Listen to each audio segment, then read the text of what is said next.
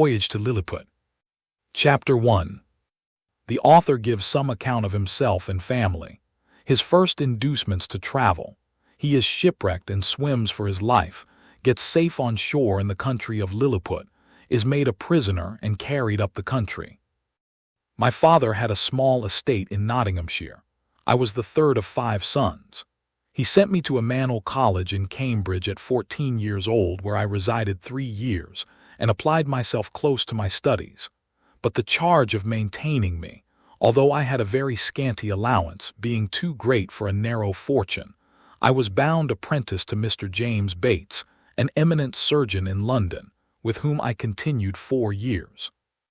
My father now and then sending me small sums of money, I laid them out in learning navigation and other parts of the mathematics, useful to those who intend to travel, as I always believed it would be, some time or other, my fortune to do.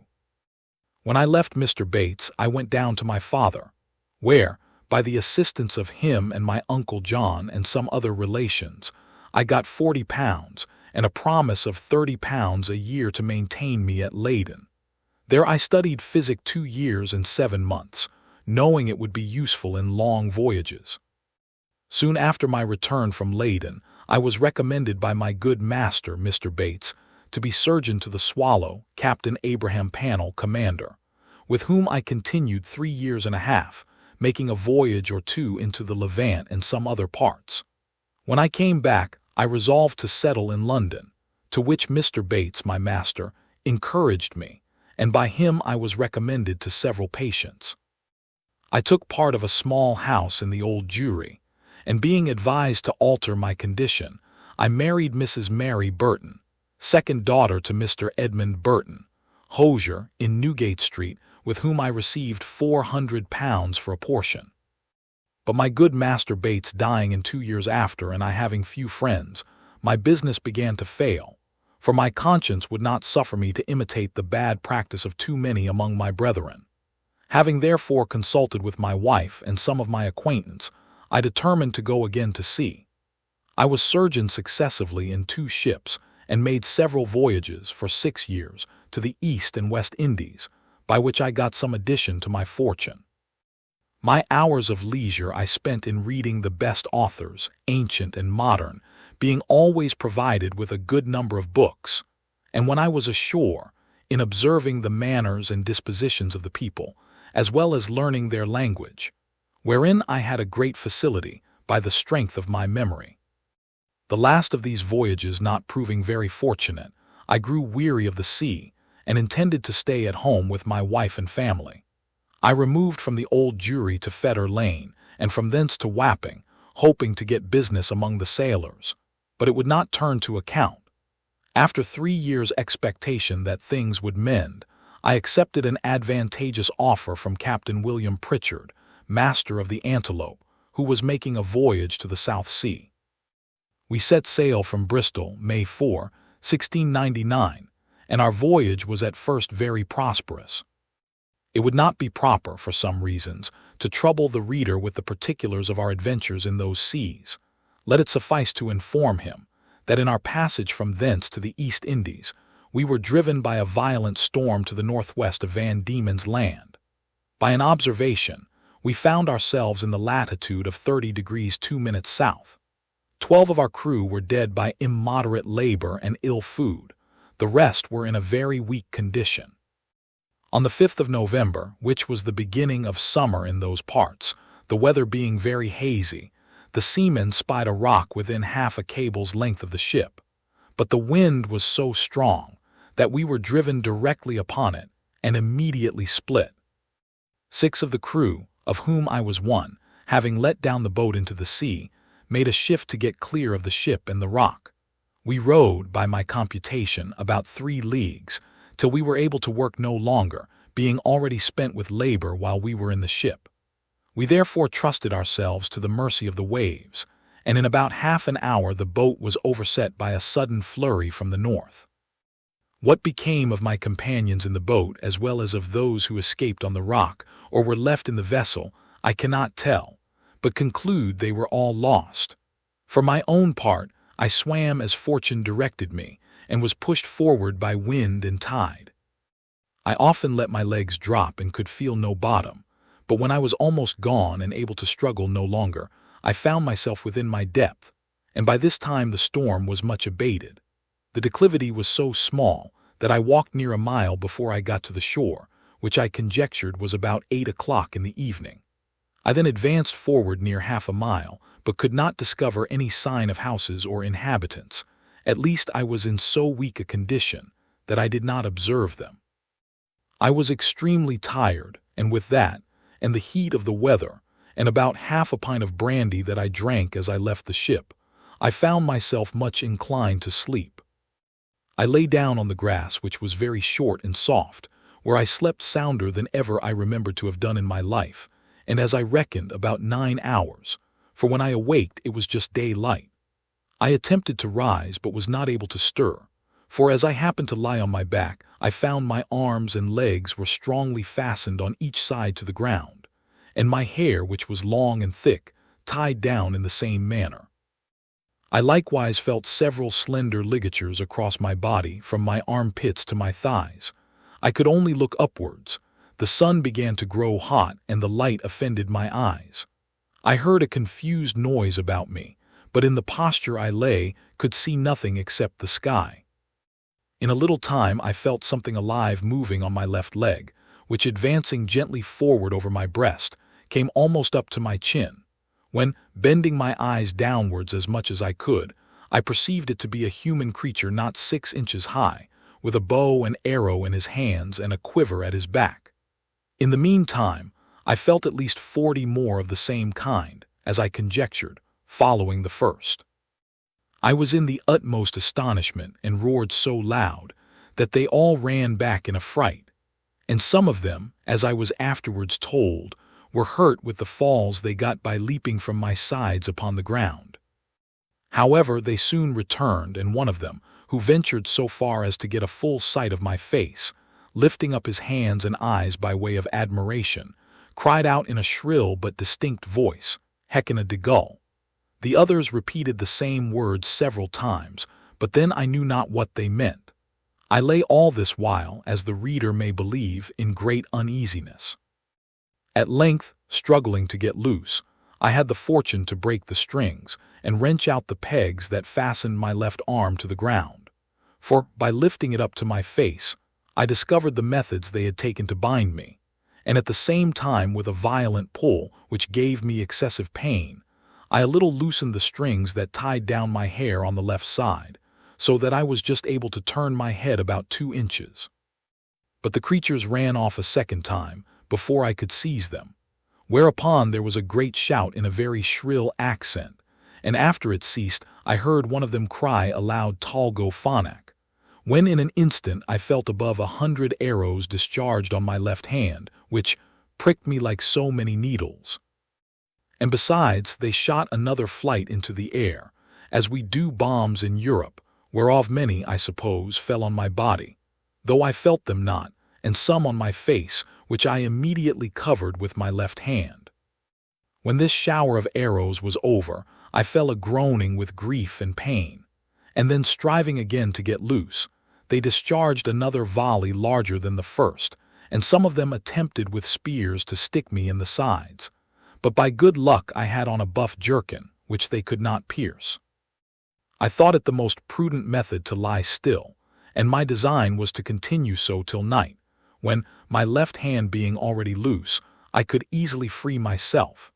And as for the inhabitants, I had reason to believe I might be a match for the greatest army they could bring against me, if they were all of the same size with him that I saw. But fortune disposed otherwise of me. When the people observed I was quiet, they discharged no more arrows, but by the noise I heard I knew their numbers increased, and about 4 yards from me, over against my right ear, I heard a knocking for above an hour like that of people at work. When turning my head that way, as well as the pegs and strings would permit me, I saw a stage erected about 1.5 feet from the ground, capable of holding 4 of the inhabitants, with 2 or 3 ladders to mount it. From whence one of them, who seemed to be a person of quality, made me a long speech, whereof I understood not 1 syllable. But I should have mentioned that before the principal person began his oration, he cried out 3 times, "Langro di Hulsan." These words and the former were afterwards repeated and explained to me. Whereupon, immediately, about 50 of the inhabitants came and cut the strings that fastened the left side of my head, which gave me the liberty of turning it to the right, and of observing the person and gesture of him that was to speak. He appeared to be of a middle age, and taller than any of the other 3 who attended him, whereof one was a page that held up his train, and seemed to be somewhat longer than my middle finger. The other 2 stood one on each side to support him. He acted every part of an orator, and I could observe many periods of threatenings, and others of promises, pity, and kindness. I answered in a few words, but in the most submissive manner, lifting up my left hand and both my eyes to the sun, as calling him for a witness. And being almost famished with hunger, having not eaten a morsel for some hours before I left the ship, I found the demands of nature so strong upon me, that I could not forbear showing my impatience, perhaps against the strict rules of decency, by putting my finger frequently to my mouth, to signify that I wanted food. The Hergo, for so they call a great lord, as I afterwards learnt, understood me very well. He descended from the stage, and commanded that several ladders should be applied to my sides, on which above 100 of the inhabitants mounted and walked towards my mouth, laden with baskets full of meat, which had been provided and sent thither by the king's orders, upon the first intelligence he received of me. I observed there was the flesh of several animals, but could not distinguish them by the taste. There were shoulders, legs, and loins, shaped like those of mutton, and very well dressed, but smaller than the wings of a lark. I ate them by 2 or 3 at a mouthful, and took 3 loaves at a time, about the bigness of musket bullets. They supplied me as fast as they could, showing 1,000 marks of wonder and astonishment at my bulk and appetite. I then made another sign that I wanted drink. They found by my eating that a small quantity would not suffice me, and being a most ingenious people, they slung up, with great dexterity, one of their largest hogsheads, then rolled it towards my hand and beat out the top. I drank it off at a draught, which I might well do, for it did not hold half a pint and tasted like a small wine of Burgundy, but much more delicious. They brought me a second hogshead, which I drank in the same manner and made signs for more, but they had none to give me. When I had performed these wonders, they shouted for joy and danced upon my breast, repeating several times as they did at first, Houyhnhnms de Gull. They made me a sign that I should throw down the 2 hogsheads, but first warning the people below to stand out of the way, crying aloud, Borech Mevala. And when they saw the vessels in the air, there was a universal shout of Houyhnhnms de Gull. I confess I was often tempted, while they were passing backwards and forwards on my body, to seize 40 or 50 of the first that came in my reach, and dash them against the ground. But the remembrance of what I had felt, which probably might not be the worst they could do, and the promise of honor I made them, for so I interpreted my submissive behavior, soon drove out these imaginations. Besides, I now considered myself as bound by the laws of hospitality to a people who had treated me with so much expense and magnificence. However, in my thoughts I could not sufficiently wonder at the intrepidity of these diminutive mortals, who durst venture to mount and walk upon my body, while one of my hands was at liberty, without trembling at the very sight of so prodigious a creature as I must appear to them. After some time, when they observed that I made no more demands for meat, there appeared before me a person of high rank from His Imperial Majesty.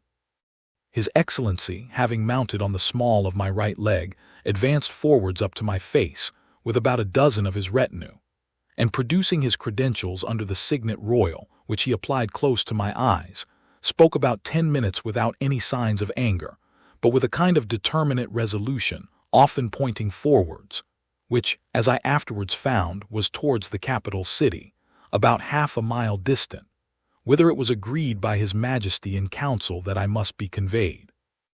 I answered in few words, but to no purpose, and made a sign with my hand that was loose, putting it to the other, but over His Excellency's head for fear of hurting him or his train, and then to my own head and body, to signify that I desired my liberty.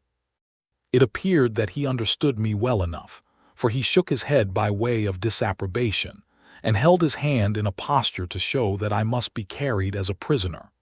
However, he made other signs to let me understand that I should have meat and drink enough, and very good treatment. Whereupon I once more thought of attempting to break my bonds. But again, when I felt the smart of their arrows upon my face and hands, which were all in blisters, and many of the darts still sticking in them, and observing likewise that the number of my enemies increased, I gave tokens to let them know that they might do with me what they pleased. Upon this, the Hergo and his train withdrew, with much civility and cheerful countenances. Soon after I heard a general shout, with frequent repetitions of the words peplum selan, and I felt great numbers of people on my left side relaxing the cords to such a degree that I was able to turn upon my right, and to ease myself with making water, which I very plentifully did, to the great astonishment of the people, who, conjecturing by my motion what I was going to do, immediately opened to the right and left on that side, to avoid the torrent, which fell with such noise and violence from me. But before this, they had daubed my face and both my hands with a sort of ointment, very pleasant to the smell, which in a few minutes removed all the smart of their arrows. These circumstances, added to the refreshment I had received by their victuals and drink, which were very nourishing, disposed me to sleep. I slept about 8 hours, as I was afterwards assured, and it was no wonder, for the physicians, by the emperor's order, had mingled a sleepy potion in the hogsheads of wine. It seems that upon the first moment I was discovered sleeping on the ground, after my landing, the emperor had early notice of it by an express, and determined in council that I should be tied in the manner I have related, which was done in the night while I slept, that plenty of meat and drink should be sent to me, and a machine prepared to carry me to the capital city. This resolution perhaps may appear very bold and dangerous, and I am confident would not be imitated by any prince in Europe on the like occasion. However, in my opinion, it was extremely prudent as well as generous, for supposing these people had endeavored to kill me with their spears and arrows, while I was asleep, I should certainly have awaked with the first sense of smart which might so far have roused my rage and strength, as to have enabled me to break the strings wherewith I was tied, after which, as they were not able to make resistance, so they could expect no mercy. These people are most excellent mathematicians, and arrived to a great perfection in mechanics, by the countenance and encouragement of the emperor, who is a renowned patron of learning. This prince has several machines fixed on wheels, for the carriage of trees and other great weights.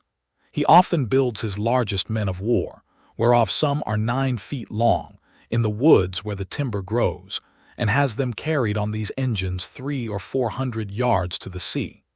500 carpenters and engineers were immediately set at work to prepare the greatest engine they had.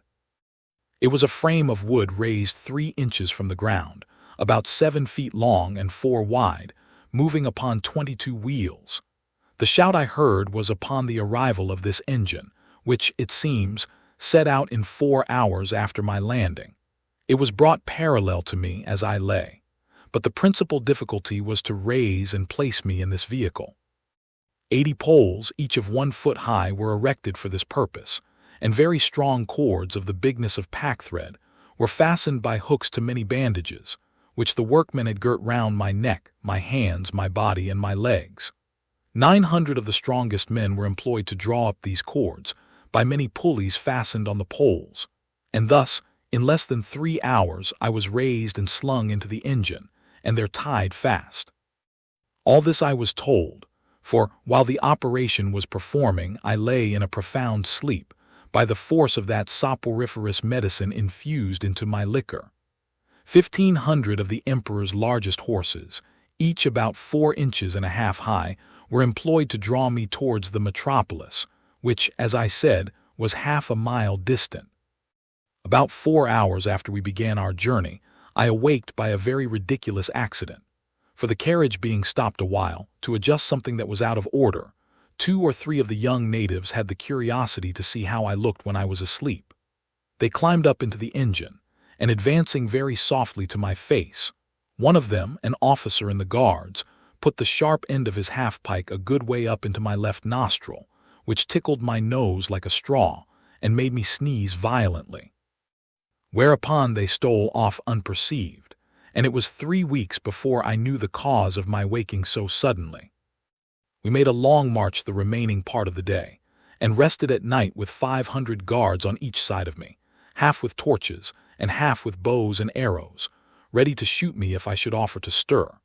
The next morning at sunrise we continued our march, and arrived within 200 yards of the city gates about noon. The emperor and all his court came out to meet us, but his great officers would by no means suffer his majesty to endanger his person by mounting on my body.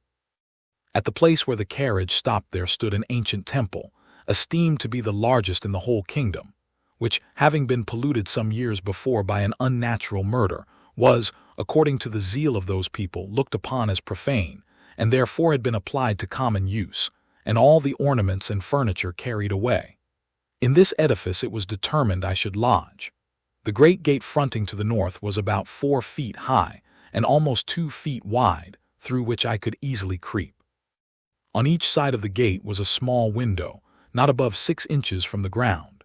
Into that on the left side, the king's smith conveyed 411 chains, like those that hang to a lady's watch in Europe, and almost as large, which were locked to my left leg with 36 padlocks. Over against this temple, on the other side of the great highway, at 20 feet distance, there was a turret at least 5 feet high.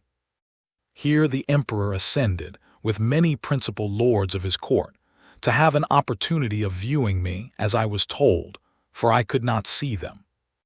It was reckoned that above 100,000 inhabitants came out of the town upon the same errand, and in spite of my guards, I believe there could not be fewer than 10,000 at several times, who mounted my body by the help of ladders. But a proclamation was soon issued to forbid it upon pain of death. When the workmen found it was impossible for me to break loose, they cut all the strings that bound me, whereupon I rose up, with as melancholy a disposition as ever I had in my life. But the noise and astonishment of the people, at seeing me rise and walk, are not to be expressed. The chains that held my left leg were about 2 yards long, and gave me not only the liberty of walking backwards and forwards in a semicircle, but, being fixed within 4 inches of the gate, allowed me to creep in, and lie at my full length in the temple. Chapter 2. The Emperor of Lilliput, attended by several of the nobility, comes to see the author in his confinement. The emperor's person and habit described. Learned men appointed to teach the author their language. He gains favor by his mild disposition. His pockets are searched, and his sword and pistols taken from him. When I found myself on my feet, I looked about me, and must confess I never beheld a more entertaining prospect. The country around appeared like a continued garden, and the enclosed fields, which were generally 40 feet square, resembled so many beds of flowers. These fields were intermingled with woods of half a stang, 301, and the tallest trees, as I could judge, appeared to be 7 feet high. I viewed the town on my left hand, which looked like the painted scene of a city in a theater. I had been for some hours extremely pressed by the necessities of nature, which was no wonder, it being almost 2 days since I had last disburdened myself. I was under great difficulties between urgency and shame. The best expedient I could think of was to creep into my house, which I accordingly did, and shutting the gate after me, I went as far as the length of my chain would suffer, and discharged my body of that uneasy load.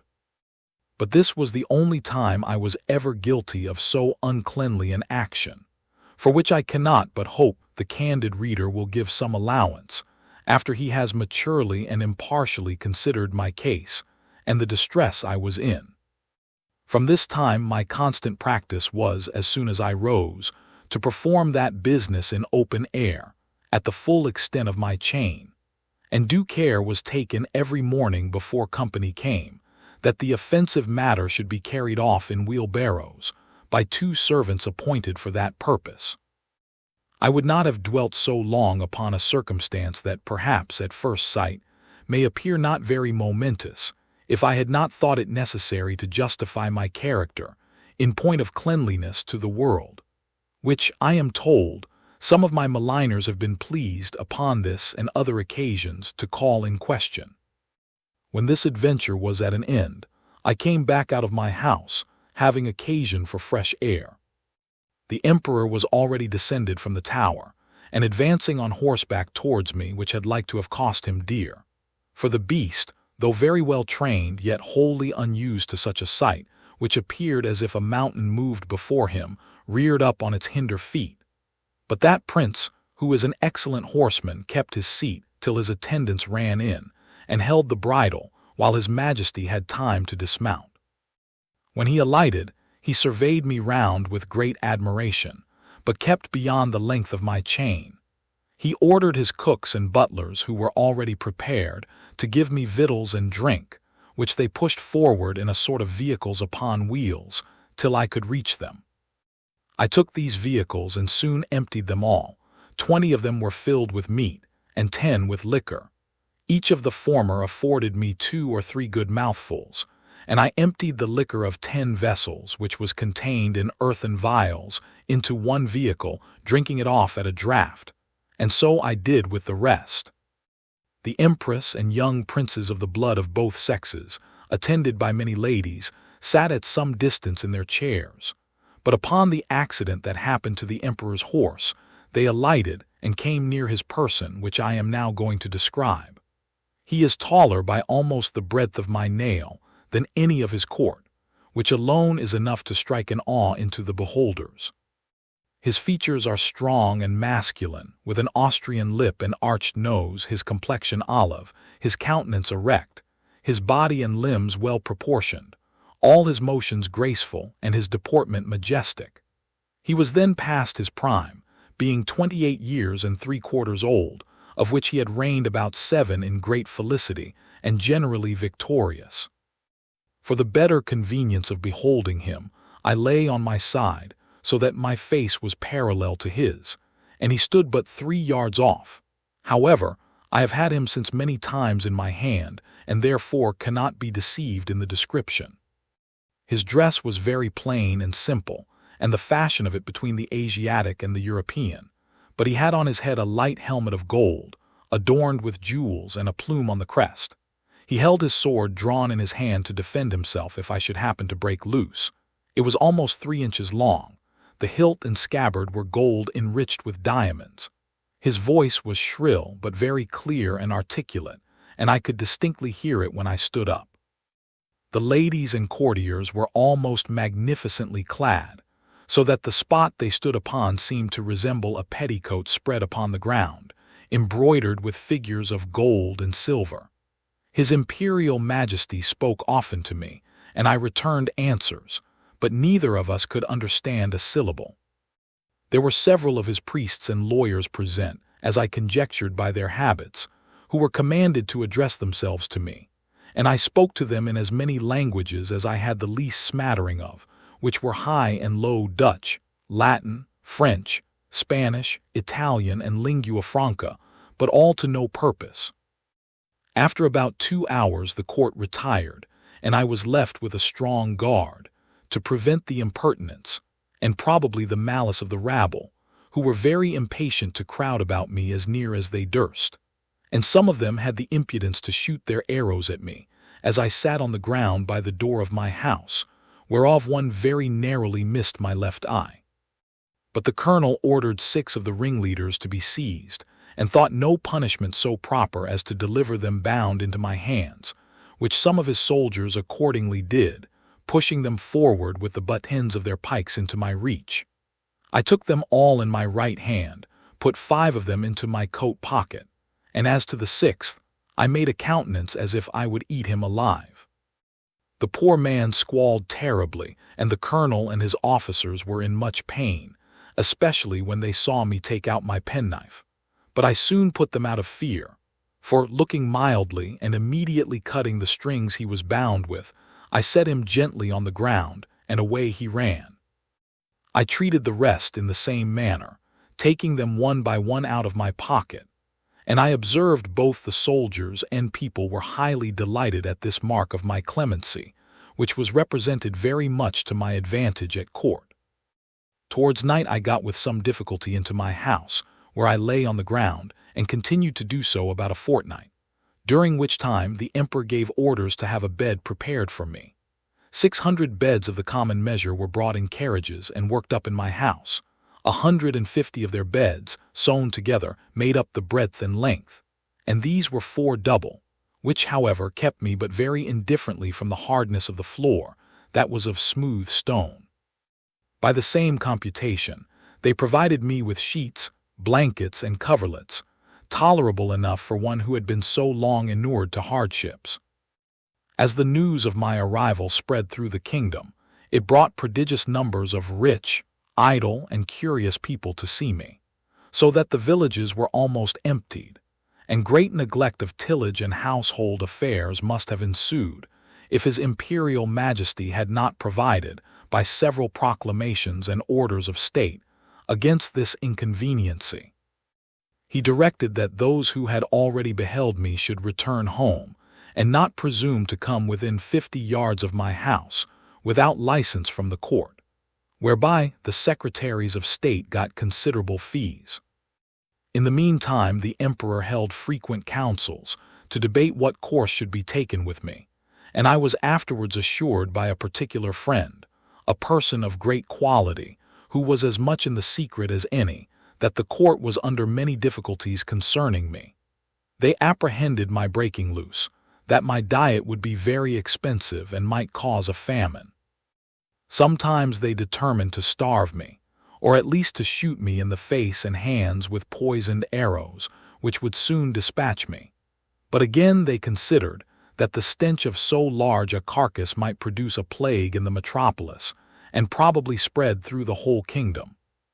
In the midst of these consultations, several officers of the army went to the door of the great council chamber, and 2 of them being admitted, gave an account of my behavior to the 6 criminals above mentioned, which made so favorable an impression in the breast of His Majesty and the whole board in my behalf, that an imperial commission was issued out, obliging all the villages, 900 yards round the city, to deliver in every morning 6 beeves, 40 sheep, and other victuals for my sustenance, together with a proportionable quantity of bread and wine and other liquors, for the due payment of which His Majesty gave assignments upon his treasury, for this prince lives chiefly upon his own domains, seldom, except upon great occasions, raising any subsidies upon his subjects, who are bound to attend him in his wars at their own expense. An establishment was also made of 600 persons to be my domestics, who had board wages allowed for their maintenance, and tents built for them very conveniently on each side of my door. It was likewise ordered that 300 tailors should make me a suit of clothes, after the fashion of the country, that 6 of His Majesty's greatest scholars should be employed to instruct me in their language, and lastly, that the emperor's horses and those of the nobility and troops of guards should be frequently exercised in my sight, to accustom themselves to me. All these orders were duly put in execution, and in about 3 weeks I made a great progress in learning their language, during which time the emperor frequently honored me with his visits and was pleased to assist my masters in teaching me. We began already to converse together in some sort, and the first words I learnt were to express my desire that he would please give me my liberty, which I every day repeated on my knees. His answer, as I could comprehend it, was, that this must be a work of time, not to be thought on without the advice of his council, and that first I must lumos kelmen peso desmer lon imposo, that is, swear a peace with him and his kingdom, however, that I should be used with all kindness. And he advised me to acquire, by my patience and discreet behavior, the good opinion of himself and his subjects.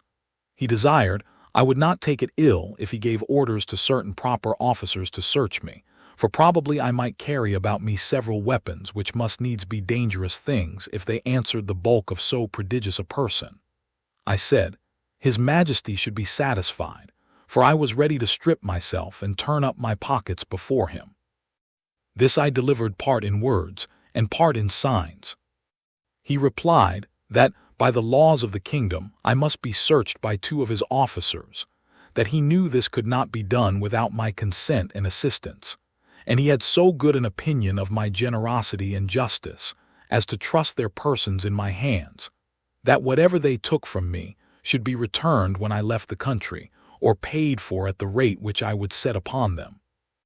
I took up the 2 officers in my hands, put them first into my coat pockets, and then into every other pocket about me, except my 2 fobs and another secret pocket, which I had no mind should be searched, wherein I had some little necessaries that were of no consequence to any but myself.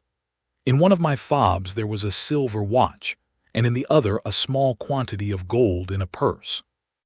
These gentlemen, having pen, ink, and paper about them, made an exact inventory of everything they saw, and when they had done, desired I would set them down, that they might deliver it to the emperor. This inventory I afterwards translated into English, and is, word for word, as follows. Imprimis, in the right coat pocket of the great man Mountain, for so I interpret the words quinbus flestrin. After the strictest search, we found only one great piece of coarse cloth, large enough to be a footcloth for your Majesty's chief room of state. In the left pocket we saw a huge silver chest, with a cover of the same metal, which we, the searchers, were not able to lift.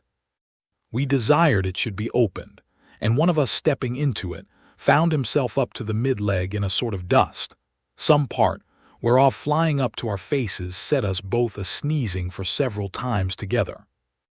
In his right waistcoat pocket we found a prodigious bundle of white thin substances, folded one over another, about the bigness of 3 men, tied with a strong cable and marked with black figures, which we humbly conceived to be writings, every letter almost half as large as the palm of our hands.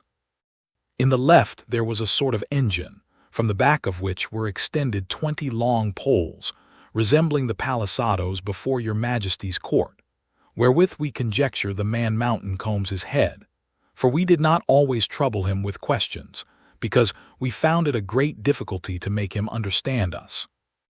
In the large pocket on the right side of his middle cover, so I translate the word ranfulo, by which they meant my breeches, we saw a hollow pillar of iron about the length of a man, fastened to a strong piece of timber larger than the pillar, and upon one side of the pillar were huge pieces of iron sticking out, cut into strange figures, which we know not what to make of.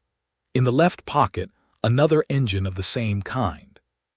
In the smaller pocket on the right side were several round flat pieces of white and red metal, of different bulk. Some of the white, which seemed to be silver, were so large and heavy that my comrade and I could hardly lift them. In the left pocket were 2 black pillars irregularly shaped. We could not, without difficulty, reach the top of them, as we stood at the bottom of his pocket.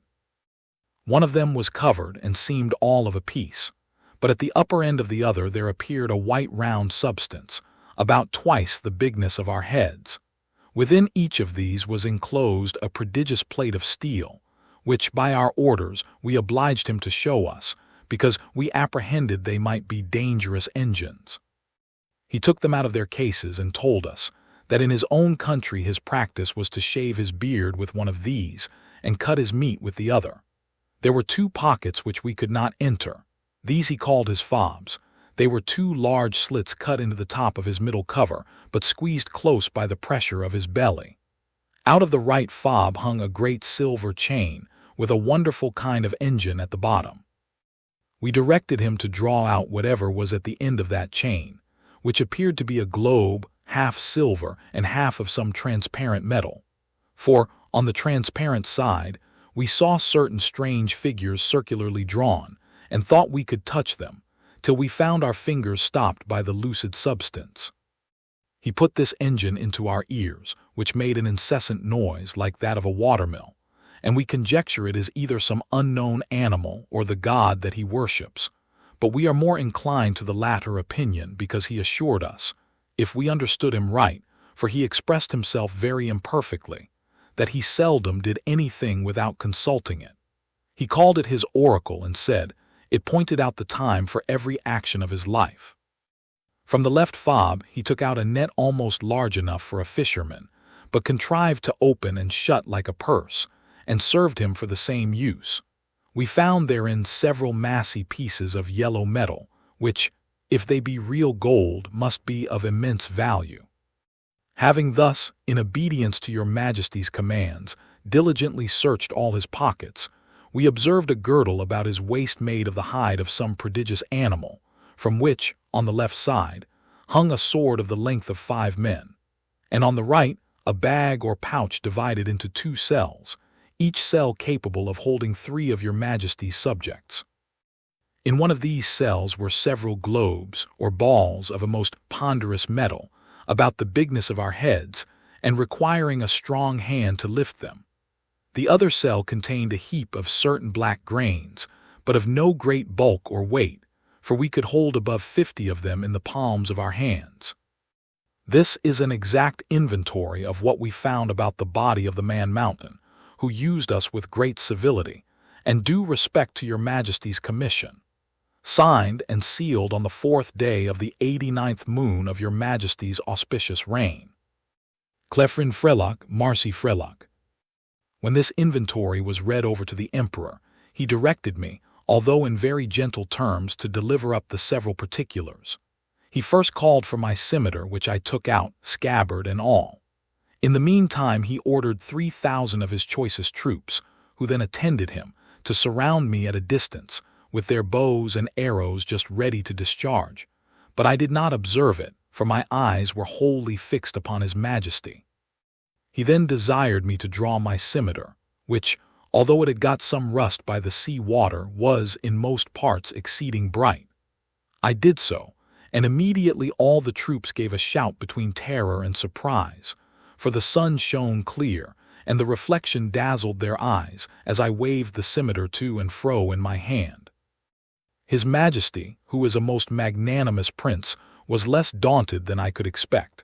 He ordered me to return it into the scabbard, and cast it on the ground as gently as I could, about 6 feet from the end of my chain. The next thing he demanded was one of the hollow iron pillars, by which he meant my pocket pistols. I drew it out, and at his desire, as well as I could, expressed to him the use of it, and charging it only with powder, which, by the closeness of my pouch, happened to escape wetting in the sea, an inconvenience against which all prudent mariners take special care to provide. I first cautioned the Emperor not to be afraid, and then I let it off in the air. The astonishment here was much greater than at the sight of my scimitar. Hundreds fell down as if they had been struck dead, and even the Emperor, although he stood his ground, could not recover himself for some time. I delivered up both my pistols in the same manner as I had done my scimitar, and then my pouch of powder and bullets, begging him that the former might be kept from fire, for it would kindle with the smallest spark, and blow up his imperial palace into the air. I likewise delivered up my watch, which the Emperor was very curious to see, and commanded 2 of his tallest yeomen of the guards to bear it on a pole upon their shoulders, as draymen in England do a barrel of ale. He was amazed at the continual noise it made, and the motion of the minute hand, which he could easily discern, for their sight is much more acute than ours. He asked the opinions of his learned men about it, which were various and remote, as the reader may well imagine without my repeating, although indeed I could not very perfectly understand them. I then gave up my silver and copper money, my purse, with 9 large pieces of gold and some smaller ones, my knife and razor, my comb and silver snuff-box, my handkerchief and journal-book. My scimitar, pistols, and pouch were conveyed in carriages to His Majesty's stores, but the rest of my goods were returned me. I had, as I before observed, 1 private pocket, which escaped their search, wherein there was a pair of spectacles, which I sometimes use for the weakness of my eyes, a pocket perspective, and some other little conveniences, which, being of no consequence to the Emperor, I did not think myself bound in honor to discover, and I apprehended they might be lost or spoiled if I ventured them out of my possession. Chapter 3. The author diverts the emperor and his nobility of both sexes in a very uncommon manner. The diversions of the court of Lilliput described. The author has his liberty granted him upon certain conditions. My gentleness and good behavior had gained so far on the emperor and his court, and indeed upon the army and people in general, that I began to conceive hopes of getting my liberty in a short time. I took all possible methods to cultivate this favorable disposition. The natives came, by degrees, to be less apprehensive of any danger from me. I would sometimes lie down and let 5 or 6 of them dance on my hand, and at last the boys and girls would venture to come and play at hide-and-seek in my hair. I had now made a good progress in understanding and speaking the language. The emperor had a mind one day to entertain me with several of the country shows, wherein they exceed all nations I have known, both for dexterity and magnificence. I was diverted with none so much as that of the rope dancers, performed upon a slender white thread, extended about 2 feet and 12 inches from the ground, upon which I shall desire liberty, with the reader's patience, to enlarge a little. This diversion is only practiced by those persons who are candidates for great employments and high favor at court. They are trained in this art from their youth, and are not always of noble birth or liberal education. When a great office is vacant, either by death or disgrace, which often happens, 5 or 6 of those candidates petition the emperor to entertain his majesty and the court with a dance on the rope, and whoever jumps the highest without falling succeeds in the office. Very often the chief ministers themselves are commanded to show their skill and to convince the emperor that they have not lost their faculty. Houyhnhnms, the treasurer, is allowed to cut a caper on the straight rope, at least an inch higher than any other lord in the whole empire. I have seen him do the somerset several times together, upon a trencher fixed on a rope which is no thicker than a common pack-thread in England. My friend Rildrezel, principal secretary for private affairs, is, in my opinion, if I am not partial, the second after the treasurer. The rest of the great officers are much upon a par. These diversions are often attended with fatal accidents, whereof great numbers are on record.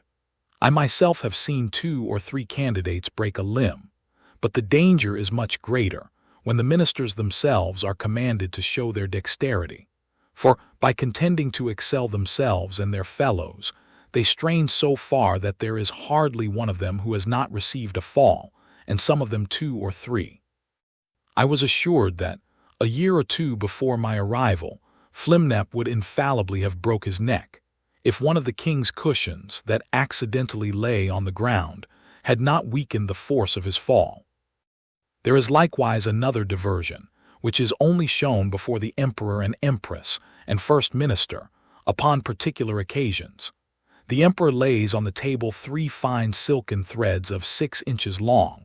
One is blue, the other red, and the third green.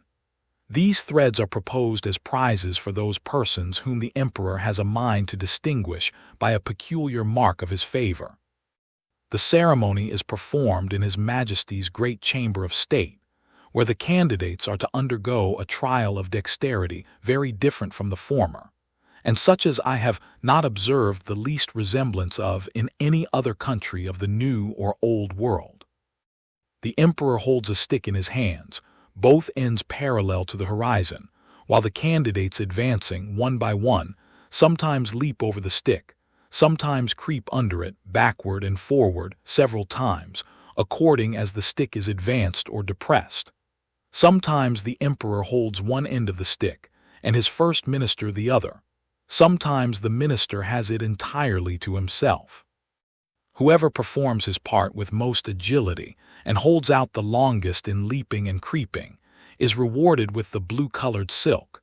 The red is given to the next, and the green to the third, which they all wear girt twice round about the middle, and you see few great persons about this court who are not adorned with one of these girdles. The horses of the army and those of the royal stables, having been daily led before me, were no longer shy, but would come up to my very feet without starting. The riders would leap them over my hand, as I held it on the ground, and one of the emperor's huntsmen, upon a large courser, took my foot, shoe and all, which was indeed a prodigious leap. I had the good fortune to divert the emperor one day after a very extraordinary manner. I desired he would order several sticks of 2 feet high, and the thickness of an ordinary cane, to be brought me, whereupon his majesty commanded the master of his woods to give directions accordingly, and the next morning 6 woodmen arrived with as many carriages, drawn by 8 horses to each. I took 9 of these sticks, and fixing them firmly in the ground in a quadrangular figure 2 feet and a half square, I took 4 other sticks, and tied them parallel at each corner about 2 feet from the ground. Then I fastened my handkerchief to the 9 sticks that stood erect, and extended it on all sides, till it was tight as the top of a drum, and the 4 parallel sticks, rising about 5 inches higher than the handkerchief, served as ledges on each side. When I had finished my work, I desired the emperor to let a troop of his best horses, 24 in number, come and exercise upon this plain. His majesty approved of the proposal, and I took them up, one by one, in my hands, ready mounted and armed, with the proper officers to exercise them. As soon as they got into order, they divided into 2 parties, performed mock skirmishes, discharged blunt arrows, drew their swords, fled and pursued, attacked and retired, and in short discovered the best military discipline I ever beheld.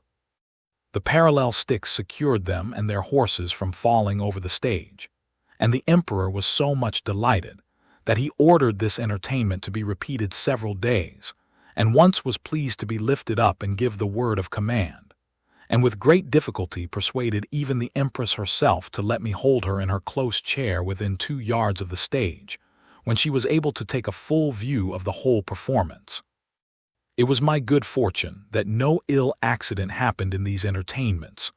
Only once a fiery horse, that belonged to one of the captains, pawing with his hoof, struck a hole in my handkerchief, and his foot slipping, he overthrew his rider and himself. But I immediately relieved them both, and covering the hole with one hand, I set down the troop with the other, in the same manner as I took them up. The horse that fell was strained in the left shoulder, but the rider got no hurt, and I repaired my handkerchief as well as I could.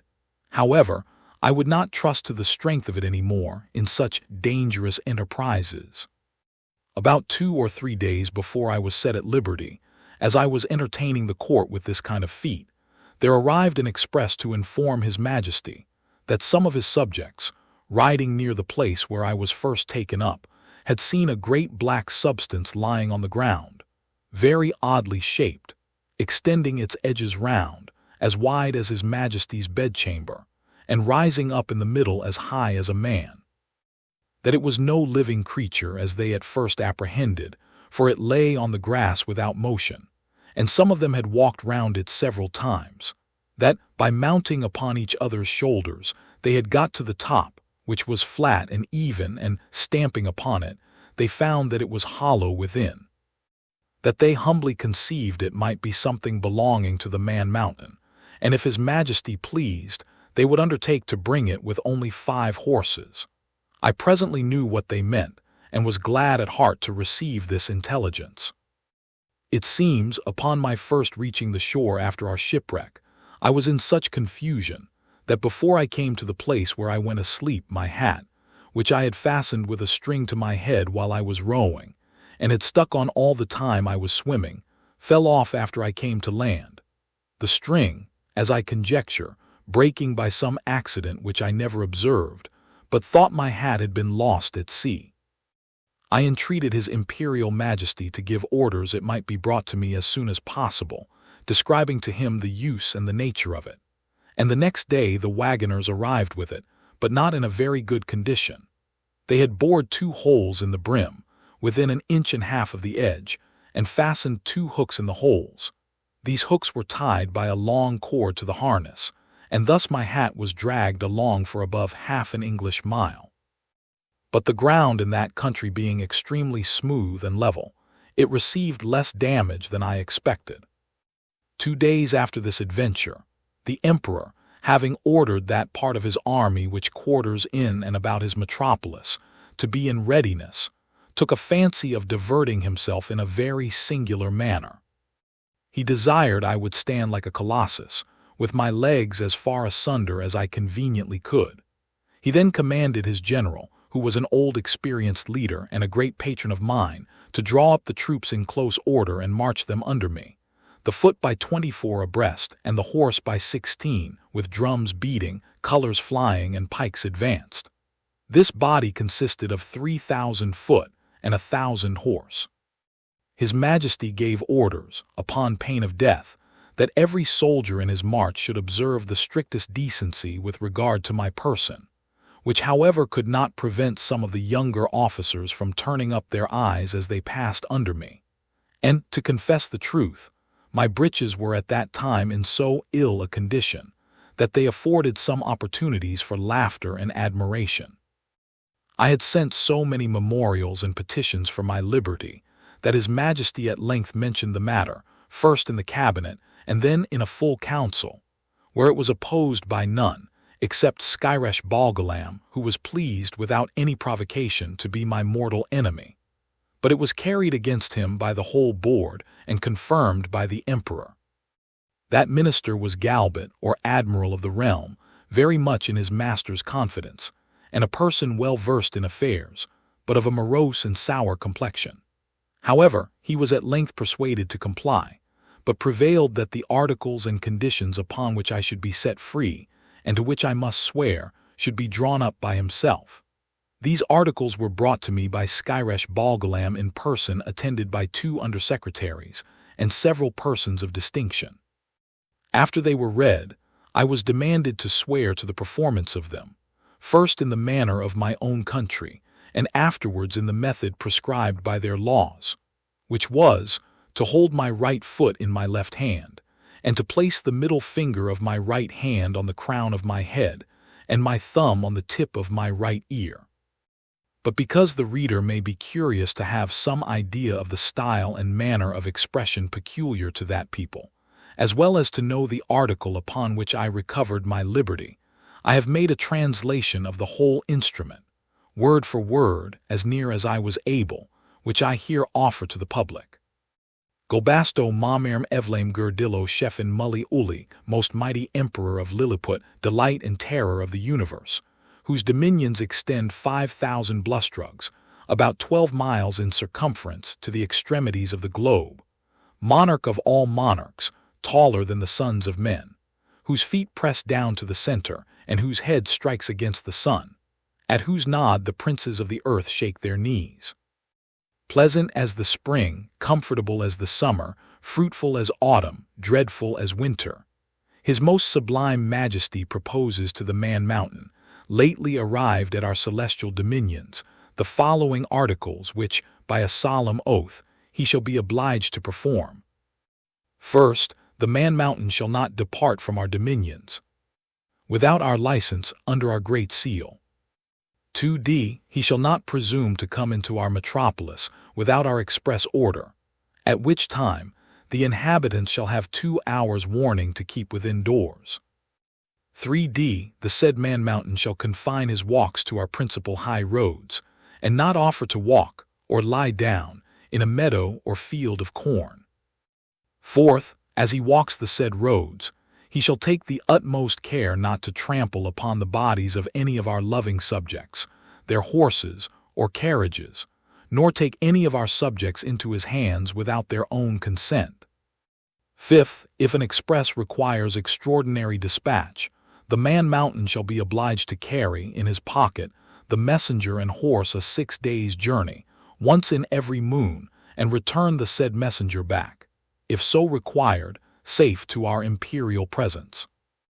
6th. He shall be our ally against our enemies in the island of Blefuscu, and do his utmost to destroy their fleet, which is now preparing to invade us.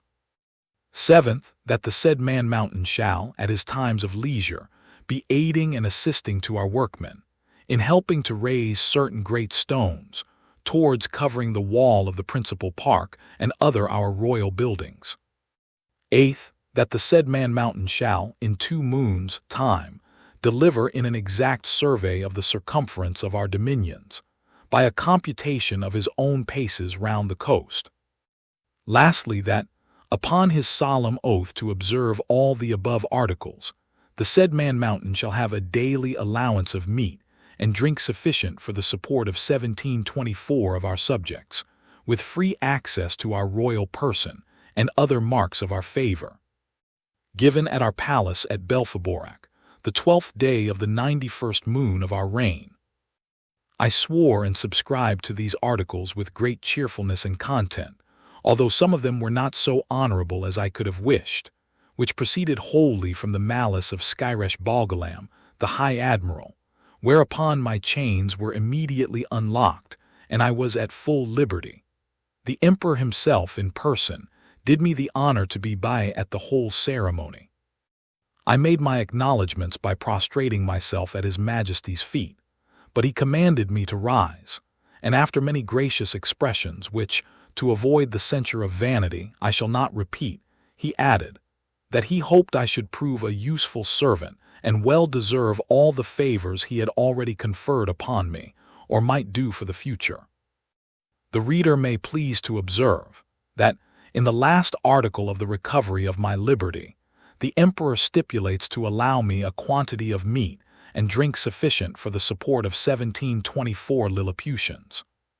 Some time after, asking a friend at court how they came to fix on that determinate number, he told me that His Majesty's mathematicians, having taken the height of my body by the help of a quadrant, and finding it to exceed theirs in the proportion of 12 to 1, they concluded from the similarity of their bodies that mine must contain at least 1724 of theirs, and consequently would require as much food as was necessary to support that number of Lilliputians, by which the reader may conceive an idea of the ingenuity of that people, as well as the prudent and exact economy of so great a prince. Chapter 4. Maldendo, the metropolis of Lilliput, described, together with the Emperor's palace, a conversation between the author and a principal secretary concerning the affairs of that empire. The author's offers to serve the Emperor in his wars. The first request I made, after I had obtained my liberty, was that I might have license to see Maldendo, the metropolis, which the Emperor easily granted me, but with a special charge to do no hurt either to the inhabitants or their houses. The people had notice, by proclamation, of my design to visit the town. The wall which encompassed it is 2 feet and a half high, and at least 11 inches broad, so that a coach and horses may be driven very safely round it, and it is flanked with strong towers at 10 feet distance. I stepped over the great western gate and passed very gently and sidling through the 2 principal streets, only in my short waistcoat, for fear of damaging the roofs and eaves of the houses with the skirts of my coat. I walked with the utmost circumspection, to avoid treading on any stragglers who might remain in the streets, although the orders were very strict that all people should keep in their houses, at their own peril. The garret windows and tops of houses were so crowded with spectators that I thought in all my travels I had not seen a more populous place. The city is an exact square, each side of the wall being 500 feet long. The 2 great streets which run across and divide it into 4 quarters are 5 feet wide. The lanes and alleys, which I could not enter but only view them as I passed, are from 12 to 18 inches. The town is capable of holding 500,000 souls. The houses are from 3 to 5 stories, the shops and markets well provided. The Emperor's palace is in the center of the city where the 2 great streets meet. It is enclosed by a wall of 2 feet high and 20 feet distance from the buildings. I had His Majesty's permission to step over this wall, and the space being so wide between that and the palace, I could easily view it on every side. The outward court is a square of 40 feet, and includes 2 other courts. In the inmost are the royal apartments, which I was very desirous to see, but found it extremely difficult, for the great gates from one square into another were but 18 inches high and 7 inches wide. Now the buildings of the outer court were at least 5 feet high, and it was impossible for me to stride over them without infinite damage to the pile, though the walls were strongly built of hewn stone and 4 inches thick. At the same time, the emperor had a great desire that I should see the magnificence of his palace, but this I was not able to do till 3 days after, which I spent in cutting down with my knife some of the largest trees in the royal park, about 100 yards distant from the city. Of these trees I made 2 stools, each about 3 feet high and strong enough to bear my weight. The people having received notice a second time, I went again through the city to the palace with my 2 stools in my hands. When I came to the side of the outer court, I stood upon one stool and took the other in my hand. This I lifted over the roof and gently set it down on the space between the first and second court, which was 8 feet wide. I then stepped over the building very conveniently from one stool to the other and drew up the first after me with a hooked stick. By this contrivance I got into the inmost court, and lying down upon my side, I applied my face to the windows of the middle stories, which were left open on purpose, and discovered the most splendid apartments that can be imagined. There I saw the empress and the young princes in their several lodgings with their chief attendants about them. Her imperial majesty was pleased to smile very graciously upon me, and gave me out of the window her hand to kiss. But I shall not anticipate the reader with further descriptions of this kind, because I reserve them for a greater work, which is now almost ready for the press, containing a general description of this empire from its first erection through a long series of princes, with a particular account of their wars and politics, laws, learning and religion, their plants and animals, their peculiar manners and customs, with other matters very curious and useful. My chief design at present being only to relate such events and transactions as happen to the public, or to myself, during a residence of about 9 months in that empire. One morning, about a fortnight after I had obtained my liberty, Rildrezel, principal secretary, as they style him, for private affairs, came to my house attended only by one servant. He ordered his coach to wait at a distance, and desired I would give him an hour's audience, which I readily consented to on account of his quality and personal merits, as well as of the many good offices he had done me during my solicitations at court. I offered to lie down that he might the more conveniently reach my ear, but he chose rather to let me hold him in my hand during our conversation.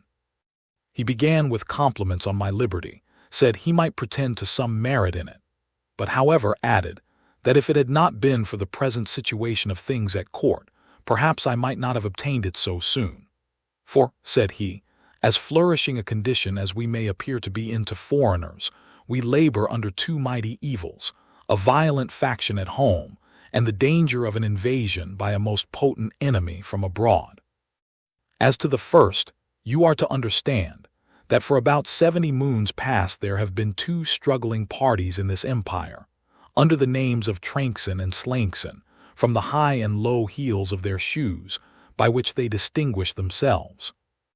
It is alleged, indeed, that the high heels are most agreeable to our ancient constitution, but however this be, His Majesty has determined to make use only of low heels in the administration of the government, and all offices in the gift of the crown, as you cannot but observe, and particularly that His Majesty's imperial heels are lower at least by a drur than any of his court. Drur is a measure about the 14th part of an inch.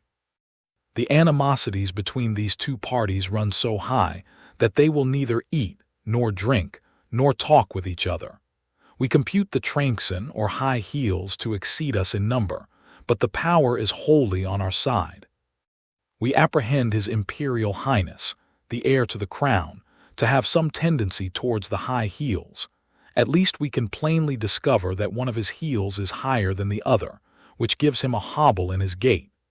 Now, in the midst of these intestine disquiets, we are threatened with an invasion from the island of Blefuscu, which is the other great empire of the universe, almost as large and powerful as this of His Majesty. For as to what we have heard you affirm, that there are other kingdoms and states in the world inhabited by human creatures as large as yourself, our philosophers are in much doubt, and would rather conjecture that you dropped from the moon or one of the stars, because it is certain that 100 mortals of your bulk would in a short time destroy all the fruits and cattle of His Majesty's dominions. Besides, our histories of 6,000 moons make no mention of any other regions than the two great empires of Lilliput and Blefuscu, which two mighty powers have, as I was going to tell you, been engaged in a most obstinate war for 36 moons past. It began upon the following occasion. It is allowed on all hands that the primitive way of breaking eggs before we eat them was upon the larger end, but His present Majesty's grandfather, while he was a boy, going to eat an egg and breaking it according to the ancient practice, happened to cut one of his fingers, whereupon the emperor his father published an edict, commanding all his subjects, upon great penalties, to break the smaller end of their eggs. The people so highly resented this law that our histories tell us there have been 6 rebellions raised on that account, wherein one emperor lost his life and another his crown. These civil commotions were constantly fomented by the monarchs of Blefuscu, and when they were quelled, the exiles always fled for refuge to that empire. It is computed that 11,000 persons have at several times suffered death, rather than submit to break their eggs at the smaller end. Many hundred large volumes have been published upon this controversy, but the books of the Burgundians have been long forbidden, and the whole party rendered incapable by law of holding employments. During the course of these troubles, the emperors of Blefuscu did frequently expostulate by their ambassadors, accusing us of making a schism in religion, by offending against a fundamental doctrine of our great prophet Lustrog, in the 54th chapter of the Blundecral, which is their Alcoran. This, however, is thought to be a mere strain upon the text, for the words are these, that all true believers break their eggs at the convenient end, and which is the convenient end seems, in my humble opinion, to be left to every man's conscience, or at least in the power of the chief magistrate to determine. Now, the Burgundian exiles have found so much credit in the emperor of Blefuscu's court, and so much private assistance and encouragement from their party here at home, that a bloody war has been carried on between the two empires for 36 moons, with various success, during which time we have lost 40 capital ships and a much greater number of smaller vessels, together with 30,000 of our best seamen and soldiers. And the damage received by the enemy is reckoned to be somewhat greater than ours. However, they have now equipped a numerous fleet, and are just preparing to make a descent upon us. And His Imperial Majesty, placing great confidence in your valor and strength, has commanded me to lay this account of his affairs before you. I desired the secretary to present my humble duty to the emperor, and to let him know that I thought it would not become me, who was a foreigner, to interfere with parties, but I was ready, with the hazard of my life, to defend his person and state against all invaders. Chapter 5. The author, by an extraordinary stratagem, prevents an invasion. A high title of honor is conferred upon him. Ambassadors arrive from the Emperor of Blefuscu and sue for peace. The Empress's apartment on fire by an accident, the author instrumental in saving the rest of the palace.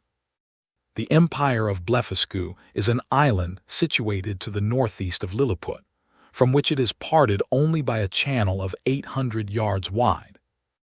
I had not yet seen it, and upon this notice of an intended invasion, I avoided appearing on that side of the coast, for fear of being discovered by some of the enemy's ships, who had received no intelligence of me.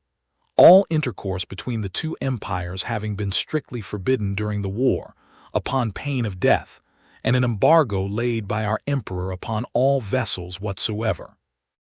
I communicated to His Majesty a project I had formed of seizing the enemy's whole fleet, which, as our scouts assured us, lay at anchor in the harbor, ready to sail with the first fair wind. I consulted the most experienced seamen upon the depth of the channel which they had often plumbed, who told me that in the middle, at high water, it was 70 glumgluffs deep, which is about 6 feet of European measure, and the rest of it 50 glumgluffs at most. I walked towards the northeast coast, over against Blefuscu, where, lying down behind a hillock, I took out my small perspective glass and viewed the enemy's fleet at anchor, consisting of about 50 men of war and a great number of transports. I then came back to my house and gave orders, for which I had a warrant, for a great quantity of the strongest cable and bars of iron. The cable was about as thick as packthread, and the bars of the length and size of a knitting needle. I trebled the cable to make it stronger, and for the same reason I twisted 3 of the iron bars together, bending the extremities into a hook. Having thus fixed 50 hooks to as many cables, I went back to the northeast coast, and putting off my coat, shoes, and stockings, walked into the sea in my leathern jerkin about half an hour before high water. I waded with what haste I could, and swam in the middle about 30 yards till I felt ground. I arrived at the fleet in less than half an hour. The enemy was so frightened when they saw me that they leaped out of their ships and swam to shore, where there could not be fewer than 30,000 souls. I then took my tackling, and fastening a hook to the hole at the prow of each, I tied all the cords together at the end. While I was thus employed, the enemy discharged several thousand arrows, many of which stuck in my hands and face, and beside the excessive smart, gave me much disturbance in my work. My greatest apprehension was for my eyes, which I should have infallibly lost if I had not suddenly thought of an expedient. I kept, among other little necessaries, a pair of spectacles in a private pocket, which, as I observed before, had escaped the emperor's searchers. These I took out and fastened as strongly as I could upon my nose, and thus armed, went on boldly with my work, in spite of the enemy's arrows, many of which struck against the glasses of my spectacles, but without any other effect, further than a little to discompose them. I had now fastened all the hooks, and, taking the knot in my hand, began to pull, but not a ship would stir, for they were all too fast held by their anchors, so that the boldest part of my enterprise remained. I therefore let go the cord, and leaving the hooks fixed to the ships, I resolutely cut with my knife the cables that fastened the anchors, receiving about 200 shots in my face and hands. Then I took up the knotted end of the cables, to which my hooks were tied, and with great ease drew 50 of the enemy's largest men of war after me. The Blefuscudians, who had not the least imagination of what I intended, were at first confounded with astonishment. They had seen me cut the cables, and thought my design was only to let the ships run adrift or fall foul on each other. But when they perceived the whole fleet moving in order, and saw me pulling at the end, they set up such a scream of grief and despair as it is almost impossible to describe or conceive.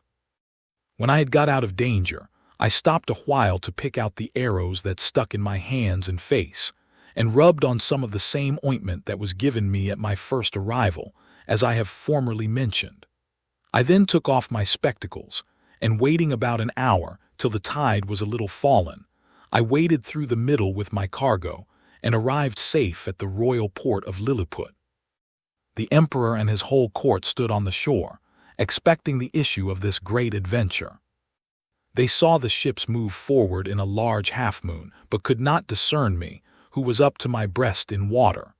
When I advanced to the middle of the channel, they were yet more in pain, because I was under water to my neck. The emperor concluded me to be drowned, and that the enemy's fleet was approaching in a hostile manner, but he was soon eased of his fears. For the channel growing shallower every step I made, I came in a short time within hearing, and holding up the end of the cable by which the fleet was fastened, I cried in a loud voice, "Long live the most puissant king of Lilliput!"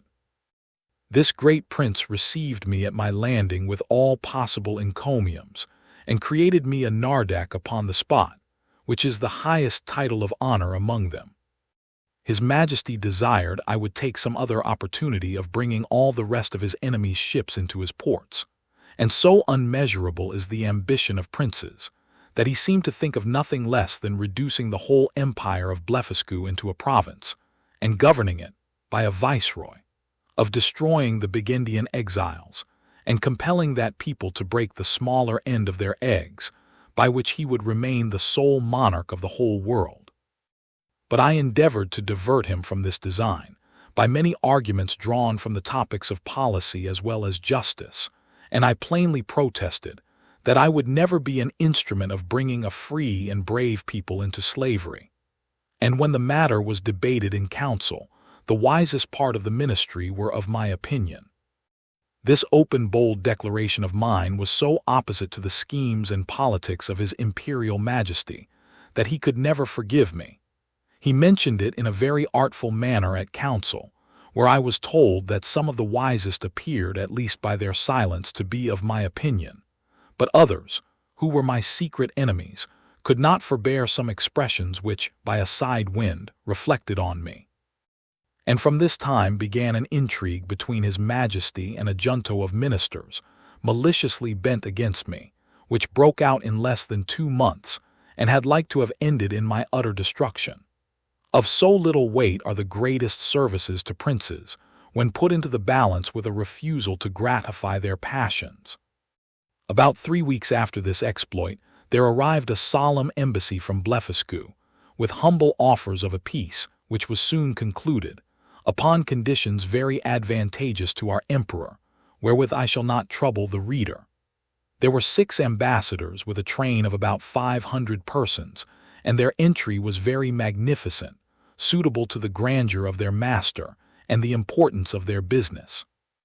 When their treaty was finished, wherein I did them several good offices by the credit I now had, or at least appeared to have, at court, their excellencies, who were privately told how much I had been their friend, made me a visit in form. They began with many compliments upon my valor and generosity, invited me to that kingdom in the emperor their master's name, and desired me to show them some proofs of my prodigious strength, of which they had heard so many wonders, wherein I readily obliged them, but shall not trouble the reader with the particulars. When I had for some time entertained their excellencies, to their infinite satisfaction and surprise, I desired they would do me the honor to present my most humble respects to the emperor their master, the renown of whose virtues had so justly filled the whole world with admiration, and whose royal person I resolved to attend before I returned to my own country. Accordingly, the next time I had the honor to see our emperor, I desired his general license to wait on the Blefuscudian monarch, which he was pleased to grant me, as I could perceive, in a very cold manner, but could not guess the reason, till I had a whisper from a certain person, that Flimnap and Bolgolam had represented my intercourse with those ambassadors as a mark of disaffection, from which I am sure my heart was wholly free. And this was the first time I began to conceive some imperfect idea of courts and ministers. It is to be observed that these ambassadors spoke to me by an interpreter, the languages of both empires differing as much from each other as any two in Europe, and each nation priding itself upon the antiquity, beauty, and energy of their own tongue, with an avowed contempt for that of their neighbor. Yet our emperor, standing upon the advantage he had got by the seizure of their fleet, obliged them to deliver their credentials and make their speech in the Lilliputian tongue.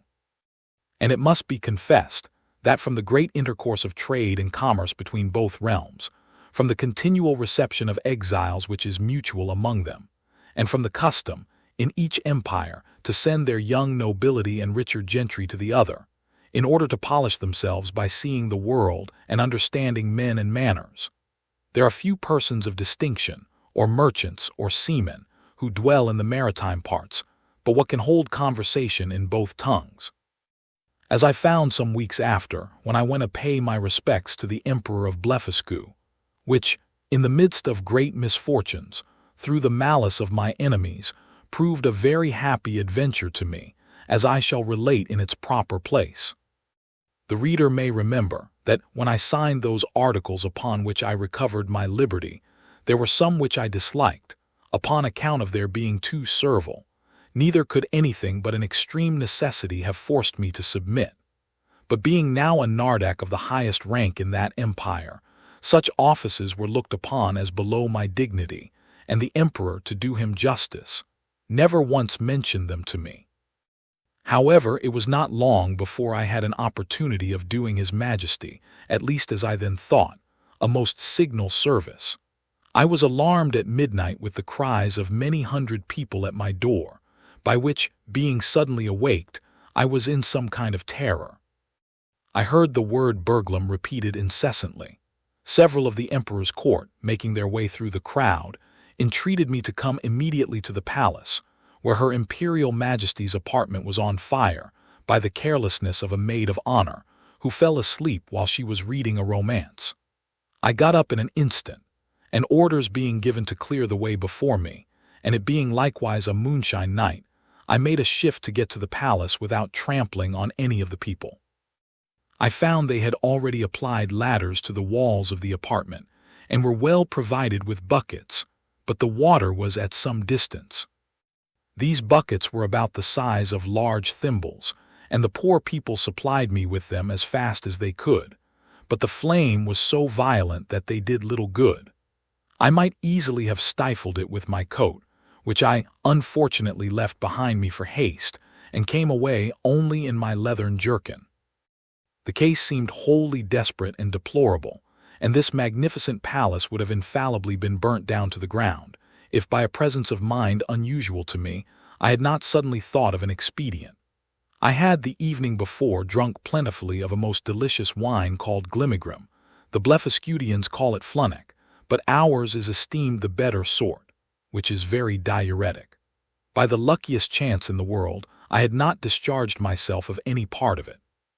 The heat I had contracted by coming very near the flames, and by laboring to quench them, made the wine begin to operate by urine, which I voided in such a quantity, and applied so well to the proper places, that in 3 minutes the fire was wholly extinguished, and the rest of that noble pile, which had cost so many ages in erecting, preserved from destruction. It was now daylight, and I returned to my house without waiting to congratulate with the emperor, because, although I had done a very eminent piece of service, yet I could not tell how His Majesty might resent the manner by which I had performed it.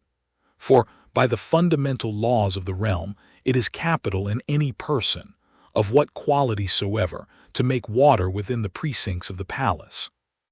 But I was a little comforted by a message from His Majesty, that he would give orders to the Grand Justiciary for passing my pardon in form, which, however, I could not obtain, and I was privately assured that the Empress, conceiving the greatest abhorrence of what I had done, removed to the most distant side of the court, firmly resolved that those buildings should never be repaired for her use, and in the presence of her chief confidence could not forbear vowing revenge. Chapter 6. Of the inhabitants of Lilliput, their learning, laws, and customs, the manner of educating their children, the author's way of living in that country, his vindication of a great lady.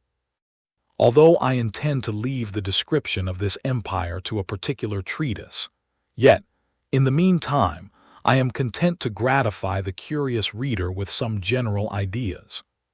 As the common size of the natives is somewhat under 6 inches high, so there is an exact proportion in all other animals as well as plants and trees. For instance, the tallest horses and oxen are between 4 and 5 inches in height, the sheep an inch and a half, more or less. Their geese about the bigness of a sparrow, and so the several gradations downwards till you come to the smallest, which to my sight were almost invisible. But nature has adapted the eyes of the Lilliputians to all objects proper for their view. They see with great exactness, but at no great distance. And to show the sharpness of their sight towards objects that are near, I have been much pleased with observing a cook pulling a lark, which was not so large as a common fly, and a young girl threading an invisible needle with invisible silk. Their tallest trees are about 7 feet high. I mean some of those in the great royal park, the tops whereof I could but just reach with my fist clenched. The other vegetables are in the same proportion, but this I leave to the reader's imagination. I shall say but little at present of their learning, which for many ages has flourished in all its branches among them. But their manner of writing is very peculiar, being neither from the left to the right, like the Europeans, nor from the right to the left, like the Arabians, nor from up to down, like the Chinese, but aslant, from one corner of the paper to the other, like ladies in England. They bury their dead with their heads directly downward, because they hold an opinion that in 11,000 moons they are all to rise again, in which period the earth, which they conceive to be flat, will turn upside down, and by this means they shall, at their resurrection, be found ready standing on their feet. The learned among them confess the absurdity of this doctrine, but the practice still continues, in compliance to the vulgar. There are some laws and customs in this empire very peculiar, and if they were not so directly contrary to those of my own dear country, I should be tempted to say a little in their justification. It is only to be wished they were as well executed. The first I shall mention relates to informers. All crimes against the state are punished here with the utmost severity, but if the person accused makes his innocence plainly to appear upon his trial, the accuser is immediately put to an ignominious death, and out of his goods or lands the innocent person is quadruply recompensed for the loss of his time, for the danger he underwent, for the hardship of his imprisonment, and for all the charges he has been at in making his defense. Or, if that fund be deficient, it is largely supplied by the crown. The emperor also confers on him some public mark of his favor, and proclamation is made of his innocence through the whole city. They look upon fraud as a greater crime than theft, and therefore seldom fail to punish it with death, for they allege that care and vigilance, with a very common understanding, may preserve a man's goods from thieves, but honesty has no defense against superior cunning. And since it is necessary that there should be a perpetual intercourse of buying and selling, and dealing upon credit, where fraud is permitted and connived at, or has no law to punish it, the honest dealer is always undone, and the knave gets the advantage. I remember, when I was once interceding with the emperor for a criminal who had wronged his master of a great sum of money, which he had received by order and ran away with, and happening to tell his majesty, by way of extenuation, that it was only a breach of trust, the emperor thought it monstrous in me to offer as a defense the greatest aggravation of the crime. And truly I had little to say in return, farther than the common answer, that different nations had different customs. For I confess I was heartily ashamed. 330. Although we usually call reward and punishment the two hinges upon which all government turns, yet I could never observe this maxim to be put in practice by any nation except that of Lilliput. Whoever can there bring sufficient proof that he has strictly observed the laws of his country for 73 moons, has a claim to certain privileges, according to his quality or condition of life, with a proportionable sum of money out of a fund appropriated for that use. He likewise acquires the title of snilpaul, or legal, which is added to his name, but does not descend to his posterity. And these people thought it a prodigious defect of policy among us, when I told them that our laws were enforced only by penalties, without any mention of reward. It is upon this account that the image of justice, in their courts of judicature, is formed with 6 eyes, 2 before as many behind, and on each side one, to signify circumspection, with a bag of gold open in her right hand and a sword sheathed in her left, to show she is more disposed to reward than to punish. In choosing persons for all employments, they have more regard to good morals than to great abilities, for, since government is necessary to mankind, they believe that the common size of human understanding is fitted to some station or other, and that Providence never intended to make the management of public affairs a mystery to be comprehended only by a few persons of sublime genius, of which there seldom are 3 born in an age. But they suppose truth, justice, temperance, and the like to be in every man's power, the practice of which virtues, assisted by experience and a good intention, would qualify any man for the service of his country, except where a course of study is required.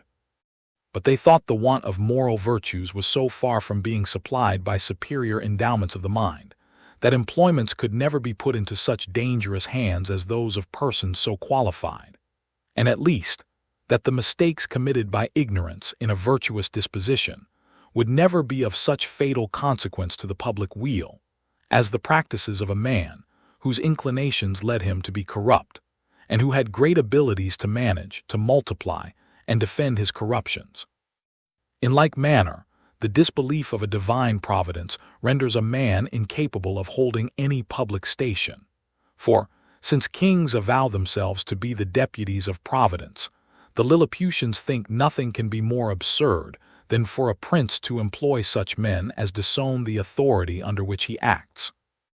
In relating these and the following laws, I would only be understood to mean the original institutions, and not the most scandalous corruptions, into which these people are fallen by the degenerate nature of man. For, as to that infamous practice of acquiring great employments by dancing on the ropes, or badges of favor and distinction by leaping over sticks and creeping under them, the reader is to observe that they were first introduced by the grandfather of the emperor now reigning, and grew to the present height by the gradual increase of party and faction. Ingratitude is among them a capital crime, as we read it to have been in some other countries, for they reason thus, that whoever makes ill returns to his benefactor must needs be a common enemy to the rest of mankind, from whom he has received no obligation, and therefore such a man is not fit to live. Their notions relating to the duties of parents and children differ extremely from ours. For since the conjunction of male and female is founded upon the great law of nature, in order to propagate and continue the species, the Lilliputians will needs have it, that men and women are joined together, like other animals, by the motives of concupiscence, and that their tenderness towards their young proceeds from the like natural principle, for which reason they will never allow that a child is under any obligation to his father for begetting him, or to his mother for bringing him into the world, which, considering the miseries of human life, was neither a benefit in itself, nor intended so by his parents, whose thoughts in their love encounters were otherwise employed. Upon these and the like reasonings, their opinion is, that parents are the last of all others to be trusted with the education of their own children, and therefore they have in every town public nurseries, where all parents, except cottagers and laborers, are obliged to send their infants of both sexes to be reared and educated, when they come to the age of 20 moons, at which time they are supposed to have some rudiments of docility. These schools are of several kinds, suited to different qualities and both sexes.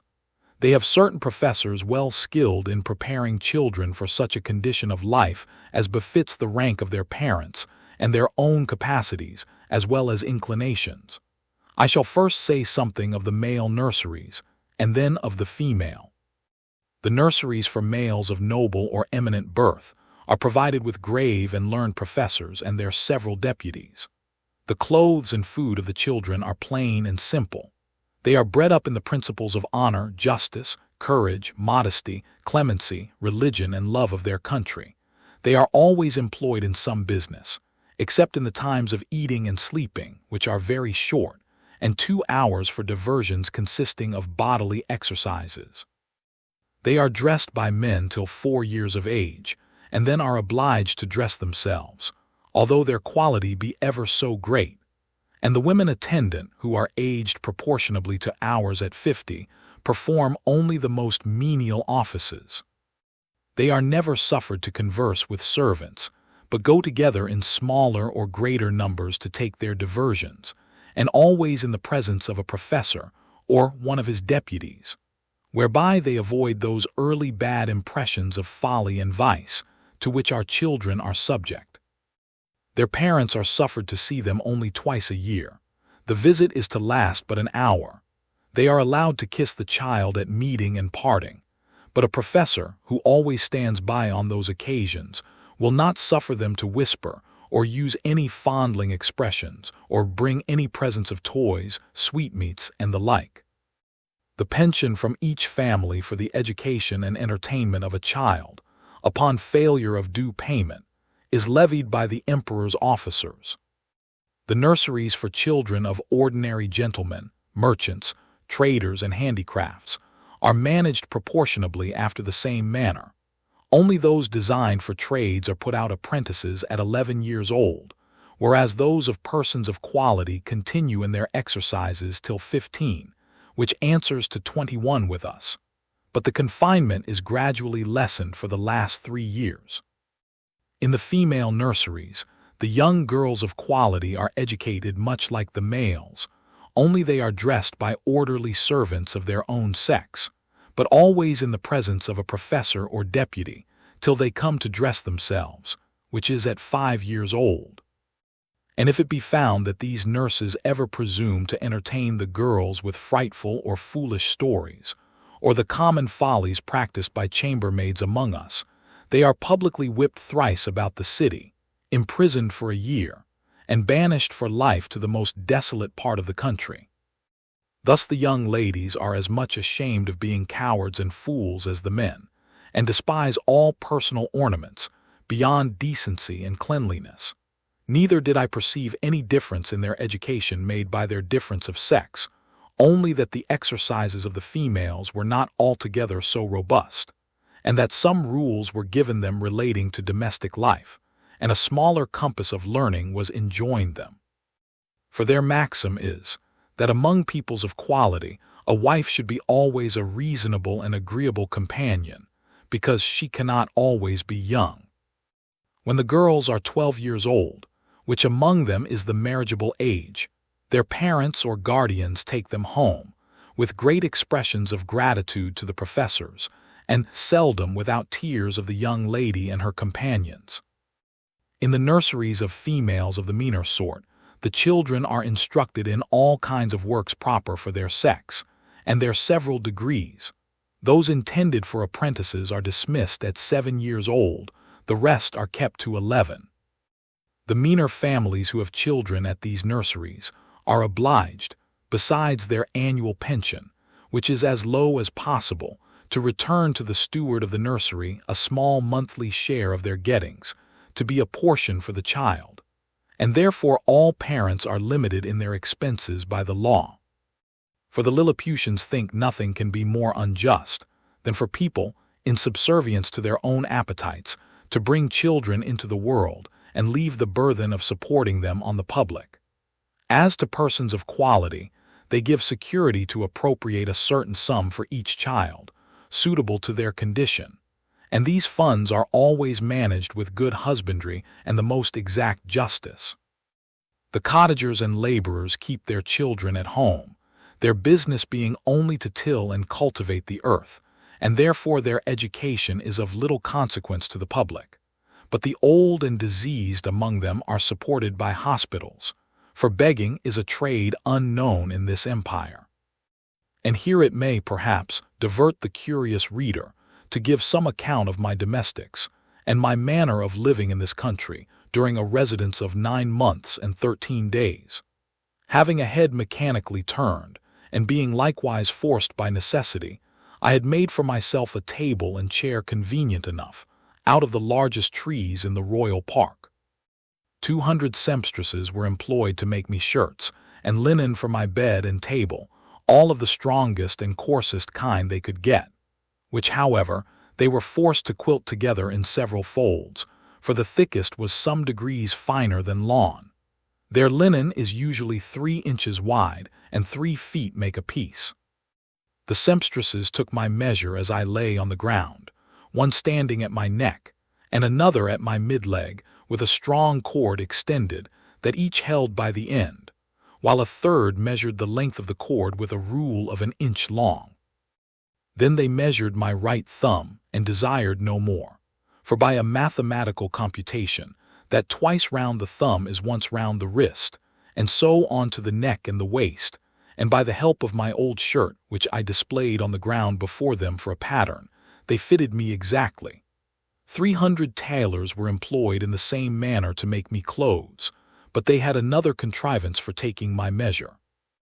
I kneeled down, and they raised a ladder from the ground to my neck. Upon this ladder one of them mounted, and let fall a plumb line from my collar to the floor, which just answered the length of my coat, but my waist and arms I measured myself. When my clothes were finished, which was done in my house, for the largest of theirs would not have been able to hold them. They looked like the patchwork made by the ladies in England, only that mine were all of a color. I had 300 cooks to dress my victuals, in little convenient huts built about my house, where they and their families lived, and prepared me 2 dishes apiece. I took up 20 waiters in my hand and placed them on the table. 100 more attended below on the ground, some with dishes of meat, and some with barrels of wine and other liquors slung on their shoulders, all which the waiters above drew up, as I wanted, in a very ingenious manner, by certain cords, as we draw the bucket up a well in Europe. A dish of their meat was a good mouthful, and a barrel of their liquor a reasonable draught. Their mutton yields to ours, but their beef is excellent. I have had a sirloin so large that I have been forced to make 3 bites of it, but this is rare.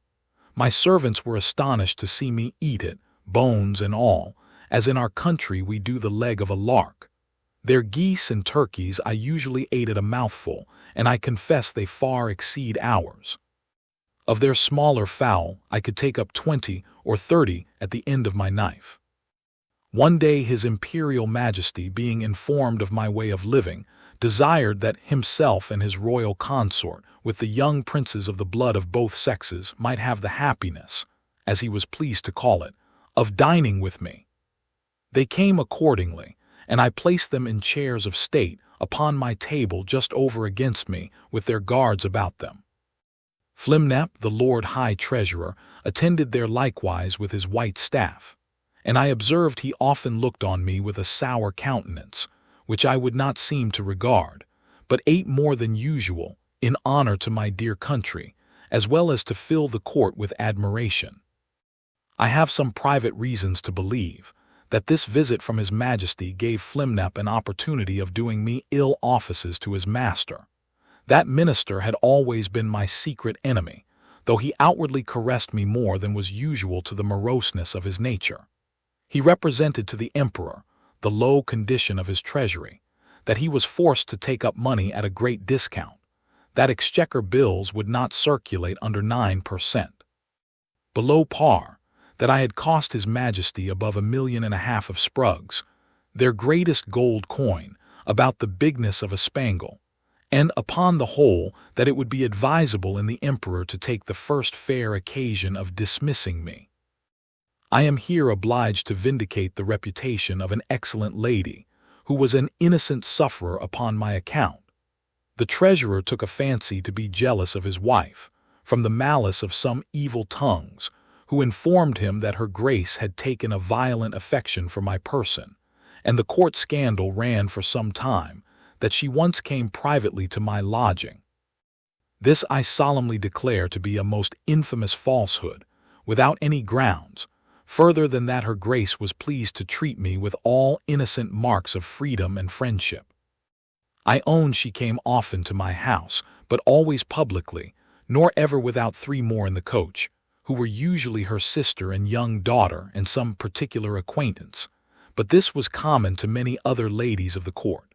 And I still appeal to my servants round, whether they at any time saw a coach at my door, without knowing what persons were in it. On those occasions, when a servant had given me notice, my custom was to go immediately to the door, and after paying my respects, to take up the coach and 2 horses very carefully in my hands, for, if there were 6 horses, the postilion always unharnessed 4, and place them on a table where I had fixed a movable rim quite round, of 5 inches high, to prevent accidents. And I have often had 4 coaches and horses at once on my table, full of company, while I sat in my chair, leaning my face towards them, and when I was engaged with one set, the coachman would gently drive the others round my table. I have passed many an afternoon very agreeably in these conversations. But I defy the treasurer or his 2 informers, I will name them, and let them make the best of it, Clustrel and Drunlow, to prove that any person ever came to me incognito, except the secretary Rildrezel, who was sent by express command of His Imperial Majesty, as I have before related. I should not have dwelt so long upon this particular, if it had not been a point wherein the reputation of a great lady is so nearly concerned, to say nothing of my own. though I then had the honor to be a nardak, which the treasurer himself is not. For all the world knows that he is only a glumglum, a title inferior by 1 degree, as that of a marquis is to a duke in England. Yet I allow he preceded me in right of his post. These false informations, which I afterwards came to the knowledge of by an accident not proper to mention, made the treasurer show his lady for some time an ill countenance, and me a worse. And although he was at last undeceived and reconciled to her, yet I lost all credit with him, and found my interest decline very fast with the emperor himself, who was, indeed, too much governed by that favorite. Chapter 7. The author, being informed of a design to accuse him of high treason, makes his escape to Blefuscu. His reception there.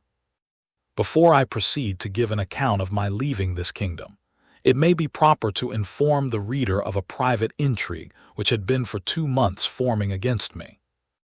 I had been hitherto, all my life, a stranger to courts, for which I was unqualified by the meanness of my condition. I had indeed heard and read enough of the dispositions of great princes and ministers, but never expected to have found such terrible effects of them, in so remote a country, governed, as I thought, by very different maxims from those in Europe. When I was just preparing to pay my attendance on the Emperor of Blefuscu, a considerable person at court, to whom I had been very serviceable, at a time when he lay under the highest displeasure of his imperial majesty, came to my house very privately at night, in a close chair, and without sending his name, desired admittance. The chairmen were dismissed. I put the chair with his lordship in it into my coat pocket, and giving orders to a trusty servant to say I was indisposed and gone to sleep, I fastened the door of my house, placed the chair on the table, according to my usual custom, and sat down by it. After the common salutations were over, observing his lordship's countenance full of concern, and inquiring into the reason, he desired I would hear him with patience, in a matter that highly concerned my honor and my life. His speech was to the following effect, for I took notes of it as soon as he left me. "You are to know," said he, "that several committees of council have been lately called in the most private manner on your account, and it is but 2 days since His Majesty came to a full resolution. You are very sensible that Skyresh Balgalam, Galbit, or High Admiral, has been your mortal enemy almost ever since your arrival. His original reasons I know not, but his hatred is increased since your great success against Blefuscu, by which his glory as admiral is much obscured. This lord, in conjunction with Flimnap the High Treasurer, whose enmity against you is notorious on account of his lady, Limtok the General, Laukin the Chamberlain, and Bamoff the Grand Justiciary, have prepared articles of impeachment against you, for treason and other capital crimes. This preface made me so impatient, being conscious of my own merits and innocence, that I was going to interrupt him, when he entreated me to be silent, and thus proceeded. Out of gratitude for the favors you have done me, I procured information of the whole proceedings, and a copy of the articles, wherein I venture my head for your service. Articles of impeachment against Quinbus Flestrin, the Man Mountain. Article 1. Whereas, by a statute made in the reign of His Imperial Majesty Kalin de Farploon, it is enacted that whoever shall make water within the precincts of the royal palace shall be liable to the pains and penalties of high treason. Notwithstanding, the said Quinbus Flestrin, in open breach of the said law, under color of extinguishing the fire kindled in the apartment of His Majesty's most dear imperial consort, did maliciously, traitorously, and devilishly, by discharge of his urine, put out the said fire kindled in the said apartment, lying and being within the precincts of the said royal palace, against the statute in that case provided, etc. against the duty, etc. Article 2. That the said Quinbus Flestrin, having brought the imperial fleet of Blefuscu into the royal port, and being afterwards commanded by His Imperial Majesty to seize all the other ships of the said empire of Blefuscu, and reduce that empire to a province, to be governed by a viceroy from hence, and to destroy and put to death, not only all the Burgundian exiles, but likewise all the people of that empire who would not immediately forsake the Burgundian heresy, he, the said Flestrin, like a false traitor against his most auspicious, serene, imperial majesty, did petition to be excused from the said service, upon pretense of unwillingness to force the consciences, or destroy the liberties and lives of an innocent people. Article 3. That, whereas certain ambassadors arrived from the court of Blefuscu to sue for peace in his majesty's court, he, the said Flestrin, did, like a false traitor, aid, abet, comfort, and divert the said ambassadors, although he knew them to be servants to a prince who was lately an open enemy to his imperial majesty, and in an open war against his said majesty. Article 4. That the said Quinbus Flestrin, contrary to the duty of a faithful subject, is now preparing to make a voyage to the court and empire of Blefuscu, for which he has received only verbal license from his imperial majesty, and under color of the said license, does falsely and traitorously intend to take the said voyage, and thereby to aid, comfort, and abet the emperor of Blefuscu, so lately an enemy, and in open war with his imperial majesty aforesaid. There are some other articles, but these are the most important, of which I have read you an abstract. In the several debates upon this impeachment, it must be confessed that his majesty gave many marks of his great lenity, often urging the services you had done him, and endeavoring to extenuate your crimes. The treasurer and admiral insisted that you should be put to the most painful and ignominious death by setting fire to your house at night, and the general was to attend with 20,000 men, armed with poisoned arrows, to shoot you on the face and hands. Some of your servants were to have private orders to strew a poisonous juice on your shirts and sheets, which would soon make you tear your own flesh, and die in the utmost torture. The general came into the same opinion, so that for a long time there was a majority against you, but his majesty resolving, if possible, to spare your life, at last brought off the chamberlain. Upon this incident, Reldresal, principal secretary for private affairs, who always approved himself your true friend, was commanded by the emperor to deliver his opinion, which he accordingly did, and therein justified the good thoughts you have of him. He allowed your crimes to be great, but that still there was room for mercy, the most commendable virtue in a prince, and for which his majesty was so justly celebrated. He said the friendship between you and him was so well known to the world, that perhaps the most honorable board might think him partial. However, in obedience to the command he had received, he would freely offer his sentiments. That if his majesty, in consideration of your services, and pursuant to his own merciful disposition, would please to spare your life, and only give orders to put out both your eyes, he humbly conceived that by this expedient justice might in some measure be satisfied, and all the world would applaud the lenity of the emperor, as well as the fair and generous proceedings of those who have the honor to be his counselors. That the loss of your eyes would be no impediment to your bodily strength, by which you might still be useful to his majesty. That blindness is an addition to courage, by concealing dangers from us. That the fear you had for your eyes was the greatest difficulty in bringing over the enemy's fleet, and it would be sufficient for you to see by the eyes of the ministers, since the greatest princes do no more. This proposal was received with the utmost disapprobation by the whole board. Bolgolam, the admiral, could not preserve his temper, but rising up in fury, said, he wondered how the secretary durst presume to give his opinion for preserving the life of a traitor, that the services you had performed were, by all true reasons of state, the great aggravation of your crimes.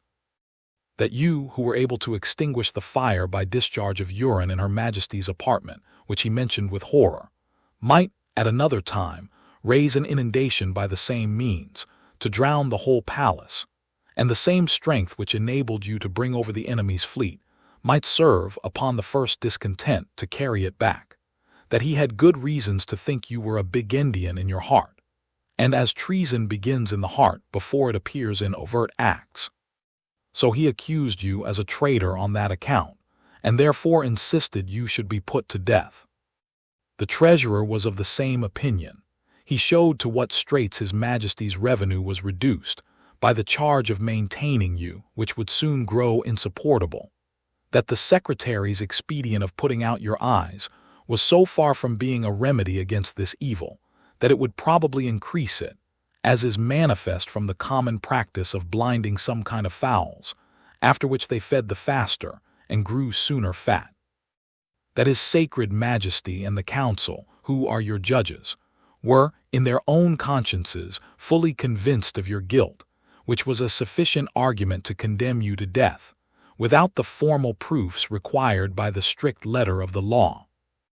But his Imperial Majesty, fully determined against capital punishment, was graciously pleased to say, that since the council thought the loss of your eyes too easy a censure, some other way may be inflicted hereafter. And your friend the secretary, humbly desiring to be heard again, in answer to what the treasurer had objected, concerning the great charge his Majesty was at in maintaining you, said, that His Excellency, who had the sole disposal of the Emperor's revenue, might easily provide against that evil, by gradually lessening your establishment, by which, for want of sufficient food, you would grow weak and faint, and lose your appetite, and consequently decay and consume in a few months. Neither would the stench of your carcass be then so dangerous, when it should become more than half diminished, and immediately upon your death 5,000 or 6,000 of His Majesty's subjects might, in 2 or 3 days, cut your flesh from your bones, take it away by cartloads, and bury it in distant parts, to prevent infection, leaving the skeleton as a monument of admiration to posterity. Thus, by the great friendship of the secretary, the whole affair was compromised. It was strictly enjoined that the project of starving you by degrees should be kept a secret, but the sentence of putting out your eyes was entered on the books, none dissenting, except Bolgolam the admiral, who, being a creature of the Empress, was perpetually instigated by Her Majesty to insist upon your death, she having borne perpetual malice against you, on account of that infamous and illegal method you took to extinguish the fire in her apartment. In 3 days, your friend the secretary will be directed to come to your house, and read before you the articles of impeachment, and then to signify the great lenity and favor of His Majesty and council, whereby you are only condemned to the loss of your eyes, which His Majesty does not question you will gratefully and humbly submit to. And 20 of His Majesty's surgeons will attend, in order to see the operation well performed, by discharging very sharp-pointed arrows into the balls of your eyes, as you lie on the ground. I leave to your prudence what measures you will take, and to avoid suspicion, I must immediately return in as private a manner as I came. His lordship did so, and I remained alone under many doubts and perplexities of mind. It was a custom introduced by this prince and his ministry, very different, as I have been assured, from the practice of former times, that after the court had decreed any cruel execution, either to gratify the monarch's resentment or the malice of a favorite, the emperor always made a speech to his whole council, expressing his great lenity and tenderness, as qualities known and confessed by all the world.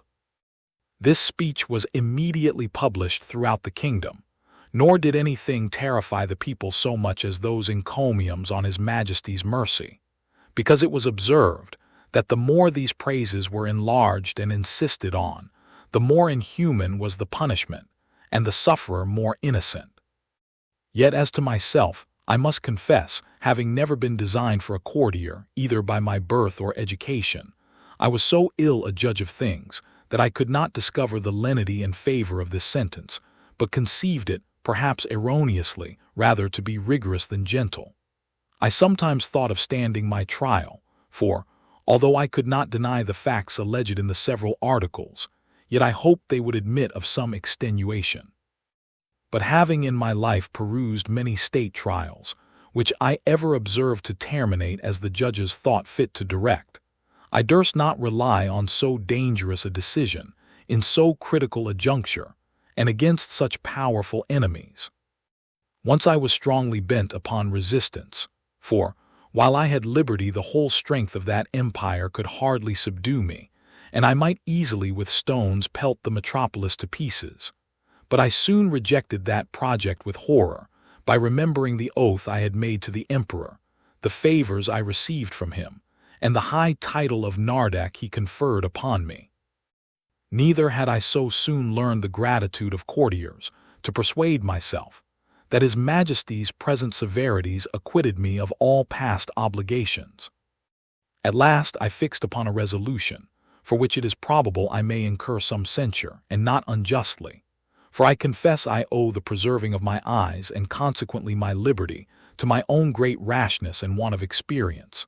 Because, if I had then known the nature of princes and ministers, which I have since observed in many other courts, and their methods of treating criminals less obnoxious than myself, I should, with great alacrity and readiness, have submitted to so easy a punishment.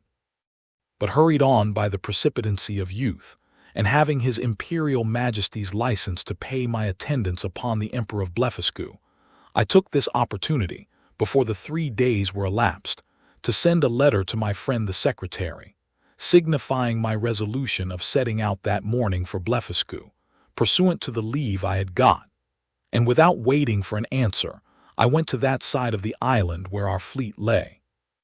I seized a large man of war, tied a cable to the prow, and lifting up the anchors, I stripped myself, put my clothes together with my coverlet, which I carried under my arm, into the vessel, and drawing it after me, between wading and swimming, arrived at the royal port of Blefuscu, where the people had long expected me.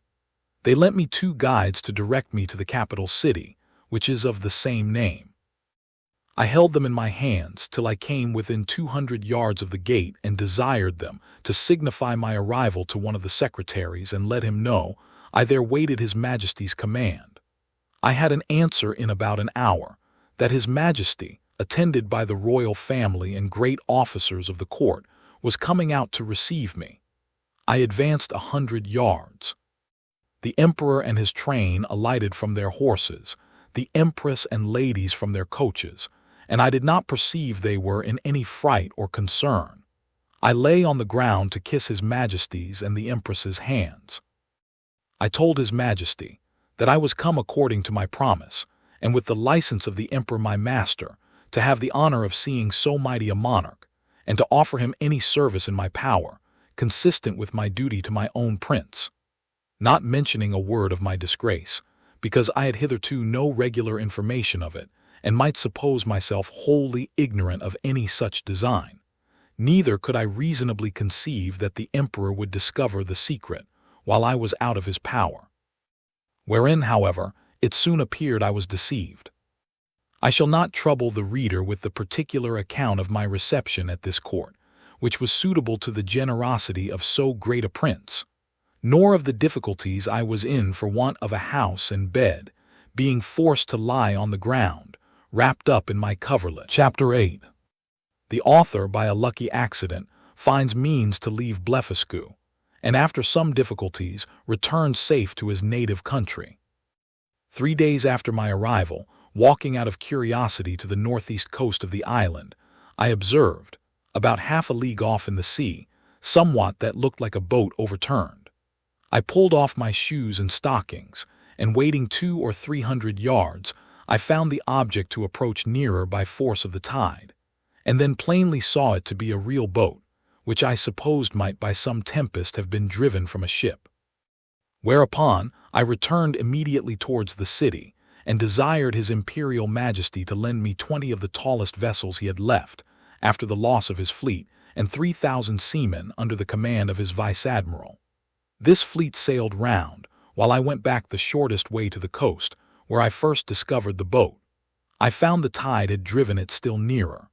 The seamen were all provided with cordage, which I had beforehand twisted to a sufficient strength. When the ships came up, I stripped myself, and waded till I came within 100 yards of the boat, after which I was forced to swim till I got up to it.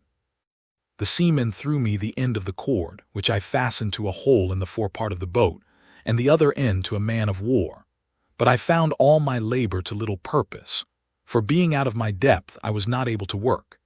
In this necessity I was forced to swim behind and push the boat forward as often as I could with one of my hands, and the tide favoring me, I advanced so far that I could just hold up my chin and feel the ground.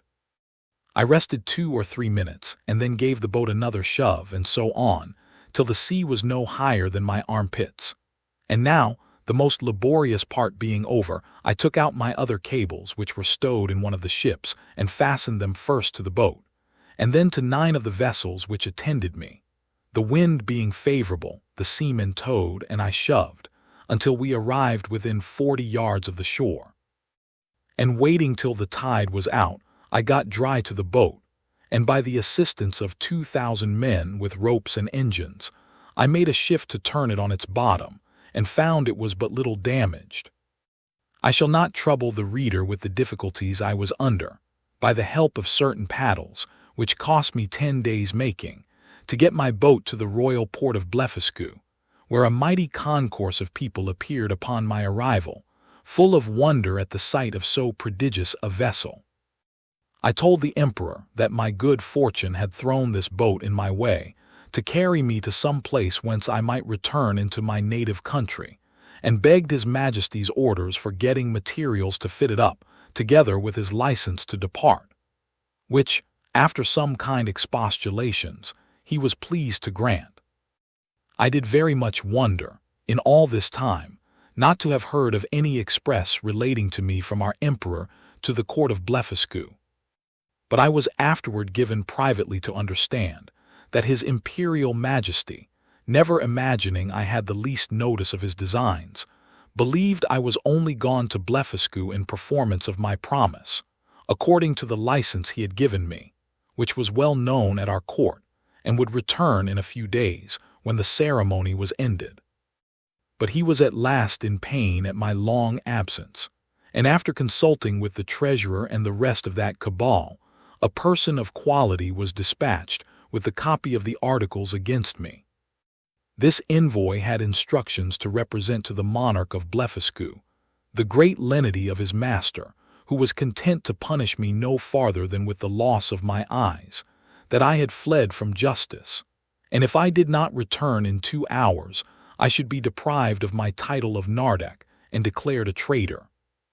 The envoy further added that in order to maintain the peace and amity between both empires, his master expected that his brother of Blefuscu would give orders to have me sent back to Lilliput, bound hand and foot, to be punished as a traitor.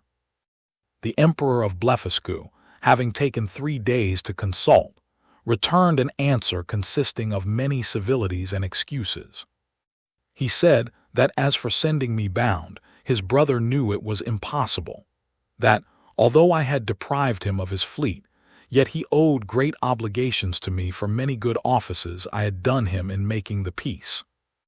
That, however, both their majesties would soon be made easy, for I had found a prodigious vessel on the shore, able to carry me on the sea, which he had given orders to fit up, with my own assistance and direction, and he hoped, in a few weeks, both empires would be freed from so insupportable an encumbrance.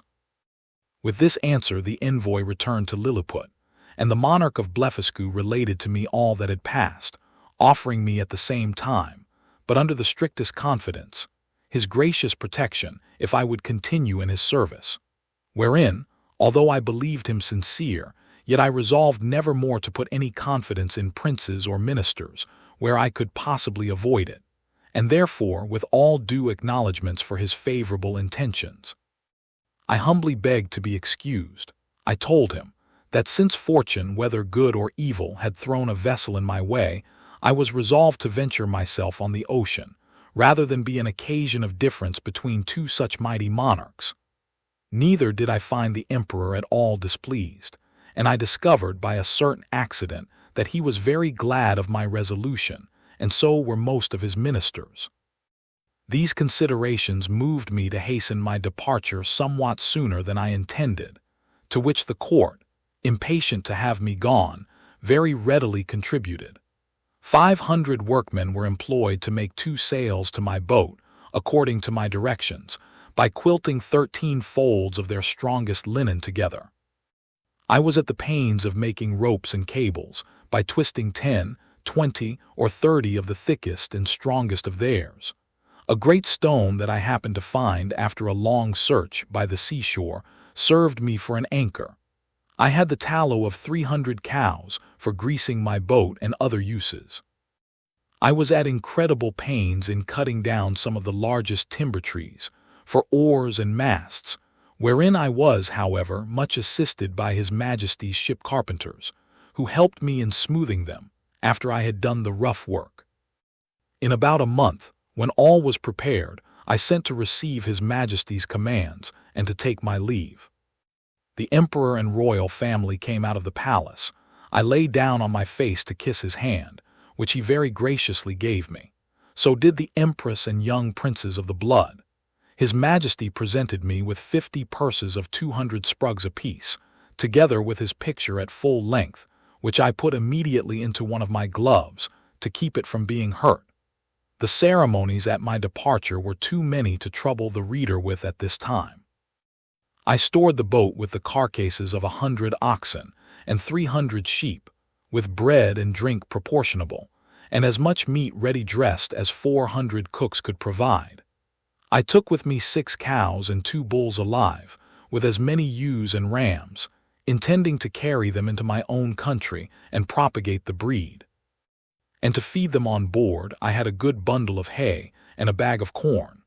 I would gladly have taken a dozen of the natives, but this was a thing the Emperor would by no means permit, and besides a diligent search into my pockets, His Majesty engaged my honor not to carry away any of his subjects, although with their own consent and desire.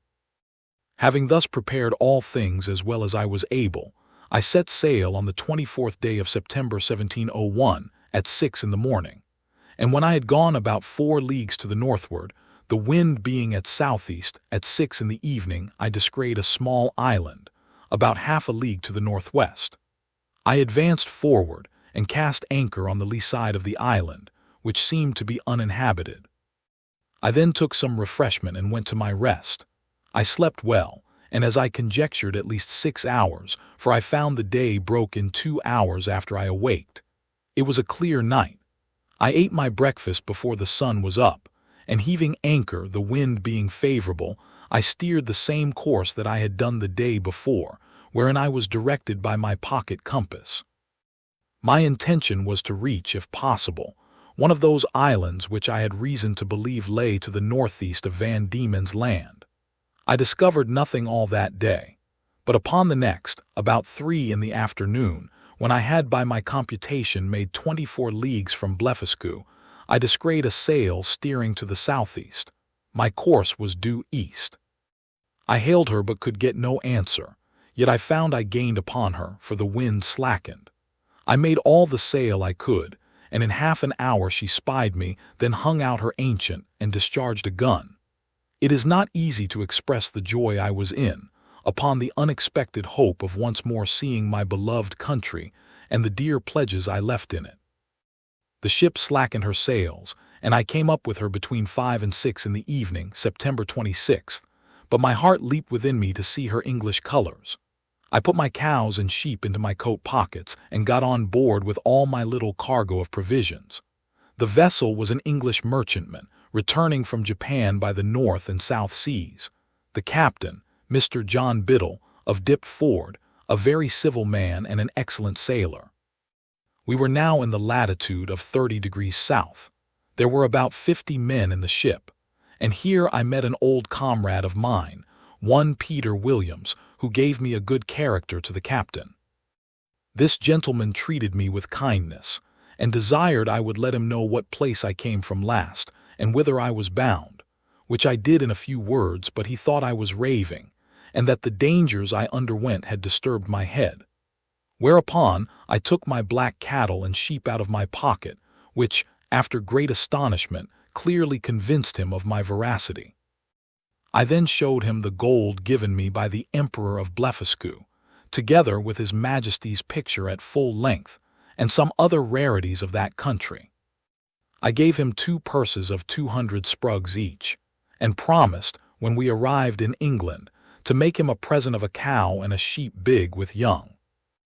I shall not trouble the reader with a particular account of this voyage, which was very prosperous for the most part. We arrived in the Downs on the 13th of April, 1702.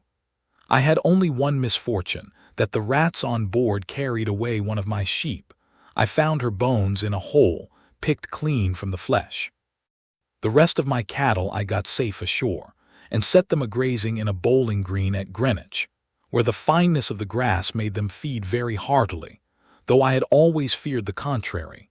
Neither could I possibly have preserved them in so long a voyage, if the captain had not allowed me some of his best biscuit, which, rubbed to powder and mingled with water, was their constant food.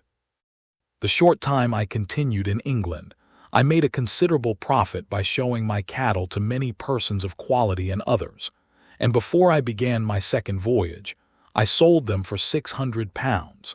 Since my last return, I find the breed is considerably increased, especially the sheep, which I hope will prove much to the advantage of the woolen manufacture, by the fineness of the fleeces. I stayed but 2 months with my wife and family, for my insatiable desire of seeing foreign countries would suffer me to continue no longer. I left £1,500 with my wife and fixed her in a good house at Redriff. My remaining stock I carried with me, part in money and part in goods, in hopes to improve my fortunes. My eldest uncle John had left me an estate in land, near Epping, of about £30 a year, and I had a long lease of the Black Bull in Fetter Lane, which yielded me as much more, so that I was not in any danger of leaving my family upon the parish. My son Johnny, named so after his uncle, was at the grammar school and a towardly child. My daughter Betty, who is now well married and has children, was then at her needlework. I took leave of my wife and boy and girl with tears on both sides, and went on board the Adventure, a merchant ship of 300 tons, bound for Surat, Captain John Nicholas, of Liverpool, commander. But my account of this voyage must be referred to the second part of my travels. Part 2. A Voyage to Brobdingnag. Chapter 1. A great storm described. The long boat sent to fetch water. The author goes with it to discover the country. He is left on shore, is seized by one of the natives and carried to a farmer's house. His reception, with several accidents that happened there. A description of the inhabitants. Having been condemned by nature and fortune to active and restless life, in 2 months after my return, I again left my native country and took shipping in the Downs on the 20th day of June, 1702, in the Adventure, Captain John Nicholas, a Cornish man, commander, bound for Surat. We had a very prosperous gale, till we arrived at the Cape of Good Hope, where we landed for fresh water. But discovering a leak, we unshipped our goods and wintered there. For the captain falling sick of an ague, we could not leave the Cape till the end of March. We then set sail, and had a good voyage till we passed the Straits of Madagascar, but having got northward of that island, and to about 5 degrees south latitude, the winds, which in those seas are observed to blow a constant equal gale between the north and west, from the beginning of December to the beginning of May, on the 19th of April began to blow with much greater violence, and more westerly than usual, continuing so for 20 days together. During which time, we were driven a little to the east of the Molucca Islands, and about 3 degrees northward of the line, as our captain found by an observation he took the 2nd of May, at which time the wind ceased, and it was a perfect calm, whereat I was not a little rejoiced. But he, being a man well experienced in the navigation of those seas, bid us all prepare against a storm, which accordingly happened the day following. For the southern wind, called the southern monsoon, began to set in. Finding it was likely to overblow, we took in our spritsail and stood by to hand the foresail, but making foul weather, we looked the guns were all fast and handed the mizzen. The ship lay very broad off, so we thought it better spooning before the sea than trying or hulling. We reefed the foresail and set him and hauled aft the foresheet. The helm was hard a-weather. The ship wore bravely. We belayed the fore downhaul, but the sail was split, and we hauled down the yard and got the sail into the ship and unbound all the things clear of it. It was a very fierce storm. The sea broke strange and dangerous. We hauled off upon the lanyard of the whipstaff and helped the man at the helm. We would not get down our topmast, but let all stand, because she scudded before the sea very well, and we knew that the topmast being aloft, the ship was the wholesomer and made better way through the sea, seeing we had sea room. When the storm was over, we set foresail and mainsail and brought the ship to. Then we set the mizzen, maintopsail, and the foretopsail. Our course was east-northeast. The wind was at southwest. We got the starboard tacks aboard. We cast off our weather braces and lifts. We set in the lee braces and hauled forward by the weather bowlings and hauled them tight and belayed them and hauled over the mizzen tack to windward and kept her full and by as near as she would lie. During this storm, which was followed by a strong wind west-southwest, we were carried, by my computation, about 500 leagues to the east, so that the oldest sailor on board could not tell in what part of the world we were. Our provisions held out well, our ship was staunch, and our crew all in good health, but we lay in the utmost distress for water. We thought it best to hold on the same course, rather than turn more northerly, which might have brought us to the northwest part of Great Tartary and into the frozen sea. On the 16th day of June, 1703, a boy on the topmast discovered land. On the 17th we came in full view of a great island, or continent, for we knew not whether. On the south side whereof was a small neck of land jutting out into the sea, and a creek too shallow to hold a ship of above 100 tons. We cast anchor within a league of this creek, and our captain sent a dozen of his men well armed in the longboat, with vessels for water, if any could be found. I desired his leave to go with them, that I might see the country and make what discoveries I could. When we came to land, we saw no river or spring, nor any sign of inhabitants. Our men therefore wandered on the shore to find out some fresh water near the sea, and I walked alone about a mile on the other side, where I observed the country all barren and rocky. I now began to be weary, and seeing nothing to entertain my curiosity, I returned gently down towards the creek, and the sea being full in my view, I saw our men already got into the boat and rowing for life to the ship. I was going to holla after them, although it had been to little purpose, when I observed a huge creature walking after them in the sea, as fast as he could. He waded not much deeper than his knees and took prodigious strides, but our men had the start of him half a league, and, the sea thereabouts being full of sharp-pointed rocks, the monster was not able to overtake the boat. This I was afterwards told, for I durst not stay to see the issue of the adventure, but ran as fast as I could the way I first went, and then climbed up a steep hill, which gave me some prospect of the country. I found it fully cultivated, but that which first surprised me was the length of the grass, which, in those grounds that seemed to be kept for hay, was about 20 feet high. I fell into a high road, for so I took it to be, though it served to the inhabitants only as a footpath through a field of barley. Here I walked on for some time, but could see little on either side, it being now near harvest, and the corn rising at least 40 feet. I was an hour walking to the end of this field, which was fenced in with a hedge of at least 120 feet high, and the trees so lofty that I could make no computation of their altitude. There was a stile to pass from this field into the next. It had 4 steps, and a stone to cross over when you came to the uppermost. It was impossible for me to climb this stile, because every step was 6 feet high, and the upper stone about 20. I was endeavoring to find some gap in the hedge, when I discovered one of the inhabitants in the next field, advancing towards the stile, of the same size with him whom I saw in the sea pursuing our boat. He appeared as tall as an ordinary spire steeple, and took about 10 yards at every stride, as near as I could guess.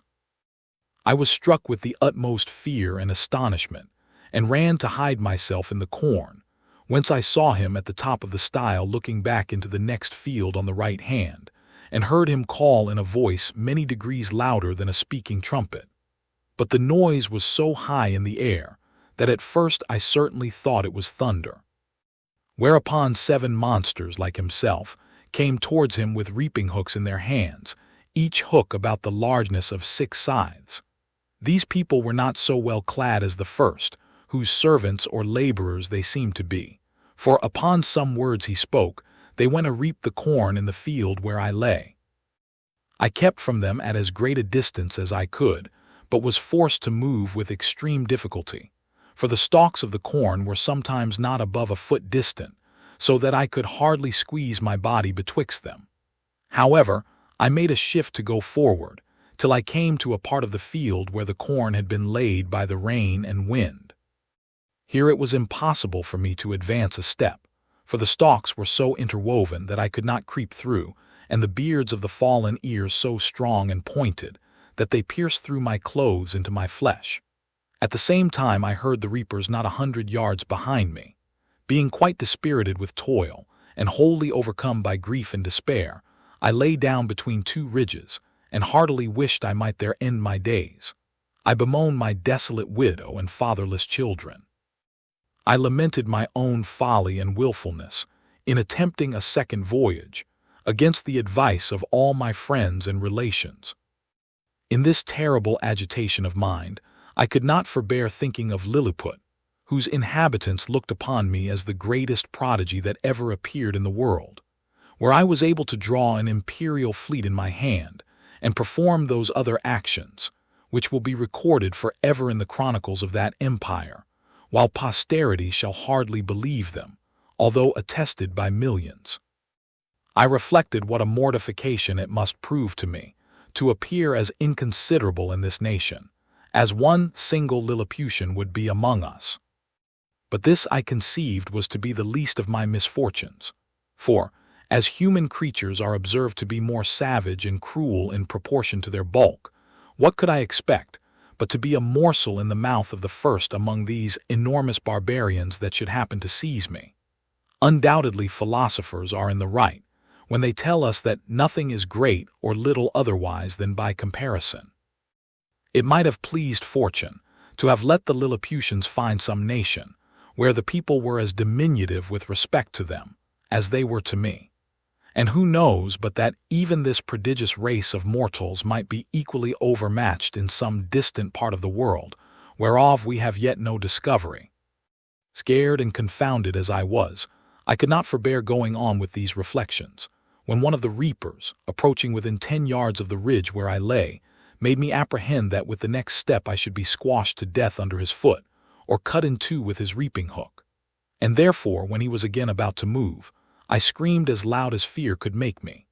Whereupon the huge creature trod short, and looking round about under him for some time, at last espied me as I lay on the ground. He considered a while, with the caution of one who endeavors to lay hold on a small, dangerous animal in such a manner that it shall not be able either to scratch or bite him, as I myself have sometimes done with a weasel in England. At length he ventured to take me behind by the middle, between his forefinger and thumb, and brought me within 3 yards of his eyes, that he might behold my shape more perfectly. I guessed his meaning, and my good fortune gave me so much presence of mind that I resolved not to struggle in the least as he held me in the air above 60 feet from the ground, although he grievously pinched my sides, for fear I should slip through his fingers. All I ventured was to raise my eyes towards the sun, and place my hands together in a supplicating posture, and to speak some words in a humble, melancholy tone, suitable to the condition I then was in. For I apprehended every moment that he would dash me against the ground, as we usually do any little hateful animal which we have a mind to destroy. But my good star would have it that he appeared pleased with my voice and gestures, and began to look upon me as a curiosity, much wondering to hear me pronounce articulate words, although he could not understand them. In the meantime I was not able to forbear groaning and shedding tears, and turning my head towards my sides, letting him know, as well as I could, how cruelly I was hurt by the pressure of his thumb and finger. He seemed to apprehend my meaning, for, lifting up the lappet of his coat, he put me gently into it, and immediately ran along with me to his master, who was a substantial farmer, and the same person I had first seen in the field. The farmer having, as I suppose by their talk, received such an account of me as his servant could give him, took a piece of a small straw about the size of a walking staff, and therewith lifted up the lappets of my coat, which it seems he thought to be some kind of covering that nature had given me. He blew my hairs aside to take a better view of my face. He called his hinds about him, and asked them, as I afterwards learned, whether they had ever seen in the fields any little creature that resembled me. He then placed me softly on the ground upon all fours, but I got immediately up and walked slowly backward and forward, to let those people see I had no intent to run away. They all sat down in a circle about me, the better to observe my motions. I pulled off my hat and made a low bow towards the farmer. I fell on my knees and lifted up my hands and eyes and spoke several words as loud as I could. I took a purse of gold out of my pocket and humbly presented it to him. He received it on the palm of his hand, then applied it close to his eye to see what it was, and afterwards turned it several times with the point of a pin, which he took out of his sleeve, but could make nothing of it. Whereupon I made a sign that he should place his hand on the ground. I then took the purse and, opening it, poured all the gold into his palm. There were 6 Spanish pieces of 4 pistoles each, beside 20 or 30 smaller coins. I saw him wet the tip of his little finger upon his tongue and take up one of my largest pieces and then another, but he seemed to be wholly ignorant what they were. He made me a sign to put them again into my purse, and the purse again into my pocket, which, after offering it to him several times, I thought it best to do.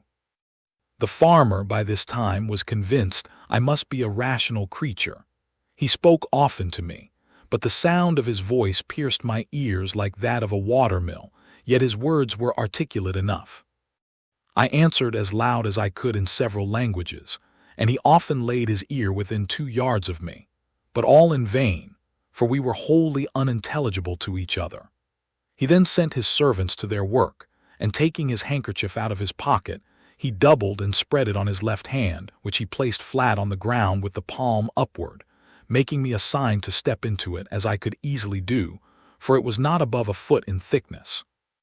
I thought it my part to obey, and for fear of falling, laid myself at full length upon the handkerchief, with the remainder of which he lapped me up to the head for further security, and in this manner carried me home to his house. There he called his wife and showed me to her, but she screamed and ran back, as women in England do at the sight of a toad or a spider.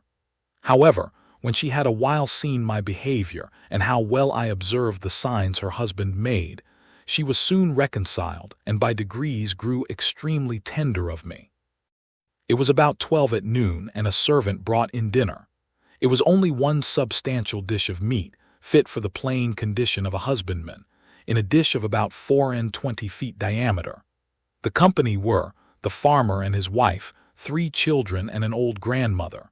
When they were sat down, the farmer placed me at some distance from him on the table, which was 30 feet high from the floor. I was in a terrible fright, and kept as far as I could from the edge for fear of falling. The wife minced a bit of meat, then crumbled some bread on a trencher and placed it before me. I made her a low bow, took out my knife and fork, and fell to eat, which gave them exceeding delight. The mistress sent her maid for a small dram cup, which held about 2 gallons, and filled it with drink. I took up the vessel with much difficulty in both hands, and in a most respectful manner drank to her ladyship's health, expressing the words as loud as I could in English, which made the company laugh so heartily that I was almost deafened with the noise. This liquor tasted like a small cider, and was not unpleasant. Then the master made me a sign to come to his trencher side, but as I walked on the table, being in great surprise all the time, as the indulgent reader will easily conceive and excuse, I happened to stumble against a crust, and fell flat on my face, but received no hurt. I got up immediately, and observing the good people to be in much concern, I took my hat, which I held under my arm out of good manners, and waving it over my head made 3 huzzas, to show I had got no mischief by my fall.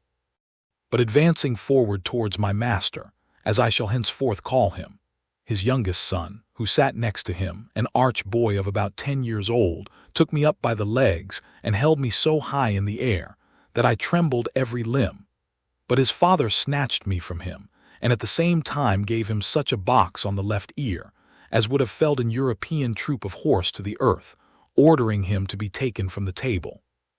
But being afraid the boy might owe me a spite, and well remembering how mischievous all children among us naturally are to sparrows, rabbits, young kittens, and puppy dogs, I fell on my knees, and pointing to the boy, made my master to understand as well as I could that I desired his son might be pardoned.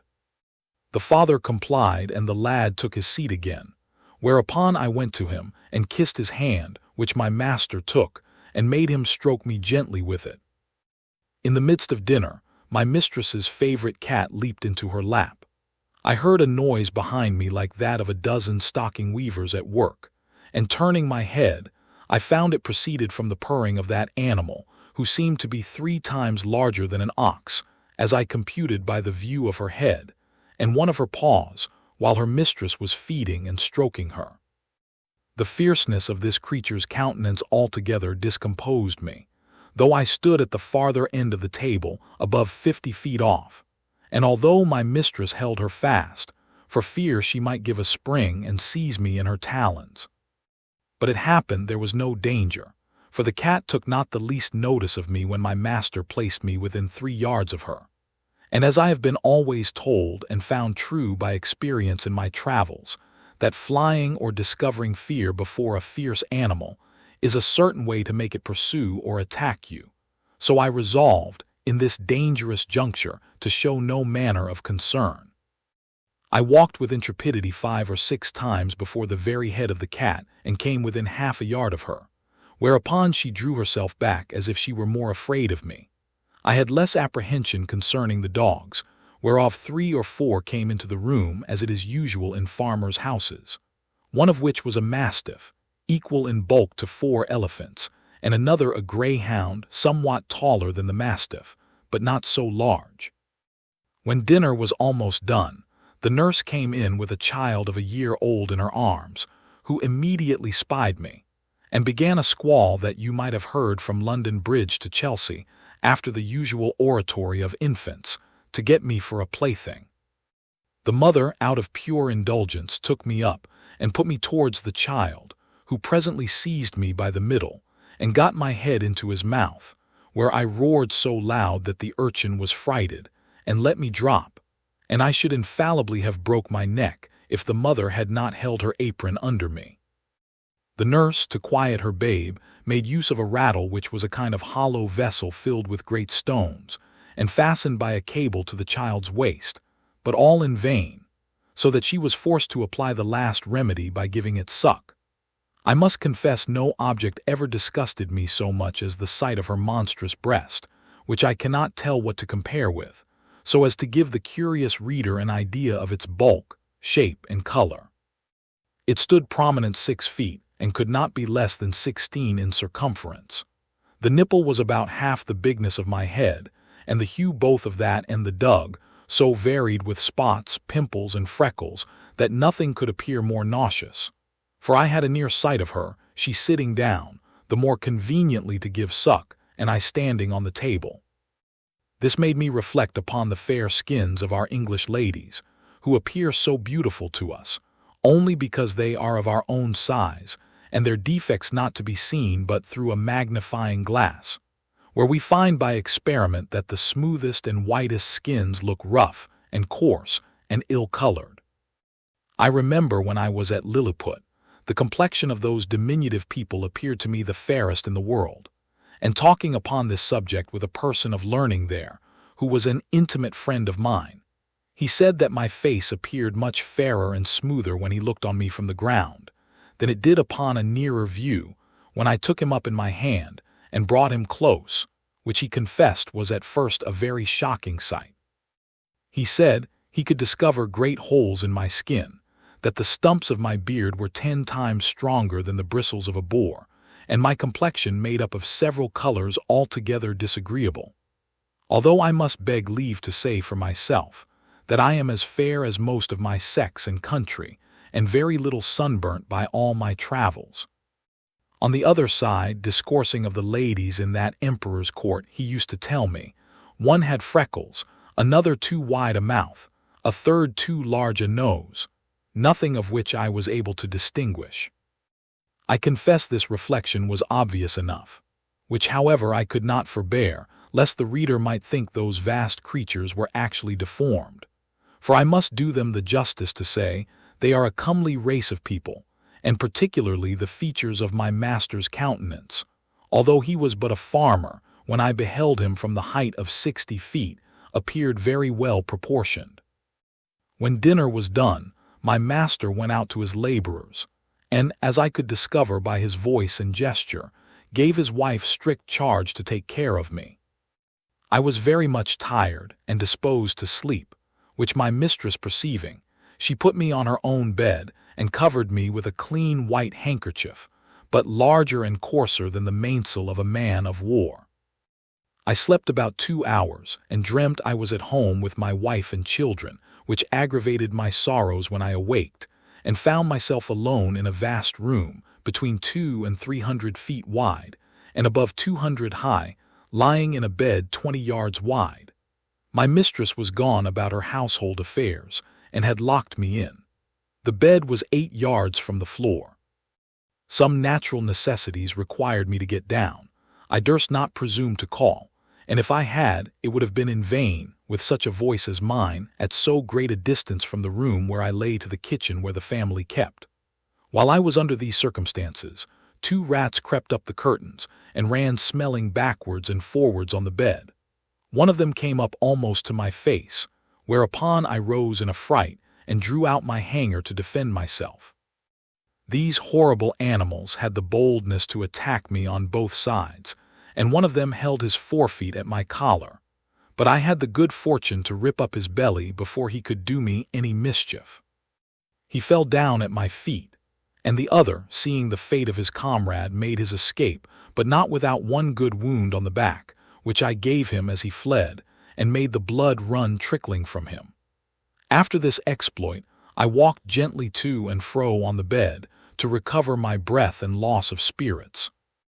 These creatures were of the size of a large mastiff, but infinitely more nimble and fierce, so that if I had taken off my belt before I went asleep, I must have infallibly been torn to pieces and devoured. I measured the tail of the dead rat and found it to be 2 yards long, wanting an inch, but it went against my stomach to drag the carcass off the bed, where it lay still bleeding. I observed it had yet some life, but with a strong slash across the neck, I thoroughly dispatched it. Soon after my mistress came into the room, who seeing me all bloody ran and took me up in her hand. I pointed to the dead rat, smiling and making other signs to show I was not hurt, whereat she was extremely rejoiced, calling the maid to take up the dead rat with a pair of tongs and throw it out of the window. Then she set me on a table where I showed her my hanger all bloody, and wiping it on the lappet of my coat, returned it to the scabbard. I was pressed to do more than one thing which another could not do for me, and therefore endeavored to make my mistress understand that I desired to be set down on the floor, which after she had done, my bashfulness would not suffer me to express myself farther than by pointing to the door and bowing several times.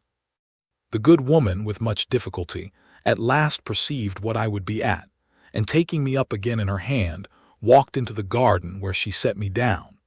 I went on one side about 200 yards, and beckoning to her not to look or to follow me, I hid myself between 2 leaves of sorrel, and there discharged the necessities of nature. I hope the gentle reader will excuse me for dwelling on these and the like particulars, which, however insignificant they may appear to groveling vulgar minds, yet will certainly help a philosopher to enlarge his thoughts and imagination, and apply them to the benefit of public as well as private life, which was my sole design in presenting this and other accounts of my travels to the world, wherein I have been chiefly studious of truth, without affecting any ornaments of learning or of style.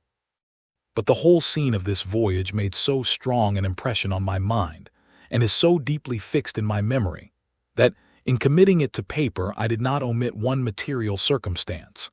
However, upon a strict review, I blotted out several passages of less moment which were in my first copy, for fear of being censured as tedious and trifling, whereof travelers are often, perhaps not without justice, accused. Chapter 2. A description of the farmer's daughter. The author carried to a market town and then to the metropolis. The particulars of his journey. My mistress had a daughter of 9 years old, a child of towardly parts for her age, very dexterous at her needle, and skillful in dressing her baby. Her mother and she contrived to fit up the baby's cradle for me against night. The cradle was put into a small drawer of a cabinet, and the drawer placed upon a hanging shelf for fear of the rats. This was my bed all the time I stayed with those people, though made more convenient by degrees, as I began to learn their language and make my wants known. This young girl was so handy that after I had once or twice pulled off my clothes before her, she was able to dress and undress me, though I never gave her that trouble when she would let me do either myself. She made me 7 shirts and some other linen, of as fine cloth as could be got, which indeed was coarser than sackcloth, and these she constantly washed for me with her own hands. She was likewise my schoolmistress to teach me the language. When I pointed to anything, she told me the name of it in her own tongue, so that in a few days I was able to call for whatever I had a mind to. She was very good-natured, and not above 40 feet high, being little for her age. She gave me the name of Grildrig, which the family took up, and afterwards the whole kingdom. The word imports what the Latins call nanunculus, the Italians homuncelatino, and the English mannikin. To her I chiefly owe my preservation in that country. We never parted while I was there. I called her my Glumdalclitch or little nurse, and should be guilty of great ingratitude if I omitted this honorable mention of her care and affection towards me, which I heartily wish it lay in my power to requite as she deserves, instead of being the innocent but unhappy instrument of her disgrace, as I have too much reason to fear. It now began to be known and talked of in the neighborhood that my master had found a strange animal in the field, about the bigness of a splachnock, but exactly shaped in every part like a human creature, which it likewise imitated in all its actions, seemed to speak in a little language of its own, had already learned several words of theirs, when erect upon 2 legs, was tame and gentle, would come when it was called, do whatever it was bid, had the finest limbs in the world, and a complexion fairer than a nobleman's daughter of 3 years old. Another farmer, who lived hard by, and was a particular friend of my master, came on a visit on purpose to inquire into the truth of this story. I was immediately produced, and placed upon a table where I walked as I was commanded, drew my hanger, put it up again, made my reverence to my master's guest, asked him in his own language how he did, and told him he was welcome, just as my little nurse had instructed me. This man, who was old and dim-sighted, put on his spectacles to behold me better, at which I could not forbear laughing very heartily, for his eyes appeared like the full moon shining into a chamber at 2 windows. Our people, who discovered the cause of my mirth, bore me company in laughing, at which the old fellow was fool enough to be angry and out of countenance. He had the character of a great miser, and to my misfortune he well deserved it by the cursed advice he gave my master, to show me as a sight upon a market day in the next town, which was half an hour's riding, about 22 miles from our house. I guessed there was some mischief when I observed my master and his friend whispering together, sometimes pointing at me, and my fears made me fancy that I overheard and understood some of their words. But the next morning Glumdalclitch, my little nurse, told me the whole matter, which she had cunningly picked out from her mother. The poor girl laid me on her bosom, and fell a-weeping with shame and grief. She apprehended some mischief would happen to me from rude vulgar folks, who might squeeze me to death, or break one of my limbs by taking me in their hands. She had also observed how modest I was in my nature, how nicely I regarded my honor, and what an indignity I should conceive it, to be exposed for money as a public spectacle, to the meanest of the people. She said her papa and mama had promised that Grildrig should be hers, but now she found they meant to serve her as they did last year when they pretended to give her a lamb, and yet, as soon as it was fat, sold it to a butcher. For my own part, I may truly affirm that I was less concerned than my nurse. I had a strong hope, which never left me, that I should one day recover my liberty. And as to the ignominy of being carried about for a monster, I considered myself to be a perfect stranger in the country, and that such a misfortune could never be charged upon me as a reproach, if ever I should return to England, since the King of Great Britain himself, in my condition, must have undergone the same distress. My master, pursuant to the advice of his friend, carried me in a box the next market day to the neighboring town, and took along with him his little daughter, my nurse, upon a pillion behind him. The box was close on every side, with a little door for me to go in and out, and a few gimlet holes to let in air. The girl had been so careful as to put the quilt of her baby's bed into it, for me to lie down on.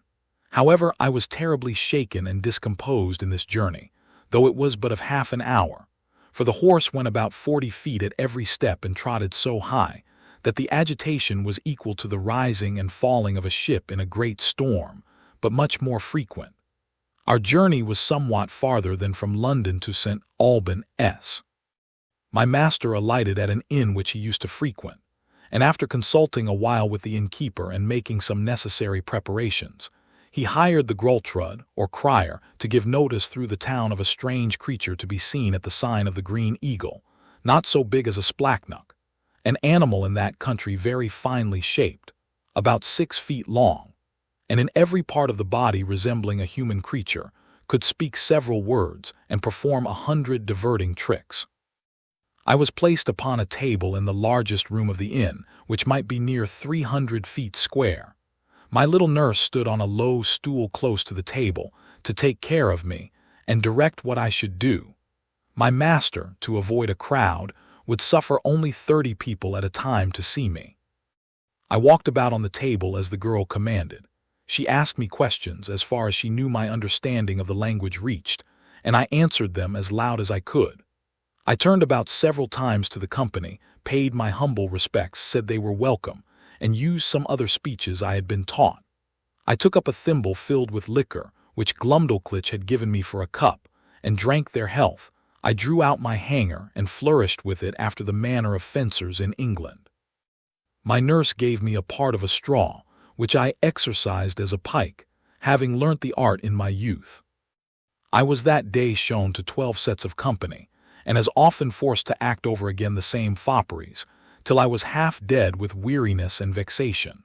For those who had seen me made such wonderful reports that the people were ready to break down the doors to come in.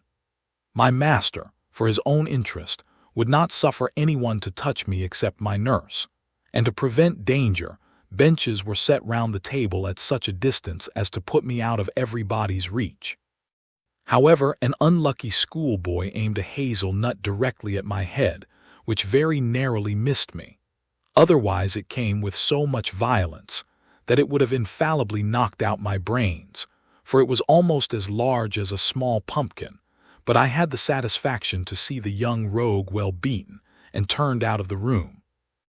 My master gave public notice that he would show me again the next market day, and in the meantime he prepared a convenient vehicle for me, which he had reason enough to do, for I was so tired with my first journey, and with entertaining company for 8 hours together, that I could hardly stand upon my legs or speak a word.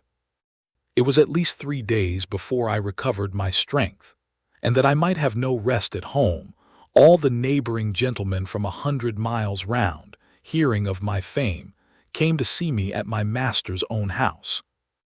There could not be fewer than 30 persons with their wives and children, for the country is very populous, and my master demanded the rate of a full room whenever he showed me at home, although it were only to a single family, so that for some time I had but little ease every day of the week, except Wednesday, which is their Sabbath, although I were not carried to the town. My master, finding how profitable I was likely to be, resolved to carry me to the most considerable cities of the kingdom. Having therefore provided himself with all things necessary for a long journey and settled his affairs at home, he took leave of his wife, and upon the 17th of August, 1703, about 2 months after my arrival, we set out for the metropolis, situated near the middle of that empire, and about 3,000 miles distance from our house. My master made his daughter Glumdalclitch ride behind him. She carried me on her lap, in a box tied about her waist. The girl had lined it on all sides with the softest cloth she could get, well quilted underneath, furnished it with her baby's bed, provided me with linen and other necessaries, and made everything as convenient as she could. We had no other company but a boy of the house, who rode after us with the luggage. My master's design was to show me in all the towns by the way, and to step out of the road for 50 or 100 miles, to any village or person of quality's house, where he might expect custom. We made easy journeys of not above 7 or 8 score miles a day, for Glumdalclitch, on purpose to spare me, complained she was tired with the trotting of the horse. She often took me out of my box at my own desire to give me air and show me the country, but always held me fast by a leading string. We passed over 5 or 6 rivers, many degrees broader and deeper than the Nile or the Ganges, and there was hardly a rivulet so small as the Thames at London Bridge. We were 10 weeks in our journey, and I was shown in 18 large towns, besides many villages and private families. On the 26th day of October, we arrived at the metropolis, called in their language Lorbrogrud, or Pride of the Universe. My master took a lodging in the principal street of the city, not far from the royal palace, and put out bills in the usual form, containing an exact description of my person and parts. He hired a large room between 300 and 400 feet wide. He provided a table 60 feet in diameter, upon which I was to act my part, and palisadoed it round 3 feet from the edge, and as many high to prevent my falling over. I was shown 10 times a day, to the wonder and satisfaction of all people. I could now speak the language tolerably well, and perfectly understood every word that was spoken to me. Besides, I had learnt their alphabet and could make a shift to explain a sentence here and there, for Glumdalclitch had been my instructor while we were at home and at leisure hours during our journey. She carried a little book in her pocket, not much larger than a Sanson's atlas. It was a common treatise for the use of young girls, giving a short account of their religion. Out of this she taught me my letters and interpreted the words. Chapter 3. The author sent for to court. The queen buys him of his master the farmer and presents him to the king. He disputes with his majesty's great scholars, an apartment at court provided for the author. He is in high favor with the queen. He stands up for the honor of his own country, his quarrels with the queen's dwarf. The frequent labors I underwent every day made, in a few weeks, a very considerable change in my health. The more my master got by me, the more insatiable he grew. I had quite lost my stomach and was almost reduced to a skeleton. The farmer observed it, and concluding I must soon die, resolved to make as good a hand of me as he could. While he was thus reasoning and resolving with himself, a sardral, or gentleman usher, came from court, commanding my master to carry me immediately thither for the diversion of the queen and her ladies. Some of the latter had already been to see me, and reported strange things of my beauty, behavior, and good sense.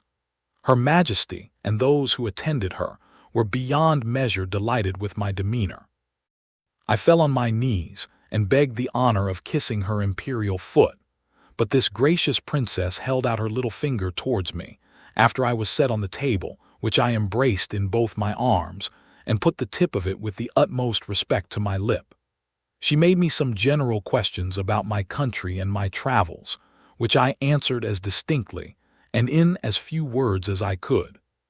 She asked whether I could be content to live at court.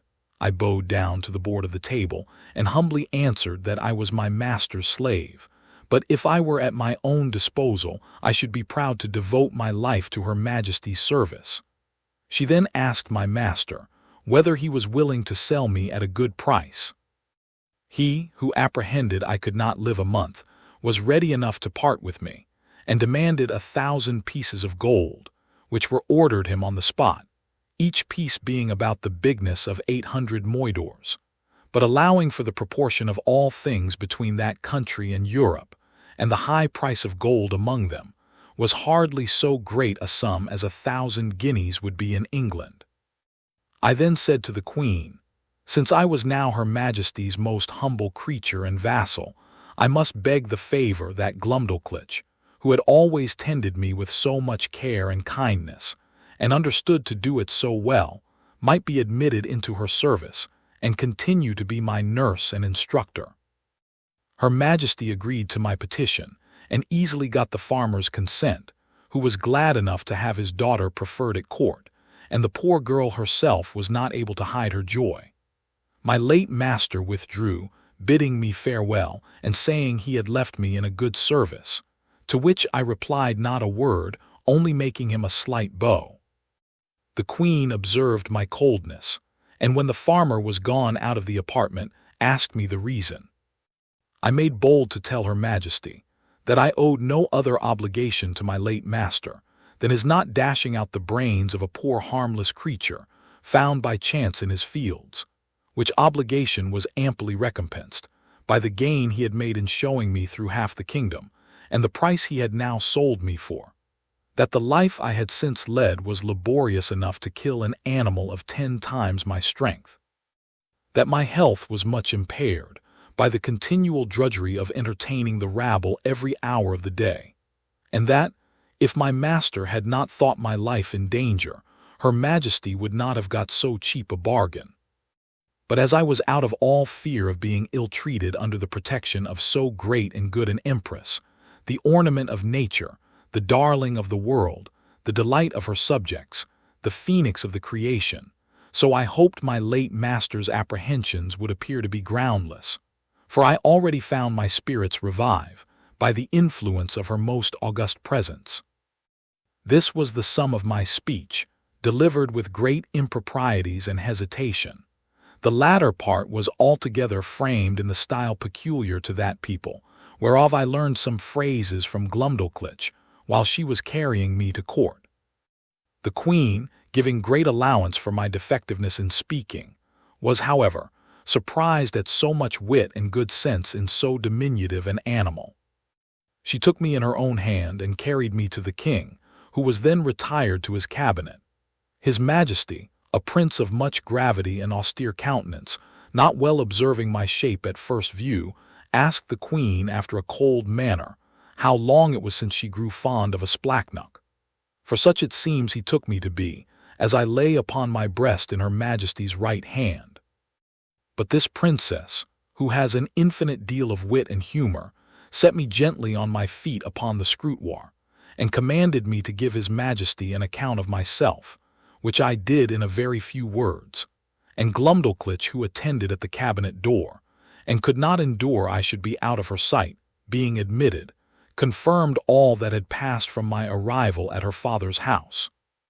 The King, although he be as learned a person as any in his dominions, had been educated in the study of philosophy, and particularly mathematics.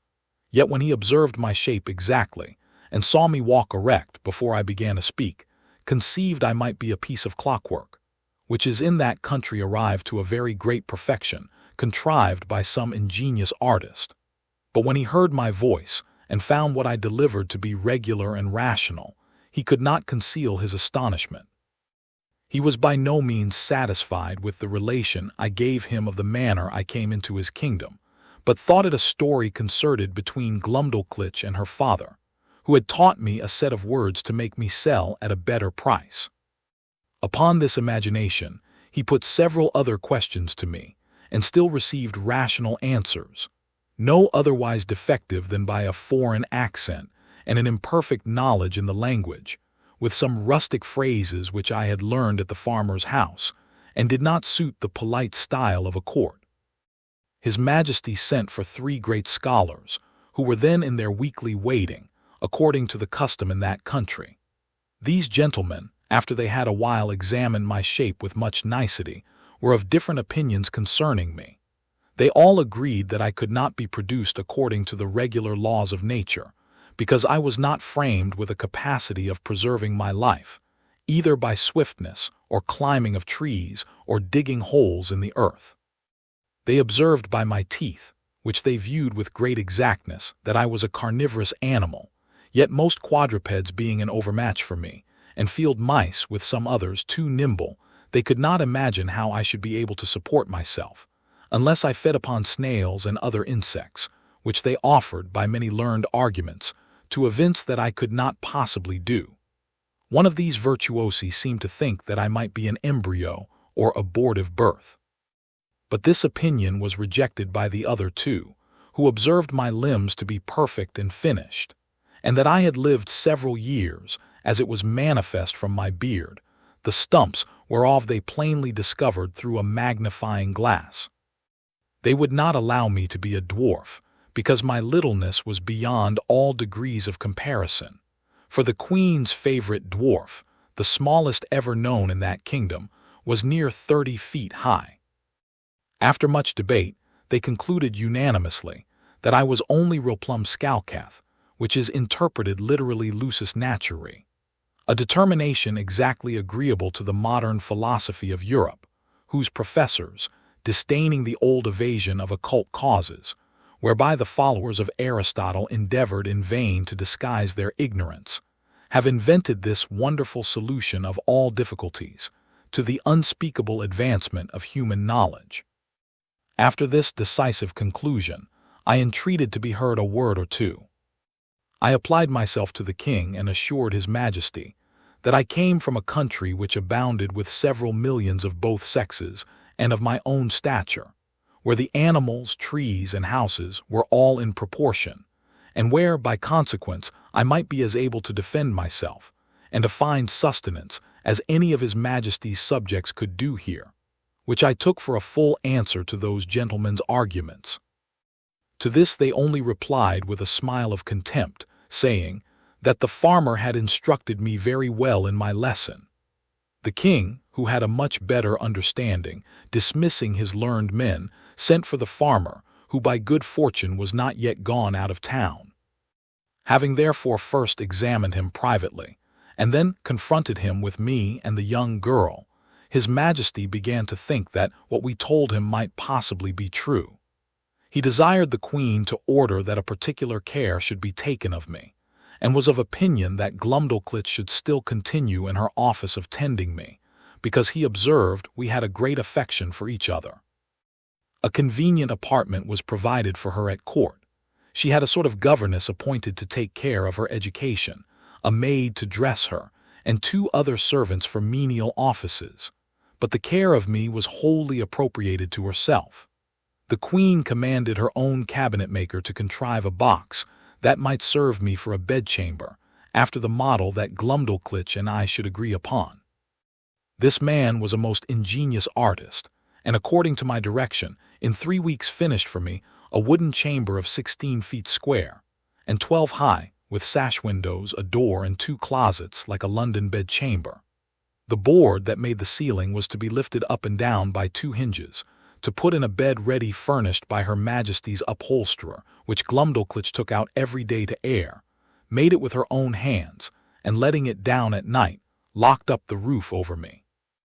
A nice workman, who was famous for little curiosities, undertook to make me 2 chairs, with backs and frames, of a substance not unlike ivory, and 2 tables, with a cabinet to put my things in.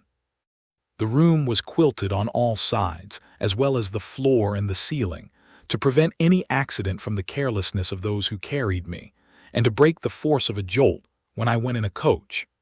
I desired a lock for my door, to prevent rats and mice from coming in. The smith, after several attempts, made the smallest that ever was seen among them, for I have known a larger at the gate of a gentleman's house in England. I made a shift to keep the key in a pocket of my own, fearing Glumdalclitch might lose it. The queen likewise ordered the thinnest silks that could be gotten, to make me clothes, not much thicker than an English blanket, very cumbersome till I was accustomed to them. They were after the fashion of the kingdom, partly resembling the Persian and partly the Chinese, and are a very grave and decent habit. The queen became so fond of my company that she could not dine without me. I had a table placed upon the same at which Her Majesty ate, just at her left elbow, and a chair to sit on. Glumdalclitch stood on a stool on the floor near my table to assist and take care of me. I had an entire set of silver dishes and plates and other necessaries, which, in proportion to those of the queen, were not much bigger than what I have seen in a London toy shop for the furniture of a baby house. These my little nurse kept in her pocket in a silver box, and gave me at meals as I wanted them, always cleaning them herself. No person dined with the queen but the two princesses royal, the eldest 16 years old, and the younger at that time 13 and a month. Her Majesty used to put a bit of meat upon one of my dishes, out of which I carved for myself, and her diversion was to see me eat in miniature. For the queen, who had indeed but a weak stomach, took up, at one mouthful, as much as a dozen English farmers could eat at a meal, which to me was for some time a very nauseous sight. She would crunch the wing of a lark, bones and all, between her teeth, although it were 9 times as large as that of a full-grown turkey, and put a bit of bread into her mouth as big as 2 12-penny loaves. She drank out of a golden cup, above a hogshead at a draught. Her knives were twice as long as a scythe, set straight upon the handle. The spoons, forks, and other instruments were all in the same proportion. I remember when Glumdalclitch carried me, out of curiosity, to see some of the tables at court, where 10 or a dozen of those enormous knives and forks were lifted up together. I thought I had never till then beheld so terrible a sight.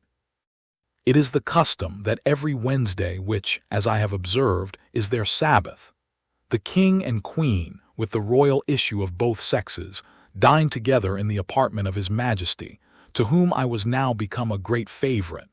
And at these times my little chair and table were placed at his left hand, before one of the salt cellars. This prince took a pleasure in conversing with me, inquiring into the manners, religion, laws, government, and learning of Europe, wherein I gave him the best account I was able. His apprehension was so clear, and his judgment so exact, that he made very wise reflections and observations upon all I said. But I confess that after I had been a little too copious in talking of my own beloved country, of our trade and wars by sea and land, of our schisms in religion and parties in the state, the prejudices of his education prevailed so far that he could not forbear taking me up in his right hand, and stroking me gently with the other, after a hearty fit of laughing, asked me whether I was a Whig or Tory. Then turning to his first minister, who waited behind him with a white staff, near as tall as the mainmast of the royal sovereign, he observed, how contemptible a thing was human grandeur, which could be mimicked by such diminutive insects as I. And yet, says he, I dare engage these creatures have their titles and distinctions of honor. They contrive little nests and burrows that they call houses and cities. They make a figure in dress and equipage. They love, they fight, they dispute, they cheat, they betray. And thus he continued on, while my color came and went several times with indignation to hear our noble country, the mistress of arts and arms, the scourge of France, the arbitress of Europe, the seat of virtue, piety, honor, and truth, the pride and envy of the world, so contemptuously treated. But as I was not in a condition to resent injuries, so, upon mature thoughts, I began to doubt whether I was injured or no. For, after having been accustomed several months to the sight and converse of this people, and observed every object upon which I cast my eyes to be of proportionable magnitude, the horror I had at first conceived from their bulk and aspect was so far worn off, that if I had then beheld a company of English lords and ladies in their finery and birthday clothes, acting their several parts in the most courtly manner of strutting, and bowing, and prating, to say the truth, I should have been strongly tempted to laugh as much at them as the king and his grandees did at me. Neither, indeed, could I forbear smiling at myself, when the queen used to place me upon her hand towards a looking-glass, by which both our persons appeared before me in full view together, and there could be nothing more ridiculous than the comparison, so that I really began to imagine myself dwindled many degrees below my usual size. Nothing angered and mortified me so much as the Queen's dwarf, who, being of the lowest stature that was ever in that country, for I verily think he was not full 30 feet high, became so insolent at seeing a creature so much beneath him, that he would always affect to swagger and look big as he passed by me in the Queen's antechamber, while I was standing on some table talking with the lords or ladies of the court, and he seldom failed of a smart word or two upon my littleness, against which I could only revenge myself by calling him brother, challenging him to wrestle, and such repartees as are usually in the mouths of court pages. One day at dinner, this malicious little cub was so nettled with something I had said to him, that, raising himself upon the frame of Her Majesty's chair, he took me up by the middle, as I was sitting down, not thinking any harm, and let me drop into a large silver bowl of cream, and then ran away as fast as he could. I fell over head and ears, and if I had not been a good swimmer, it might have gone very hard with me, for Glumdalclitch in that instant happened to be at the other end of the room, and the Queen was in such a fright that she wanted presence of mind to assist me. But my little nurse ran to my relief, and took me out, after I had swallowed above a quart of cream. I was put to bed. However, I received no other damage than the loss of a suit of clothes, which was utterly spoiled. The dwarf was soundly whipped, and as a farther punishment, forced to drink up the bowl of cream into which he had thrown me. Neither was he ever restored to favor, for soon after the Queen bestowed him on a lady of high quality, so that I saw him no more, to my very great satisfaction, for I could not tell to what extremities such a malicious urchin might have carried his resentment. He had before served me a scurvy trick, which set the Queen a-laughing, although at the same time she was heartily vexed, and would have immediately cashiered him if I had not been so generous as to intercede. Her Majesty had taken a marrow bone upon her plate, and after knocking out the marrow, placed the bone again in the dish erect, as it stood before. The dwarf, watching his opportunity, while Glumdalclitch was gone to the sideboard, mounted the stool that she stood on to take care of me at meals, took me up in both hands, and squeezing my legs together, wedged them into the marrow bone above my waist, where I stuck for some time, and made a very ridiculous figure. I believe it was near a minute before anyone knew what was become of me, for I thought it below me to cry out. But, as princes seldom get their meat hot, my legs were not scalded, only my stockings and breeches in a sad condition. The dwarf, at my entreaty, had no other punishment than a sound whipping. I was frequently rallied by the Queen upon account of my fearfulness, and she used to ask me whether the people of my country were as great cowards as myself. The occasion was this: the kingdom is much pestered with flies in summer, and these odious insects, each of them as big as a Dunstable lark, hardly gave me any rest while I sat at dinner, with their continual humming and buzzing about mine ears. They would sometimes alight upon my victuals and leave their loathsome excrement or spawn behind, which to me was very visible, though not to the natives of that country, whose large optics were not so acute as mine, in viewing smaller objects. Sometimes they would fix upon my nose or forehead, where they stung me to the quick, smelling very offensively, and I could easily trace that viscous matter which, our naturalists tell us, enables those creatures to walk with their feet upwards upon a ceiling. I had much ado to defend myself against these detestable animals, and could not forbear starting when they came on my face.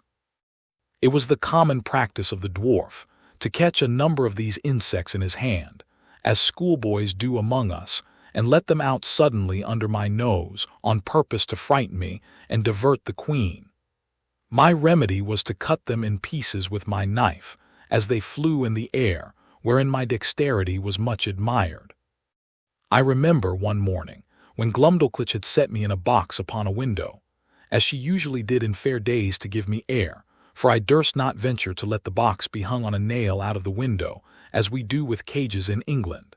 After I had lifted up one of my sashes, and sat down at my table to eat a piece of sweet cake for my breakfast, above 20 wasps, allured by the smell, came flying into the room, humming louder than the drones of as many bagpipes.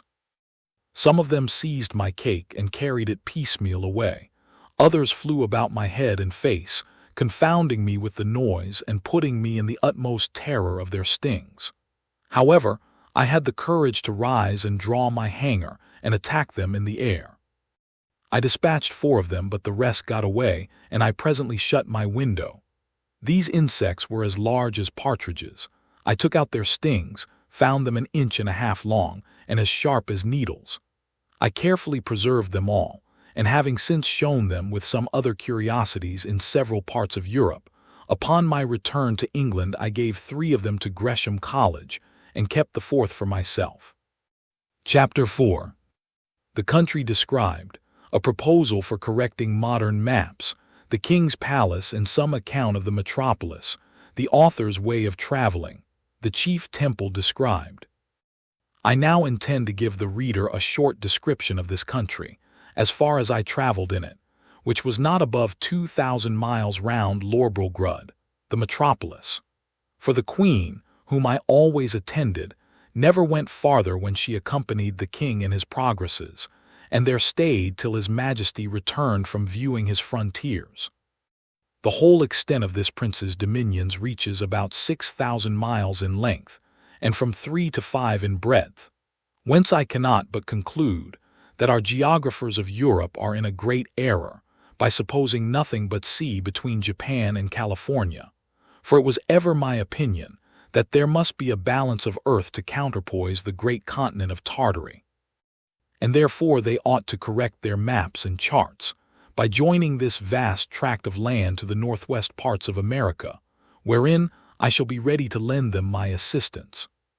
The kingdom is a peninsula, terminated to the northeast by a ridge of mountains 30 miles high, which are altogether impassable by reason of the volcanoes upon the tops. Neither do the most learned know what sort of mortals inhabit beyond those mountains, or whether they be inhabited at all. On the 3 other sides, it is bounded by the ocean. There is not one seaport in the whole kingdom, and those parts of the coasts into which the rivers issue are so full of pointed rocks, and the sea generally so rough, that there is no venturing with the smallest of their boats, so that these people are wholly excluded from any commerce with the rest of the world. But the large rivers are full of vessels, and abound with excellent fish, for they seldom get any from the sea, because the sea fish are of the same size with those in Europe, and consequently not worth catching, whereby it is manifest that nature, in the production of plants and animals of so extraordinary a bulk, is wholly confined to this continent, of which I leave the reasons to be determined by philosophers. However, now and then they take a whale that happens to be dashed against the rocks, which the common people feed on heartily. These whales I have known so large that a man could hardly carry one upon his shoulders, and sometimes, for curiosity, they are brought in hampers to Lorbrulgrud. I saw one of them in a dish at the king's table which passed for a rarity, but I did not observe he was fond of it, for I think, indeed, the bigness disgusted him, although I have seen one somewhat larger in Greenland. The country is well inhabited, for it contains 51 cities, near 100 walled towns, and a great number of villages. To satisfy my curious reader, it may be sufficient to describe Lorbrulgrud. This city stands upon almost 2 equal parts, on each side the river that passes through. It contains above 80,000 houses, and about 600,000 inhabitants. It is in length 3 glomglungs, which make about 54 English miles, and 2.5 in breadth, as I measured it myself in the royal map made by the king's order, which was laid on the ground on purpose for me, and extended 100 feet. I paced the diameter and circumference several times barefoot, and computing by the scale, measured it pretty exactly. The king's palace is no regular edifice, but a heap of buildings, about 7 miles round. The chief rooms are generally 240 feet high, and broad and long in proportion. A coach was allowed to Glumdalclitch and me, wherein her governess frequently took her out to see the town or go among the shops, and I was always of the party, carried in my box.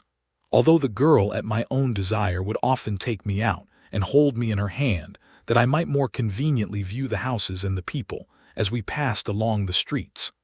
I reckon our coach to be about a square of Westminster Hall, but not altogether so high. However, I cannot be very exact. One day the governess ordered our coachman to stop at several shops, where the beggars, watching their opportunity, crowded to the sides of the coach, and gave me the most horrible spectacle that ever a European eye beheld.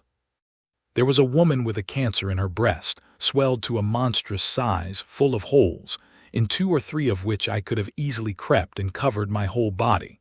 There was a fellow with a wen in his neck, larger than 5 wool packs, and another with a couple of wooden legs, each about 20 feet high. But the most hateful sight of all was the lice crawling on their clothes. I could see distinctly the limbs of these vermin with my naked eye, much better than those of a European louse through a microscope, and their snouts with which they rooted like swine. They were the first I had ever beheld, and I should have been curious enough to dissect one of them, if I had had proper instruments, which I unluckily left behind me in the ship, although, indeed, the sight was so nauseous that it perfectly turned my stomach. Besides the large box in which I was usually carried, the Queen ordered a smaller one to be made for me, of about 12 feet square and 10 high, for the convenience of traveling, because the other was somewhat too large for Glumdalclitch's lap and cumbersome in the coach. It was made by the same artist, whom I directed in the whole contrivance. This traveling closet was an exact square, with a window in the middle of 3 of the squares, and each window was latticed with iron wire on the outside, to prevent accidents in long journeys. On the 4th side, which had no window, 2 strong staples were fixed, through which the person that carried me, when I had a mind to be on horseback, put a leathern belt and buckled it about his waist. This was always the office of some grave trusty servant, in whom I could confide, whether I attended the king and queen in their progresses, or were disposed to see the gardens, or pay a visit to some great lady or minister of state in the court, when Glumdalclitch happened to be out of order.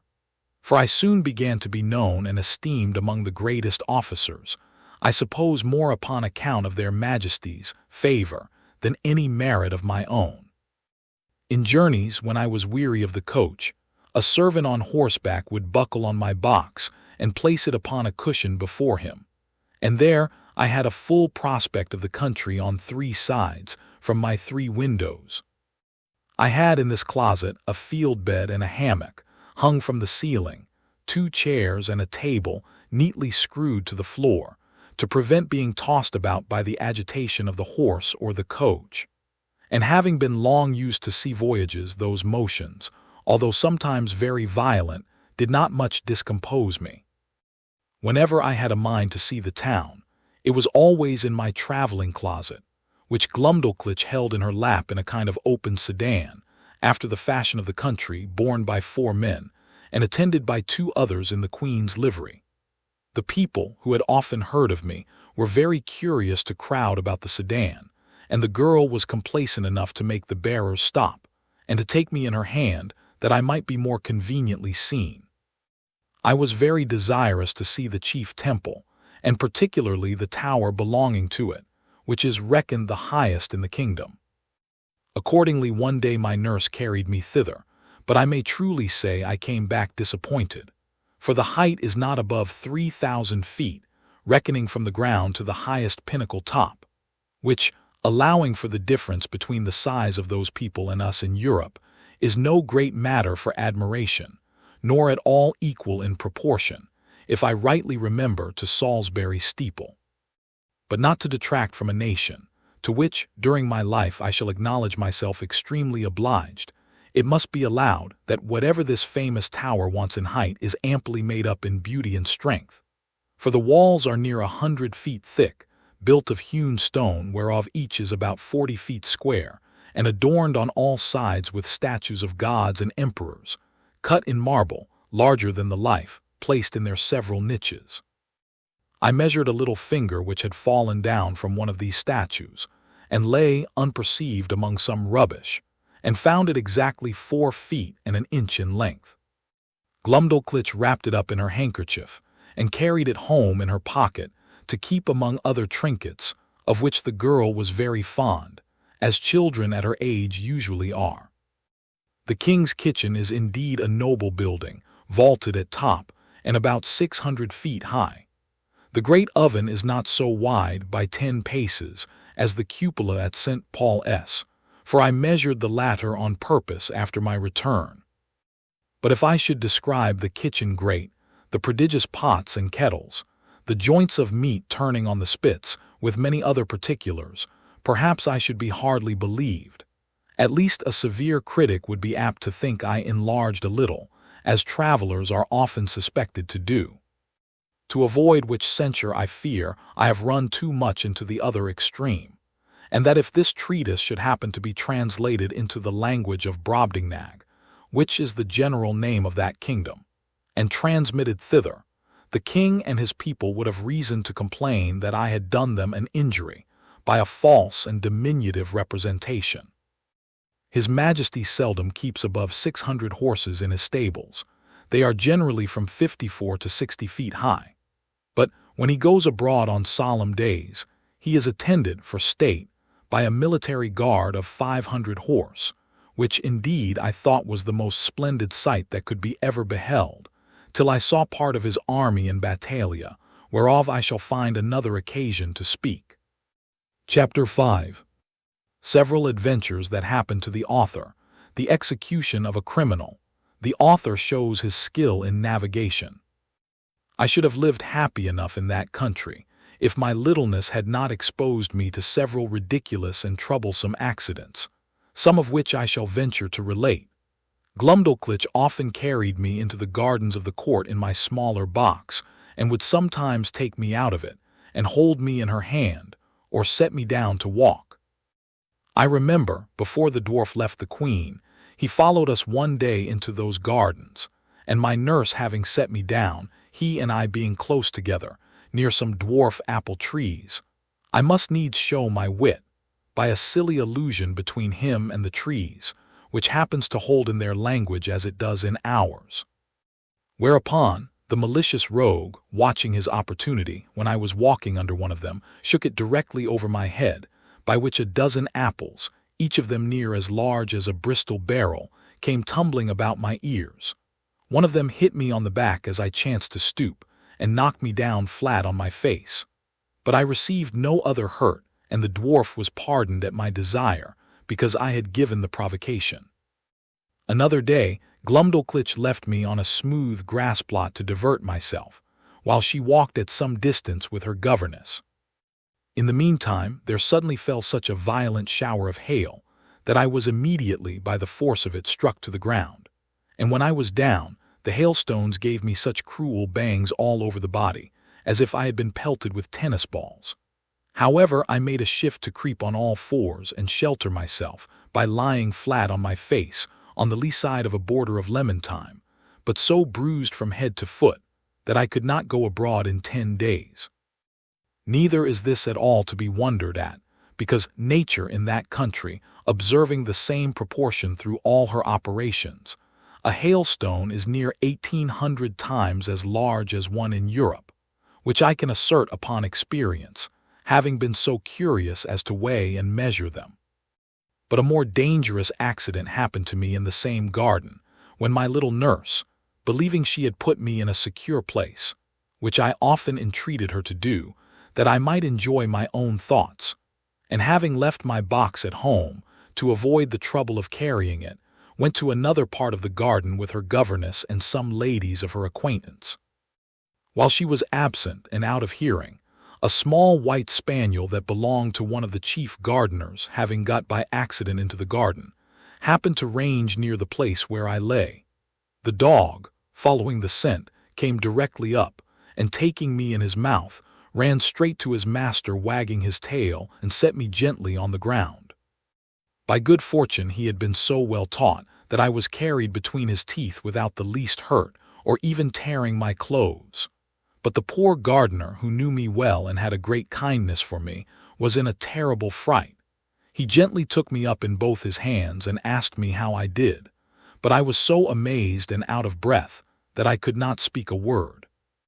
In a few minutes I came to myself, and he carried me safe to my little nurse, who, by this time, had returned to the place where she left me, and was in cruel agonies when I did not appear, nor answer when she called. She severely reprimanded the gardener on account of his dog.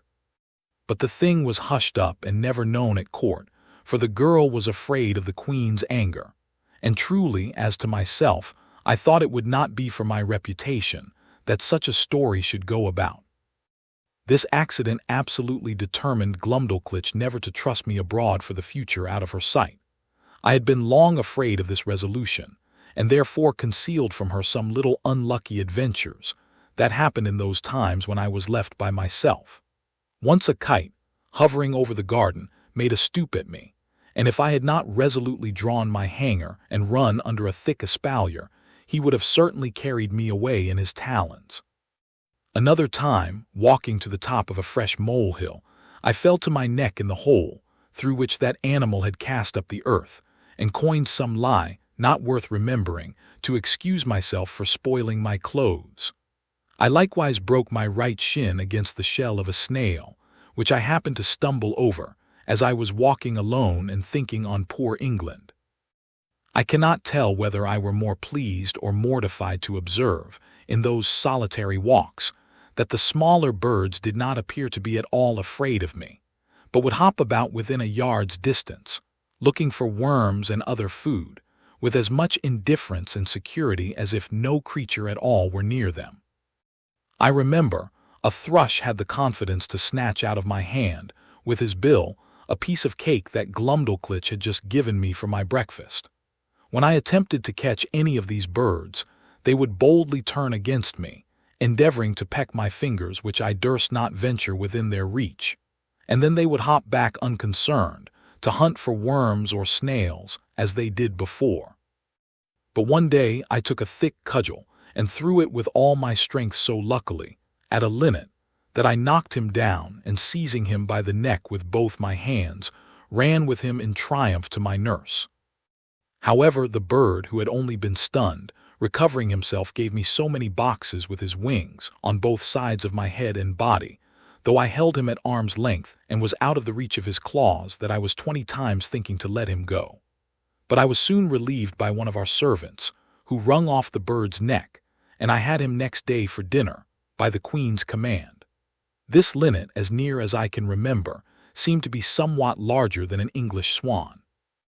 The maids of honor often invited Glumdalclitch to their apartments, and desired she would bring me along with her, on purpose to have the pleasure of seeing and touching me. They would often strip me naked from top to toe and lay me at full length in their bosoms, wherewith I was much disgusted because, to say the truth, a very offensive smell came from their skins, which I do not mention or intend to the disadvantage of those excellent ladies, for whom I have all manner of respect. But I conceive that my sense was more acute in proportion to my littleness, and that those illustrious persons were no more disagreeable to their lovers, or to each other, than people of the same quality are with us in England. And after all, I found their natural smell was much more supportable than when they used perfumes, under which I immediately swooned away. I cannot forget that an intimate friend of mine in Lilliput took the freedom in a warm day, when I had used a good deal of exercise, to complain of a strong smell about me, although I am as little faulty that way as most of my sex. But I suppose his faculty of smelling was as nice with regard to me as mine was to that of this people. Upon this point, I cannot forbear doing justice to the Queen my mistress, and Glumdalclitch my nurse, whose persons were as sweet as those of any lady in England. That which gave me most uneasiness among these maids of honor, when my nurse carried me to visit them, was to see them use me without any manner of ceremony, like a creature who had no sort of consequence. For they would strip themselves to the skin, and put on their smocks in my presence, while I was placed on their toilet, directly before their naked bodies, which I am sure to me was very far from being a tempting sight, or from giving me any other emotions than those of horror and disgust. Their skins appeared so coarse and uneven, so variously colored, when I saw them near, with a mole here and there as broad as a trencher, and hairs hanging from it thicker than pack-threads, to say nothing farther concerning the rest of their persons.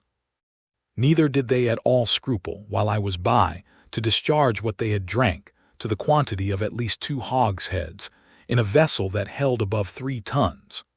The handsomest among these maids of honor, a pleasant, frolicsome girl of 16, would sometimes set me astride upon one of her nipples, with many other tricks, wherein the reader will excuse me for not being over-particular. But I was so much displeased, that I entreated Glumdalclitch to contrive some excuse for not seeing that young lady any more. One day, a young gentleman, who was nephew to my nurse's governess, came and pressed them both to see an execution. It was of a man who had murdered one of that gentleman's intimate acquaintance. Glumdalclitch was prevailed on to be of the company, very much against her inclination, for she was naturally tender-hearted, and as for myself, although I abhorred such kind of spectacles, yet my curiosity tempted me to see something that I thought must be extraordinary. The malefactor was fixed in a chair upon a scaffold erected for that purpose, and his head cut off at one blow with a sword of about 40 feet long.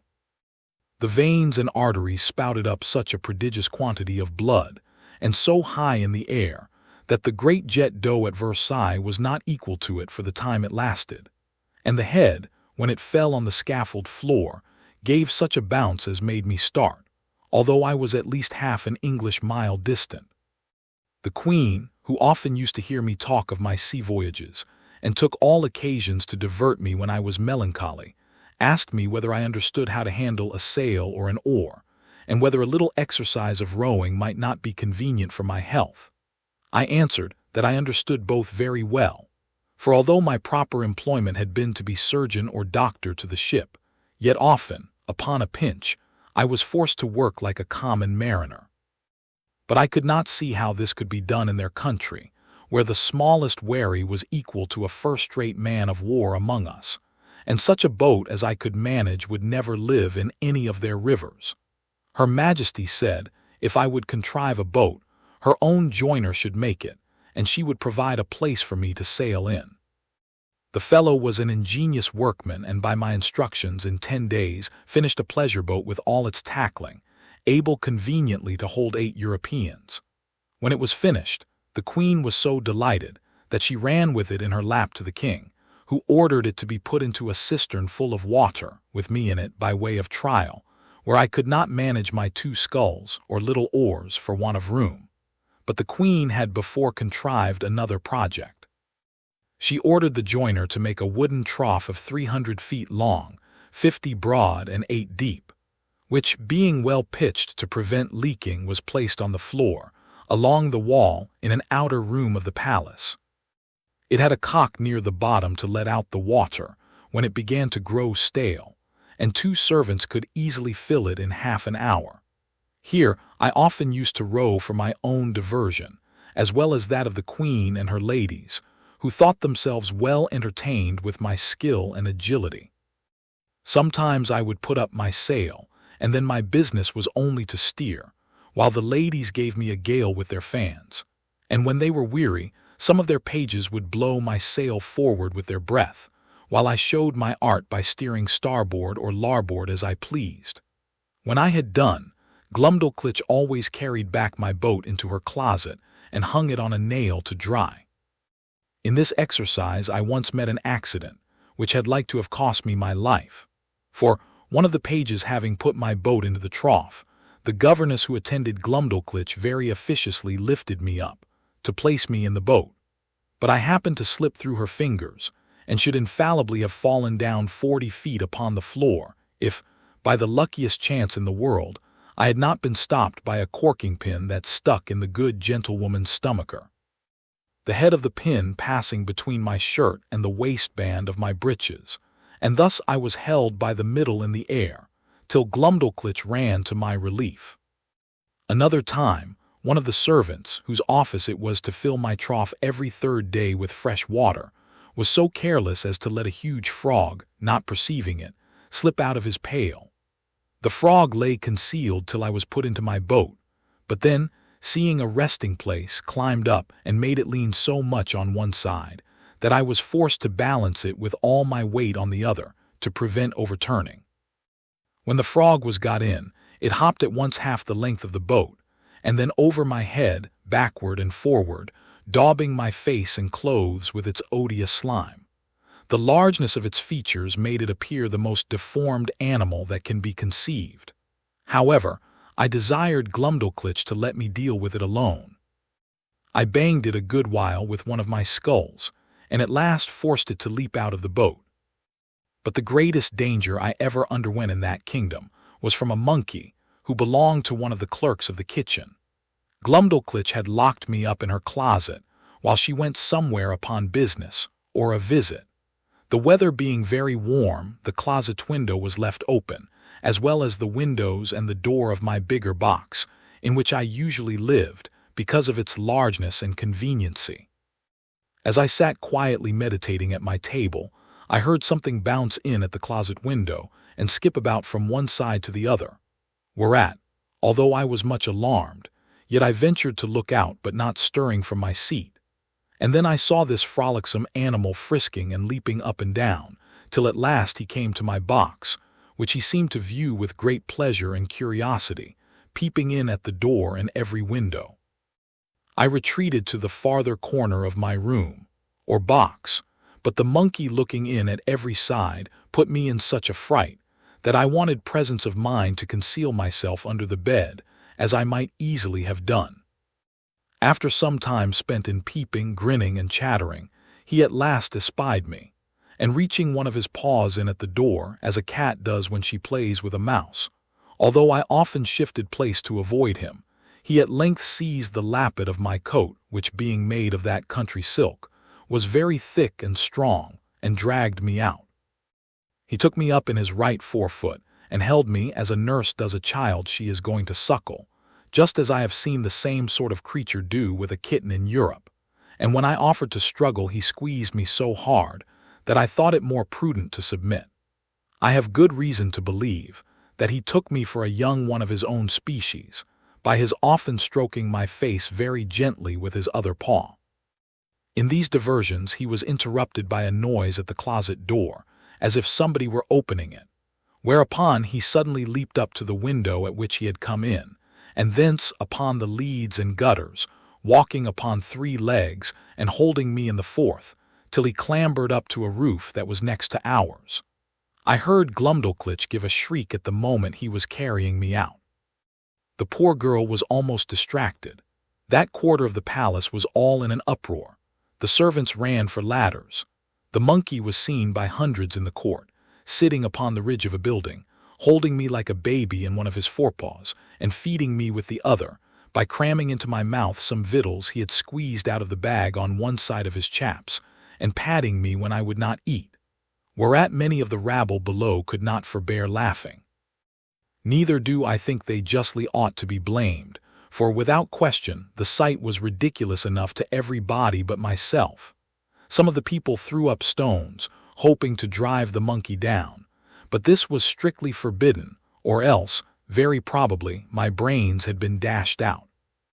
The ladders were now applied and mounted by several men, which the monkey observing and finding himself almost encompassed, not being able to make speed enough with his 3 legs, let me drop on a ridge tile and made his escape.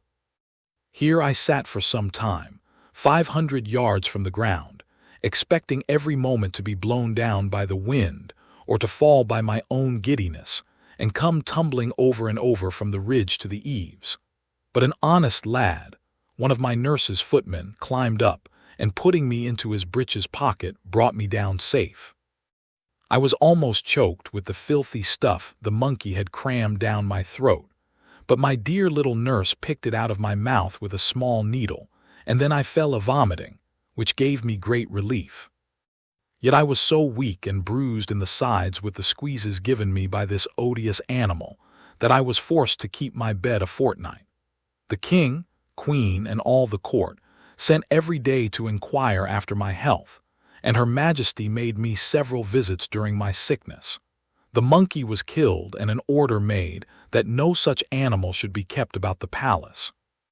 When I attended the king after my recovery, to return him thanks for his favors, he was pleased to rally me a good deal upon this adventure. He asked me what my thoughts and speculations were while I lay in the monkey's paw, how I liked the victuals he gave me, his manner of feeding, and whether the fresh air on the roof had sharpened my stomach. He desired to know what I would have done upon such an occasion in my own country. I told His Majesty that in Europe we had no monkeys except such as were brought for curiosity from other places, and so small that I could deal with a dozen of them together if they presumed to attack me. And as for that monstrous animal with whom I was so lately engaged, it was indeed as large as an elephant, if my fears had suffered me to think so far as to make use of my hanger. Looking fiercely, and clapping my hand on the hilt as I spoke, when he poked his paw into my chamber, perhaps I should have given him such a wound as would have made him glad to withdraw it with more haste than he put it in. This I delivered in a firm tone, like a person who was jealous lest his courage should be called in question. However, my speech produced nothing else beside a loud laughter, which all the respect due to His Majesty from those about him could not make them contain. This made me reflect how vain an attempt it is for a man to endeavor to do himself honor among those who are out of all degree of equality or comparison with him.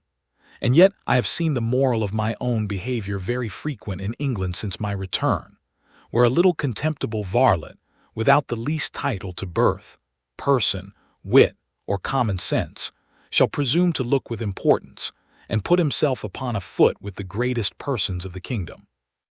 I was every day furnishing the court with some ridiculous story, and Glumdalclitch, although she loved me to excess, yet was arch enough to inform the Queen whenever I committed any folly that she thought would be diverting to Her Majesty.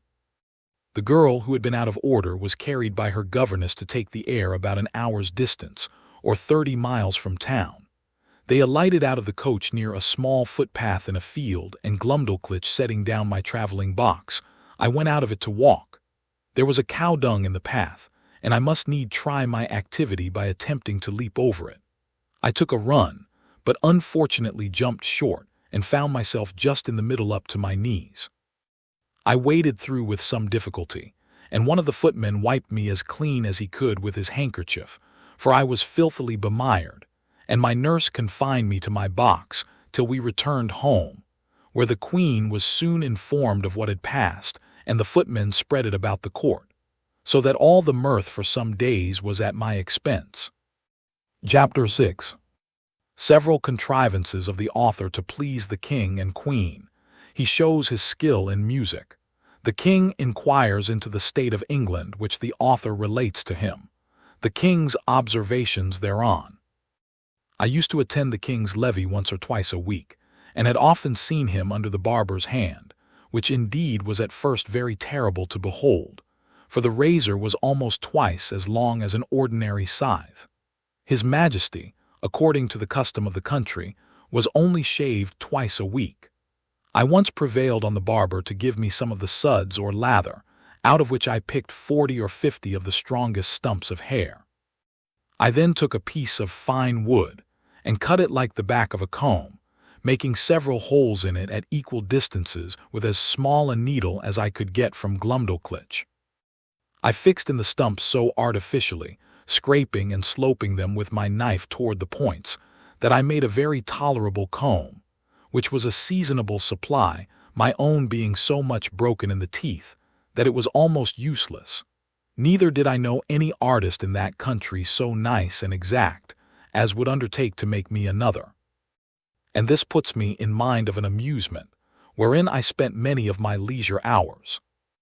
I desired the Queen's woman to save for me the combings of Her Majesty's hair, whereof in time I got a good quantity, and consulting with my friend the cabinet-maker, who had received general orders to do little jobs for me, I directed him to make 2 chair frames, no larger than those I had in my box, and to bore little holes with a fine awl round those parts where I designed the backs and seats.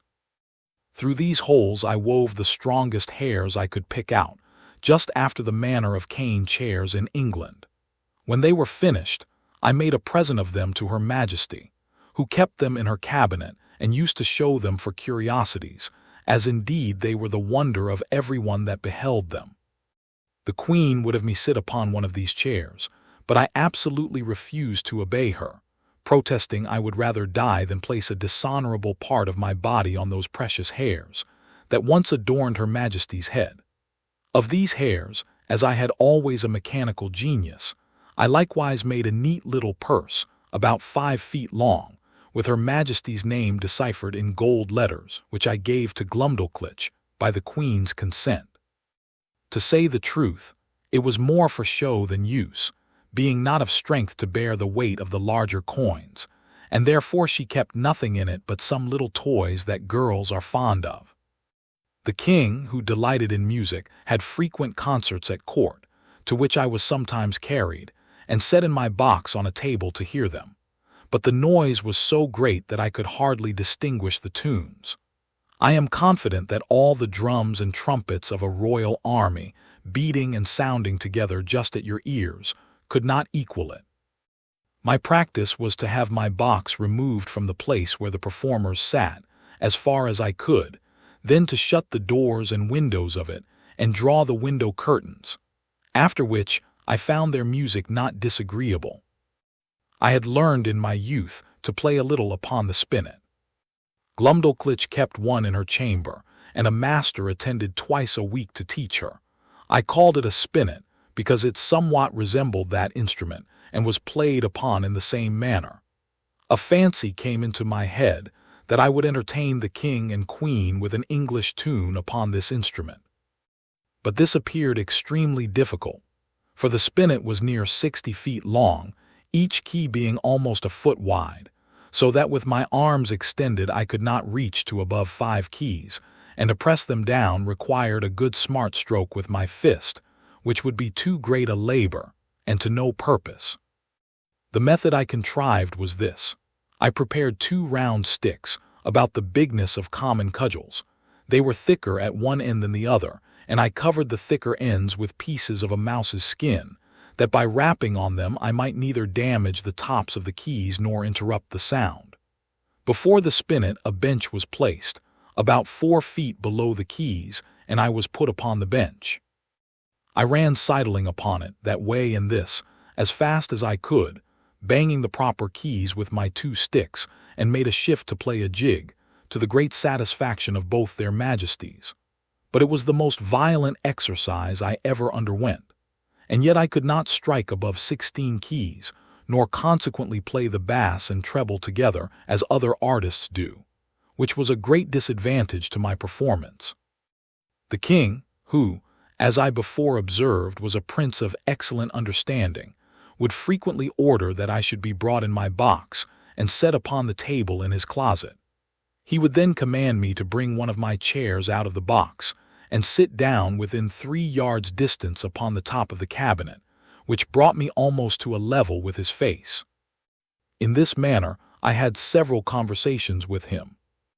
I one day took the freedom to tell His Majesty that the contempt he discovered towards Europe and the rest of the world did not seem answerable to those excellent qualities of mind that he was master of. That reason did not extend itself with the bulk of the body. On the contrary, we observed in our country that the tallest persons were usually the least provided with it. That among other animals, bees and ants had the reputation of more industry, art, and sagacity than many of the larger kinds, and that, as inconsiderable as he took me to be, I hoped I might live to do His Majesty some signal service. The King heard me with attention, and began to conceive a much better opinion of me than he had ever before. He desired I would give him as exact an account of the government of England as I possibly could, because, as fond as princes commonly are of their own customs, for so he conjectured of other monarchs by my former discourses, he should be glad to hear of anything that might deserve imitation. Imagine with thyself, courteous reader, how often I then wished for the tongue of Demosthenes or Cicero, that might have enabled me to celebrate the praise of my own dear native country in a style equal to its merits and felicity. I began my discourse by informing His Majesty that our dominions consisted of 2 islands which composed 3 mighty kingdoms, under one sovereign, beside our plantations in America. I dwelt long upon the fertility of our soil and the temperature of our climate. I then spoke at large upon the constitution of an English Parliament, partly made up of an illustrious body called the House of Peers, persons of the noblest blood and of the most ancient and ample patrimonies. I described that extraordinary care always taken of their education in arts and arms, to qualify them for being counselors both to the king and kingdom, to have a share in the legislature, to be members of the highest court of judicature, whence there can be no appeal, and to be champions always ready for the defense of their prince and country, by their valor, conduct, and fidelity. That these were the ornament and bulwark of the kingdom, worthy followers of their most renowned ancestors, whose honor had been the reward of their virtue, from which their posterity were never once known to degenerate. To these were joined several holy persons, as part of that assembly, under the title of bishops, whose peculiar business is to take care of religion, and of those who instruct the people therein. These were searched and sought out through the whole nation, by the prince and his wisest counselors, among such of the priesthood as were most deservedly distinguished by the sanctity of their lives, and the depth of their erudition, who were indeed the spiritual fathers of the clergy and the people. That the other part of the Parliament consisted of an assembly called the House of Commons, who were all principal gentlemen, freely picked and culled out by the people themselves, for their great abilities and love of their country, to represent the wisdom of the whole nation, and that these 2 bodies made up the most august assembly in Europe, to whom, in conjunction with the prince, the whole legislature is committed. I then descended to the courts of justice, over which the judges, those venerable sages and interpreters of the law, presided, for determining the disputed rights and properties of men, as well as for the punishment of vice and protection of innocence. I mentioned the prudent management of our treasury, the valor and achievements of our forces, by sea and land. I computed the number of our people, by reckoning how many millions there might be of each religious sect or political party among us. I did not omit even our sports and pastimes, or any other particular which I thought might redound to the honor of my country, and I finished all with a brief historical account of affairs and events in England for about 100 years past. This conversation was not ended under 5 audiences, each of several hours, and the king heard the whole with great attention, frequently taking notes of what I spoke, as well as memorandums of what questions he intended to ask me. When I had put an end to these long discourses, His Majesty, in a 6th audience, consulting his notes, proposed many doubts, queries, and objections upon every article. He asked, what methods were used to cultivate the minds and bodies of our young nobility, and in what kind of business they commonly spent the first and teachable parts of their lives. What course was taken to supply that assembly, when any noble family became extinct? What qualifications were necessary in those who are to be created new lords, whether the humor of the prince, a sum of money to a court lady, or a design of strengthening a party opposite to the public interest, ever happened to be the motive in those advancements?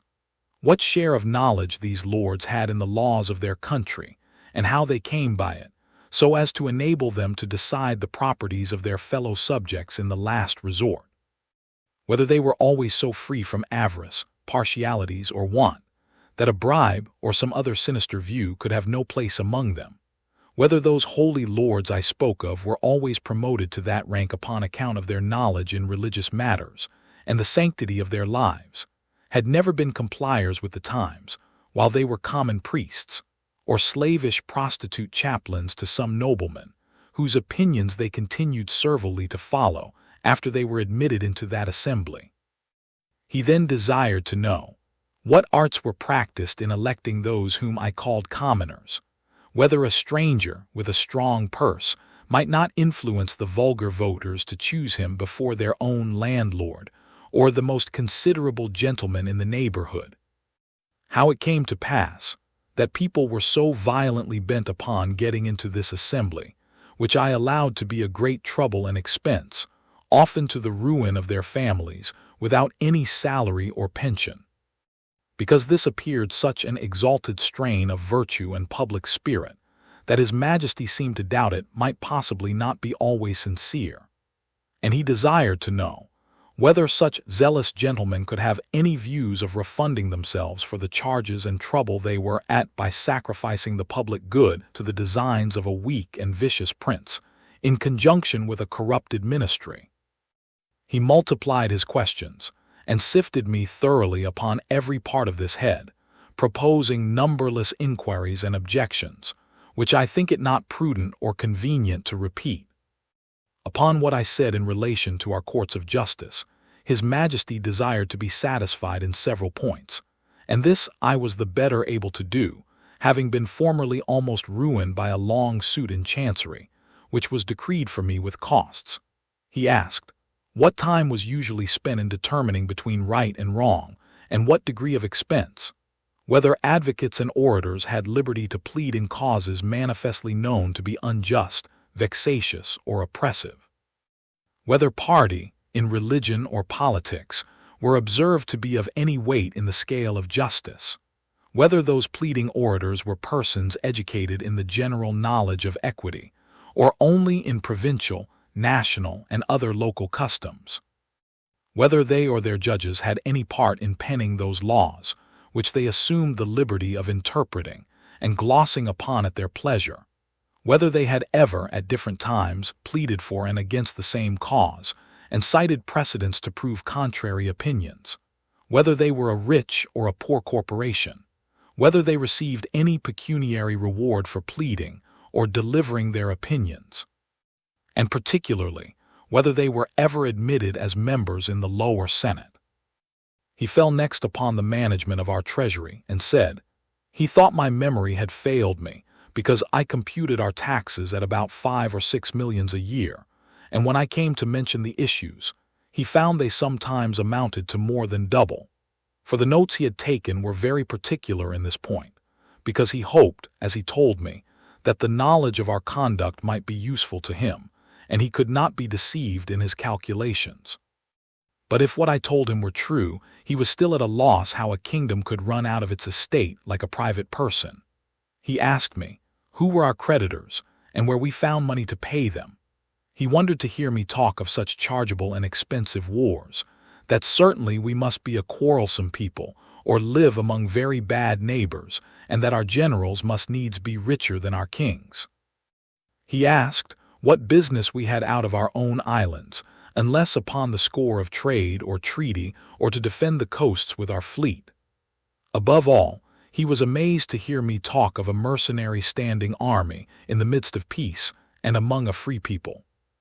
He said, if we were governed by our own consent in the persons of our representatives, he could not imagine of whom we were afraid, or against whom we were to fight, and would hear my opinion, whether a private man's house might not be better defended by himself, his children and family, than by 6 rascals, picked up at a venture in the streets for small wages, who might get 100 times more by cutting their throats. He laughed at my odd kind of arithmetic, as he was pleased to call it, in reckoning the numbers of our people, by a computation drawn from the several sects among us, in religion and politics. He said, he knew no reason why those who entertain opinions prejudicial to the public should be obliged to change, or should not be obliged to conceal them.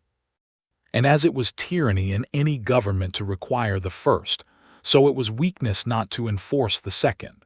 For a man may be allowed to keep poisons in his closet, but not to vend them about for cordials. He observed that among the diversions of our nobility and gentry I had mentioned gaming. He desired to know at what age this entertainment was usually taken up, and when it was laid down, how much of their time it employed, whether it ever went so high as to affect their fortunes, whether mean, vicious people, by their dexterity in that art, might not arrive at great riches, and sometimes keep our very nobles in dependence, as well as habituate them to vile companions, wholly take them from the improvement of their minds, and force them, by the losses they received, to learn and practice that infamous dexterity upon others.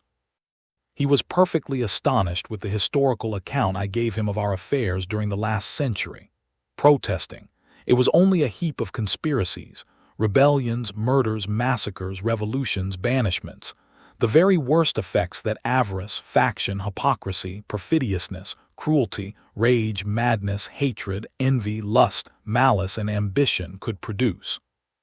His Majesty, in another audience, was at the pains to recapitulate the sum of all I had spoken, compared the questions he made with the answers I had given, then taking me into his hands and stroking me gently, delivered himself in these words, which I shall never forget, nor the manner he spoke them in.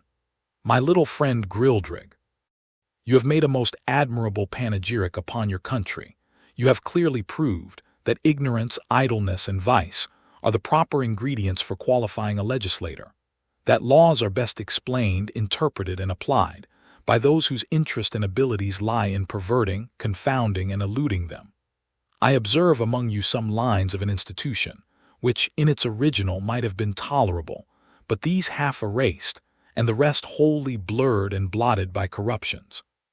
It does not appear, from all you have said, how any one perfection is required toward the procurement of any one station among you, much less that men are ennobled on account of their virtue, that priests are advanced for their piety or learning, soldiers for their conduct or valor, judges for their integrity, senators for the love of their country, or counselors for their wisdom. As for yourself, continued the king, who have spent the greatest part of your life in traveling, I am well disposed to hope you may hitherto have escaped many vices of your country.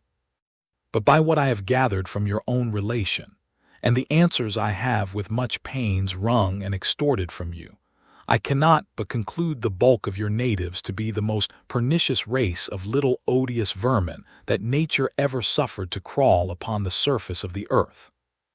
Chapter 7. The author's love of his country. He makes a proposal of much advantage to the king, which is rejected.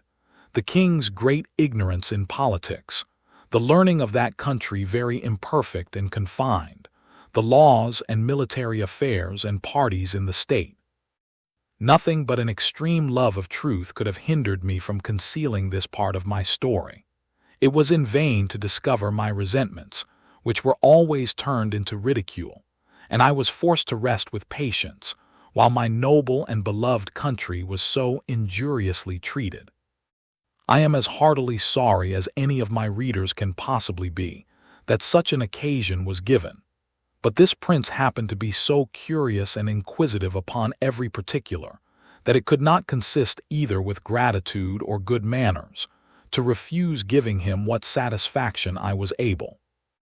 Yet thus much I may be allowed to say in my own vindication, that I artfully eluded many of his questions, and gave to every point a more favorable turn, by many degrees, than the strictness of truth would allow. For I have always borne that laudable partiality to my own country, which Dionysius Halicarnassensis, with so much justice, recommends to an historian. I would hide the frailties and deformities of my political mother, and place her virtues and beauties in the most advantageous light. This was my sincere endeavor in those many discourses I had with that monarch, although it unfortunately failed of success. But great allowances should be given to a king, who lives wholly secluded from the rest of the world, and must therefore be altogether unacquainted with the manners and customs that most prevail in other nations, the want of which knowledge will ever produce many prejudices, and a certain narrowness of thinking, from which we, and the politer countries of Europe, are wholly exempted. And it would be hard indeed, if so remote a prince's notions of virtue and vice were to be offered as a standard for all mankind.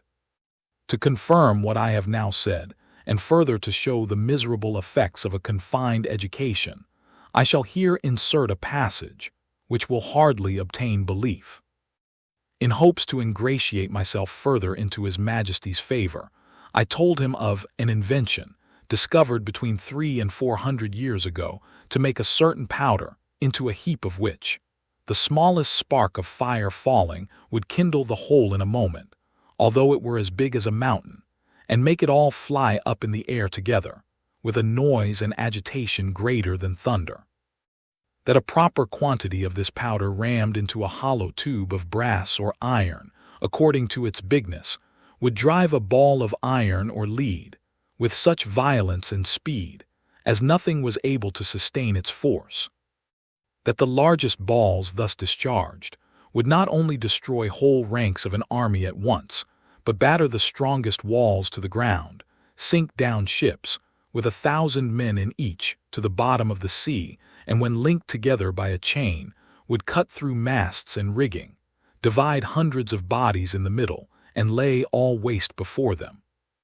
That we often put this powder into large hollow balls of iron, and discharged them by an engine into some city we were besieging, which would rip up the pavements, tear the houses to pieces, burst and throw splinters on every side, dashing out the brains of all who came near. That I knew the ingredients very well, which were cheap and common.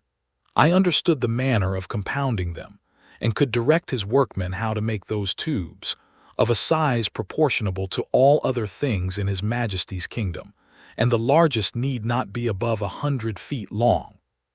20 or 30 of which tubes, charged with the proper quantity of powder and balls, would batter down the walls of the strongest town in his dominions in a few hours, or destroy the whole metropolis, if ever it should pretend to dispute his absolute commands. This I humbly offered to His Majesty, as a small tribute of acknowledgment, in turn for so many marks that I had received, of his royal favor and protection. The king was struck with horror at the description I had given of those terrible engines, and the proposal I had made. He was amazed how so impotent and groveling an insect as I, these were his expressions, could entertain such inhuman ideas, and in so familiar a manner, as to appear wholly unmoved at all the scenes of blood and desolation which I had painted as the common effects of those destructive machines, whereof, he said, some evil genius, enemy to mankind, must have been the first contriver. As for himself, he protested, that although few things delighted him so much as new discoveries in art or in nature, yet he would rather lose half his kingdom than be privy to such a secret, which he commanded me, as I valued any life, never to mention any more. A strange effect of narrow principles and views, that a prince possessed of every quality which procures veneration, love, and esteem, of strong parts, great wisdom, and profound learning, endowed with admirable talents and almost adored by his subjects, should from a nice, unnecessary scruple, whereof in Europe we can have no conception, let slip an opportunity put into his hands that would have made him absolute master of the lives, the liberties, and the fortunes of his people. Neither do I say this with the least intention to detract from the many virtues of that excellent king, whose character, I am sensible, will, on this account, be very much lessened in the opinion of an English reader. But I take this defect among them to have risen from their ignorance, by not having hitherto reduced politics into a science, as the more acute wits of Europe have done. For I remember very well in a discourse one day with the king, when I happened to say, there were several thousand books among us written upon the art of government. It gave him, directly contrary to my intention, a very mean opinion of our understandings. He professed both to abominate and despise all mystery, refinement, and intrigue, either in a prince or a minister.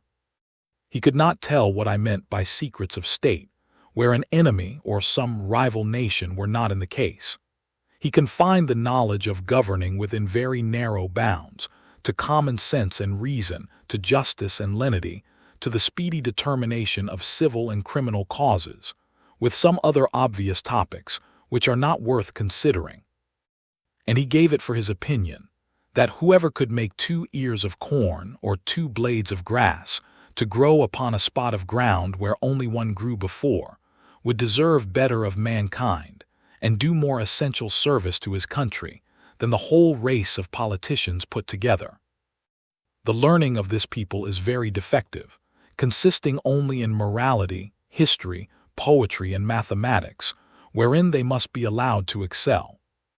But the last of these is wholly applied to what may be useful in life, to the improvement of agriculture and all mechanical arts, so that among us it would be little esteemed. And as to ideas, entities, abstractions, and transcendentals, I could never drive the least conception into their heads. No law in that country must exceed in words the number of letters in their alphabet, which consists only of 22, but indeed few of them extend even to that length. They are expressed in the most plain and simple terms, wherein those people are not mercurial enough to discover above one interpretation, and to write a comment upon any law is a capital crime. As to the decision of civil causes, or proceedings against criminals, their precedents are so few that they have little reason to boast of any extraordinary skill in either. They have had the art of printing, as well as the Chinese, time out of mind, but their libraries are not very large, for that of the king, which is reckoned the largest, does not amount to above 1,000 volumes placed in a gallery of 1,200 feet long, whence I had liberty to borrow what books I pleased. The Queen's joiner had contrived in one of Glumdalclitch's rooms a kind of wooden machine 25 feet high, formed like a standing ladder. The steps were each 50 feet long. It was indeed a movable pair of stairs, the lowest end placed at 10 feet distance from the wall of the chamber. The book I had a mind to read was put up leaning against the wall. I first mounted to the upper step of the ladder, and turning my face towards the book, began at the top of the page, and so walking to the right and left about 8 or 10 paces, according to the length of the lines, till I had gotten a little below the level of my eyes, and then descending gradually till I came to the bottom. After which I mounted again, and began the other page in the same manner, and so turned over the leaf, which I could easily do with both my hands, for it was as thick and stiff as a pasteboard, and in the largest folios not above 18 or 20 feet long. Their style is clear, masculine, and smooth, but not florid, for they avoid nothing more than multiplying unnecessary words or using various expressions. I have perused many of their books, especially those in history and morality. Among the rest, I was much diverted with a little old treatise, which always lay in Glumdalclitch's bed-chamber, and belonged to her governess, a grave elderly gentlewoman who dealt in writings of morality and devotion. The book treats of the weakness of humankind, and is in little esteem, except among the women and the vulgar. However, I was curious to see what an author of that country could say upon such a subject. This writer went through all the usual topics of European moralists, showing how diminutive, contemptible, and helpless an animal was man in his own nature, how unable to defend himself from inclemencies of the air or the fury of wild beasts, how much he was excelled by one creature in strength, by another in speed, by a third in foresight, by a fourth in industry.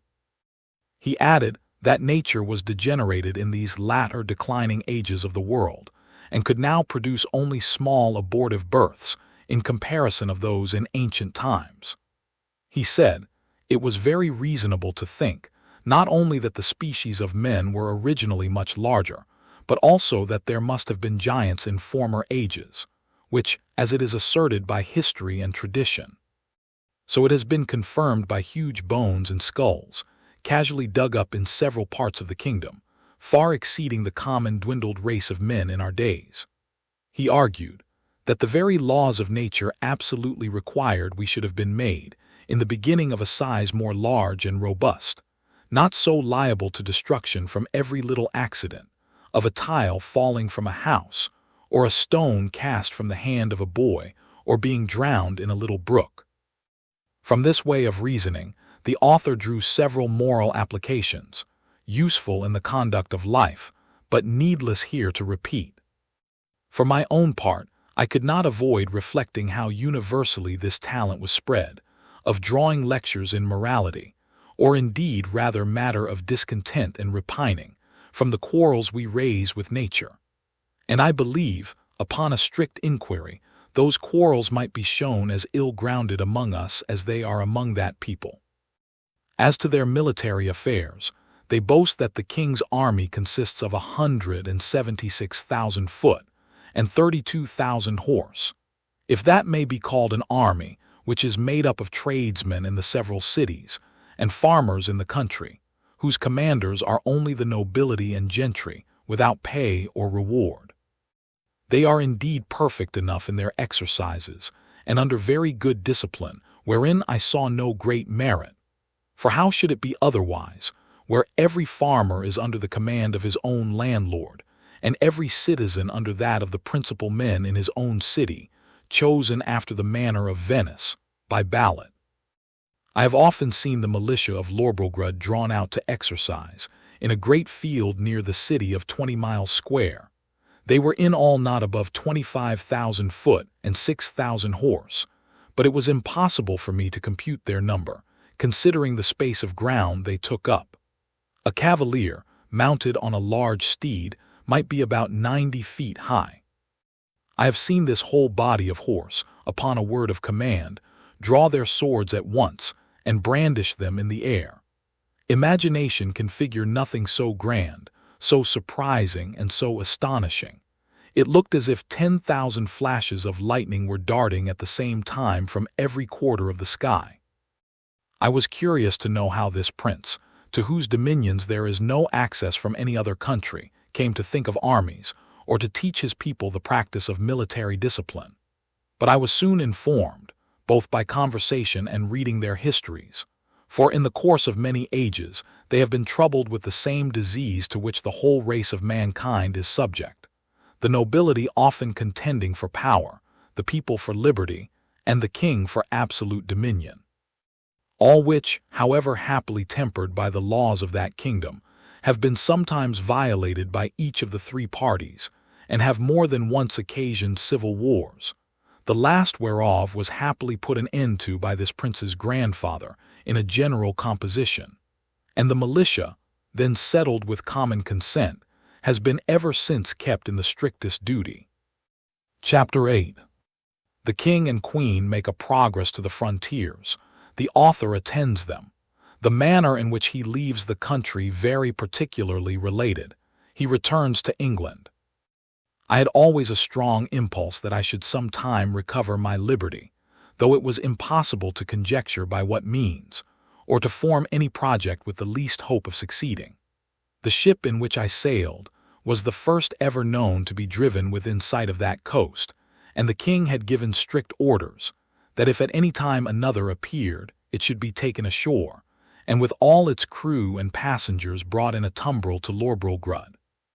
He was strongly bent to get me a woman of my own size, by whom I might propagate the breed.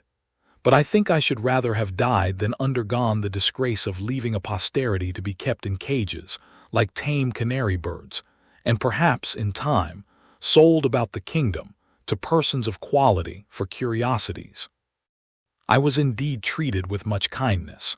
I was the favorite of a great king and queen, and the delight of the whole court.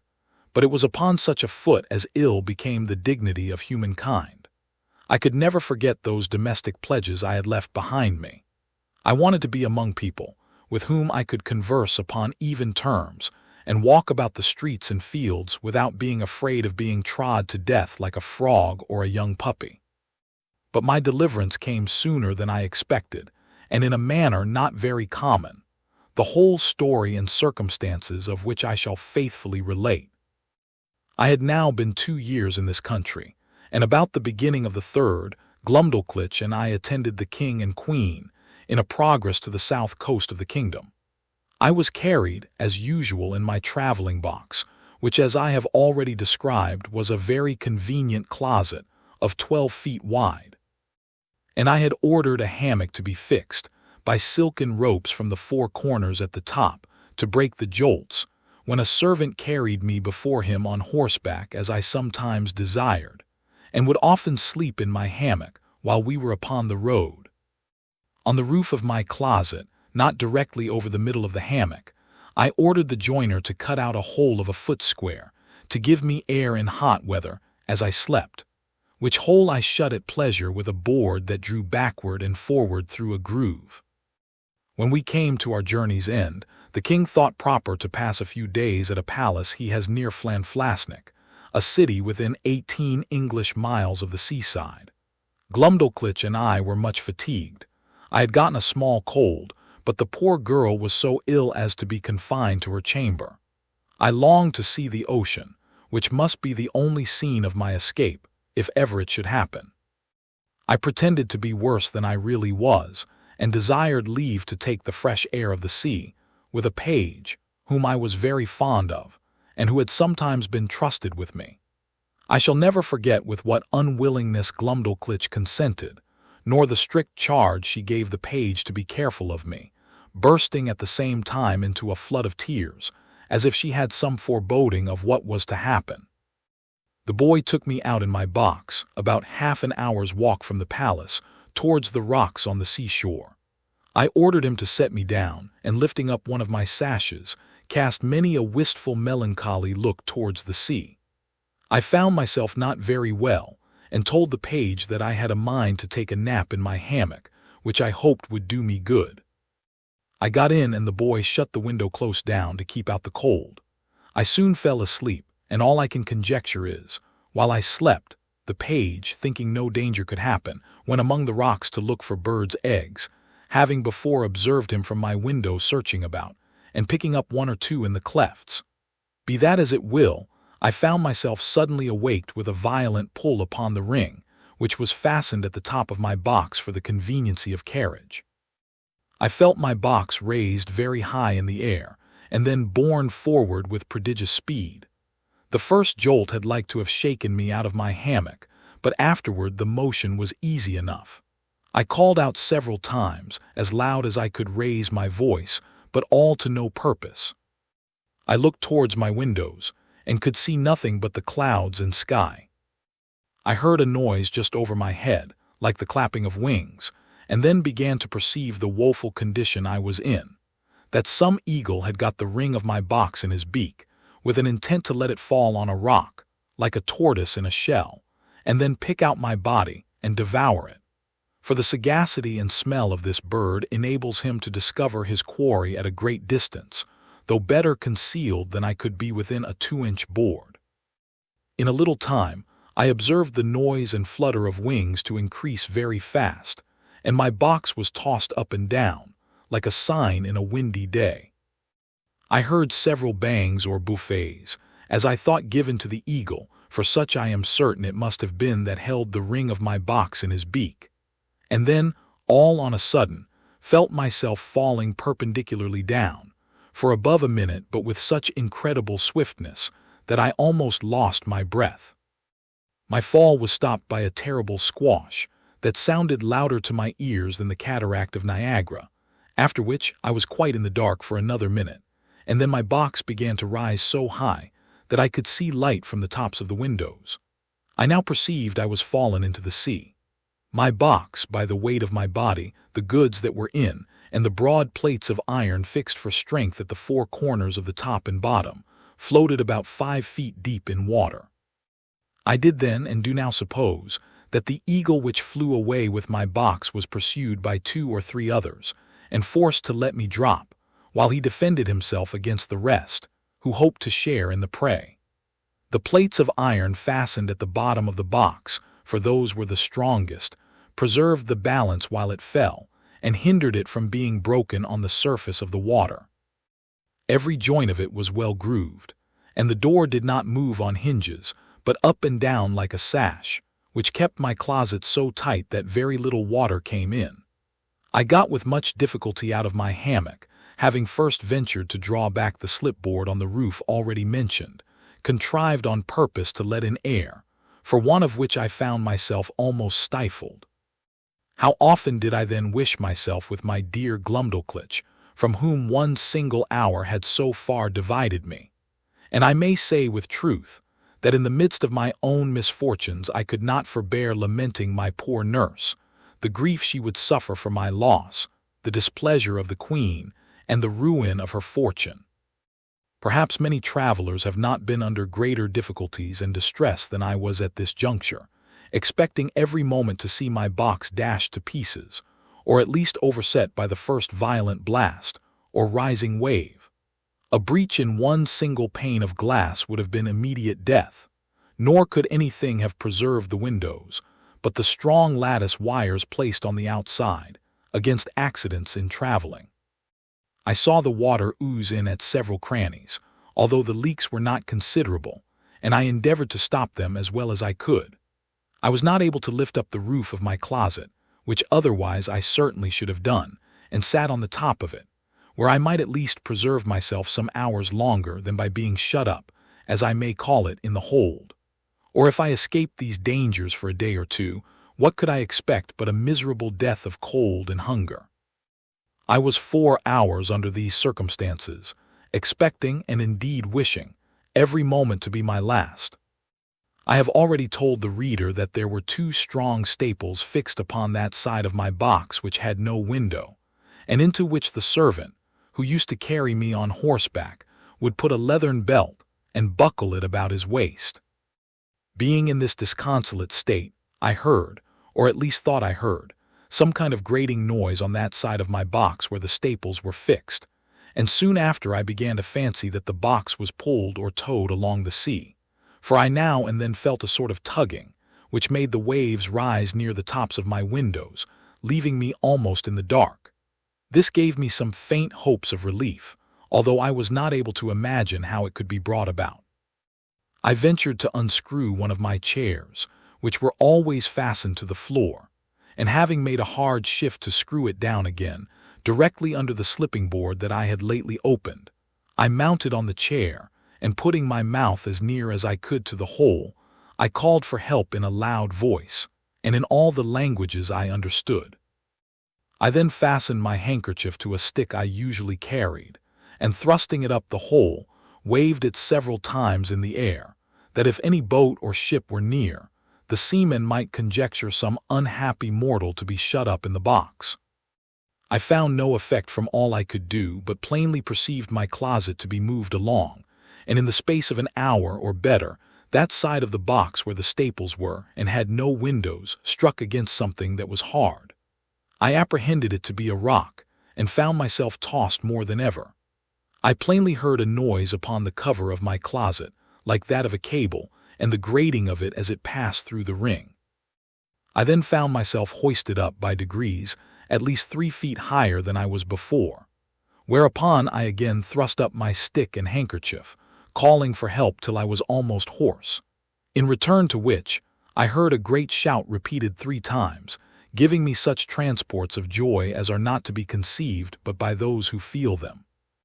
I now heard a trampling over my head, and somebody calling through the hole with a loud voice, in the English tongue, "If there be any body below, let them speak."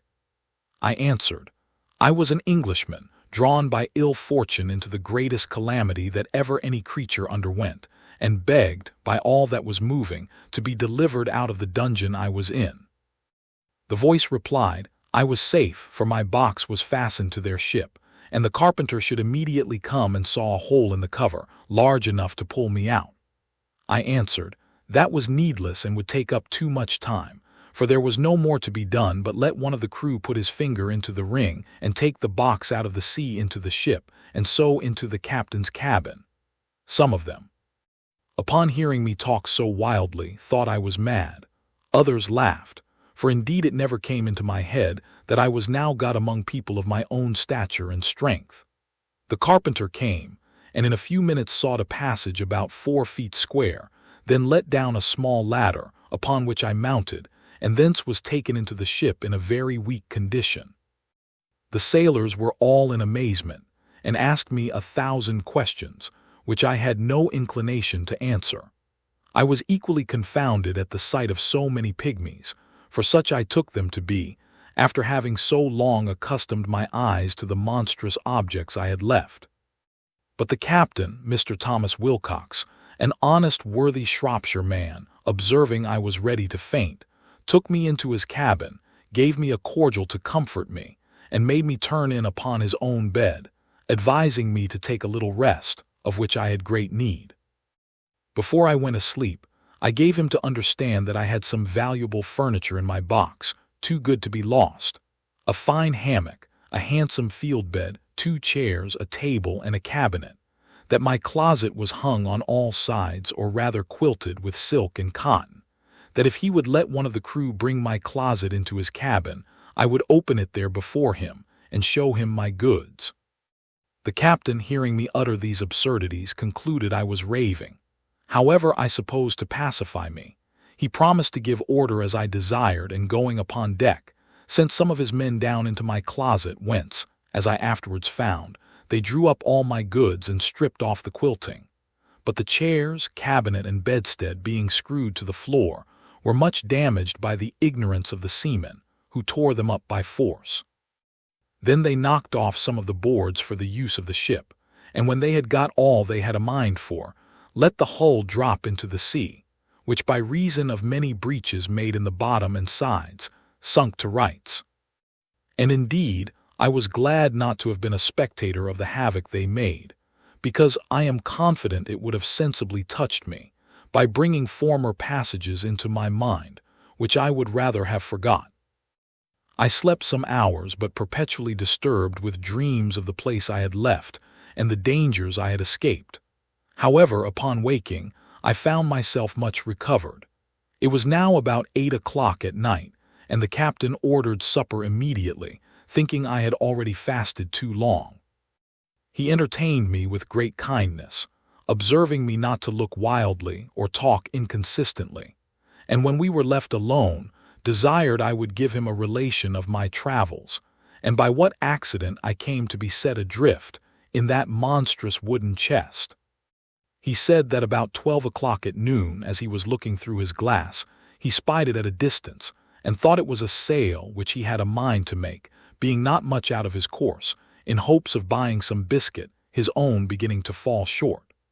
That upon coming nearer and finding his error, he sent out his longboat to discover what it was; that his men came back in a fright, swearing they had seen a swimming house; that he laughed at their folly and went himself in the boat, ordering his men to take a strong cable along with them; that the weather being calm, he rowed round me several times, observed my windows and wire lattices that defended them; that he discovered 2 staples upon one side, which was all of boards, without any passage for light. He then commanded his men to row up to that side, and fastening a cable to one of the staples, ordered them to tow my chest, as they called it, toward the ship. When it was there, he gave directions to fasten another cable to the ring fixed in the cover, and to raise up my chest with pulleys, which all the sailors were not able to do above 2 or 3 feet. He said, they saw my stick and handkerchief thrust out of the hole, and concluded that some unhappy man must be shut up in the cavity. I asked whether he or the crew had seen any prodigious birds in the air about the time he first discovered me. To which he answered, that discoursing this matter with the sailors while I was asleep, one of them said he had observed 3 eagles flying towards the north, but remarked nothing of their being larger than the usual size, which I suppose must be imputed to the great height they were at, and he could not guess the reason of my question. I then asked the captain how far he reckoned we might be from land. He said, by the best computation he could make, we were at least 100 leagues. I assured him that he must be mistaken by almost half, for I had not left the country whence I came above 2 hours before I dropped into the sea.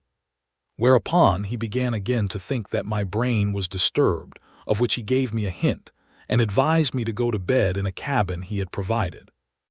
I assured him I was well refreshed with his good entertainment and company, and as much in my senses as ever I was in my life. He then grew serious, and desired to ask me freely whether I were not troubled in my mind by the consciousness of some enormous crime, for which I was punished, at the command of some prince, by exposing me in that chest, as great criminals in other countries have been forced to sea in a leaky vessel, without provisions. For although he should be sorry to have taken so ill a man into his ship, yet he would engage his word to set me safe ashore in the first port where we arrived. He added that his suspicions were much increased by some very absurd speeches I had delivered at first to his sailors, and afterwards to himself, in relation to my closet or chest, as well as by my odd looks and behavior while I was at supper. I begged his patience to hear me tell my story, which I faithfully did from the last time I left England to the moment he first discovered me, and, as truth always forces its way into rational minds, so this honest worthy gentleman, who had some tincture of learning and very good sense, was immediately convinced of my candor and veracity. But further to confirm all I had said, I entreated him to give order that my cabinet should be brought, of which I had the key in my pocket, for he had already informed me how the seamen disposed of my closet. I opened it in his own presence, and showed him the small collection of rarities I made in the country from which I had been so strangely delivered. There was the comb I had contrived out of the stumps of the king's beard, and another of the same materials, but fixed into a paring of Her Majesty's thumbnail, which served for the back. There was a collection of needles and pins from a foot to half a yard long, 4 wasp stings like joiner's tacks, some combings of the queen's hair, a gold ring, which one day she made me a present of in a most obliging manner, taking it from her little finger and throwing it over my head like a collar. I desired the captain would please to accept this ring in return for his civilities, which he absolutely refused. I showed him a corn that I had cut off with my own hand from a maid of honor's toe. It was about the bigness of Kentish pippin and grown so hard that when I returned to England I got it hollowed into a cup and set in silver. Lastly, I desired him to see the breeches I had then on, which were made of a mouse's skin. I could force nothing on him but a footman's tooth, which I observed him to examine with great curiosity, and found he had a fancy for it. He received it with abundance of thanks, more than such a trifle could deserve. It was drawn by an unskilful surgeon in a mistake from one of Glumdalclitch's men who was afflicted with the toothache, but it was as sound as any in his head. I got it cleaned and put it into my cabinet. It was about a foot long and 4 inches in diameter. The captain was very well satisfied with this plain relation I had given him, and said he hoped, when we returned to England, I would oblige the world by putting it on paper and making it public. My answer was that we were overstocked with books of travels, that nothing could now pass which was not extraordinary, wherein I doubted some authors less consulted truth than their own vanity or interest or the diversion of ignorant readers, that my story could contain little beside common events, without those ornamental descriptions of strange plants, trees, birds, and other animals, or of the barbarous customs and idolatry of savage people with which most writers abound. However, I thanked him for his good opinion, and promised to take the matter into my thoughts. He said he wondered at one thing very much, which was to hear me speak so loud, asking me whether the king or queen of that country were thick of hearing. I told him it was what I had been used to for above 2 years past, and that I admired as much at the voices of him and his men, who seemed to me only to whisper, and yet I could hear them well enough. But when I spoke in that country, it was like a man talking in the streets to another looking out from the top of a steeple, unless when I was placed on a table or held in any person's hand. I told him I had likewise observed another thing, that when I first got into the ship and the sailors stood all about me, I thought they were the most little contemptible creatures I had ever beheld. For indeed, while I was in that prince's country, I could never endure to look in a glass, after my eyes had been accustomed to such prodigious objects, because the comparison gave me so despicable a conceit of myself. The captain said that while we were at supper, he observed me to look at everything with a sort of wonder, and that I often seemed hardly able to contain my laughter, which he knew not well how to take, but imputed it to some disorder in my brain. I answered it was very true, and I wondered how I could forbear when I saw his dishes of the size of a silver 3d, a leg of pork hardly a mouthful, a cup not so big as a nutshell. And so I went on, describing the rest of his household stuff and provisions, after the same manner. For, although the Queen had ordered a little equipage of all things necessary for me, while I was in her service, yet my ideas were wholly taken up with what I saw on every side of me, and I winked at my own littleness, as people do at their own faults. The captain understood my raillery very well and merrily replied with the old English proverb, that he doubted my eyes were bigger than my belly, for he did not observe my stomach so good, although I had fasted all day. And, continuing in his mirth, protested, he would have gladly given £100 to have seen my closet in the Eagle's Bill, and afterwards in its fall from so great a height into the sea, which would certainly have been a most astonishing object, worthy to have the description of it transmitted to future ages. And the comparison of Phaeton was so obvious that he could not forbear applying it, although I did not much admire the conceit. The captain, having been at Tonquin, was, in his return to England, driven northeastward to the latitude of 44 degrees and longitude of 143. But meeting a trade wind 2 days after I came on board him, we sailed southward a long time, and coasting New Holland, kept our course west-southwest, and then south-southwest, till we doubled the Cape of Good Hope. Our voyage was very prosperous, but I shall not trouble the reader with a journal of it. The captain called in at 1 or 2 ports, and sent in his longboat for provisions and fresh water, but I never went out of the ship till we came into the Downs, which was on the 3rd day of June, 1706, about 9 months after my escape. I offered to leave my goods in security for payment of my freight, but the captain protested he would not receive 1 farthing. We took a kind leave of each other, and I made him promise he would come to see me at my house in Redriff. I hired a horse and guide for 5 shillings, which I borrowed of the captain.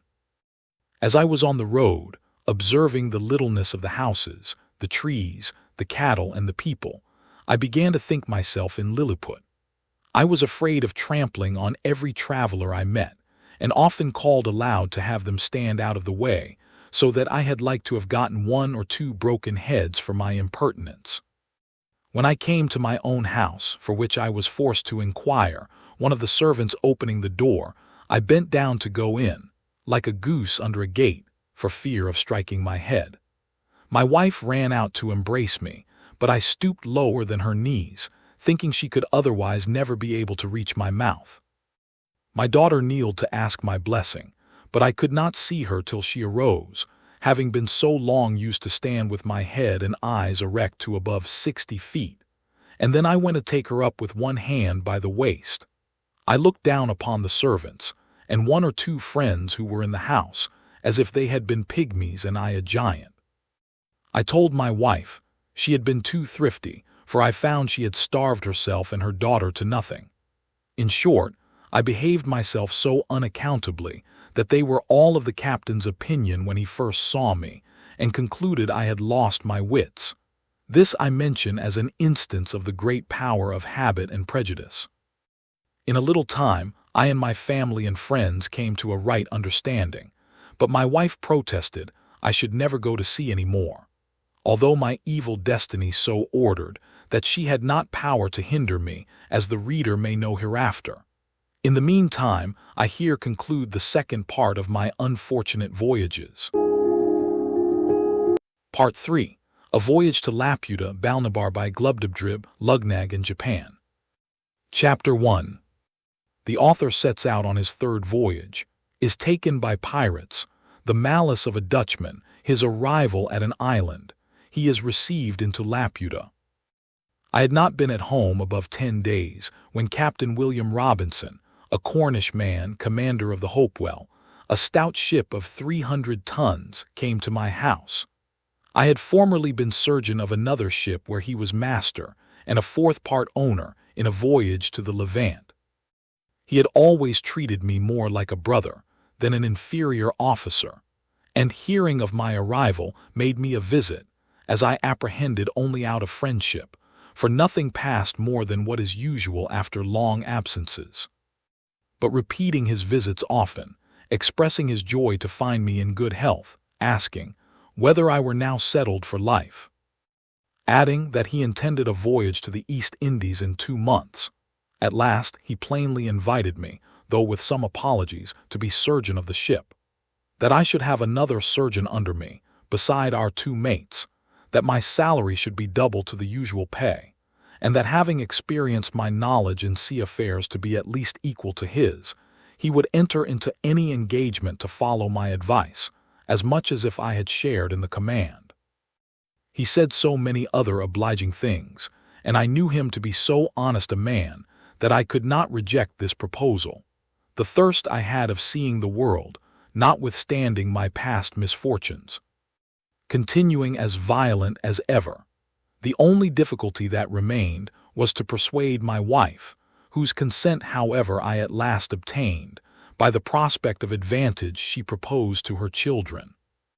We set out the 5th day of August, 1706, and arrived at Fort St. George the 11th of April, 1707. We stayed there 3 weeks to refresh our crew, many of whom were sick. From thence we went to Tonquin, where the captain resolved to continue some time, because many of the goods he intended to buy were not ready, nor could he expect to be dispatched in several months. Therefore, in hopes to defray some of the charges he must be at, he bought a sloop, loaded it with several sorts of goods, wherewith the Tonquinese usually trade to the neighboring islands, and putting 14 men on board, whereof 3 were of the country, he appointed me master of the sloop and gave me power to traffic, while he transacted his affairs at Tonquin. We had not sailed above 3 days, when a great storm arising, we were driven 5 days to the north-northeast, and then to the east, after which we had fair weather, but still with a pretty strong gale from the west. Upon the 10th day we were chased by 2 pirates, who soon overtook us, for my sloop was so deep laden that she sailed very slow, neither were we in a condition to defend ourselves. We were boarded about the same time by both the pirates, who entered furiously at the head of their men, but finding us all prostrate upon our faces, for so I gave order, they pinioned us with strong ropes, and setting guard upon us, went to search the sloop. I observed among them a Dutchman who seemed to be of some authority, though he was not commander of either ship. He knew us by our countenances to be Englishmen, and jabbering to us in his own language, swore we should be tied back to back and thrown into the sea. I spoke Dutch tolerably well. I told him who we were, and begged him, in consideration of our being Christians and Protestants, of neighboring countries in strict alliance, that he would move the captains to take some pity on us. This inflamed his rage. He repeated his threatenings, and turning to his companions, spoke with great vehemence in the Japanese language, as I suppose, often using the word Christianos. The largest of the 2 pirate ships was commanded by a Japanese captain, who spoke a little Dutch, but very imperfectly. He came up to me, and after several questions which I answered in great humility, he said, "We should not die." I made the captain a very low bow, and then, turning to the Dutchman, said, "I was sorry to find more mercy in a heathen than in a brother Christian." But I had soon reason to repent those foolish words, for that malicious reprobate, having often endeavored in vain to persuade both the captains that I might be thrown into the sea, which they would not yield to, after the promise made me that I should not die, however, prevailed so far as to have a punishment inflicted on me, worse in all human appearance than death itself. My men were sent by an equal division into both the pirate ships and my sloop New manned. As to myself, it was determined that I should be set adrift in a small canoe, with paddles and a sail and 4 days' provisions, which last the Japanese captain was so kind to double out of his own stores, and would permit no man to search me. I got down into the canoe, while the Dutchman, standing upon the deck, loaded me with all the curses and injurious terms his language could afford. About an hour before we saw the pirates I had taken an observation, and found we were in the latitude of 46° and longitude of 183. When I was at some distance from the pirates, I discovered, by my pocket-glass, several islands to the southeast. I set up my sail, the wind being fair, with a design to reach the nearest of those islands, which I made a shift to do in about 3 hours. It was all rocky, However, I got many birds' eggs, and striking fire, I kindled some heath and dry seaweed by which I roasted my eggs. I ate no other supper, being resolved to spare my provisions as much as I could. I passed the night under the shelter of a rock, strewing some heath under me, and slept pretty well. The next day I sailed to another island, and thence to a third and fourth, sometimes using my sail and sometimes my paddles. But not to trouble the reader with a particular account of my distresses, let it suffice that on the 5th day I arrived at the last island in my sight, which lay south-southeast to the former. This island was at a greater distance than I expected, and I did not reach it in less than 5 hours. I encompassed it almost round before I could find a convenient place to land in, which was a small creek, about 3 times the wideness of my canoe. I found the island to be all rocky, only a little intermingled with tufts of grass and sweet-smelling herbs. I took out my small provisions, and after having refreshed myself, I secured the remainder in a cave, whereof there were great numbers. I gathered plenty of eggs upon the rocks, and got a quantity of dry seaweed and parched grass, which I designed to kindle the next day, and roast my eggs as well as I could, for I had about me my flint, steel, match, and burning glass. I lay all night in the cave where I had lodged my provisions. My bed was the same dry grass and seaweed which I intended for fuel. I slept very little, for the disquiets of my mind prevailed over my weariness, and kept me awake. I considered how impossible it was to preserve my life in so desolate a place, and how miserable my end must be, yet found myself so listless and desponding that I had not the heart to rise, and before I could get spirits enough to creep out of my cave, the day was far advanced. I walked a while among the rocks. The sky was perfectly clear, and the sun so hot that I was forced to turn my face from it, when all on a sudden it became obscure, as I thought, in a manner very different from what happens by the interposition of a cloud. I turned back and perceived a vast opaque body between me and the sun moving forwards towards the island. It seemed to be about 2 miles high and hid the sun 6 or 7 minutes, but I did not observe the air to be much colder or the sky more darkened than if I had stood under the shade of a mountain. As it approached nearer over the place where I was, it appeared to be a firm substance, the bottom flat, smooth, and shining very bright from the reflection of the sea below. I stood upon a height about 200 yards from the shore, and saw this vast body descending almost to a parallel with me, at less than an English mile distance. I took out my pocket perspective, and could plainly discover numbers of people moving up and down the sides of it, which appeared to be sloping, but what those people were doing I was not able to distinguish. The natural love of life gave me some inward motion of joy, and I was ready to entertain a hope that this adventure might, some way or other, help to deliver me from the desolate place and condition I was in. But at the same time the reader can hardly conceive my astonishment to behold an island in the air, inhabited by men, who were able, as it should seem, to raise or sink, or put it into progressive motion as they pleased. But not being at that time in a disposition to philosophize upon this phenomenon, I rather chose to observe what course the island would take, because it seemed for a while to stand still. Yet soon after, it advanced nearer, and I could see the sides of it encompassed with several gradations of galleries and stairs at certain intervals to descend from one to the other. In the lowest gallery, I beheld some people fishing with long angling rods and others looking on. I waved my cap, for my hat was long since worn out, and my handkerchief toward the island, and upon its nearer approach I called and shouted with the utmost strength of my voice, and then looking circumspectly, I beheld a crowd gather to that side which was most in my view. I found by their pointing towards me and to each other that they plainly discovered me, although they made no return to my shouting. But I could see 4 or 5 men running in great haste up the stairs to the top of the island, who then disappeared. I happened rightly to conjecture that these were sent for orders to some person in authority upon this occasion. The number of people increased, and in less than half an hour the island was moved and raised in such a manner that the lowest gallery appeared in a parallel of less than 100 yards distance from the height where I stood. I then put myself in the most supplicating posture and spoke in the humblest accent, but received no answer. Those who stood nearest over against me seemed to be persons of distinction, as I supposed by their habit. They conferred earnestly with each other, looking often upon me. At length one of them called out in a clear, polite, smooth dialect, not unlike in sound to the Italian, and therefore I returned an answer in that language, hoping at least that the cadence might be more agreeable to his ears. Although neither of us understood the other, yet my meaning was easily known, for the people saw the distress I was in. They made signs for me to come down from the rock and go towards the shore, which I accordingly did.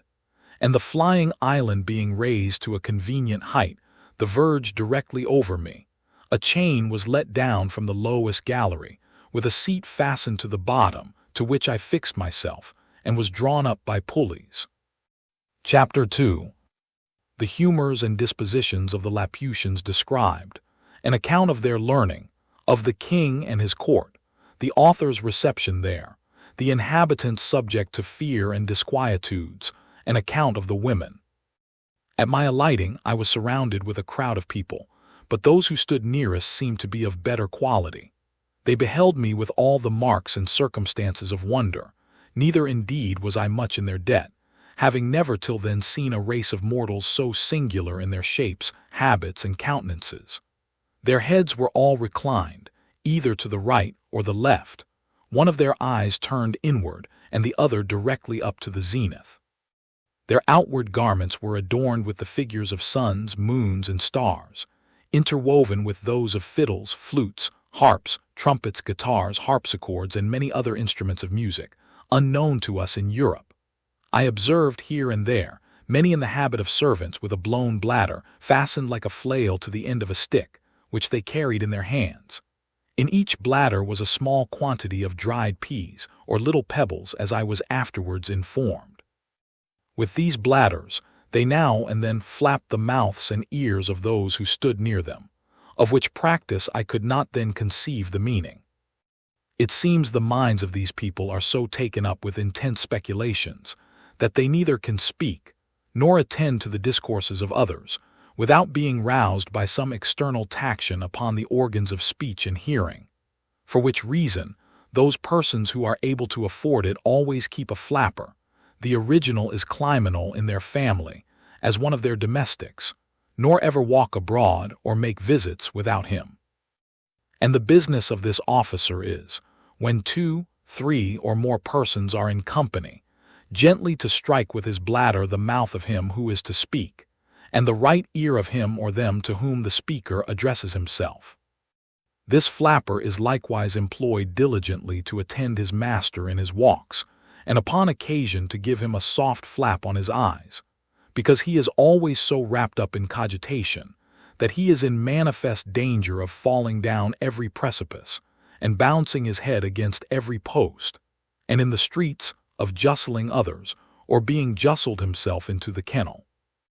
It was necessary to give the reader this information, without which he would be at the same loss with me to understand the proceedings of these people, as they conducted me up the stairs to the top of the island, and from thence to the royal palace. While we were ascending, they forgot several times what they were about, and left me to myself, till their memories were again roused by their flappers, for they appeared altogether unmoved by the sight of my foreign habit and countenance, and by the shouts of the vulgar, whose thoughts and minds were more disengaged. At last we entered the palace, and proceeded into the chamber of presence, where I saw the king seated on his throne, attended on each side by persons of prime quality. Before the throne was a large table filled with globes and spheres, and mathematical instruments of all kinds. His Majesty took not the least notice of us, although our entrance was not without sufficient noise, by the concourse of all persons belonging to the court. But he was then deep in a problem, and we attended at least an hour before he could solve it. There stood by him, on each side, a young page with flaps in their hands, and when they saw he was at leisure, one of them gently struck his mouth and the other his right ear, at which he startled like one awaked on the sudden, and looking towards me and the company I was in, recollected the occasion of our coming, whereof he had been informed before. He spoke some words, whereupon immediately a young man with a flap came up to my side and flapped me gently on the right ear, but I made signs as well as I could that I had no occasion for such an instrument, which, as I afterwards found, gave His Majesty and the whole court a very mean opinion of my understanding. The king, as far as I could conjecture, asked me several questions, and I addressed myself to him in all the languages I had. When it was found I could neither understand nor be understood, I was conducted by his order to an apartment in his palace, this prince being distinguished above all his predecessors for his hospitality to strangers, where 2 servants were appointed to attend me. My dinner was brought, and 4 persons of quality, whom I remembered to have seen very near the king's person, did me the honor to dine with me. We had 2 courses of 3 dishes each. In the first course, there was a shoulder of mutton cut into an equilateral triangle, a piece of beef into a rhomboids, and a pudding into a cycloid. The second course was 2 ducks trussed up in the form of fiddles, sausages and puddings resembling flutes and hautboys, and a breast of veal in the shape of a harp. The servants cut our bread into cones, cylinders, parallelograms, and several other mathematical figures.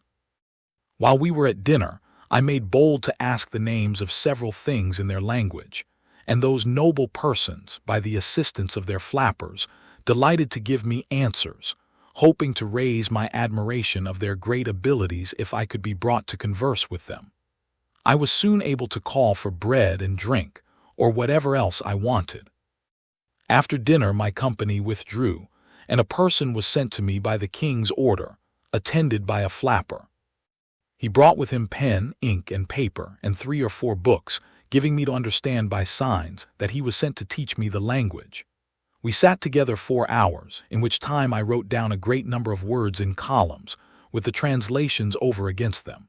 I likewise made a shift to learn several short sentences, for my tutor would order one of my servants to fetch something, to turn about, to make a bow, to sit, or to stand, or walk, and the like.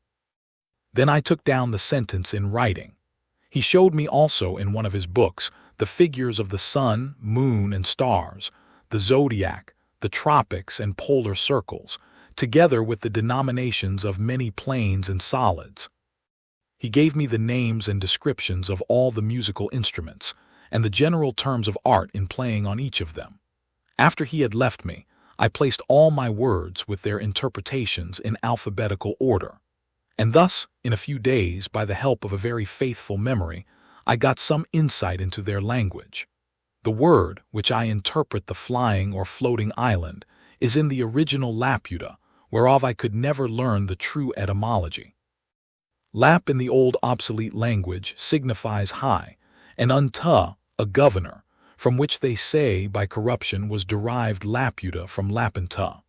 But I do not approve of this derivation, which seems to be a little strained. I ventured to offer to the learned among them a conjecture of my own, that Laputa was quasi a lap outed, lap signifying properly the dancing of the sunbeams in the sea, and outed, a wing, which, however, I shall not obtrude but submit to the judicious reader. Those to whom the king had entrusted me, observing how ill I was clad, ordered a tailor to come next morning and take measure for a suit of clothes. This operator did his office after a different manner from those of his trade in Europe. He first took my altitude by a quadrant, and then, with a rule and compasses, described the dimensions and outlines of my whole body, all which he entered upon paper, and in 6 days brought my clothes very ill made and quite out of shape, by happening to mistake a figure in the calculation. But my comfort was, that I observed such accidents very frequent and little regarded. During my confinement for want of clothes and by an indisposition that held me some days longer, I much enlarged my dictionary, and when I went next to court, was able to understand many things the king spoke, and to return him some kind of answers. His Majesty had given orders that the island should move northeast and by east to the vertical point over Lagado, the metropolis of the whole kingdom below, upon the firm earth.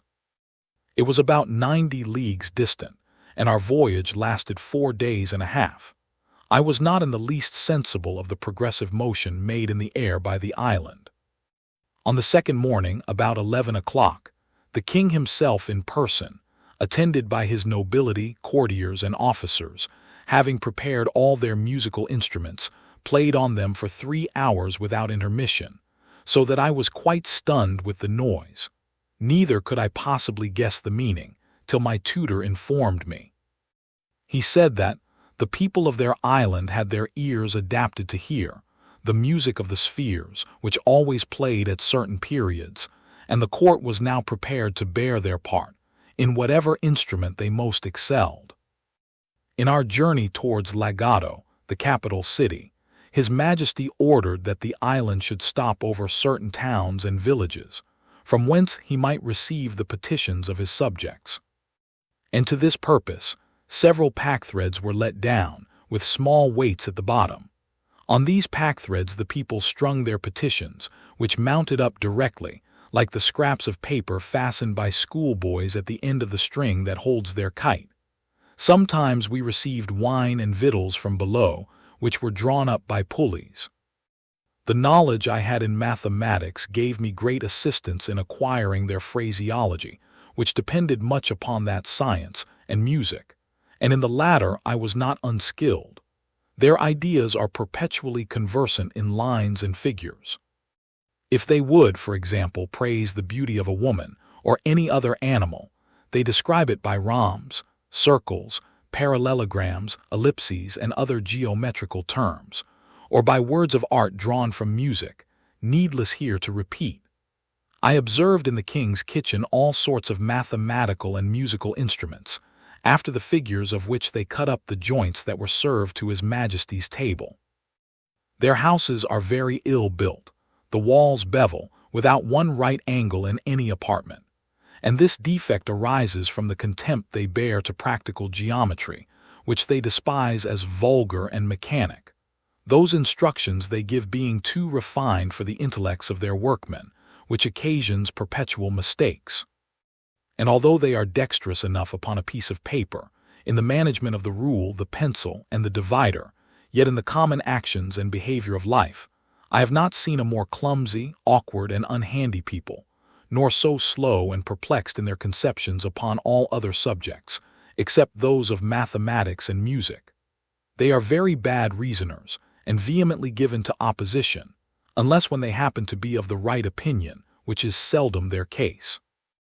Imagination, fancy, and invention, they are wholly strangers to, nor have any words in their language, by which those ideas can be expressed, the whole compass of their thoughts and mind being shut up within the 2 forementioned sciences.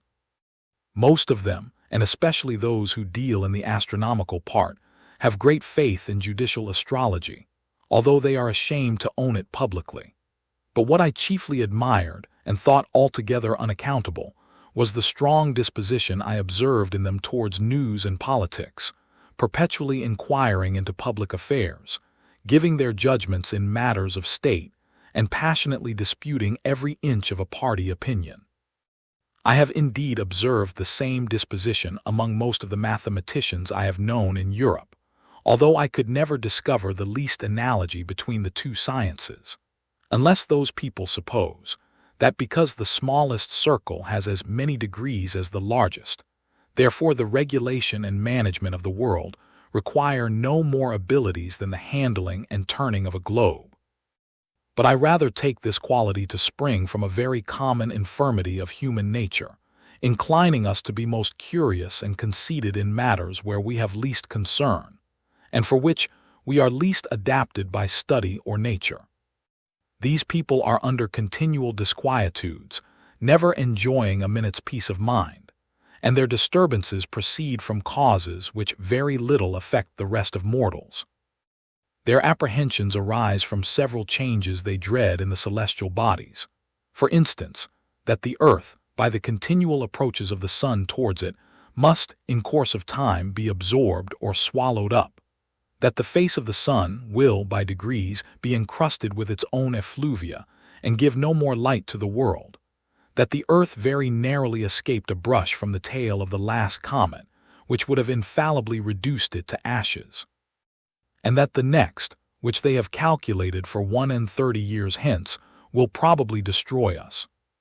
For if, in its perihelion, it should approach within a certain degree of the sun, as by their calculations they have reason to dread, it will receive a degree of heat 10,000 times more intense than that of red-hot glowing iron, and in its absence from the sun, carry a blazing tail 10,014 miles long, through which, if the earth should pass at the distance of 100,000 miles from the nucleus or main body of the comet, it must in its passage be set on fire and reduced to ashes, that the sun, daily spending its rays without any nutriment to supply them, will at last be wholly consumed and annihilated, which must be attended with the destruction of this earth, and of all the planets that receive their light from it.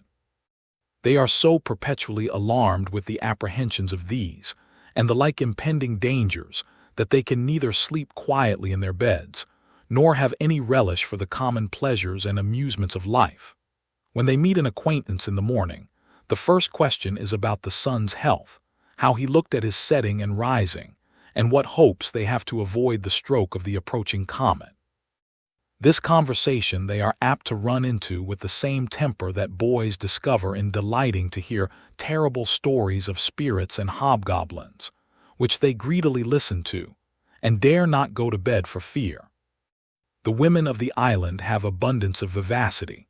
They contemn their husbands and are exceedingly fond of strangers, whereof there is always a considerable number from the continent below, attending at court, either upon affairs of the several towns and corporations, or their own particular occasions, but are much despised because they want the same endowments.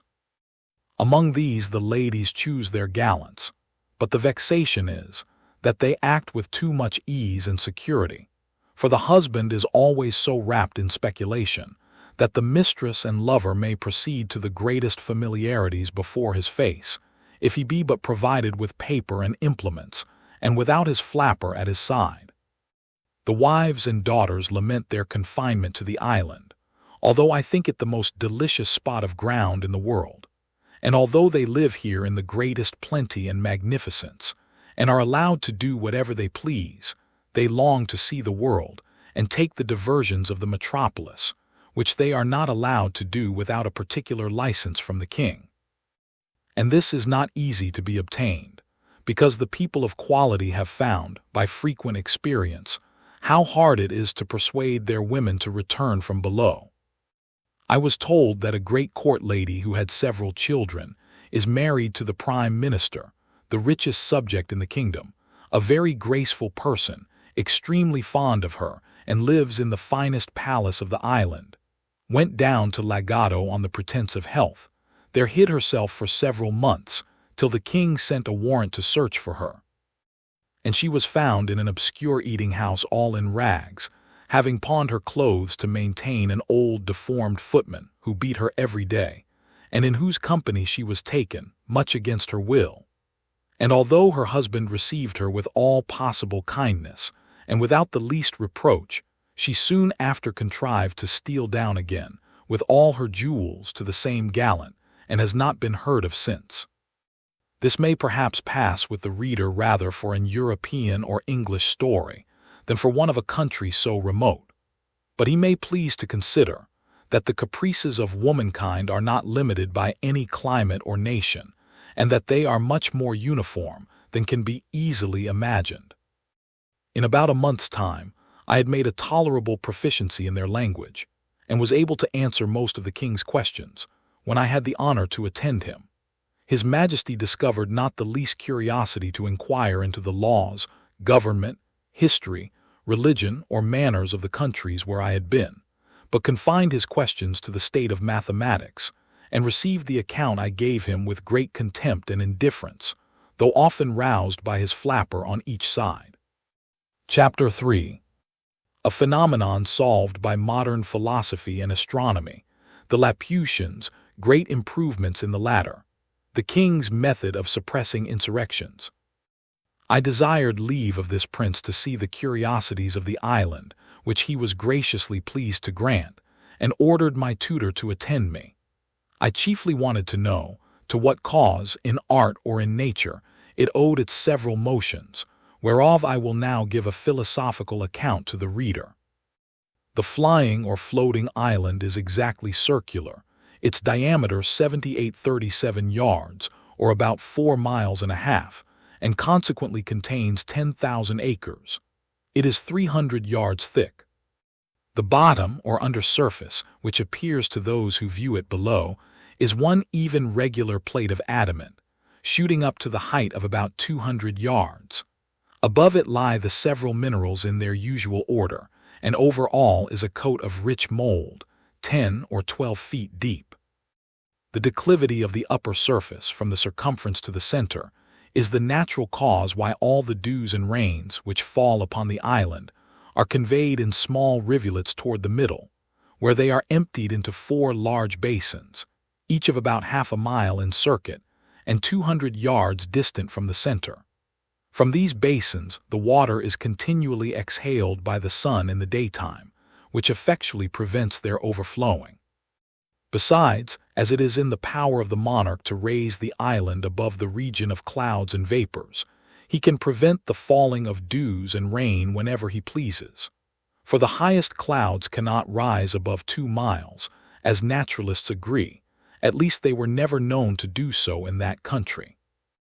At the center of the island there is a chasm about 50 yards in diameter, whence the astronomers descend into a large dome, which is therefore called Flandona Gagnol, or the astronomer's cave, situated at the depth of 100 yards beneath the upper surface of the adamant. In this cave are 20 lamps continually burning, which, from the reflection of the adamant, cast a strong light into every part. The place is stored with great variety of sextants, quadrants, telescopes, astrolabes, and other astronomical instruments. But the greatest curiosity, upon which the fate of the island depends, is a lodestone of a prodigious size, in shape resembling a weaver's shuttle. It is in length 6 yards, and in the thickest part at least 3 yards over. This magnet is sustained by a very strong axle of adamant passing through its middle, upon which it plays, and is poised so exactly that the weakest hand can turn it. It is whooped round with a hollow cylinder of adamant, 4 feet deep, as many thick, and 12 yards in diameter, placed horizontally, and supported by 8 adamantine feet, each 6 yards high. In the middle of the concave side, there is a groove 12 inches deep, in which the extremities of the axle are lodged, and turned round as there is occasion. The stone cannot be removed from its place by any force, because the hoop and its feet are one continued piece with that body of adamant which constitutes the bottom of the island. By means of this lodestone, the island is made to rise and fall, and move from one place to another. For, with respect to that part of the earth over which the monarch presides, the stone is endued at one of its sides with an attractive power, and at the other with a repulsive. Upon placing the magnet erect, with its attracting end towards the earth, the island descends, but when the repelling extremity points downwards, the island mounts directly upwards. When the position of the stone is oblique, the motion of the island is so too, for in this magnet the forces always act in lines parallel to its direction. By this oblique motion, the island is conveyed to different parts of the monarch's dominions. To explain the manner of its progress, let a B represent a line drawn across the dominions of Balnibarbi. Let the line CD represent the lodestone, of which let D be the repelling end, and C the attracting end, the island being over C. Let the stone be placed in the position CD, with its repelling end downwards. Then the island will be driven upwards obliquely towards D. When it is arrived at D, let the stone be turned upon its axle, till its attracting end points towards E, and then the island will be carried obliquely towards E. where, if the stone be again turned upon its axle till it stands in the position EF, with its repelling point downwards, the island will rise obliquely towards F, where, by directing the attracting end towards G, the island may be carried to G, and from G to H by turning the stone, so as to make its repelling extremity to point directly downward. And thus, by changing the situation of the stone, as often as there is occasion, the island is made to rise and fall by turns in an oblique direction, and by those alternate risings and fallings, the obliquity being not considerable, is conveyed from one part of the dominions to the other. But it must be observed that this island cannot move beyond the extent of the dominions below, nor can it rise above the height of 4 miles. For which the astronomers, who have written large systems concerning the stone, assign the following reason: that the magnetic virtue does not extend beyond the distance of 4 miles, and that the mineral, which acts upon the stone in the bowels of the earth, and in the sea about 6 leagues distant from the shore, is not diffused through the whole globe, but terminated with the limits of the king's dominions. And it was easy, from the great advantage of such a superior situation, for a prince to bring under his obedience whatever country lay within the attraction of that magnet. When the stone is put parallel to the plane of the horizon, the island stands still, for in that case the extremities of it, being at equal distance from the earth, act with equal force, the one in drawing downwards, the other in pushing upwards, and consequently no motion can ensue. This lodestone is under the care of certain astronomers, who, from time to time, give it such positions as the monarch directs. They spend the greatest part of their lives in observing the celestial bodies, which they do by the assistance of glasses, far excelling ours in goodness.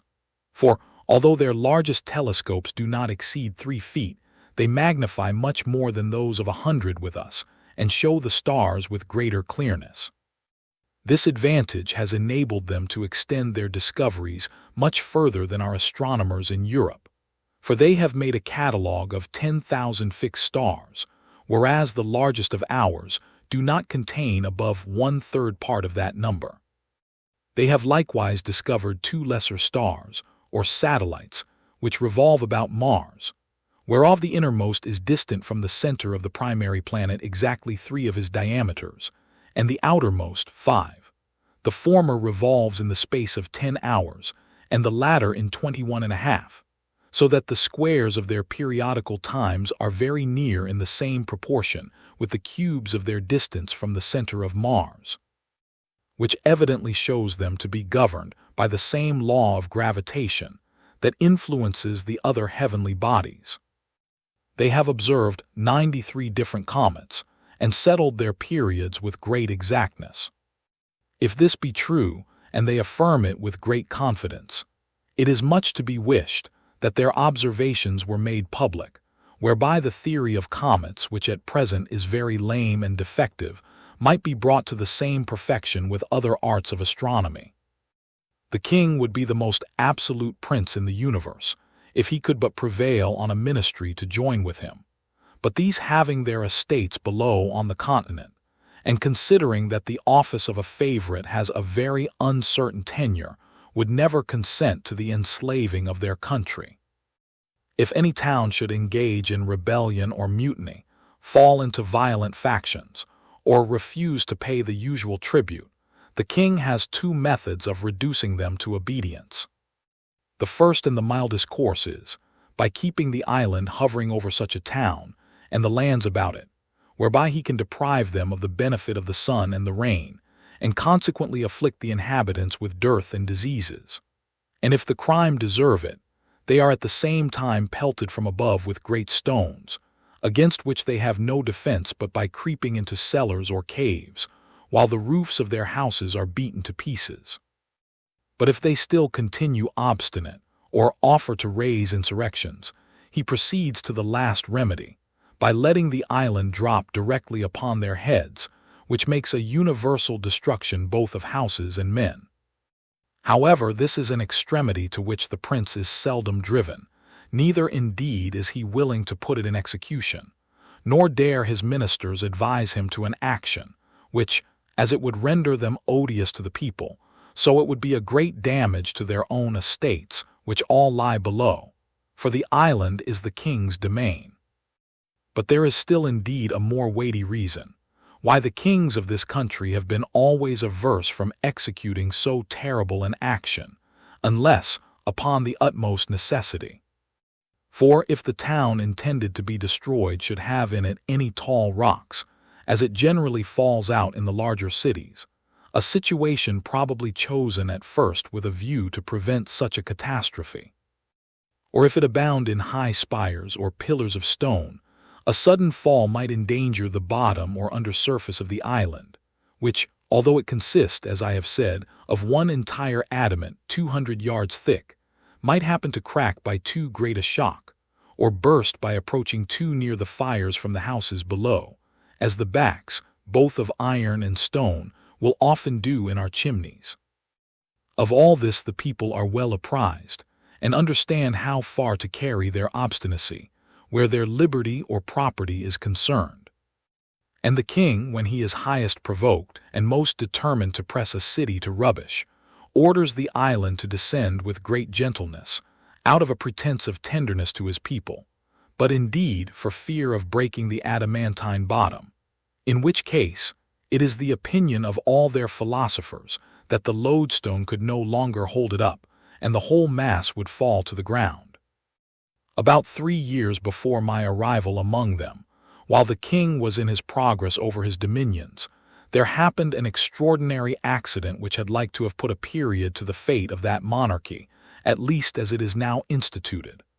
Lindolino, the second city in the kingdom, was the first his majesty visited in his progress. 3 days after his departure, the inhabitants, who had often complained of great oppressions, shut the town gates, seized on the governor, and with incredible speed and labor erected 4 large towers, one at every corner of the city, which is an exact square, equal in height to a strong pointed rock that stands directly in the center of the city. Upon the top of each tower, as well as upon the rock, they fixed a great lodestone, and in case their design should fail, they had provided a vast quantity of the most combustible fuel, hoping to burst therewith the adamantine bottom of the island, if the lodestone project should miscarry. It was 8 months before the king had perfect notice that the Lindolinians were in rebellion. He then commanded that the island should be wafted over the city. The people were unanimous and had laid in store of provisions, and a great river runs through the middle of the town. The king hovered over them several days to deprive them of the sun and the rain. He ordered many packthreads to be let down, yet not a person offered to send up a petition, but instead thereof very bold demands, the redress of all their grievances, great immunities, the choice of their own governor, and other the like exorbitances. Upon which his majesty commanded all the inhabitants of the island to cast great stones from the lower gallery into the town. But the citizens had provided against this mischief, by conveying their persons and effects into the 4 towers and other strong buildings, and vaults underground.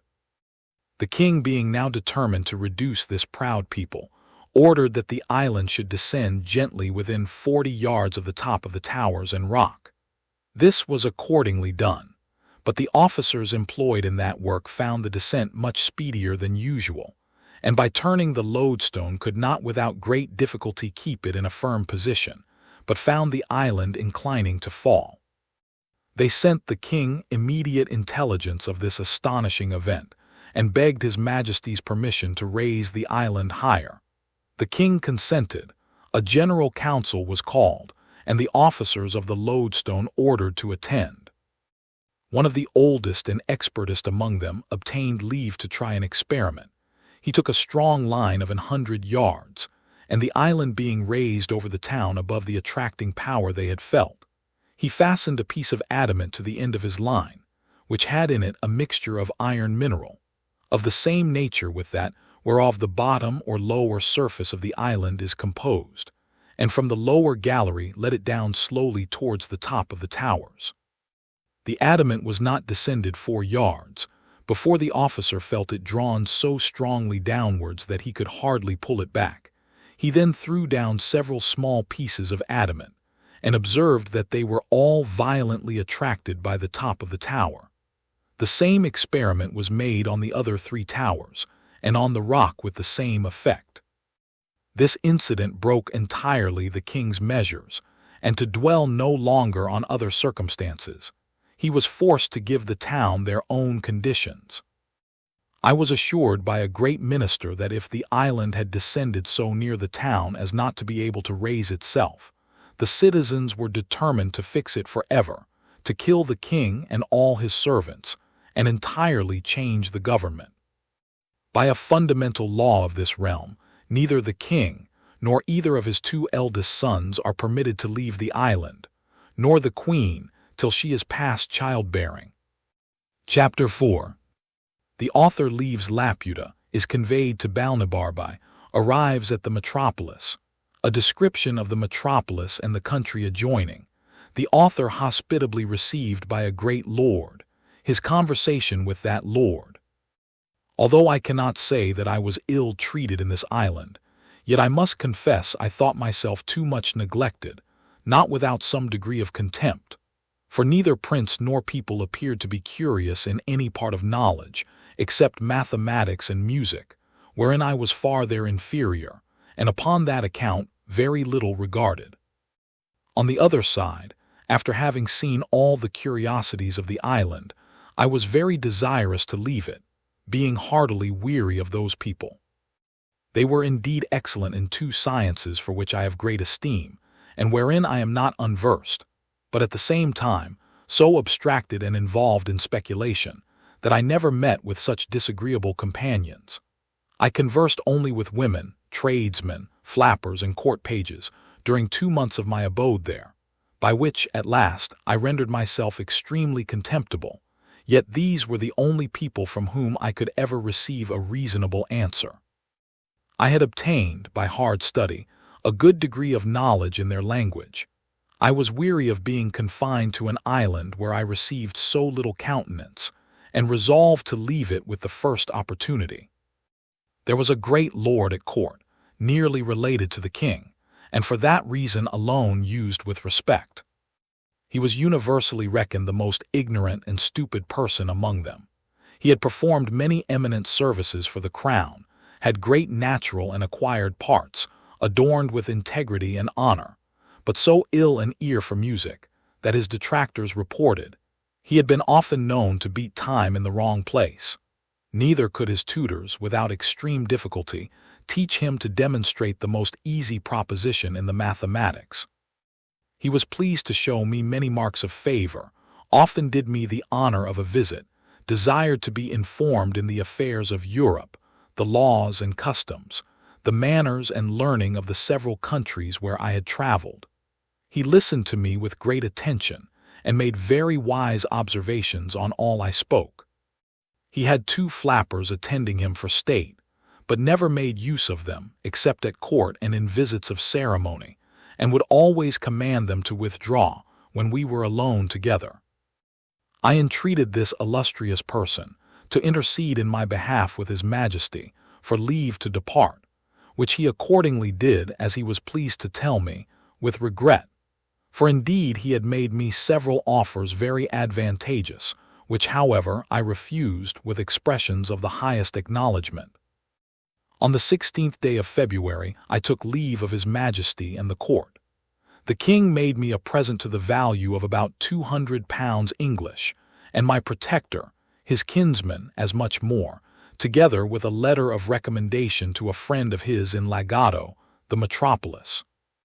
The island being then hovering over a mountain about 2 miles from it, I was let down from the lowest gallery, in the same manner as I had been taken up.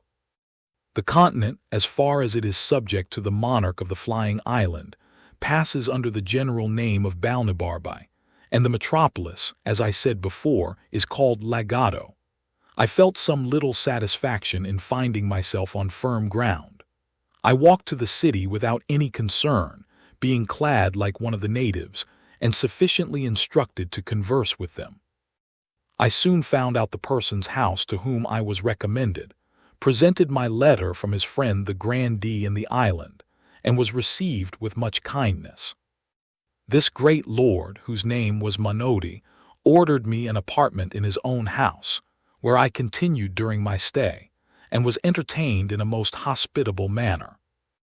The next morning after my arrival, he took me in his chariot to see the town, which is about half the bigness of London, but the houses very strangely built, and most of them out of repair. The people in the streets walked fast, looked wild, their eyes fixed, and were generally in rags. We passed through one of the town gates, and went about 3 miles into the country, where I saw many laborers working with several sorts of tools in the ground, but was not able to conjecture what they were about. Neither did I observe any expectation either of corn or grass, although the soil appeared to be excellent. I could not forbear admiring at these odd appearances, both in town and country, and I made bold to desire my conductor that he would be pleased to explain to me what could be meant by so many busy heads, hands, and faces, both in the streets and the fields, because I did not discover any good effects they produced. But on the contrary, I never knew a soil so unhappily cultivated, houses so ill contrived and so ruinous, or a people whose countenances and habit expressed so much misery and want. This Lord Monodi was a person of the first rank, and had been some years governor of Lagado, but by a cabal of ministers was discharged for insufficiency. However, the king treated him with tenderness as a well-meaning man, but of a low, contemptible understanding. When I gave that free censure of the country and its inhabitants, he made no further answer than by telling me that I had not been long enough among them to form a judgment, and that the different nations of the world had different customs, with other common topics to the same purpose. But when we returned to his palace, he asked me how I liked the building, what absurdities I observed, and what quarrel I had with the dress or looks of his domestics. This he might safely do, because everything about him was magnificent, regular, and polite. I answered that His Excellency's prudence, quality, and fortune had exempted him from those defects which folly and beggary had produced in others. He said, if I would go with him to his country house about 20 miles distant where his estate lay, there would be more leisure for this kind of conversation. I told His Excellency that I was entirely at his disposal, and accordingly we set out next morning. During our journey, he made me observe the several methods used by farmers in managing their lands, which to me were wholly unaccountable, for, except in some very few places, I could not discover one ear of corn or blade of grass. But in 3 hours' traveling the scene was wholly altered. We came into a most beautiful country, farmers' houses at small distances, neatly built, the fields enclosed, containing vineyards, corn grounds, and meadows. Neither do I remember to have seen a more delightful prospect. His Excellency observed my countenance to clear up. He told me with a sigh that there his estate began and would continue the same till we should come to his house, that his countrymen ridiculed and despised him for managing his affairs no better and for setting so ill an example to the kingdom, which however was followed by very few, such as were old and willful and weak like himself. We came at length to the house, which was indeed a noble structure, built according to the best rules of ancient architecture. The fountains, gardens, walks, avenues, and groves were all disposed with exact judgment and taste. I gave due praises to everything I saw, whereof His Excellency took not the least notice till after supper, when, there being no third companion, he told me with a very melancholy air that he doubted he must throw down his houses in town and country to rebuild them after the present mode, destroy all his plantations, and cast others into such a form as modern usage required, and give the same directions to all his tenants, unless he would submit to incur the censure of pride, singularity, affectation, ignorance, caprice, and perhaps increase his Majesty's displeasure, that the admiration I appeared to be under would cease or diminish, when he had informed me of some particulars which probably I never heard of at court, the people there being too much taken up in their own speculations to have regard to what passed here below. The sum of his discourse was to this effect: that about 40 years ago certain persons went up to Laputa, either upon business or diversion, and after 5 months' continuance came back with a very little smattering in mathematics, but full of volatile spirits acquired in that airy region.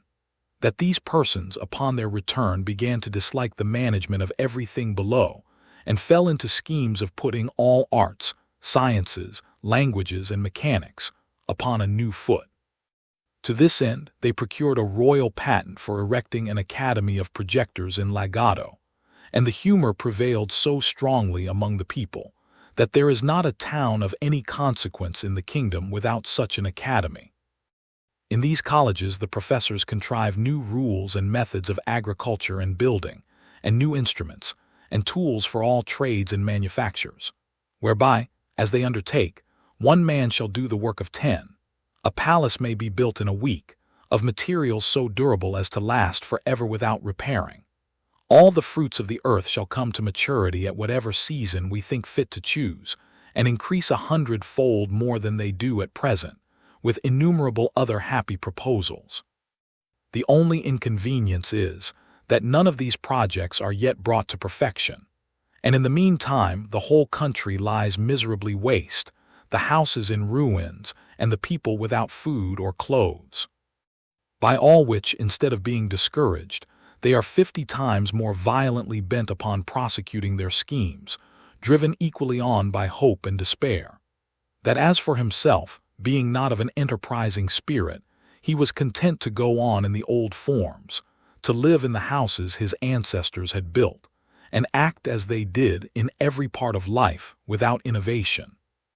That some few other persons of quality and gentry had done the same, but were looked on with an eye of contempt and ill will, as enemies to art, ignorant and ill commonwealth's men, preferring their own ease and sloth before the general improvement of their country.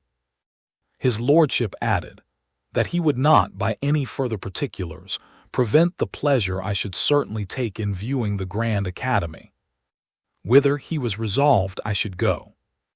He only desired me to observe a ruined building, upon the side of a mountain about 3 miles distant, of which he gave me this account: that he had a very convenient mill within half a mile of his house, turned by a current from a large river, and sufficient for his own family, as well as a great number of his tenants.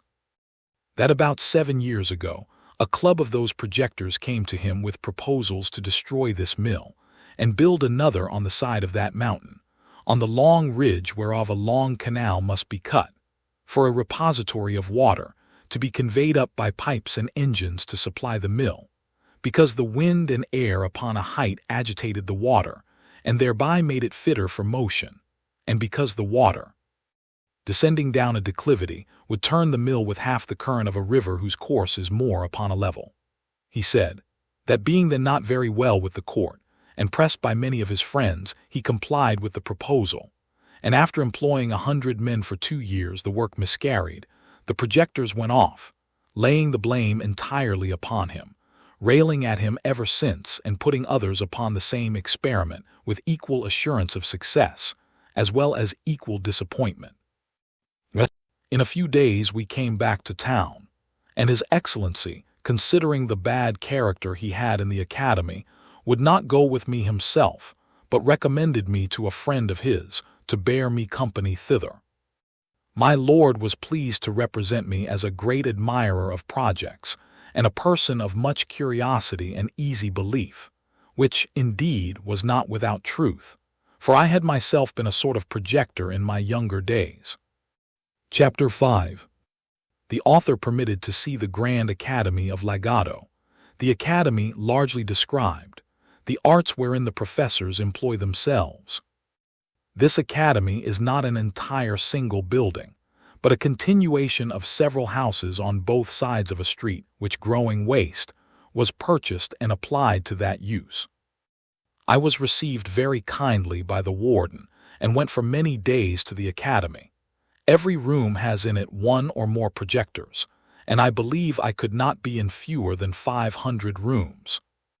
The first man I saw was of a meager aspect, with sooty hands and face, his hair and beard long, ragged, and singed in several places.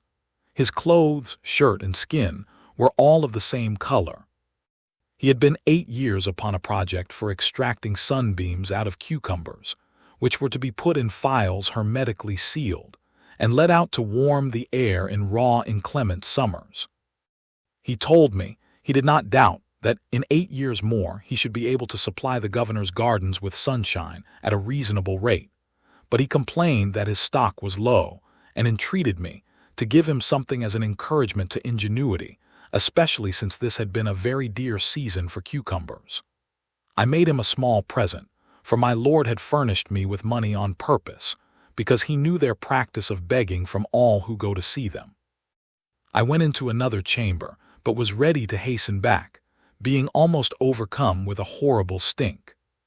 My conductor pressed me forward, conjuring me in a whisper to give no offense which would be highly resented, and therefore I durst not so much as stop my nose. The projector of this cell was the most ancient student of the academy. His face and beard were of a pale yellow, his hands and clothes daubed over with filth. When I was presented to him, he gave me a close embrace, a compliment I could well have excused. His employment, from his first coming into the academy, was an operation to reduce human excrement to its original food, by separating the several parts, removing the tincture which it receives from the gall, making the odor exhale, and scumming off the saliva. He had a weekly allowance from the society of a vessel filled with human ordure, about the bigness of a Bristol barrel. I saw another at work to calcine ice into gunpowder, who likewise showed me a treatise he had written concerning the malleability of fire, which he intended to publish. There was a most ingenious architect, who had contrived a new method for building houses, by beginning at the roof, and working downward to the foundation, which he justified to me by the like practice of those two prudent insects, the bee and the spider. There was a man born blind, who had several apprentices in his own condition. Their employment was to mix colors for painters, which their master taught them to distinguish by feeling and smelling. It was indeed my misfortune to find them at that time not very perfect in their lessons, and the professor himself happened to be generally mistaken.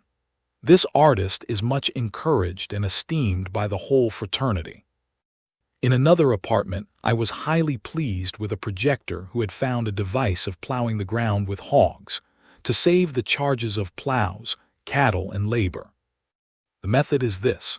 In an acre of ground you bury, at 6 inches distance and 8 deep, a quantity of acorns, dates, chestnuts, and other mast or vegetables, whereof these animals are fondest. Then you drive 600 or more of them into the field, where in a few days they will root up the whole ground in search of their food, and make it fit for sowing, at the same time manuring it with their dung. It is true, upon experiment, they found the charge and trouble very great, and they had little or no crop. However, it is not doubted that this invention may be capable of great improvement. I went into another room, where the walls and ceiling were all hung round with cobwebs, except a narrow passage for the artist to go in and out. At my entrance he called aloud to me, not to disturb his webs. He lamented the fatal mistake the world had been so long in, of using silkworms, while we had such plenty of domestic insects who infinitely excelled the former, because they understood how to weave as well as spin. And he proposed further, that by employing spiders the charge of dyeing silks should be wholly saved, whereof I was fully convinced, when he showed me a vast number of flies most beautifully colored, wherewith he fed his spiders, assuring us that the webs would take a tincture from them. And as he had them of all hues, he hoped to fit everybody's fancy, as soon as he could find proper food for the flies, of certain gums, oils, and other glutinous matter, to give a strength and consistence to the threads. There was an astronomer, who had undertaken to place a sundial upon the great weathercock on the town house, by adjusting the annual and diurnal motions of the earth and sun, so as to answer and coincide with all accidental turnings of the wind. I was complaining of a small fit of the colic, upon which my conductor led me into a room where a great physician resided, who was famous for curing that disease by contrary operations from the same instrument. He had a large pair of bellows, with a long slender muzzle of ivory. This he conveyed 8 inches up the anus, and drawing in the wind, he affirmed he could make the guts as lank as a dried bladder. But when the disease was more stubborn and violent, he let in the muzzle while the bellows were full of wind, which he discharged into the body of the patient, then withdrew the instrument to replenish it, clapping his thumb strongly against the orifice of the fundament. And this being repeated 3 or 4 times, the adventitious wind would rush out, bringing the noxious along with it, like water put into a pump, and the patient recovered. I saw him try both experiments upon a dog, but could not discern any effect from the former. After the latter, the animal was ready to burst, and made so violent a discharge as was very offensive to me and my companions. The dog died on the spot, and we left the doctor endeavoring to recover him by the same operation.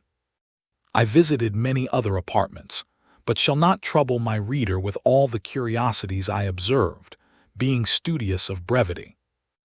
I had hitherto seen only one side of the academy, the other being appropriated to the advancers of speculative learning, of whom I shall say something, when I have mentioned one illustrious person more, who is called among them the universal artist.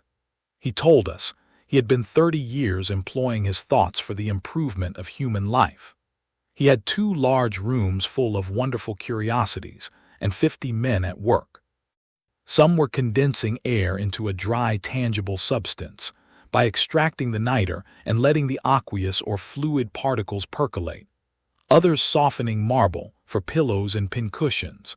Others petrifying the hoofs of a living horse to preserve them from foundering. The artist himself was at that time busy upon 2 great designs. The first, to sow land with chaff, wherein he affirmed the true seminal virtue to be contained, as he demonstrated by several experiments which I was not skillful enough to comprehend. The other was, by a certain composition of gums, minerals, and vegetables, outwardly applied to prevent the growth of wool upon 2 young lambs, and he hoped in a reasonable time to propagate the breed of naked sheep all over the kingdom. We crossed a walk to the other part of the academy, where, as I have already said, the projectors in speculative learning resided. The first professor I saw was in a very large room with 40 pupils about him. After salutation, observing me to look earnestly upon a frame, which took up the greatest part of both the length and breadth of the room, he said, "Perhaps I might wonder to see him employed in a project for improving speculative knowledge by practical and mechanical operations. But the world would soon be sensible of its usefulness, and he flattered himself that a more noble, exalted thought never sprang in any other man's head." Everyone knew how laborious the usual method is of attaining to arts and sciences, whereas, by his contrivance, the most ignorant person at a reasonable charge, and with a little bodily labor, might write books in philosophy, poetry, politics, laws, mathematics, and theology, without the least assistance from genius or study. He then led me to the frame about the sides, whereof all his pupils stood in ranks. It was 20 feet square, placed in the middle of the room. The superficies was composed of several bits of wood, about the bigness of a die, but some larger than others. They were all linked together by slender wires. These bits of wood were covered on every square with paper pasted on them, and on these papers were written all the words of their language in their several moods, tenses, and declensions, but without any order. The professor then desired me to observe, for he was going to set his engine at work. The pupils, at his command, took each of them hold of an iron handle, whereof there were 40 fixed round the edges of the frame, and giving them a sudden turn, the whole disposition of the words was entirely changed. He then commanded 36 of the lads to read the several lines softly, as they appeared upon the frame, and where they found 3 or 4 words together that might make part of a sentence, they dictated to the 4 remaining boys, who were scribes. This work was repeated 3 or 4 times, and at every turn the engine was so contrived that the words shifted into new places, as the square bits of wood moved upside down. The frame. 6 hours a day the young students were employed in this labor, and the professor showed me several volumes in large folio, already collected, of broken sentences, which he intended to piece together, and out of those rich materials to give the world a complete body of all arts and sciences, which, however, might be still improved and much expedited if the public would raise a fund for making and employing 500 such frames in legato, and oblige the managers to contribute in common their several collections.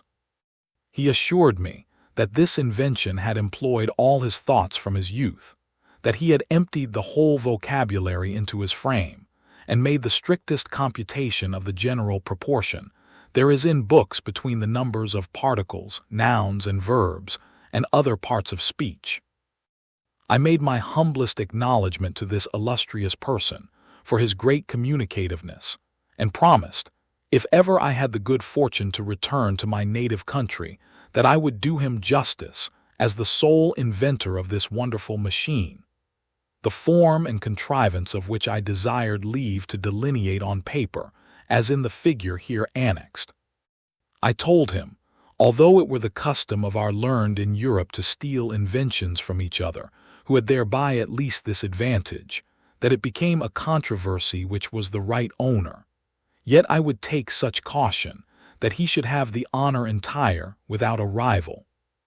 We next went to the School of Languages, where 3 professors sat in consultation upon improving that of their own country.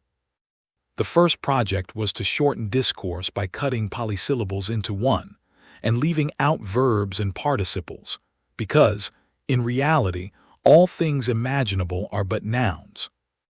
The other project was a scheme for entirely abolishing all words whatsoever, and this was urged as a great advantage in point of health as well as brevity.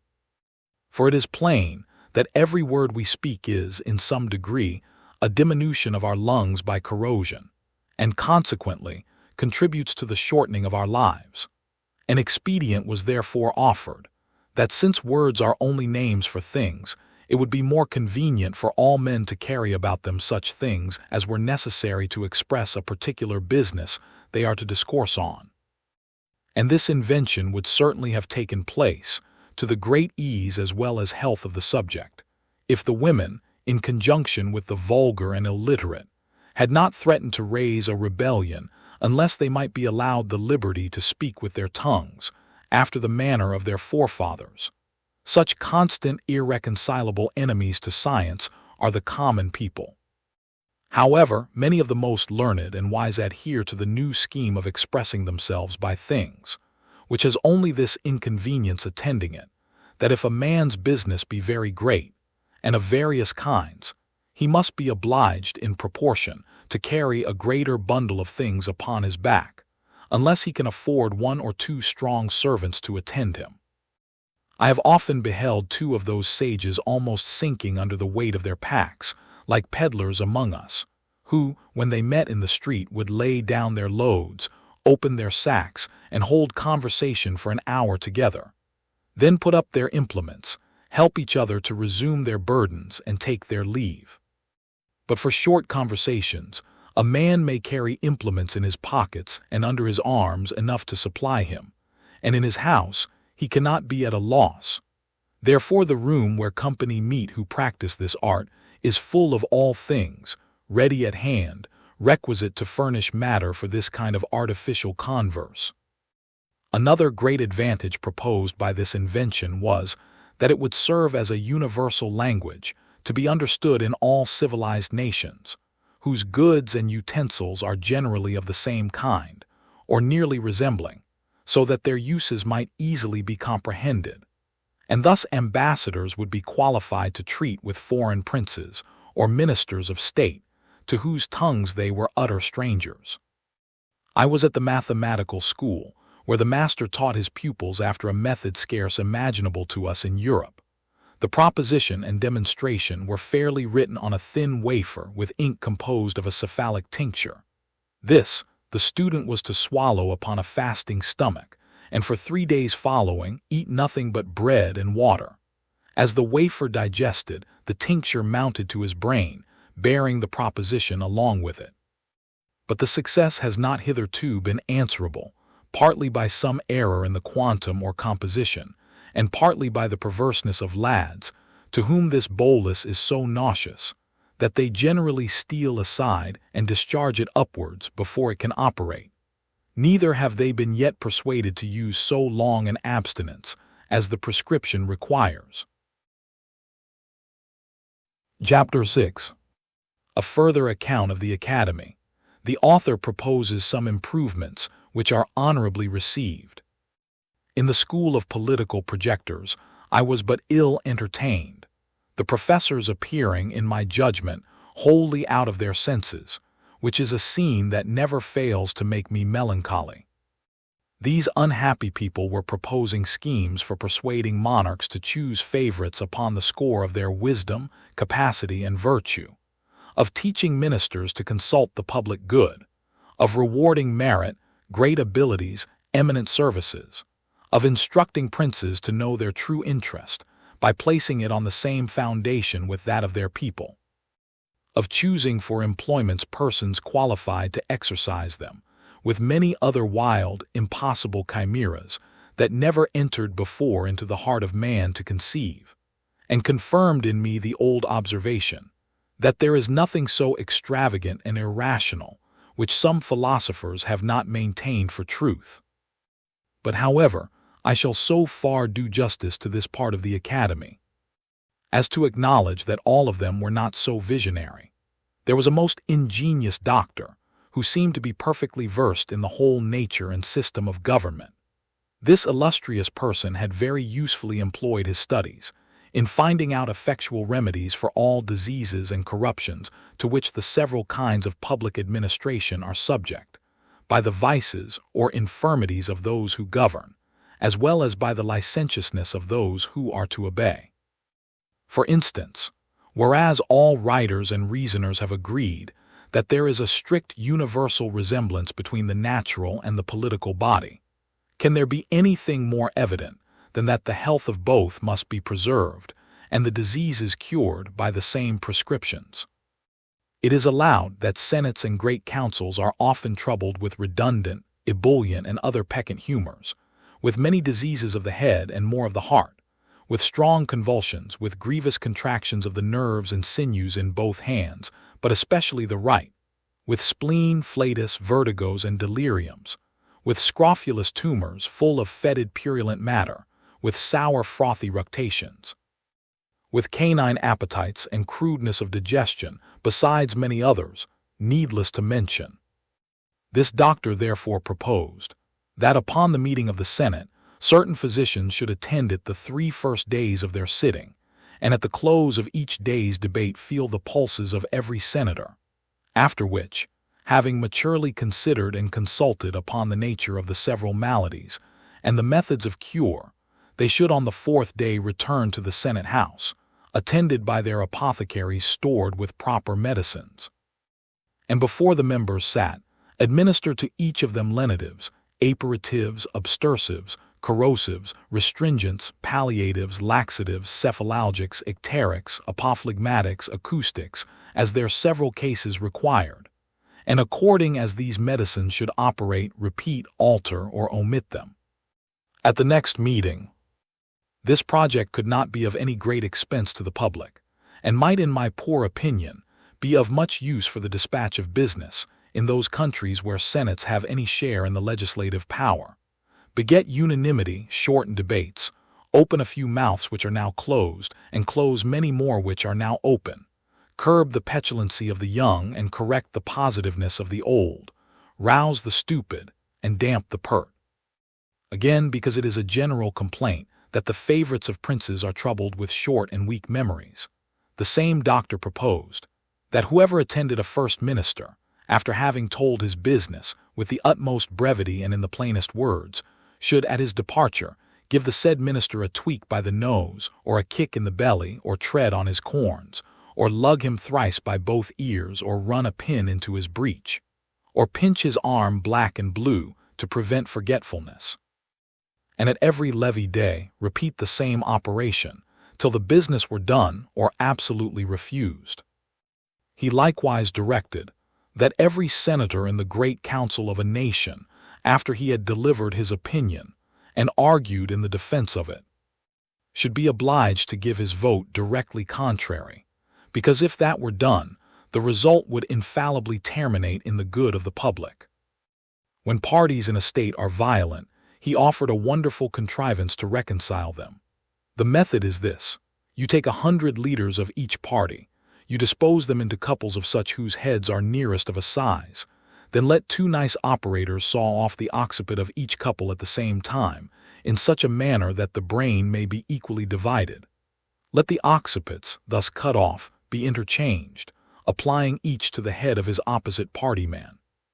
It seems indeed to be a work that requires some exactness, but the professor assured us that if it were dexterously performed, the cure would be infallible.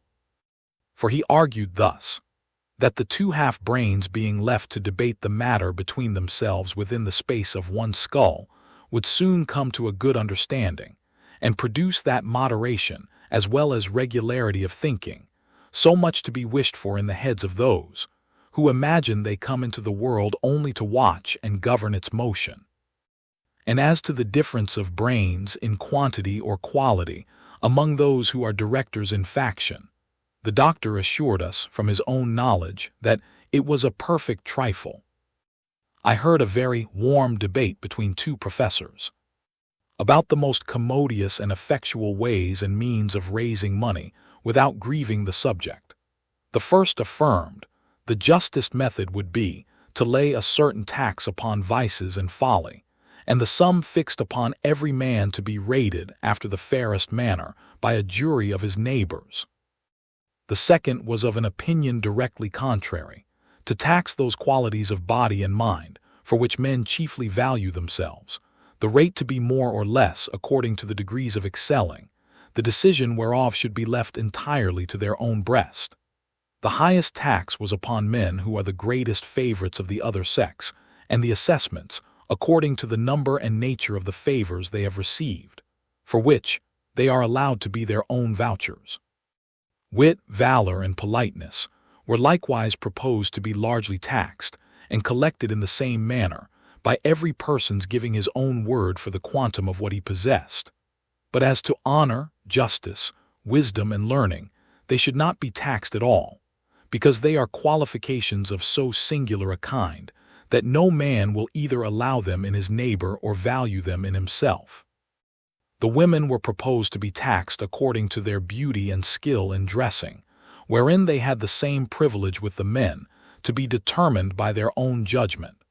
But constancy, chastity, good sense, and good nature were not rated, because they would not bear the charge of collecting. To keep senators in the interest of the crown, it was proposed that the members should raffle for employments, every man first taking an oath and giving security that he would vote for the court, whether he won or not, after which the losers had, in their turn, the liberty of raffling upon the next vacancy. Thus, hope and expectation would be kept alive. None would complain of broken promises, but impute their disappointments wholly to fortune, whose shoulders are broader and stronger than those of a ministry. Another professor showed me a large paper of instructions for discovering plots and conspiracies against the government. He advised great statesmen to examine into the diet of all suspected persons, their times of eating, upon which side they lay in bed, with which hand they wiped their posteriors, take a strict view of their excrements, and from the color, the odor, the taste, the consistence, the crudeness or maturity of digestion, form a judgment of their thoughts and designs. Because men are never so serious, thoughtful, and intent as when they are at stool, which he found by frequent experiment. For in such conjunctures, when he used merely as a trial to consider which was the best way of murdering the king, his ordure would have a tincture of green, but quite different when he thought only of raising an insurrection or burning the metropolis. The whole discourse was written with great acuteness, containing many observations, both curious and useful for politicians, but, as I conceived, not altogether complete. This I ventured to tell the author, and offered, if he pleased, to supply him with some additions. He received my proposition with more compliance than is usual among writers, especially those of the projecting species, professing he would be glad to receive further information. I told him that in the kingdom of Tribnia 454a, by the natives called Langdon 454b, where I had sojourned some time in my travels, the bulk of the people consist in a manner wholly of discoverers, witnesses, informers, accusers, prosecutors, evidences, swearers, together with their several subservient and subaltern instruments, all under the colors, the conduct, and the pay of ministers of state and their deputies. The plots in that kingdom are usually the workmanship of those persons who desire to raise their own characters of profound politicians, to restore new vigor to a crazy administration, to stifle or divert general discontents, to fill their coffers with forfeitures, and raise or sink the opinion of public credit, as either shall best answer their private advantage. It is first agreed and settled among them what suspected persons shall be accused of a plot. Then effectual care is taken to secure all their letters and papers, and put the owners in chains. These papers are delivered to a set of artists, very dexterous in finding out the mysterious meanings of words, syllables, and letters. For instance, they can discover a close stool to signify a privy council, a flock of geese a senate, a lame dog an invader, a cod's head, of the plague a standing army, a buzzard a prime minister, the gout a high priest, a gibbet a secretary of state, a chamber pot a committee of grandees, a sieve a court lady, a broom a revolution, a mousetrap an employment, a bottomless pit a treasury, a sink a court, a cap and bells a favorite, a broken reed a court of justice, an empty tun a general, a running sore the administration. 455. When this method fails, they have two others more effectual, which the learned among them call acrostics and anagrams. First, they can decipher all initial letters into political meanings. Thus N shall signify a plot, B a regiment of horse, L a fleet at sea. Or, secondly, by transposing the letters of the alphabet in any suspected paper, they can lay open the deepest designs of a discontented party. So, for example, if I should say in a letter to a friend, "Our brother Tom has just got the piles," a skillful decipherer would discover that the same letters which compose that sentence may be analyzed into the following words: resist, a plot is brought home, the tour. And this is the anagrammatic method. The professor made me great acknowledgments for communicating these observations, and promised to make honorable mention of me in his treatise. I saw nothing in this country that could invite me to a longer continuance, and began to think of returning home to England. Chapter 7. The author leaves Lagado, arrives at Maldonado, no ship ready. He takes a short voyage to Glubbdubdrib, his reception by the governor. The continent of which this kingdom is a part extends itself, as I have reason to believe, eastward to that unknown tract of America westward of California, and north to the Pacific Ocean, which is not above 150 miles from Lagado, where there is a good port and much commerce with the great island of Luggnagg, situated to the northwest about 29 degrees north latitude and 140 longitude. This island of Luggnagg stands southeastward of Japan, about 100 leagues distant. There is a strict alliance between the Japanese emperor and the king of Luggnagg, which affords frequent opportunities of sailing from one island to the other. I determined therefore to direct my course this way, in order to direct my return to Europe. I hired 2 mules with a guide to show me the way and carry my small baggage. I took leave of my noble protector, who had shown me so much favor, and made me a generous present at my departure. My journey was without any accident or adventure worth relating. When I arrived at the port of Maldonado, for so it is called, There was no ship in the harbor bound for Brobdingnag, nor likely to be in some time. The town is about as large as Portsmouth. I soon fell into some acquaintance and was very hospitably received. A gentleman of distinction said to me that since the ships bound for Brobdingnag could not be ready in less than a month, it might be no disagreeable amusement for me to take a trip to the little island of Glubbdubdrib, about 5 leagues off to the southwest. He offered himself and a friend to accompany me, and that I should be provided with a small, convenient bark for the voyage. Glubbdubdrib, as nearly as I can interpret the word, signifies the island of sorcerers or magicians. It is about 1/3 as large as the Isle of Wight, and extremely fruitful. It is governed by the head of a certain tribe, who are all magicians. This tribe marries only among each other, and the eldest in succession is prince or governor. He has a noble palace, and a park of about 3,000 acres, surrounded by a wall of hewn stone 20 feet high. In this park are several small enclosures for cattle, corn, and gardening. The governor and his family are served and attended by domestics of a kind somewhat unusual. By his skill in necromancy, he has a power of calling whom he pleases from the dead, and commanding their service for 24 hours, but no longer. Nor can he call the same persons up again in less than 3 months, except upon very extraordinary occasions. When we arrived at the island, which was about 11 in the morning, one of the gentlemen who accompanied me went to the governor, and desired admittance for a stranger, who came on purpose to have the honor of attending on his highness.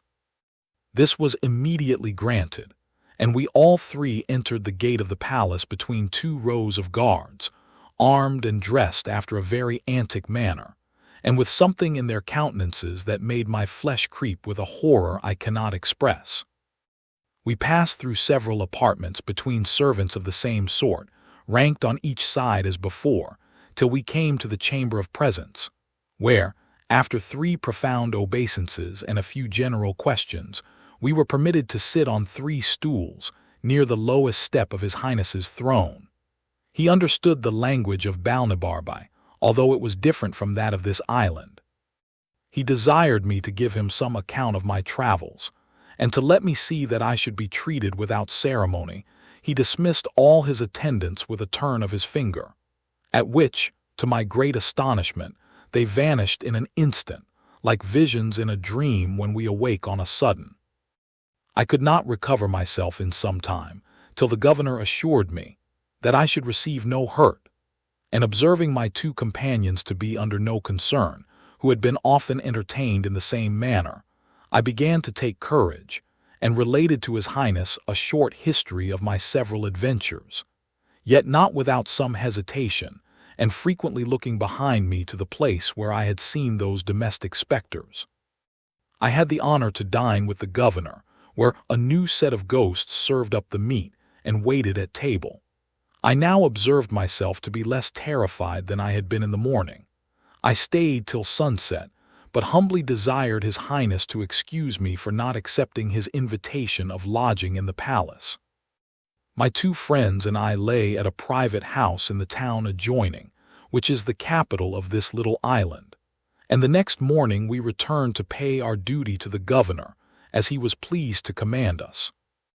After this manner we continued in the island for 10 days, most part of every day with the governor, and at night in our lodging. I soon grew so familiarized to the sight of spirits that after the 3rd or 4th time they gave me no emotion at all, or, if I had any apprehensions left, my curiosity prevailed over them.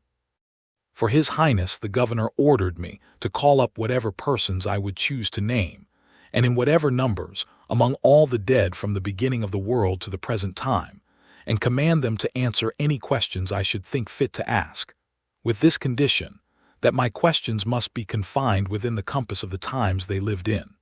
And one thing I might depend upon, that they would certainly tell me the truth, for lying was a talent of no use in the lower world.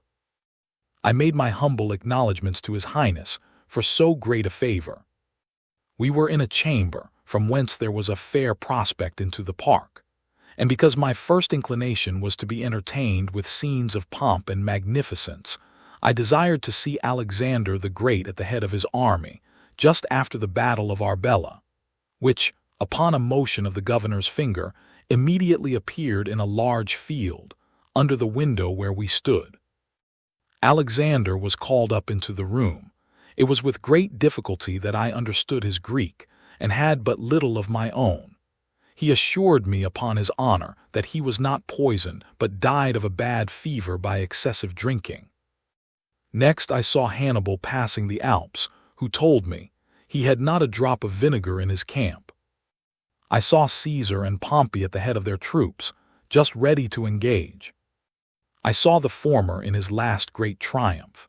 I desired that the Senate of Rome might appear before me in one large chamber, and an assembly of somewhat a later age in counterview in another.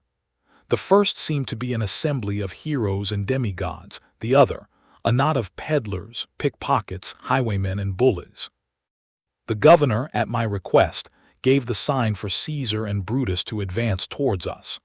I was struck with a profound veneration at the sight of Brutus, and could easily discover the most consummate virtue, the greatest intrepidity and firmness of mind, the truest love of his country, and general benevolence for mankind, in every lineament of his countenance.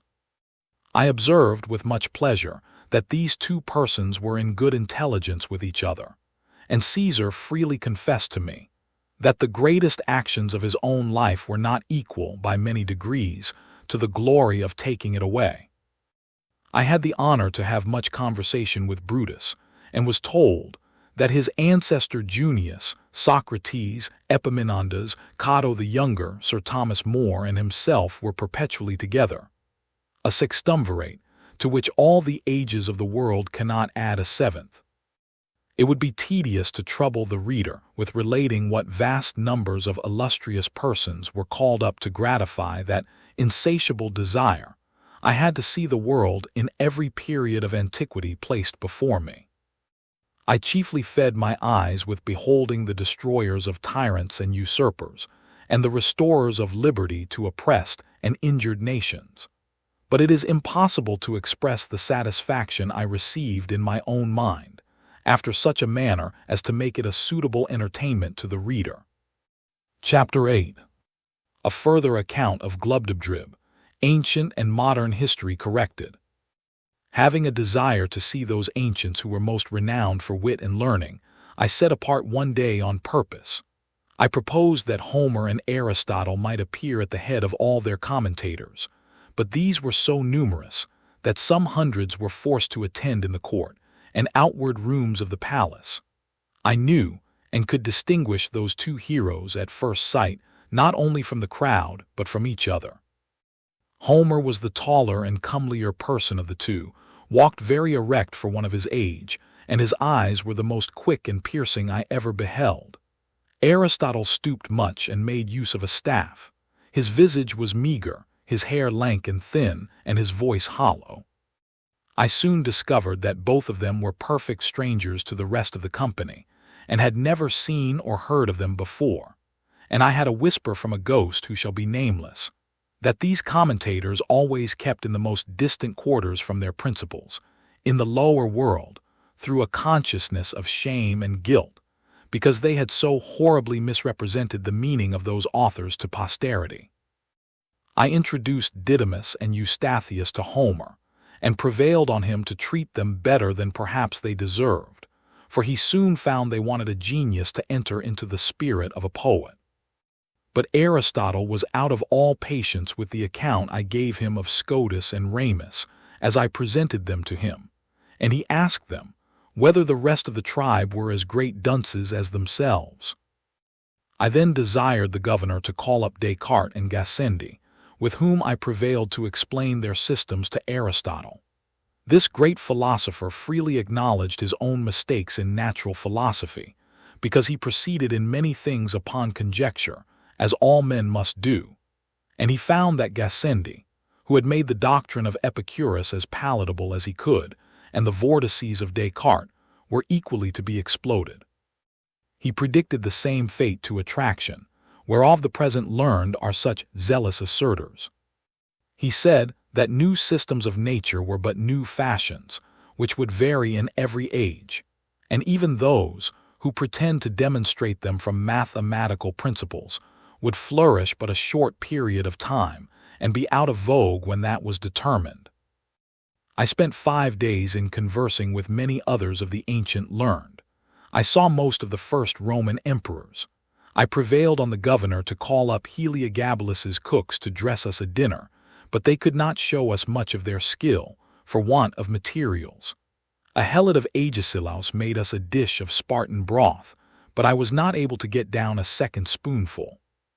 The 2 gentlemen, who conducted me to the island, were pressed by their private affairs to return in 3 days, which I employed in seeing some of the modern dead, who had made the greatest figure, for 200 or 300 years past, in our own and other countries of Europe.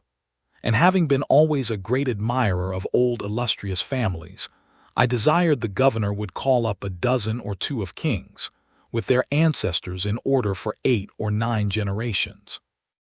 But my disappointment was grievous and unexpected, for instead of a long train with royal diadems, I saw in one family 2 fiddlers, 3 spruce courtiers, and an Italian prelate. In another, a barber, an abbot, and 2 cardinals.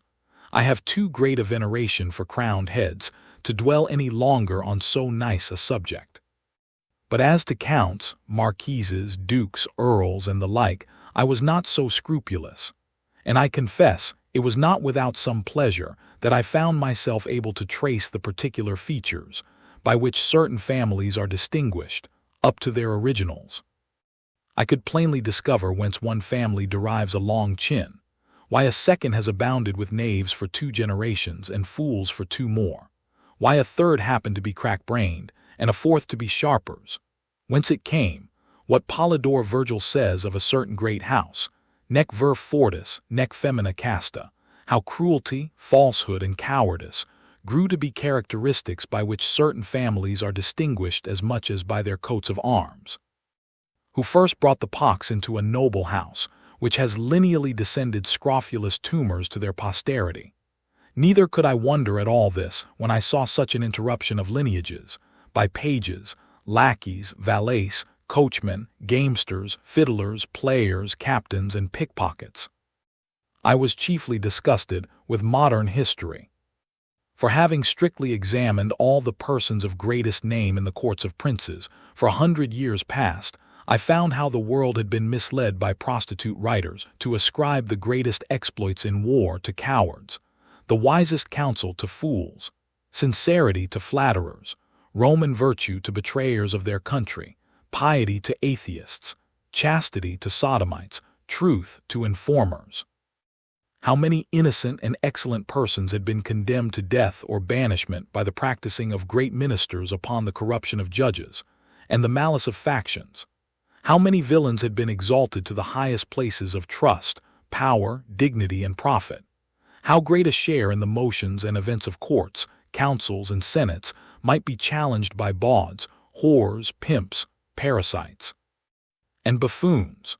How low an opinion I had of human wisdom and integrity, when I was truly informed of the springs and motives of great enterprises and revolutions in the world, and of the contemptible accidents to which they owed their success.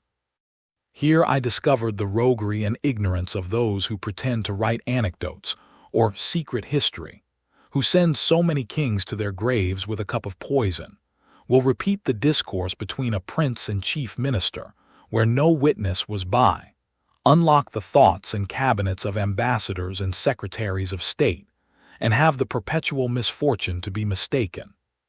Here I discovered the true causes of many great events that have surprised the world, how a whore can govern the backstairs a council, and the council a senate.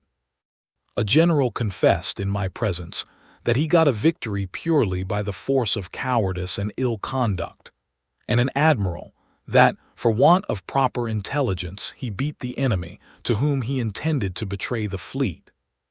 3 kings protested to me that in their whole reigns they never did once prefer any person of merit, unless by mistake or treachery of some minister in whom they confided, Neither would they do it if they were to live again. And they showed, with great strength of reason, that the royal throne could not be supported without corruption, because that positive, confident, restiff temper which virtue infused into a man was a perpetual clog to public business. I had the curiosity to inquire, in a particular manner, by what methods great numbers had procured to themselves high titles of honor and prodigious estates, and I confined my inquiry to a very modern period. However, without grating upon present times, because I would be sure to give no offense even to foreigners, for I hope the reader need not be told that I do not in the least intend my own country in what I say upon this occasion. A great number of persons concerned were called up, and upon a very slight examination discovered such a scene of infamy that I cannot reflect upon it without some seriousness. Perjury, oppression, subornation, fraud, pandarism, and the like infirmities were among the most excusable arts they had to mention, and for these I gave, as it was reasonable, great allowance. But when some confessed they owed their greatness and wealth to sodomy or incest, others to the prostituting of their own wives and daughters, others to the betraying of their country or their prince, some to poisoning, more to the perverting of justice, in order to destroy the innocent, I hope I may be pardoned, if these discoveries inclined me a little to abate of that profound veneration, which I am naturally apt to pay to persons of high rank, who ought to be treated with the utmost respect due to their sublime dignity, by us their inferiors. I had often read of some great services done to princes and states, and desired to see the persons by whom those services were performed. Upon inquiry I was told that their names were to be found on no record except a few of them whom history has represented as the vilest of rogues and traitors. As to the rest, I had never once heard of them. They all appeared with dejected looks, and in the meanest habit, most of them telling me they died in poverty and disgrace, and the rest on a scaffold or a gibbet. Among others, there was one person whose case appeared a little singular. He had a youth about 18 years old standing by his side. He told me he had for many years been commander of a ship, and in the sea fight at Actium had the good fortune to break through the enemy's great line of battle, sink 3 of their capital ships, and take a 4th, which was the sole cause of Antony's flight, and of the victory that ensued, that the youth standing by him, his only son, was killed in the action. He added that upon the confidence of some merit, the war being at an end, he went to Rome, and solicited at the court of Augustus to be preferred to a greater ship, whose commander had been killed. But without any regard to his pretensions, it was given to a boy who had never seen the sea, the son of Libertina, who waited on one of the emperor's mistresses. Returning back to his own vessel, he was charged with neglect of duty, and the ship given to a favorite page of Publicola, the vice-admiral, whereupon he retired to a poor farm at a great distance from Rome, and there ended his life. I was so curious to know the truth of this story that I desired Agrippa might be called, who was admiral in that fight. He appeared and confirmed the whole account, but with much more advantage to the captain, whose modesty had extenuated or concealed a great part of his merit. I was surprised to find corruption grown so high and so quick in that empire, by the force of luxury so lately introduced, which made me less wonder at many parallel cases in other countries, where vices of all kinds have reigned so much longer, and where the whole praise, as well as pillage, has been engrossed by the chief commander, who perhaps had the least title to either. As every person called up made exactly the same appearance he had done in the world, it gave me melancholy reflections to observe how much the race of humankind was degenerated among us within these 100 years past, how the pox, under all its consequences and denominations, had altered every lineament of an English countenance, shortened the size of bodies, unbraced the nerves, relaxed the sinews and muscles, introduced a sallow complexion, and rendered the flesh loose and rancid. I descended so low as to desire some English yeoman of the old stamp might be summoned to appear, once so famous for the simplicity of their manners, diet, and dress, for justice in their dealings, for their true spirit of liberty, for their valor and love of their country. Neither could I be wholly unmoved, after comparing the living with the dead, when I considered how all these pure native virtues were prostituted for a piece of money by their grandchildren, who, in selling their votes and managing at elections, have acquired every vice and corruption that can possibly be learned in a court. Chapter 9. The author returns to Maldonado, sails to the kingdom of Lugnag, the author confined. He is sent for to court, the manner of his admittance, the king's great lenity to his subjects. The day of our departure being come, I took leave of his highness, the governor of Glubdubdrib, and returned with my 2 companions to Maldonado, where, after a fortnight's waiting, a ship was ready to sail for Lugnag. The 2 gentlemen and some others were so generous and kind as to furnish me with provisions and see me on board. I was a month in this voyage. We had one violent storm, and were under a necessity of steering westward to get into the trade wind, which holds for above 60 leagues.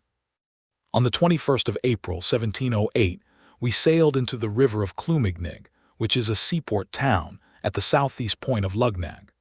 We cast anchor within a league of the town and made a signal for a pilot. 2 of them came on board in less than half an hour, by whom we were guided between certain shoals and rocks, which are very dangerous in the passage, to a large basin, where a fleet may ride in safety within a cable's length of the town wall. Some of our sailors, whether out of treachery or inadvertence, had informed the pilots that I was a stranger and great traveler, whereof these gave notice to a custom-house officer, by whom I was examined very strictly upon my landing. This officer spoke to me in the language of Balnibarbi, which, by the force of much commerce, is generally understood in that town, especially by seamen and those employed in the customs. I gave him a short account of some particulars, and made my story as plausible and consistent as I could, but I thought it necessary to disguise my country and call myself a Hollander, because my intentions were for Japan, and I knew the Dutch were the only Europeans permitted to enter into that kingdom. I therefore told the officer that having been shipwrecked on the coast of Balnibarbi and cast on a rock, I was received up into Laputa, or the flying island of which he had often heard, and was now endeavoring to get to Japan, whence I might find a convenience of returning to my own country. The officer said, I must be confined till he could receive orders from court, for which he would write immediately, and hoped to receive an answer in a fortnight. I was carried to a convenient lodging with a sentry placed at the door. However, I had the liberty of a large garden, and was treated with humanity enough, being maintained all the time at the king's charge. I was invited by several persons, chiefly out of curiosity, because it was reported that I came from countries very remote, of which they had never heard. I hired a young man who came in the same ship to be an interpreter. He was a native of Lugnag, but had lived some years at Maldonado, and was a perfect master of both languages. By his assistance, I was able to hold a conversation with those who came to visit me, but this consisted only of their questions and my answers. The dispatch came from court about the time we expected. It contained a warrant for conducting me and my retinue to Traldrigdub, or Trildrigdrib, for it is pronounced both ways as near as I can remember, by a party of 10 horse. All my retinue was that poor lad for an interpreter, whom I persuaded into my service, and at my humble request, we had each of us a mule to ride on. A messenger was dispatched half a day's journey before us, to give the king notice of my approach, and to desire that his majesty would please to appoint a day and hour, when it would by his gracious pleasure that I might have the honor to lick the dust before his footstool.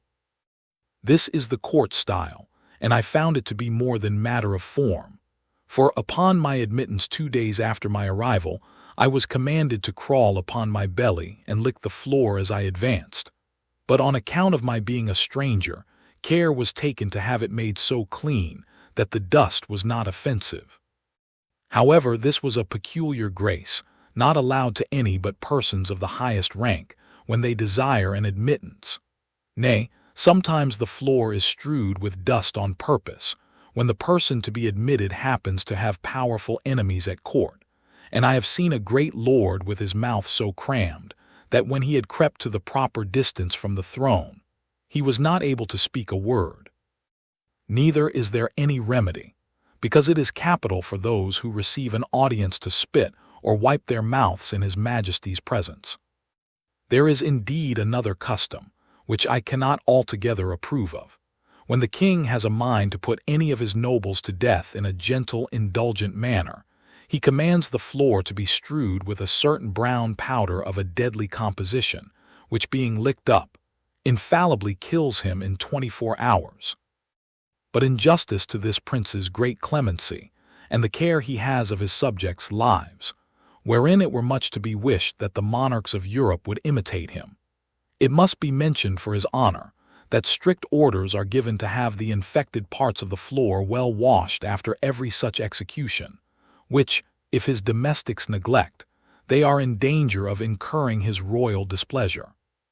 I myself heard him give directions that one of his pages should be whipped, whose turn it was to give notice about washing the floor after an execution, but maliciously had omitted it, by which neglect a young lord of great hopes, coming to an audience, was unfortunately poisoned, although the king at that time had no design against his life. But this good prince was so gracious as to forgive the poor page his whipping, upon promise that he would do so no more without special orders. To return from this digression, when I had crept within 4 yards of the throne, I raised myself gently upon my knees, and then striking my forehead 7 times against the ground, I pronounced the following words, as they had been taught me the night before: Eichpling glafthrup squatserum beliop lashnalt zwin tnodbulk guf esliafed girdlub asht. This is the compliment, established by the laws of the land, for all persons admitted to the king's presence. It may be rendered into English thus: May your celestial majesty outlive the sun 11 moons and a half. To this the king returned some answer, which, although I could not understand, yet I replied as I had been directed. Fluff drin yalaric dwoldum prastred merpush, which properly signifies, my tongue is in the mouth of my friend. And by this expression was meant that I desired leave to bring my interpreter, whereupon the young man already mentioned was accordingly introduced, by whose intervention I answered as many questions as His Majesty could put in above an hour. I spoke in the Balnibarbian tongue, and my interpreter delivered my meaning in that of Lugnag. The king was much delighted with my company, and ordered his Blifmarklub, or High Chamberlain, to appoint a lodging in the court for me and my interpreter, with a daily allowance for my table, and a large purse of gold for my common expenses. I stayed 3 months in this country, out of perfect obedience to His Majesty, who was pleased highly to favor me, and made me very honorable offers. But I thought it more consistent with prudence and justice to pass the remainder of my days with my wife and family. Chapter 10. The Lugnagians commended. A particular description of the Struldbrugs, with many conversations between the author and some eminent persons upon that subject. The Lugnagians are a polite and generous people, and although they are not without some share of that pride which is peculiar to all Eastern countries, yet they show themselves courteous to strangers, especially such who are countenanced by the court. I had many acquaintance, and among persons of the best fashion, and being always attended by my interpreter, the conversation we had was not disagreeable. One day in much good company I was asked by a person of quality whether I had seen any of their Struldbrugs or immortals. I said I had not, and desired he would explain to me what he meant by such an appellation applied to a mortal creature. He told me that sometimes, though very rarely, a child happened to be born in a family with a red circular spot in the forehead, directly over the left eyebrow, which was an infallible mark that it should never die. The spot, as he described it, was about the compass of a silver threepence, but in the course of time grew larger and changed its color. For at 12 years old it became green, so continued till 25, then turned to a deep blue. At 45 it grew coal black, and as large as an English shilling, but never admitted any further alteration. He said these births were so rare that he did not believe there could be above 1,100 struldbrugs of both sexes in the whole kingdom, of which he computed about 50 in the metropolis, and among the rest, a young girl born about 3 years ago, that these productions were not peculiar to any family, but a mere effect of chance, and the children of the struldbrugs themselves were equally mortal with the rest of the people. I freely own myself to have been struck with inexpressible delight upon hearing this account, and the person who gave it me happening to understand the Balnibarbian language, which I spoke very well, I could not forbear breaking out into expressions, perhaps a little too extravagant. I cried out as in a rapture, "Happy nation, where every child hath at least a chance for being immortal!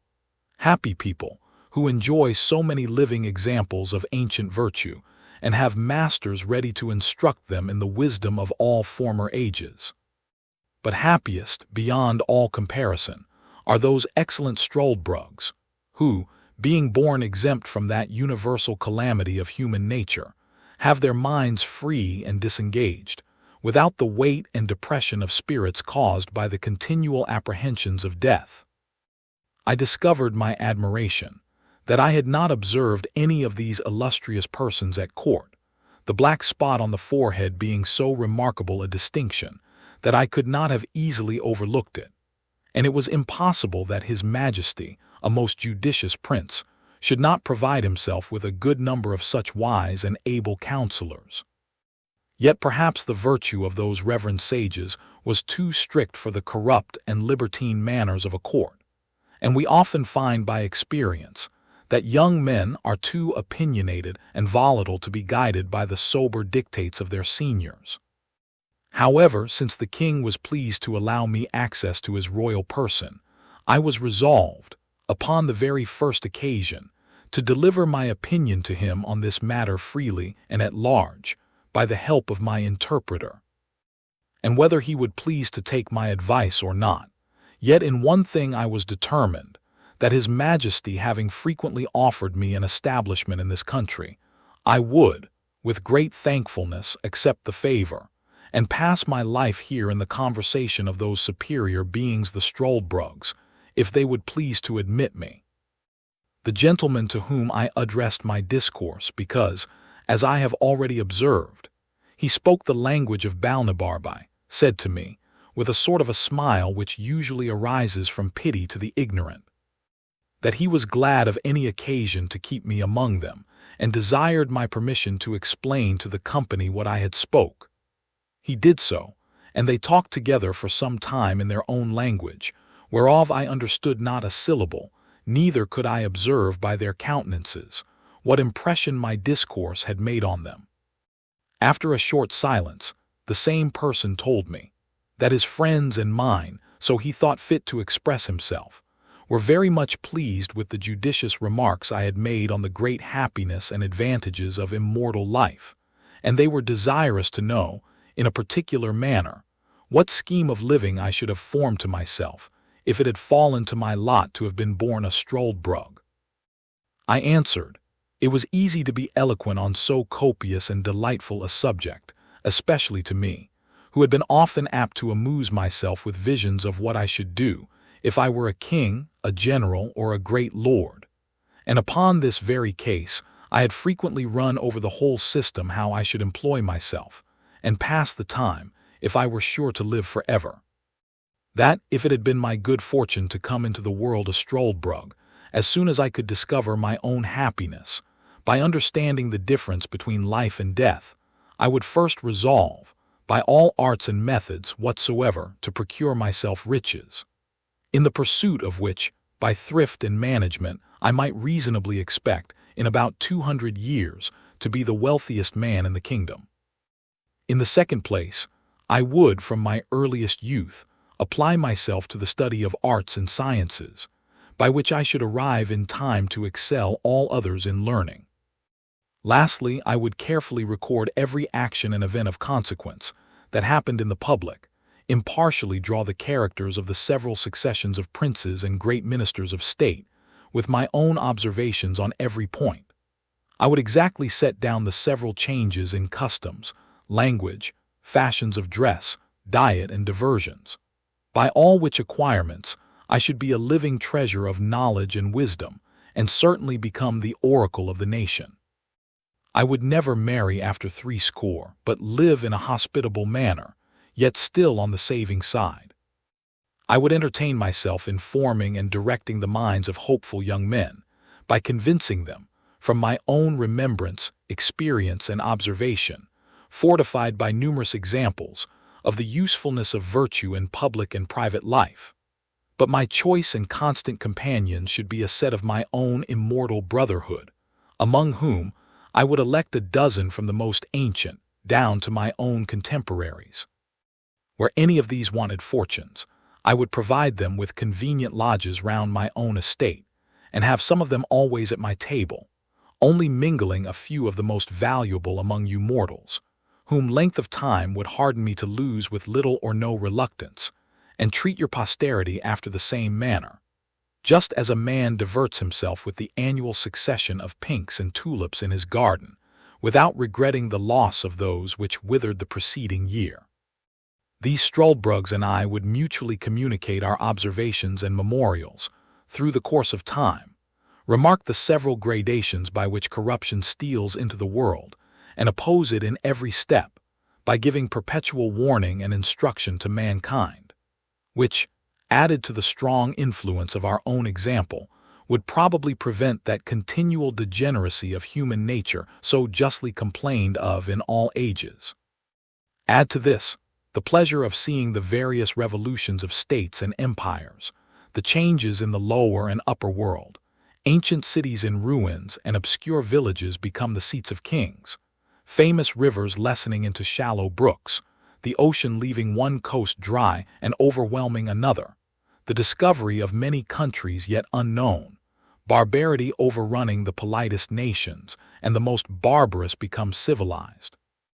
I should then see the discovery of the longitude, the perpetual motion, the universal medicine, and many other great inventions, brought to the utmost perfection. What wonderful discoveries should we make in astronomy, by outliving and confirming our own predictions, by observing the progress and return of comets, with the changes of motion in the sun, moon, and stars. I enlarged upon many other topics, which the natural desire of endless life and sublunary happiness could easily furnish me with. When I had ended, and the sum of my discourse had been interpreted, as before, to the rest of the company, there was a good deal of talk among them in the language of the country, not without some laughter at my expense. At last, the same gentleman who had been my interpreter said, he was desired by the rest to set me right in a few mistakes, which I had fallen into through the common imbecility of human nature, and upon that allowance was less answerable for them.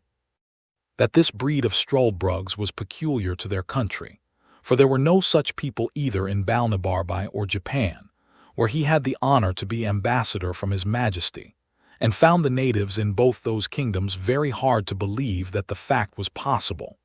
And it appeared from my astonishment when he first mentioned the matter to me, that I received it as a thing wholly new, and scarcely to be credited.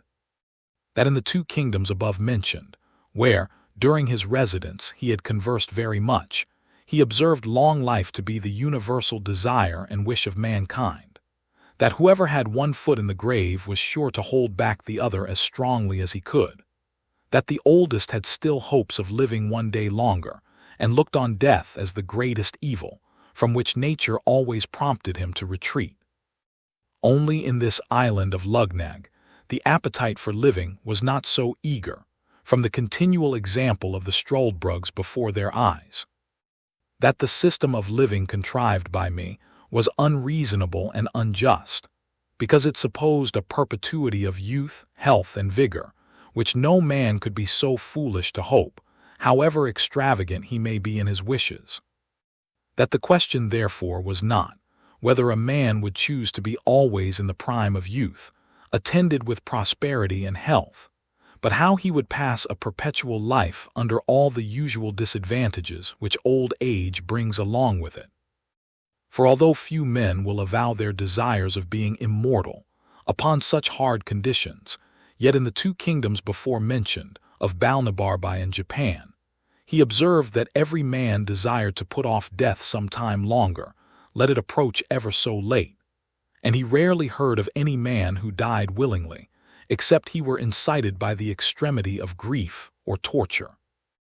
And he appealed to me, whether in those countries I had traveled as well as my own, I had not observed the same general disposition. After this preface, he gave me a particular account of the Struldbrugs among them. He said, they commonly acted like mortals till about 30 years old, after which, by degrees, they grew melancholy and dejected, increasing in both till they came to fourscore. This he learned from their own confession, for otherwise, there not being above 2 or 3 of that species born in an age, they were too few to form a general observation by.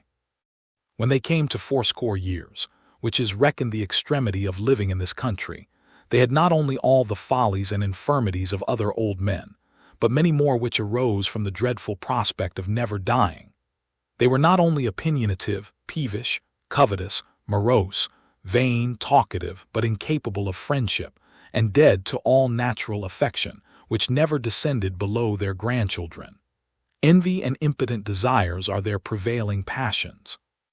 But those objects against which their envy seems principally directed are the vices of the younger sort and the deaths of the old. By reflecting on the former, they find themselves cut off from all possibility of pleasure, and whenever they see a funeral, they lament and repine that others have gone to a harbor of rest to which they themselves never can hope to arrive. They have no remembrance of anything but what they learned and observed in their youth and middle age, and even that is very imperfect. And for the truth or particulars of any fact, it is safer to depend on common tradition than upon their best recollections. The least miserable among them appear to be those who turn to dotage, and entirely lose their memories. These meet with more pity and assistance, because they want many bad qualities which abound in others. If a Struldbrug happen to marry one of his own kind, the marriage is dissolved, of course, by the courtesy of the kingdom, as soon as the younger of the two comes to be fourscore. For the law thinks it a reasonable indulgence that those who are condemned, without any fault of their own, to a perpetual continuance in the world, should not have their misery doubled by the load of a wife. As soon as they have completed the term of 80 years, they are looked on as dead in law. Their heirs immediately succeed to their estates. Only a small pittance is reserved for their support, and the poor ones are maintained at the public charge. After that period, they are held incapable of any employment of trust or profit. They cannot purchase lands or take leases. Neither are they allowed to be witnesses in any cause, either civil or criminal, not even for the decision of meres and bounds. At 90, they lose their teeth and hair. They have at that age no distinction of taste, but eat and drink whatever they can get, without relish or appetite. The diseases they were subject to still continue, without increasing or diminishing. In talking, they forget the common appellation of things, and the names of persons, even of those who are their nearest friends and relations. For the same reason, they never can amuse themselves with reading, because their memory will not serve to carry them from the beginning of a sentence to the end, and by this defect they are deprived of the only entertainment whereof they might otherwise be capable. The language of this country being always upon the flux, the Struldbrugs of one age do not understand those of another, neither are they able, after 200 years, to hold any conversation, farther than by a few general words, with their neighbors the mortals, and thus they lie under the disadvantage of living like foreigners in their own country. This was the account given me of the Struldbrugs, as near as I can remember. I afterwards saw 5 or 6 of different ages, the youngest not above 200 years old, who were brought to me at several times by some of my friends, but although they were told that I was a great traveler and had seen all the world, they had not the least curiosity to ask me a question, only desired I would give them slumskudask, or a token of remembrance, which is a modest way of begging to avoid the law that strictly forbids it, because they are provided for by the public, although indeed with a very scanty allowance. They are despised and hated by all sorts of people. When one of them is born, it is reckoned ominous, and their birth is recorded very particularly, so that you may know their age by consulting the register, which, however, has not been kept above 1,000 years past, or at least has been destroyed by time or public disturbances. But the usual way of computing how old they are is by asking them what kings or great persons they can remember, and then consulting history. For infallibly the last prince in their mind did not begin his reign after they were 80 years old. They were the most mortifying sight I ever beheld, and the women more horrible than the men. Besides the usual deformities and extreme old age, they acquired an additional ghastliness, in proportion to their number of years, which is not to be described, and among half a dozen I soon distinguished which was the eldest, although there was not above a century or two between them. The reader will easily believe that from what I had heard and seen, my keen appetite for perpetuity of life was much abated. I grew heartily ashamed of the pleasing visions I had formed, and thought no tyrant could invent a death into which I would not run with pleasure from such a life. The king heard of all that had passed between me and my friends upon this occasion, and rallied me very pleasantly, wishing I could send a couple of struldbrugs to my own country to arm our people against the fear of death. But this, it seems, is forbidden by the fundamental laws of the kingdom, or else I should have been well content with the trouble and expense of transporting them. I could not but agree that the laws of this kingdom relative to the struldbrugs were founded upon the strongest reasons, and such as any other country would be under the necessity of enacting in the like circumstances. Otherwise, as avarice is the necessary consequence of old age, those immortals would in time become proprietors of the whole nation, and engross the civil power, which, for want of abilities to manage, must end in the ruin of the public. Chapter 11. The author leaves Luggnagg and sails to Japan. From thence he returns in a Dutch ship to Amsterdam, and from Amsterdam to England. I thought this account of the struldbrugs might be some entertainment to the reader, because it seems to be a little out of the common way.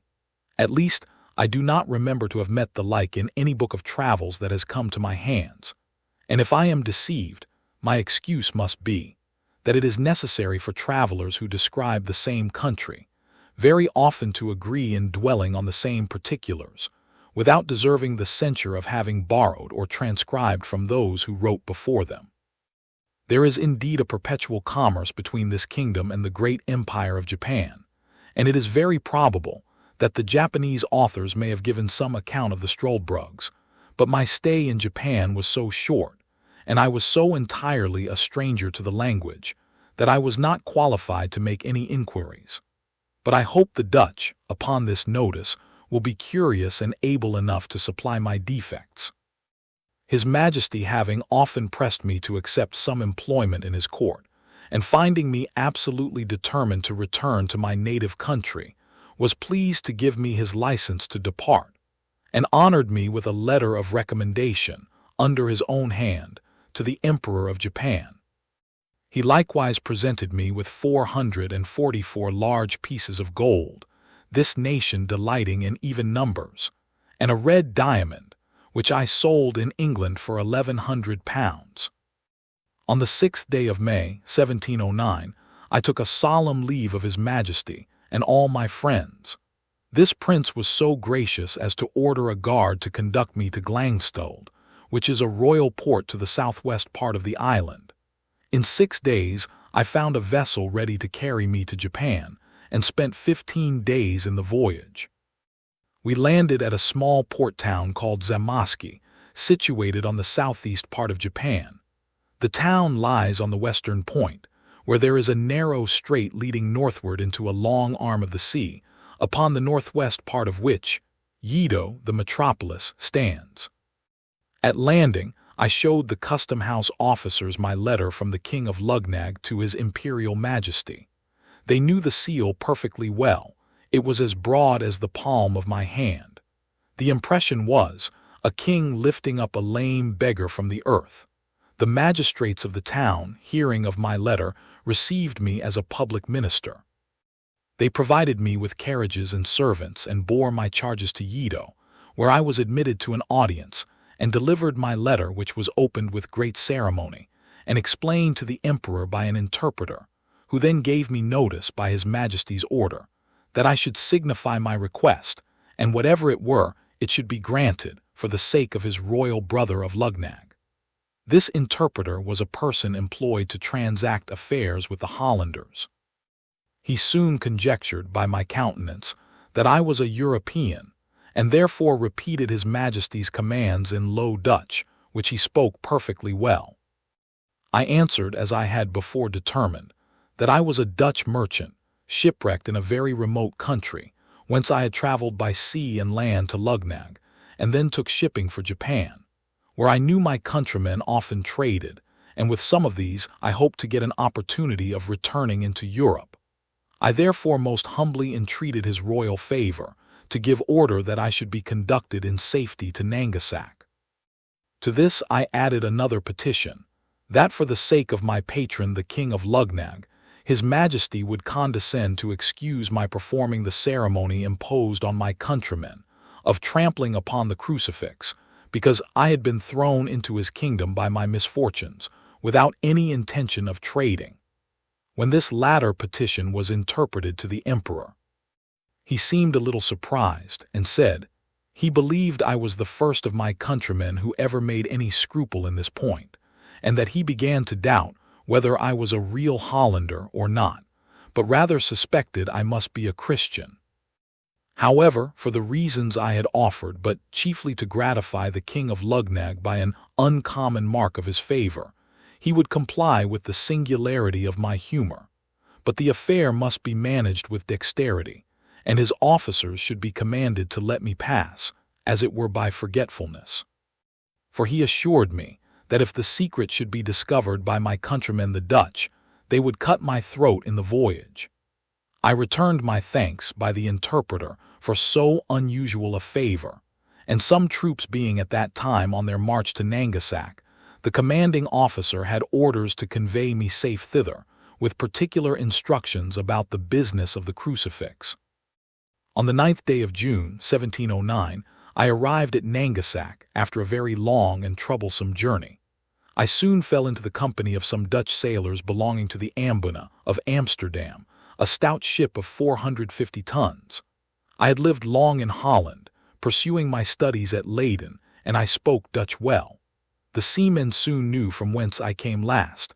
They were curious to inquire into my voyages and course of life. I made up a story as short and probable as I could, but concealed the greatest part. I knew many persons in Holland. I was able to invent names for my parents, whom I pretended to be obscure people in the province of Gelderland. I would have given the captain, one Theodorus Vangrel, what he pleased to ask for my voyage to Holland, but understanding I was a surgeon, he was contented to take half the usual rate, on condition that I would serve him in the way of my calling. Before we took shipping, I was often asked by some of the crew whether I had performed the ceremony above mentioned. I evaded the question by general answers, that I had satisfied the emperor and court in all particulars. However, a malicious rogue of a skipper went to an officer, and pointing to me, told him I had not yet trampled on the crucifix, but the other, who had received instructions to let me pass, gave the rascal 20 strokes on the shoulders with a bamboo, after which I was no more troubled with such questions. Nothing happened worth mentioning in this voyage. We sailed with a fair wind to the Cape of Good Hope, where we stayed only to take in fresh water.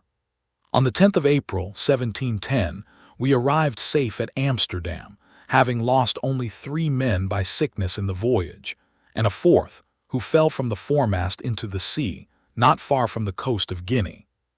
From Amsterdam, I soon after set sail for England, in a small vessel belonging to that city. On the 16th of April, 1710, we put in at the Downs. I landed next morning and saw once more my native country after an absence of 5 years and 6 months complete. I went straight to Redriff, where I arrived the same day at 2 in the afternoon and found my wife and family in good. Part 4. A Voyage to the Country of the Houyhnhnms. Chapter 1. The author sets out as captain of a ship. His men conspire against him, confine him a long time to his cabin, and set him on shore in an unknown land. He travels up into the country. The Yahoos, a strange sort of animal, described. The author meets 2 Houyhnhnms. I continued at home with my wife and children about 5 months in a very happy condition, if I could have learned the lesson of knowing when I was well. I left my poor wife big with child, and accepted an advantageous offer made me to be captain of the Adventurer, a stout merchantman of 350 tons. For I understood navigation well, and being grown weary of a surgeon's employment at sea, which, however, I could exercise upon occasion, I took a skilful young man of that calling, one Robert Purifoy, into my ship. We set sail from Portsmouth upon the 7th day of August, 1710. On the 14th we met with Captain Pocock of Bristol at Tenerife, who was going to the Bay of Campeche to cut logwood. On the 16th he was parted from us by a storm. I heard since my return that his ship foundered, and none escaped but one cabin boy. He was an honest man and a good sailor, but a little too positive in his own opinions, which was the cause of his destruction, as it has been with several others. For if he had followed my advice, he might have been safe at home with his family at this time, as well as myself. I had several men who died in my ship of calentures, so that I was forced to get recruits out of Barbados and the Leeward Islands, where I touched, by the direction of the merchants who employed me, which I had soon too much cause to repent, for I found afterwards that most of them had been buccaneers. I had 50 hands on board, and my orders were that I should trade with the Indians in the South Sea and make what discoveries I could. These rogues whom I had picked up debauched my other men, and they all formed a conspiracy to seize the ship and secure me, which they did one morning, rushing into my cabin and binding me hand and foot, threatening to throw me overboard if I offered to stir. I told them I was their prisoner and would submit. This they made me swear to do, and then they unbound me, only fastening one of my legs with a chain near my bed, and placed a sentry at my door with his piece charged, who was commanded to shoot me dead if I attempted my liberty. They sent me down victuals and drink, and took the government of the ship to themselves. Their design was to turn pirates and plunder the Spaniards, which they could not do till they got more men. But first they resolved to sell the goods in the ship, and then go to Madagascar for recruits, several among them having died since my confinement. They sailed many weeks and traded with the Indians, but I knew not what course they took, being kept a close prisoner in my cabin, and expecting nothing less than to be murdered, as they often threatened me. Upon the 9th day of May, 1711, one James Welch came down to my cabin and said he had orders from the captain to set me ashore. I expostulated with him, but in vain, neither would he so much as tell me who their new captain was. They forced me into the longboat, letting me put on my best suit of clothes, which were as good as new, and take a small bundle of linen, but no arms except my hanger, and they were so civil as not to search my pockets, into which I conveyed what money I had with some other little necessaries. They rowed about a league, and then set me down on a strand. I desired them to tell me what country it was. They all swore they knew no more than myself, but said that the captain, as they called him, was resolved, after they had sold the lading, to get rid of me in the first place where they could discover land. They pushed off immediately, advising me to make haste for fear of being overtaken by the tide, and so bade me farewell. In this desolate condition I advanced forward, and soon got upon firm ground, where I sat down on a bank to rest myself, and consider what I had best do. When I was a little refreshed, I went up into the country, resolving to deliver myself to the first savages I should meet, and purchase my life from them by some bracelets, glass rings, and other toys, which sailors usually provide themselves with in those voyages, and whereof I had some about me. The land was divided by long rows of trees, not regularly planted but naturally growing. There was great plenty of grass, and several fields of oats. I walked very circumspectly, for fear of being surprised or suddenly shot with an arrow from behind or on either side. I fell into a beaten road, where I saw many tracks of human feet, and some of cows, but most of horses. At last I beheld several animals in a field, and one or two of the same kind sitting in trees. Their shape was very singular and deformed, which a little discomposed me, so that I lay down behind a thicket to observe them better. Some of them coming forward near the place where I lay, gave me an opportunity of distinctly marking their form. Their heads and breasts were covered with a thick hair, some frizzled and others lank. They had beards like goats, and a long ridge of hair down their backs, and the fore parts of their legs and feet. But the rest of their bodies was bare, so that I might see their skins, which were of a brown-buff color. They had no tails, nor any hair at all on their buttocks except about the anus, which, I presume, nature had placed there to defend them as they sat on the ground. For this posture they used, as well as lying down, and often stood on their hind feet. They climbed high trees as nimbly as a squirrel, for they had strong extended claws before and behind, terminating in sharp points and hooked. They would often spring and bound and leap with prodigious agility. The females were not so large as the males.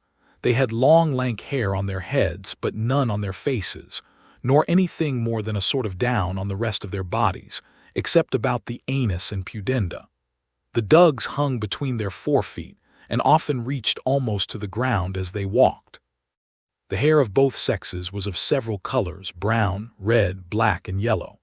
Upon the whole, I never beheld in all my travels so disagreeable an animal, or one against which I naturally conceived so strong an antipathy. So that, thinking I had seen enough, full of contempt and aversion, I got up, and pursued the beaten road, hoping it might direct me to the cabin of some Indian. I had not got far, when I met one of these creatures full in my way, and coming up directly to me. The ugly monster, when he saw me, distorted several ways every feature of his visage, and stared, as at an object he had never seen before. Then, approaching nearer, lifted up his forepaw, whether out of curiosity or mischief I could not tell. But I drew my hanger and gave him a good blow with the flat side of it, for I durst not strike with the edge, fearing the inhabitants might be provoked against me, if they should come to know that I had killed or maimed any of their cattle. When the beast felt the smart, he drew back and roared so loud that a herd of at least 40 came flocking about me from the next field, howling and making odious faces. But I ran to the body of a tree, and leaning my back against it, kept them off by waving my hanger. Several of this cursed brood, getting hold of the branches behind, leaped up into the tree, whence they began to discharge their excrements on my head. However, I escaped pretty well by sticking close to the stem of the tree, but was almost stifled with the filth, which fell about me on every side. In the midst of this distress, I observed them all to run away on a sudden as fast as they could, at which I ventured to leave the tree and pursue the road, wondering what it was that could put them into this fright. But looking on my left hand, I saw a horse walking softly in the field, which my persecutors, having sooner discovered, was the cause of their flight. The horse started a little when he came near me, but soon recovering himself, looked full in my face with manifest tokens of wonder. He viewed my hands and feet, walking round me several times. I would have pursued my journey, but he placed himself directly in the way, yet looking with a very mild aspect, never offering the least violence. We stood gazing at each other for some time. At last I took the boldness to reach my hand towards his neck with a design to stroke it, using the common style and whistle of jockeys when they are going to handle a strange horse. But this animal seemed to receive my civilities with disdain, shook his head, and bent his brows, softly raising up his right forefoot to remove my hand. Then he neighed 3 or 4 times, but in so different a cadence that I almost began to think he was speaking to himself, in some language of his own. While he and I were thus employed, another horse came up, who, applying himself to the first in a very formal manner, they gently struck each other's right hoof before, neighing several times by turns and varying the sound which seemed to be almost articulate. They went some paces off, as if it were to confer together, walking side by side, backward and forward, like persons deliberating upon some affair of weight, but often turning their eyes towards me, as it were to watch that I might not escape. I was amazed to see such actions and behavior in brute beasts, and concluded with myself that if the inhabitants of this country were endued with a proportionable degree of reason, they must needs be the wisest people upon earth. This thought gave me so much comfort that I resolved to go forward until I could discover some house or village, or meet with any of the natives, leaving the 2 horses to discourse together as they pleased. But the first, who was a dapple gray, observing me to steal off, neighed after me in so expressive a tone that I fancied myself to understand what he meant, whereupon I turned back and came near to him to expect his farther commands, but concealing my fear as much as I could, for I began to be in some pain how this adventure might terminate, and the reader will easily believe I did not much like my present situation. The 2 horses came up close to me, looking with great earnestness upon my face and hands. The gray steed rubbed my hat all round with his right forehoof, and discomposed it so much that I was forced to adjust it better by taking it off and settling it again, whereat both he and his companion, who was a brown bay, appeared to be much surprised. The latter felt the lappet of my coat, and finding it to hang loose about me, they both looked with new signs of wonder. He stroked my right hand, seeming to admire the softness and color, but he squeezed it so hard between his hoof and his pastern that I was forced to roar, after which they both touched me with all possible tenderness. They were under great perplexity about my shoes and stockings, which they felt very often, neighing to each other, and using various gestures not unlike those of a philosopher when he would attempt to solve some new and difficult phenomenon. Upon the whole, the behavior of these animals was so orderly and rational, so acute and judicious, that I at last concluded they must needs be magicians, who had thus metamorphosed themselves upon some design, and seeing a stranger in the way, resolved to divert themselves with him, or perhaps were really amazed at the sight of a man so very different in habit, feature, and complexion from those who might probably live in so remote a climate. Upon the strength of this reasoning, I ventured to address them in the following manner: "Gentlemen, if you be conjurers, as I have good cause to believe, you can understand my language. Therefore I make bold to let your worships know that I am a poor distressed Englishman, driven by his misfortunes upon your coast, and I entreat one of you to let me ride upon his back, as if he were a real horse, to some house or village where I can be relieved. In return of which favor, I will make you a present of this knife and bracelet," taking them out of my pocket. The 2 creatures stood silent while I spoke, seeming to listen with great attention, and when I had ended, they neighed frequently towards each other, as if they were engaged in serious conversation. I plainly observed that their language expressed the passions very well, and the words might, with little pains, be resolved into an alphabet more easily than the Chinese. I could frequently distinguish the word Yahoo, which was repeated by each of them several times, and although it was impossible for me to conjecture what it meant, yet while the 2 horses were busy in conversation, I endeavored to practice this word upon my tongue, and as soon as they were silent, I boldly pronounced Yahoo in a loud voice, imitating at the same time, as near as I could, the neighing of a horse, at which they were both visibly surprised. And the gray repeated the same word twice, as if he meant to teach me the right accent, wherein I spoke after him as well as I could, and found myself perceivably to improve every time, though very far from any degree of perfection. Then the bay tried me with a second word, much harder to be pronounced, but reducing it to the English orthography may be spelt thus: Houyhnhnm. I did not succeed in this so well as in the former, but after 2 or 3 farther trials I had better fortune, and they both appeared amazed at my capacity. After some further discourse, which I then conjectured might relate to me, the 2 friends took their leaves, with the same compliment of striking each other's hoof, and the grey made me signs that I should walk before him, wherein I thought it prudent to comply, till I could find a better director. When I offered to slacken my pace, he would cry Houyhnhnm, Houyhnhnm. I guessed his meaning, and gave him to understand, as well as I could, that I was weary and not able to walk faster, upon which he would stand a while to let me rest. Chapter 2. The author conducted by a Houyhnhnm to his house, the house described, the author's reception, the food of the Houyhnhnms. The author, in distress for want of meat, is at last relieved, his manner of feeding in this country. Having traveled about 3 miles, we came to a long kind of building, made of timber stuck in the ground and wattled across. The roof was low and covered with straw. I now began to be a little comforted, and took out some toys, which travelers usually carry for presents to the savage Indians of America and other parts, in hopes the people of the house would be thereby encouraged to receive me kindly. The horse made me a sign to go in first. It was a large room with a smooth clay floor and a rack and manger, extending the whole length on one side. There were 3 nags and 2 mares, not eating, but some of them sitting down upon their hams, which I very much wondered at, but wondered more to see the rest employed in domestic business. These seemed but ordinary cattle.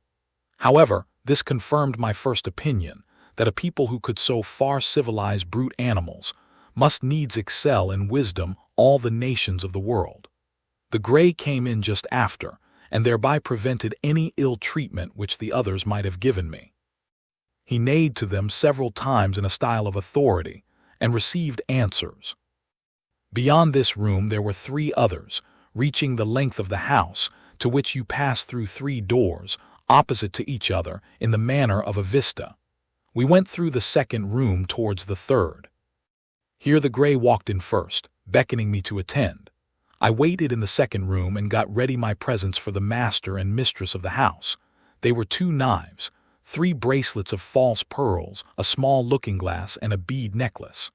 The horse neighed 3 or 4 times, and I waited to hear some answers in a human voice, but I heard no other returns than in the same dialect, only 1 or 2 a little shriller than his.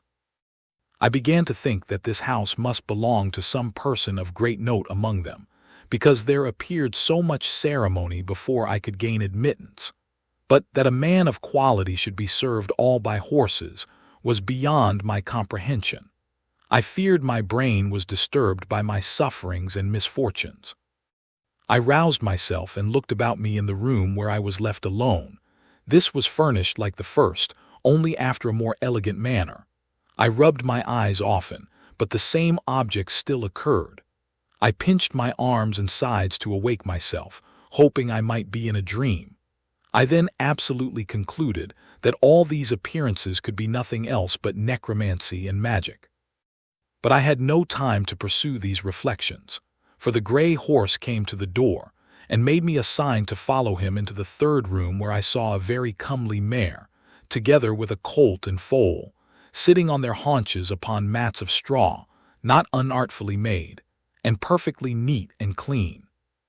The mare soon after my entrance rose from her mat, and coming up close, after having nicely observed my hands and face, gave me a most contemptuous look, and turning to the horse, I heard the word Yahoo often repeated betwixt them, the meaning of which word I could not then comprehend, although it was the first I had learned to pronounce.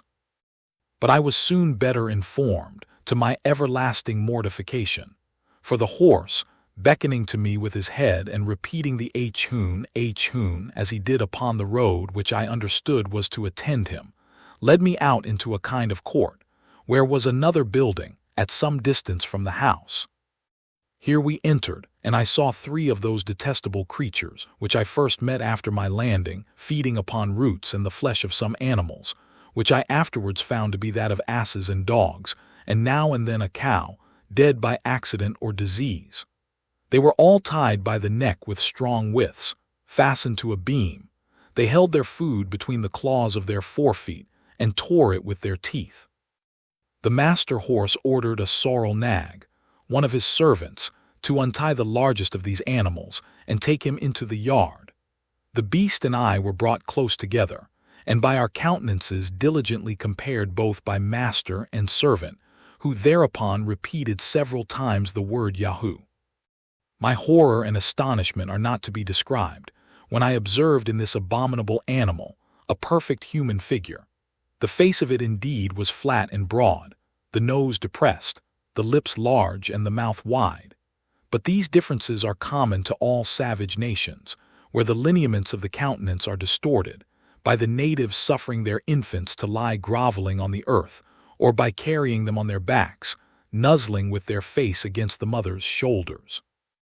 The forefeet of the Yahoo differed from my hands in nothing else but the length of the nails, the coarseness and brownness of the palms, and the hairiness on the backs.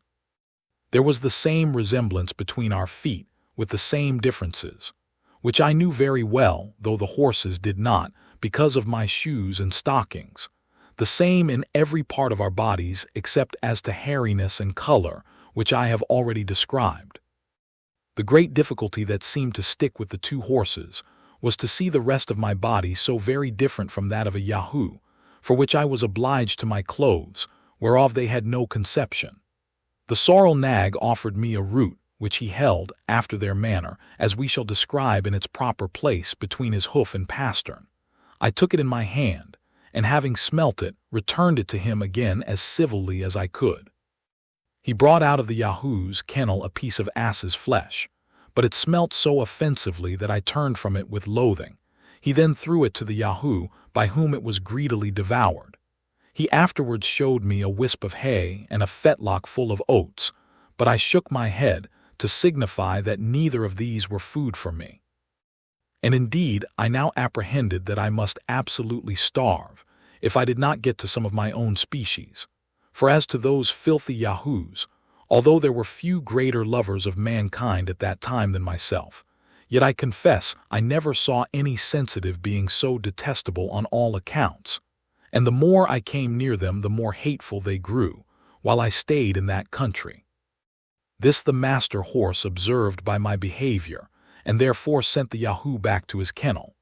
He then put his forehoof to his mouth, at which I was much surprised, although he did it with ease, and with a motion that appeared perfectly natural and made other signs, to know what I would eat.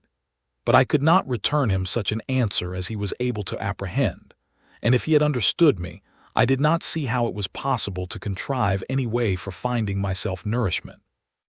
While we were thus engaged, I observed a cow passing by, whereupon I pointed to her and expressed a desire to go and milk her. This had its effect, for he led me back into the house and ordered a mare servant to open a room, where a good store of milk lay in earthen and wooden vessels, after a very orderly and cleanly manner. She gave me a large bowlful, of which I drank very heartily, and found myself well refreshed. About noon, I saw coming towards the house a kind of vehicle drawn like a sledge by 4 Yahoos. There was in it an old steed who seemed to be of quality. He alighted with his hind feet forward, having by accident got a hurt in his left forefoot. He came to dine with our horse, who received him with great civility. They dined in the best room and had oats boiled in milk for the second course, which the old horse ate warm but the rest cold. Their mangers were placed circular in the middle of the room, and divided into several partitions, round which they sat on their haunches, upon bosses of straw. In the middle was a large rack, with angles answering to every partition of the manger, so that each horse and mare ate their own hay, and their own mash of oats and milk, with much decency and regularity. The behavior of the young colt and foal appeared very modest, and that of the master and mistress extremely cheerful and complacent to their guest. The gray ordered me to stand by him, and much discourse passed between him and his friend concerning me, as I found by the strangers often looking on me, and the frequent repetition of the word Yahoo. I happened to wear my gloves, which the master gray observing, seemed perplexed, discovering signs of wonder what I had done to my forefeet. He put his hoof 3 or 4 times to them, as if he would signify that I should reduce them to their former shape, which I presently did, pulling off both my gloves and putting them into my pocket. This occasioned farther talk, and I saw the company was pleased with my behavior, whereof I soon found the good effects. I was ordered to speak the few words I understood, and while they were at dinner, the master taught me the names for oats, milk, fire, water, and some others, which I could readily pronounce after him, having from my youth a great facility in learning languages. When dinner was done, the master horse took me aside, and by signs and words made me understand the concern he was in that I had nothing to eat. Oats in their tongue are called Houyhnhnms. This word I pronounced 2 or 3 times, for although I had refused them at first, yet upon second thoughts I considered that I could contrive to make of them a kind of bread, which might be sufficient with milk to keep me alive, till I could make my escape to some other country and to creatures of my own species. The horse immediately ordered a white mare servant of his family to bring me a good quantity of oats in a sort of wooden tray. These I heated before the fire as well as I could, and rubbed them till the husks came off, which I made a shift to winnow from the grain. I ground and beat them between 2 stones, then took water, and made them into a paste or cake, which I toasted at the fire and eat warm with milk. It was at first a very insipid diet, though common enough in many parts of Europe, but grew tolerable by time, and having been often reduced to hard fare in my life, this was not the first experiment I had made how easily nature is satisfied, and I cannot but observe that I never had 1 hour's sickness while I stayed in this island. It is true, I sometimes made a shift to catch a rabbit or bird by springs made of Yahoo's hairs, and I often gathered wholesome herbs which I boiled and ate as salads with my bread, and now and then, for a rarity, I made a little butter and drank the whey. I was at first at a great loss for salt, but custom soon reconciled me to the want of it, and I am confident that the frequent use of salt among us is an effect of luxury, and was first introduced only as a provocative to drink, except where it is necessary for preserving flesh in long voyages, or in places remote from great markets. For we observe no animal to be fond of it but man, and as to myself, when I left this country, it was a great while before I could endure the taste of it in anything that I ate.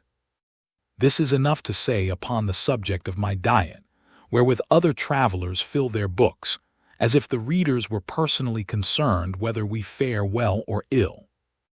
However, it was necessary to mention this matter, lest the world should think it impossible that I could find sustenance for 3 years in such a country, and among such inhabitants. When it grew towards evening, the master horse ordered a place for me to lodge in. It was but 6 yards from the house and separated from the stable of the Yahoos. Here I got some straw, and covering myself with my own clothes, slept very sound. But I was in a short time better accommodated, as the reader shall know hereafter, when I come to treat more particularly about my way of living. Chapter 3. The author studies to learn the language. The Houyhnhnm, his master, assists in teaching him. The language described. Several Houyhnhnms of quality come out of curiosity to see the author. He gives his master a short account of his voyage.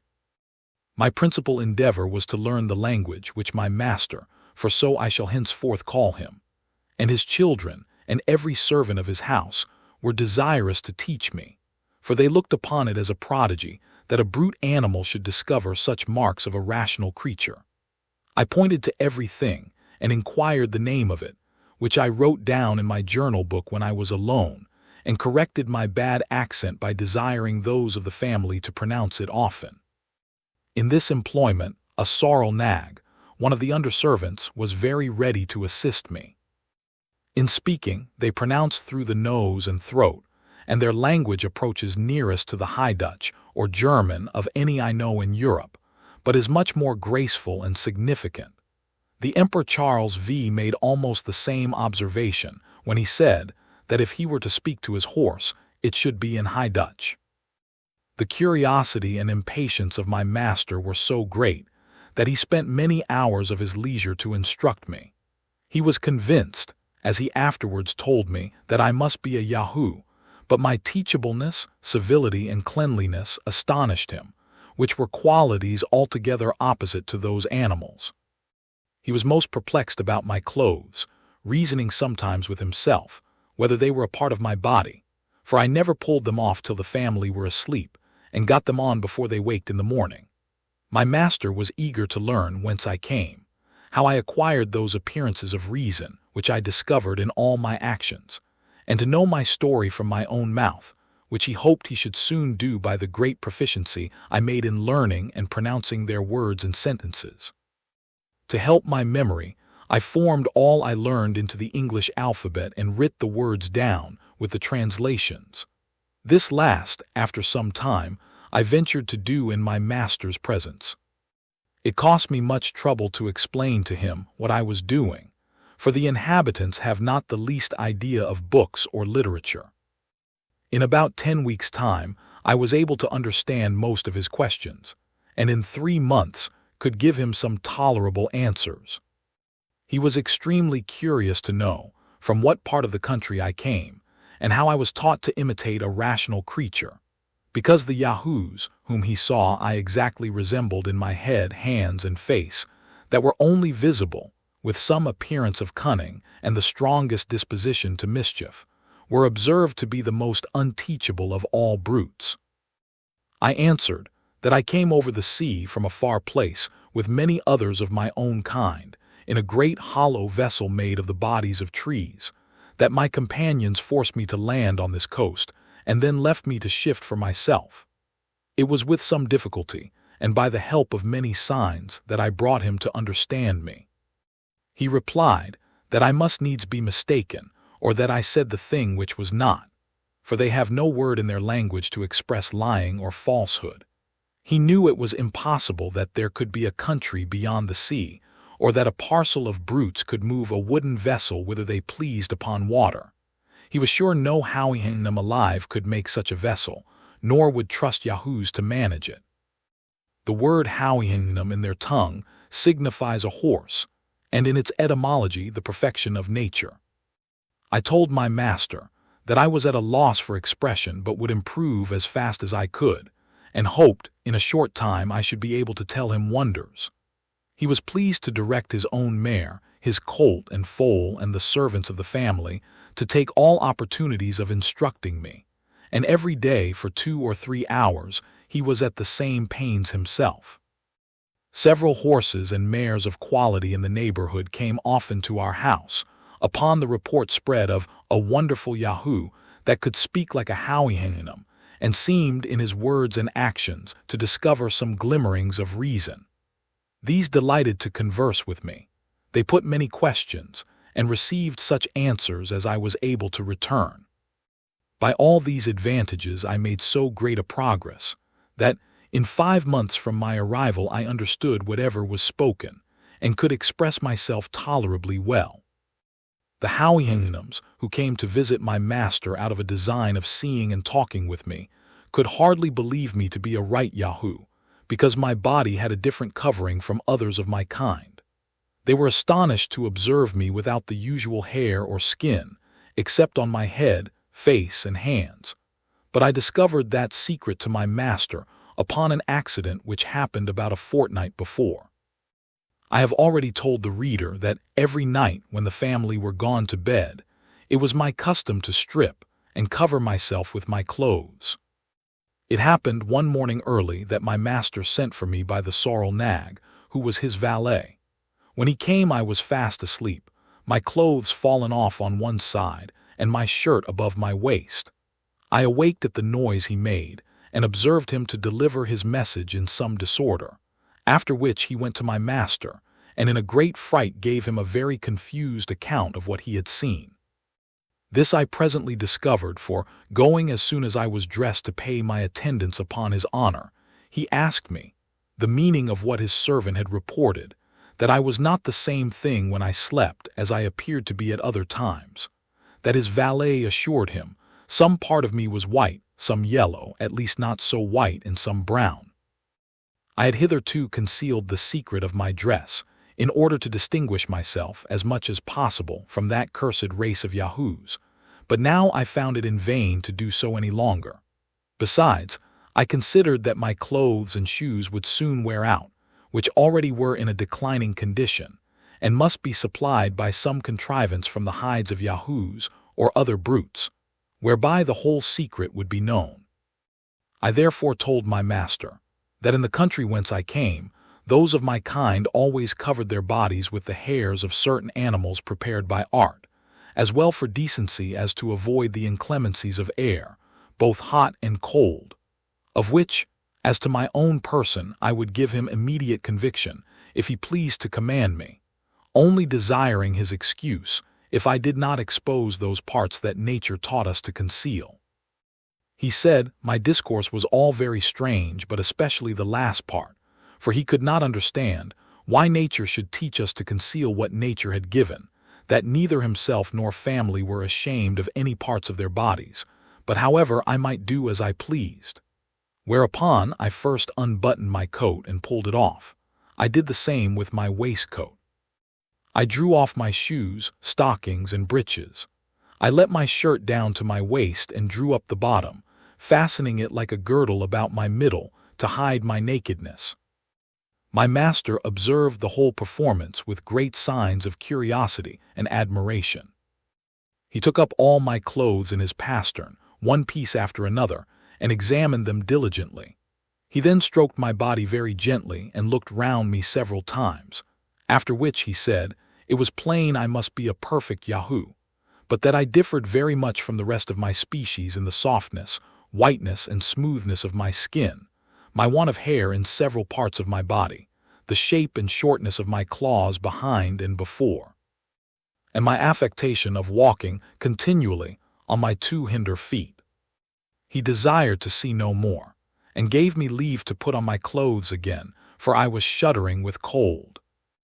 I expressed my uneasiness at his giving me so often the appellation of Yahoo, an odious animal, for which I had so utter a hatred and contempt. I begged he would forbear applying that word to me, and make the same order in his family and among his friends whom he suffered to see me. I requested likewise that the secret of my having a false covering to my body might be known to none but himself, at least as long as my present clothing should last. For as to what the sorrel nag, his valet, had observed, his honor might command him to conceal it. All this my master very graciously consented to, and thus the secret was kept till my clothes began to wear out, which I was forced to supply by several contrivances that shall hereafter be mentioned. In the meantime, he desired I would go on with my utmost diligence to learn their language, because he was more astonished at my capacity for speech and reason than at the figure of my body, whether it were covered or not, adding that he waited with some impatience to hear the wonders which I promised to tell him. From thenceforward he doubled the pains he had been at to instruct me. He brought me into all company and made them treat me with civility, because, as he told them privately, this would put me into good humor and make me more diverting. Every day when I waited on him, beside the trouble he was at in teaching, he would ask me several questions concerning myself, which I answered as well as I could, and by these means he had already received some general ideas. Though very imperfect, it would be tedious to relate the several steps by which I advanced to a more regular conversation, but the first account I gave of myself in any order and length was to this purpose: that I came from a very far country, as I already had attempted to tell him, with about 50 more of my own species, that we traveled upon the seas in a great hollow vessel made of wood, and larger than his honor's house. I described the ship to him in the best terms I could, and explained, by the help of my handkerchief displayed, how it was driven forward by the wind.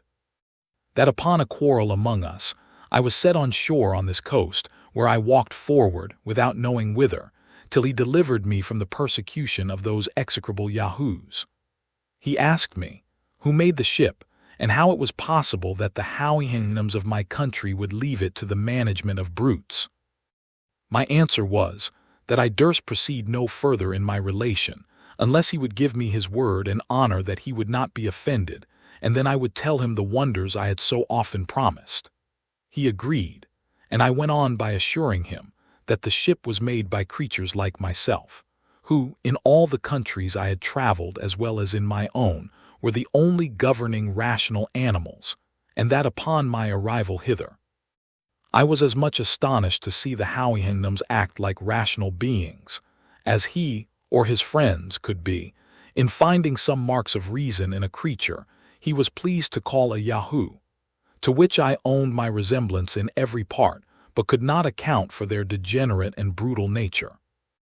I said farther, that if good fortune ever restored me to my native country, to relate my travels hither, as I resolved to do, everybody would believe that I said the thing that was not, that I invented the story out of my own head, and with all possible respect to himself, his family and friends, and under his promise of not being offended, our countrymen would hardly think it probable that a Houyhnhnm should be the presiding creature of a nation, and a Yahoo the brute.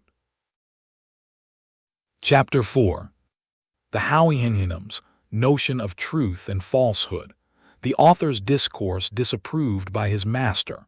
The author gives a more particular account of himself and the accidents of his voyage. My master heard me with great appearances of uneasiness in his countenance, because doubting, or not believing, are so little known in this country, that the inhabitants cannot tell how to behave themselves under such circumstances. And I remember, in frequent discourses with my master concerning the nature of manhood in other parts of the world, having occasion to talk of lying and false representation, it was with much difficulty that he comprehended what I meant, although he had otherwise a most acute judgment. For he argued thus, that the use of speech was to make us understand one another, and to receive information of facts. Now, if anyone said the thing which was not, these ends were defeated, because I cannot properly be said to understand him, and I am so far from receiving information that he leaves me worse than in ignorance, for I am led to believe a thing black when it is white and short when it is long. And these were all the notions he had concerning that faculty of lying, so perfectly well understood and so universally practiced among human creatures. To return from this digression, when I asserted that the Yahoos were the only governing animals in my country, which my master said was altogether past his conception, he desired to know whether we had Houyhnhnms among us and what was their employment. I told him we had great numbers, that in summer they grazed in the fields and in winter were kept in houses with hay and oats, where Yahoo servants were employed to rub their skins smooth, comb their manes, pick their feet, serve them with food, and make their beds. I understand you well, said my master. It is now very plain from all you have spoken that whatever share of reason the Yahoos pretend to, the Houyhnhnms are your masters. I heartily wish our Yahoos would be so tractable. I begged his honor would please to excuse me from proceeding any further, because I was very certain that the account he expected from me would be highly displeasing. But he insisted in commanding me to let him know the best and the worst. I told him he should be obeyed. I owned that the Houyhnhnms among us, whom we called horses, were the most generous and comely animals we had, that they excelled in strength and swiftness, and when they belonged to persons of quality, were employed in traveling, racing, or drawing chariots. They were treated with much kindness and care till they fell into diseases or became foundered in the feet. But then they were sold and used to all kind of drudgery till they died, after which their skins were stripped and sold for what they were worth, and their bodies left to be devoured by dogs and birds of prey. But the common race of horses had not so good fortune, being kept by farmers and carriers and other mean people, who put them to greater labor and fed them worse. I described, as well as I could, our way of riding, the shape and use of a bridle, a saddle, a spur, and a whip, of harness and wheels. I added that we fastened plates of a certain hard substance, called iron, at the bottom of their feet, to preserve their hoofs from being broken by the stony ways on which we often traveled. My master, after some expressions of great indignation, wondered how we dared to venture upon a Houyhnhnms back, for he was sure that the weakest servant in his house would be able to shake off the strongest Yahoo, or by lying down and rolling on his back, squeeze the brute to death. I answered that our horses were trained up from 3 or 4 years old to the several uses we intended them for, that if any of them proved intolerably vicious, they were employed for carriages, that they were severely beaten while they were young for any mischievous tricks, that the males, designed for the common use of riding or draught, were generally castrated about 2 years after their birth to take down their spirits and make them more tame and gentle, that they were indeed sensible of rewards and punishments, but his honor would please to consider that they had not the least tincture of reason, any more than the Yahoos in this country. It put me to the pains of many circumlocutions to give my master a right idea of what I spoke, for their language does not abound in variety of words, because their wants and passions are fewer than among us.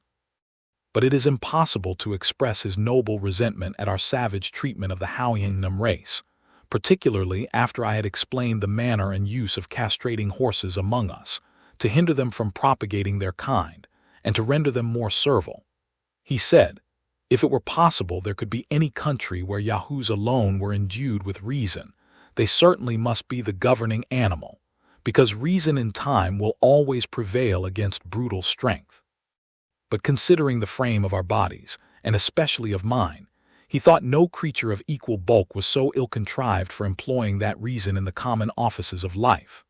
Whereupon he desired to know whether those among whom I lived resembled me or the Yahoos of his country.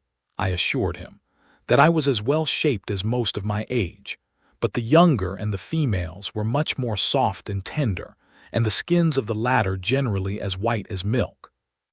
He said, I differed indeed from other Yahoos, being much more cleanly, and not altogether so deformed, but in point of real advantage he thought I differed for the worse, that my nails were of no use either to my fore or hinder feet. As to my forefeet, he could not properly call them by that name, for he never observed me to walk upon them, that they were too soft to bear the ground, that I generally went with them uncovered. Neither was the covering I sometimes wore on them of the same shape, or so strong as that on my feet behind, that I could not walk with any security, for if either of my hinder feet slipped, I must inevitably fall. He then began to find fault with other parts of my body. The flatness of my face, the prominence of my nose, my eyes placed directly in front, so that I could not look on either side without turning my head, that I was not able to feed myself without lifting one of my forefeet to my mouth, and therefore nature had placed those joints to answer that necessity. He knew not what could be the use of those several clefts and divisions in my feet behind, that these were too soft to bear the hardness and sharpness of stones, without a covering made from the skin of some other brute, that my whole body wanted a fence against heat and cold, which I was forced to put on and off every day with tediousness and trouble, and lastly, that he observed every animal in this country naturally to abhor the Yahoos, whom the weaker avoided, and the stronger drove from them. So that, supposing us to have the gift of reason, he could not see how it were possible to cure that natural antipathy which every creature discovered against us, nor consequently how we could tame and render them serviceable. However, he would, as he said, debate the matter no farther because he was more desirous to know my own story, the country where I was born, and the several actions and events of my life before I came hither. I assured him how extremely desirous I was that he should be satisfied on every point, but I doubted much whether it would be possible for me to explain myself on several subjects, whereof his honor could have no conception, because I saw nothing in his country to which I could resemble them. That, however, I would do my best and strive to express myself by similitudes, humbly desiring his assistance when I wanted proper words, which he was pleased to promise me. I said my birth was of honest parents in an island called England, which was remote from his country as many days, journey as the strongest of his honor's servants could travel in the annual course of the sun, that I was bred a surgeon, whose trade it is to cure wounds and hurts in the body, gotten by accident or violence, that my country was governed by a female man whom we called Queen, that I left it to get riches, whereby I might maintain myself and family when I should return. That in my last voyage I was commander of the ship, and had about 50 Yahoos under me, many of which died at sea, and I was forced to supply them by others picked out from several nations, that our ship was twice in danger of being sunk, the first time by a great storm, and the second by striking against a rock. Here my master interposed by asking me how I could persuade strangers out of different countries to venture with me after the losses I had sustained and the hazards I had run. I said, they were fellows of desperate fortunes, forced to fly from the places of their birth on account of their poverty or their crimes.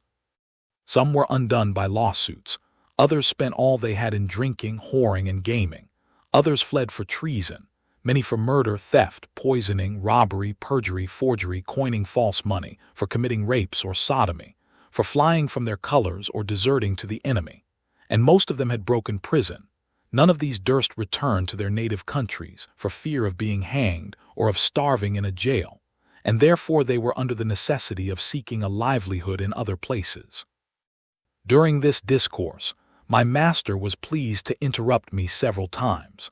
I had made use of many circumlocutions in describing to him the nature of the several crimes for which most of our crew had been forced to fly their country. This labor took up several days' conversation before he was able to comprehend me.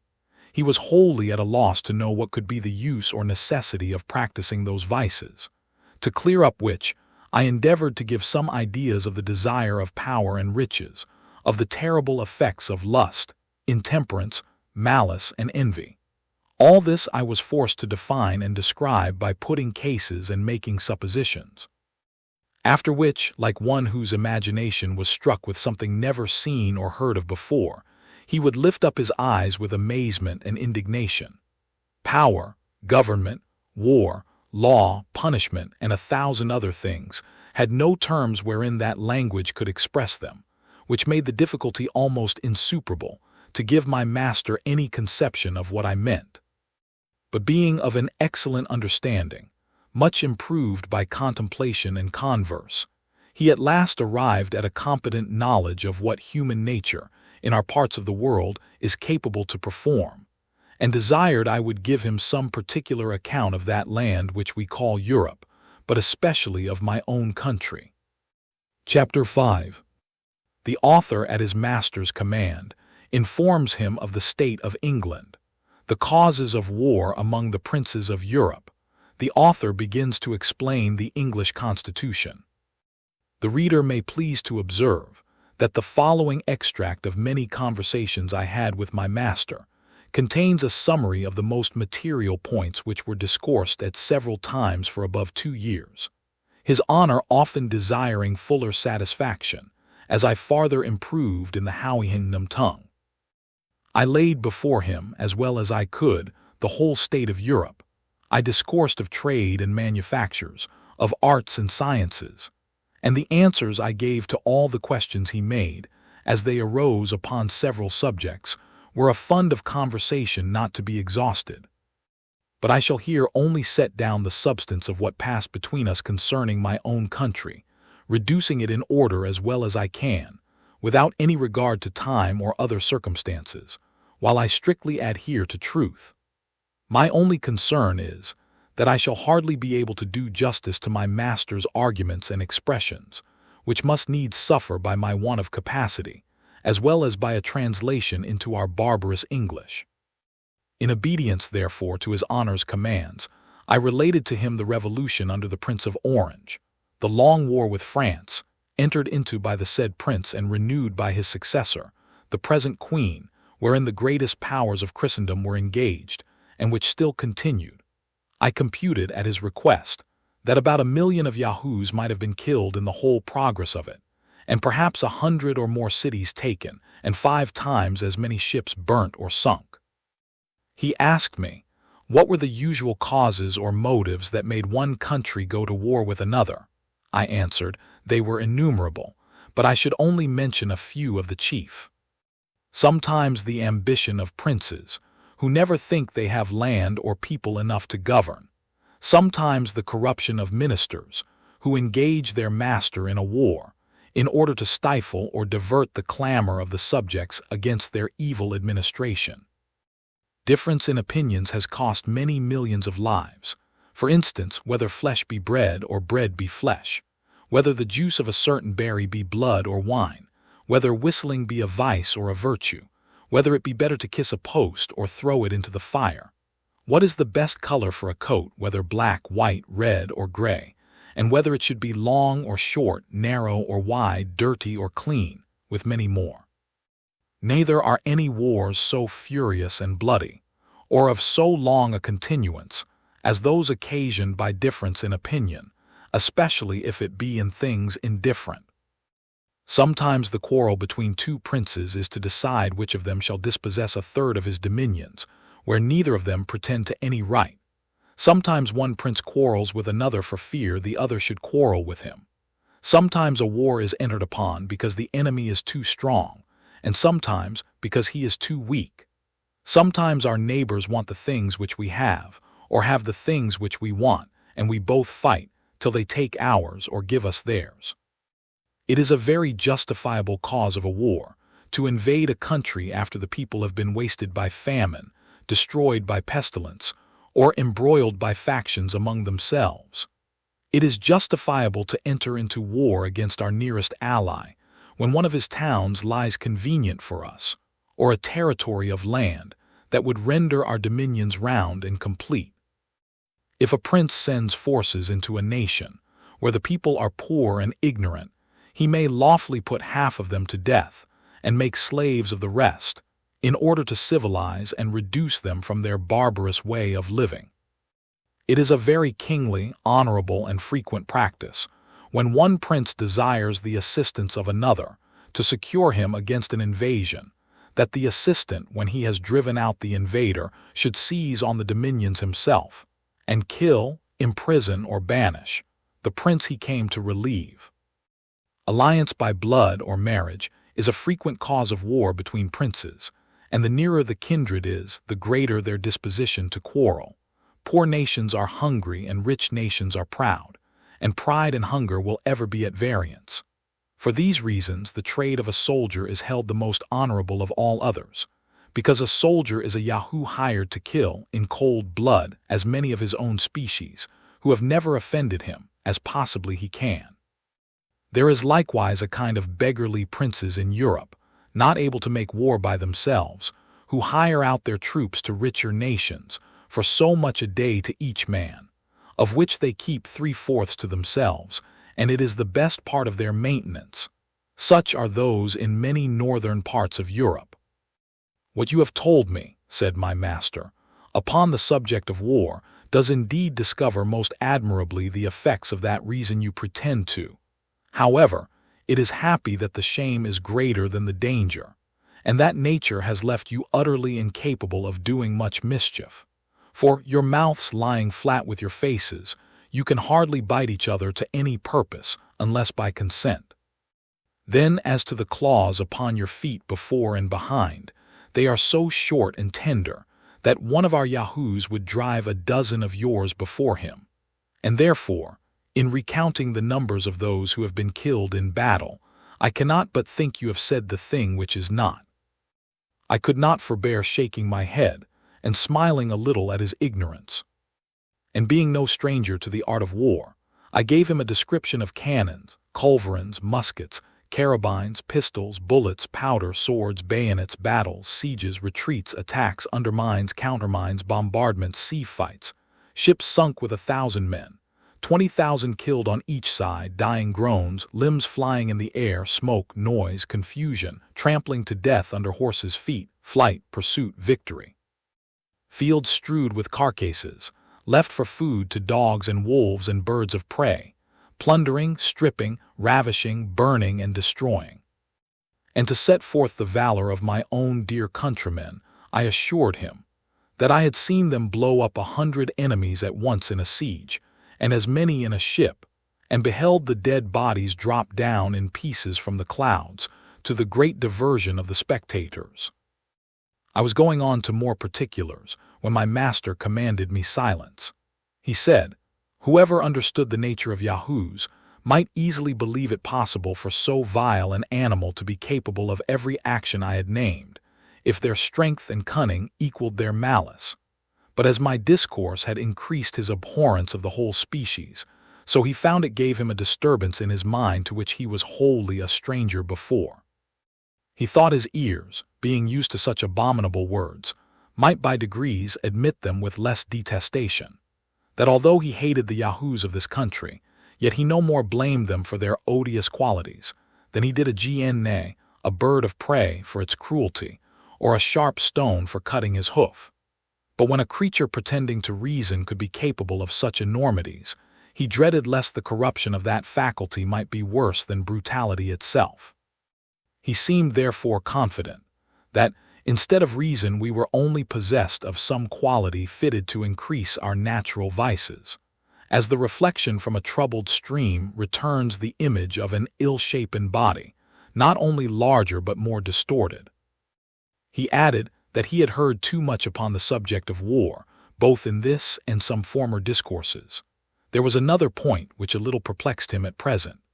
I had informed him that some of our crew left their country on account of being ruined by law, that I had already explained the meaning of the word, but he was at a loss how it should come to pass, that the law which was intended for every man's preservation should be any man's ruin. Therefore he desired to be further satisfied what I meant by law and the dispensers thereof, according to the present practice in my own country, because he thought nature and reason were sufficient guides for a reasonable animal, as we pretended to be, in showing us what we ought to do and what to avoid. I assured his honor that law was a science in which I had not much conversed, further than by employing advocates, in vain, upon some injustices that had been done me. However, I would give him all the satisfaction I was able. I said there was a society of men among us, bred up from their youth in the art of proving, by words multiplied for the purpose, that white is black and black is white, according as they are paid. To this society all the rest of the people are slaves. For example, if my neighbor has a mind to my cow, he has a lawyer to prove that he ought to have my cow from me. I must then hire another to defend my right, it being against all rules of law that any man should be allowed to speak for himself. Now in this case, I, who am the right owner, lie under two great disadvantages. First, my lawyer, being practiced almost from his cradle in defending falsehood, is quite out of his element when he would be an advocate for justice, which is an unnatural office he always attempts with great awkwardness, if not with ill will. The second disadvantage is that my lawyer must proceed with great caution, or else he will be reprimanded by the judges, and abhorred by his brethren, as one that would lessen the practice of the law. And therefore I have but two methods to preserve my cow. The first is to gain over my adversary's lawyer with a double fee, who will then betray his client by insinuating that he hath justice on his side. The second way is for my lawyer to make my cause appear as unjust as he can, by allowing the cow to belong to my adversary, and this, if it be skillfully done, will certainly bespeak the favor of the bench. Now your honor is to know that these judges are persons appointed to decide all controversies of property, as well as for the trial of criminals, and picked out from the most dexterous lawyers, who are grown old or lazy, and having been biased all their lives against truth and equity, lie under such a fatal necessity of favoring fraud, perjury, and oppression, that I have known some of them refuse a large bribe from the side where justice lay, rather than injure the faculty, by doing anything unbecoming their nature or their office. It is a maxim among these lawyers that whatever has been done before may legally be done again, and therefore they take special care to record all the decisions formerly made against common justice and the general reason of mankind. These, under the name of precedents, they produce as authorities to justify the most iniquitous opinions, and the judges never fail of directing accordingly. In pleading, they studiously avoid entering into the merits of the cause, but are loud, violent, and tedious in dwelling upon all circumstances which are not to the purpose. For instance, in the case already mentioned, they never desire to know what claim or title my adversary has to my cow, but whether the said cow were red or black, her horns long or short, whether the field I graze her in be round or square, whether she was milked at home or abroad, what diseases she is subject to, and the like, after which they consult precedents, adjourn the cause from time to time, and in 10, 20, or 30 years come to an issue. It is likewise to be observed that this society has a peculiar cant and jargon of their own that no other mortal can understand, and wherein all their laws are written, which they take special care to multiply, whereby they have wholly confounded the very essence of truth and falsehood, of right and wrong, so that it will take 30 years to decide whether the field left me by my ancestors for 6 generations belongs to me or to a stranger 300 miles off. In the trial of persons accused for crimes against the state, the method is much more short and commendable. The judge first sends to sound the disposition of those in power, after which he can easily hang or save a criminal, strictly preserving all due forms of law. Here my master interposing said, it was a pity that creatures endowed with such prodigious abilities of mind as these lawyers, by the description I gave of them, must certainly be, were not rather encouraged to be instructors of others in wisdom and knowledge. In answer to which I assured his honor, that in all points out of their own trade, they were usually the most ignorant and stupid generation among us, the most despicable in common conversation, avowed enemies to all knowledge and learning, and equally disposed to pervert the general reason of mankind in every other subject of discourse, as in that of their own profession. Chapter 6. A continuation of the state of England under Queen Anne, the character of a first minister of state in European courts. My master was yet wholly at a loss to understand what motives could incite this race of lawyers to perplex, disquiet, and weary themselves, and engage in a confederacy of injustice, merely for the sake of injuring their fellow animals. Neither could he comprehend what I meant in saying, they did it for hire. Whereupon I was at much pains to describe to him the use of money, the materials it was made of, and the value of the metals. That when a Yahoo had got a great store of this precious substance, he was able to purchase whatever he had a mind to, the finest clothing, the noblest houses, great tracts of land, the most costly meats and drinks, and have his choice of the most beautiful females. Therefore, since money alone was able to perform all these feats, our Yahoos thought they could never have enough of it to spend, or to save, as they found themselves inclined, from their natural bent either to profusion or avarice, that the rich man enjoyed the fruit of the poor man's labor, and the latter were 1,000 to 1 in proportion to the former, that the bulk of our people were forced to live miserably, by laboring every day for small wages, to make a few live plentifully. I enlarged myself much on these and many other particulars to the same purpose, but his honor was still to seek, for he went upon a supposition that all animals had a title to their share in the productions of the earth, and especially those who presided over the rest. Therefore he desired I would let him know what these costly meats were, and how any of us happened to want them. Whereupon I enumerated as many sorts as came into my head, with the various methods of dressing them, which could not be done without sending vessels by sea to every part of the world, as well for liquors to drink as for sauces and innumerable other conveniences. I assured him that this whole globe of earth must be at least 3 times gone round before one of our better female Yahoos could get her breakfast, or a cup to put it in. He said, that must needs be a miserable country which cannot furnish food for its own inhabitants.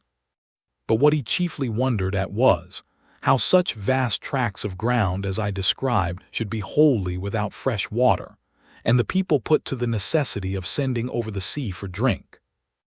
I replied that England, the dear place of my nativity, was computed to produce 3 times the quantity of food more than its inhabitants are able to consume, as well as liquors extracted from grain, or pressed out of the fruit of certain trees, which made excellent drink, and the same proportion in every other convenience of life. But in order to feed the luxury and intemperance of the males, and the vanity of the females, we sent away the greatest part of our necessary things to other countries, whence, in return, we brought the materials of diseases, folly, and vice, to spend among ourselves. Hence it follows of necessity that vast numbers of our people are compelled to seek their livelihood by begging, robbing, stealing, cheating, pimping, flattering, suborning, forswearing, forging, gaming, lying, fawning, hectoring, voting, scribbling, stargazing, poisoning, whoring, canting, libeling, freethinking, and the like occupations, every one of which terms I was at much pains to make him understand. That wine was not imported among us from foreign countries to supply the want of water or other drinks, but because it was a sort of liquid which made us merry by putting us out of our senses, diverted all melancholy thoughts, begat wild extravagant imaginations in the brain, raised our hopes and banished our fears, suspended every office of reason for a time, and deprived us of the use of our limbs, till we fell into a profound sleep. Although it must be confessed that we always awaked sick and dispirited, and that the use of this liquor filled us with diseases which made our lives uncomfortable and short. But beside all this, the bulk of our people supported themselves by furnishing the necessities or conveniences of life to the rich and to each other. For instance, when I am at home and dressed as I ought to be, I carry on my body the workmanship of 100 tradesmen. The building and furniture of my house employ as many more, and 5 times the number to adorn my wife. I was going on to tell him of another sort of people, who get their livelihood by attending the sick, having, upon some occasions, informed his honor that many of my crew had died of diseases. But here it was with the utmost difficulty that I brought him to apprehend what I meant. He could easily conceive that a Houyhnhnm grew weak and heavy a few days before his death, or by some accident might hurt a limb, but that nature, who works all things to perfection, should suffer any pains to breed in our bodies, he thought impossible, and desired to know the reason of so unaccountable an evil.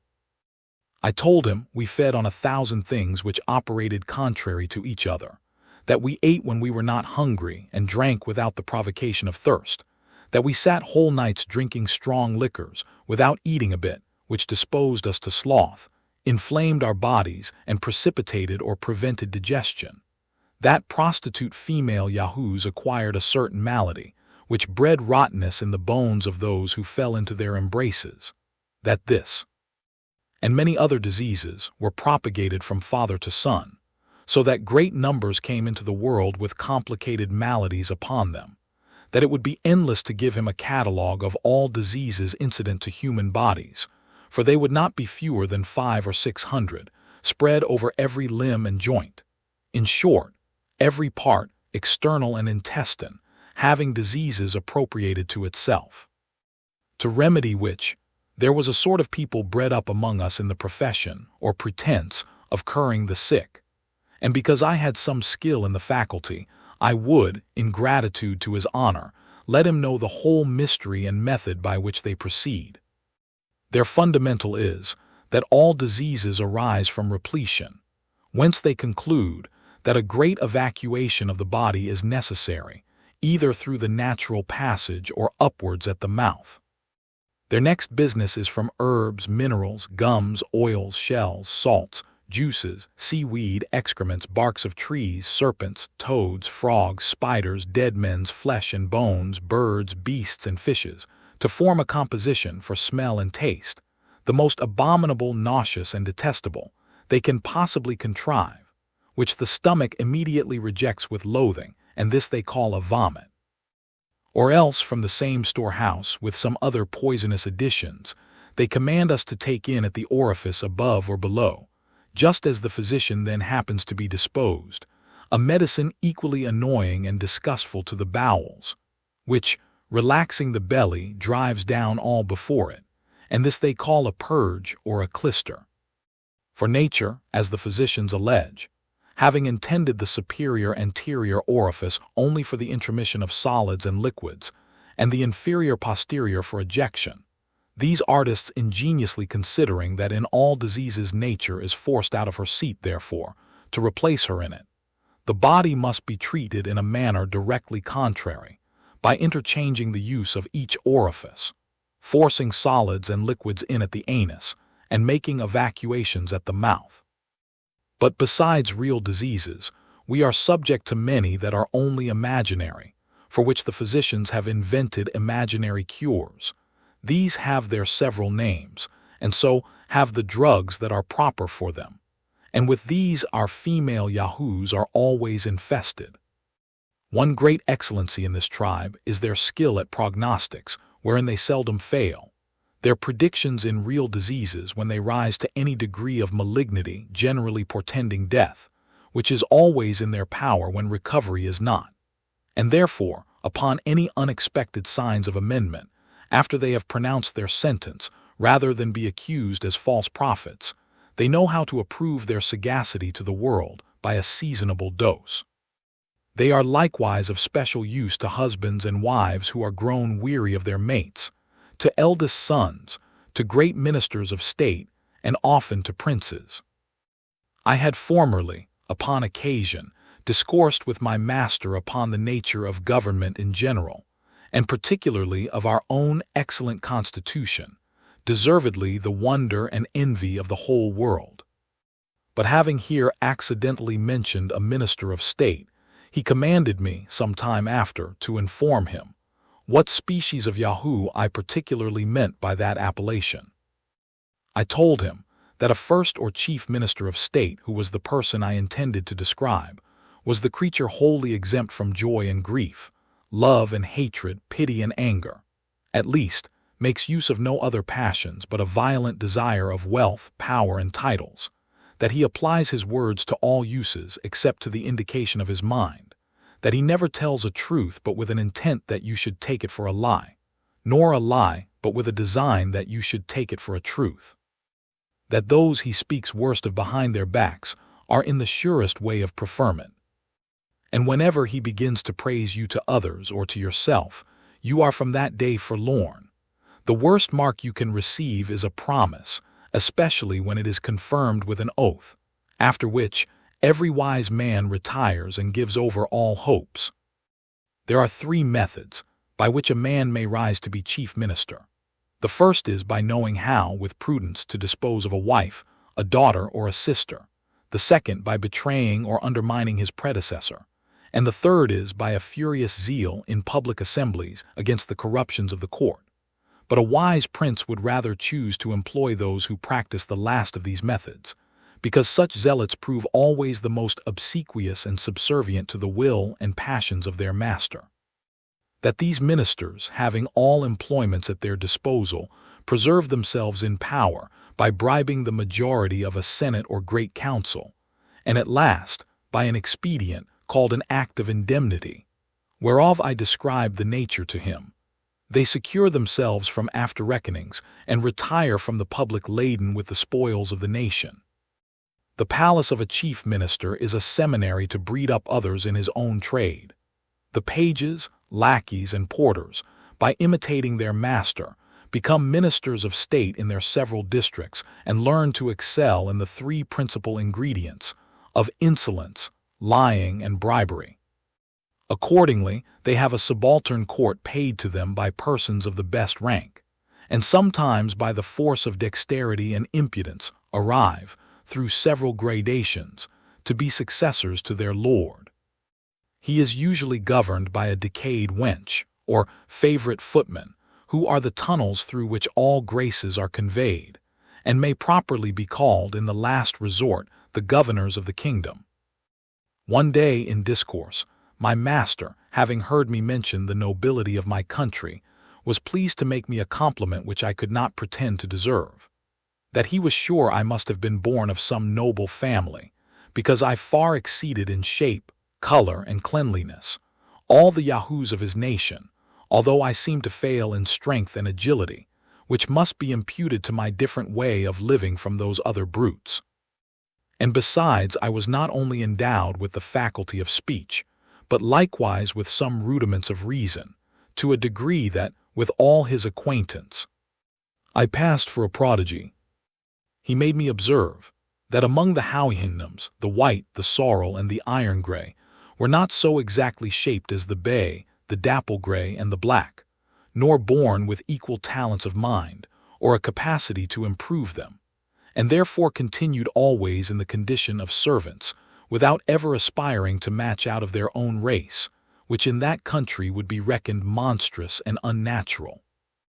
I made his honor my most humble acknowledgments for the good opinion he was pleased to conceive of me, but assured him at the same time that my birth was of the lower sort, having been born of plain, honest parents, who were just able to give me a tolerable education.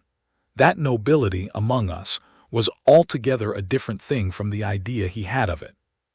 That our young noblemen are bred from their childhood in idleness and luxury, that as soon as years will permit, they consume their vigor and contract odious diseases among lewd females, and when their fortunes are almost ruined, they marry some woman of mean birth, disagreeable person, and unsound constitution, merely for the sake of money, whom they hate and despise.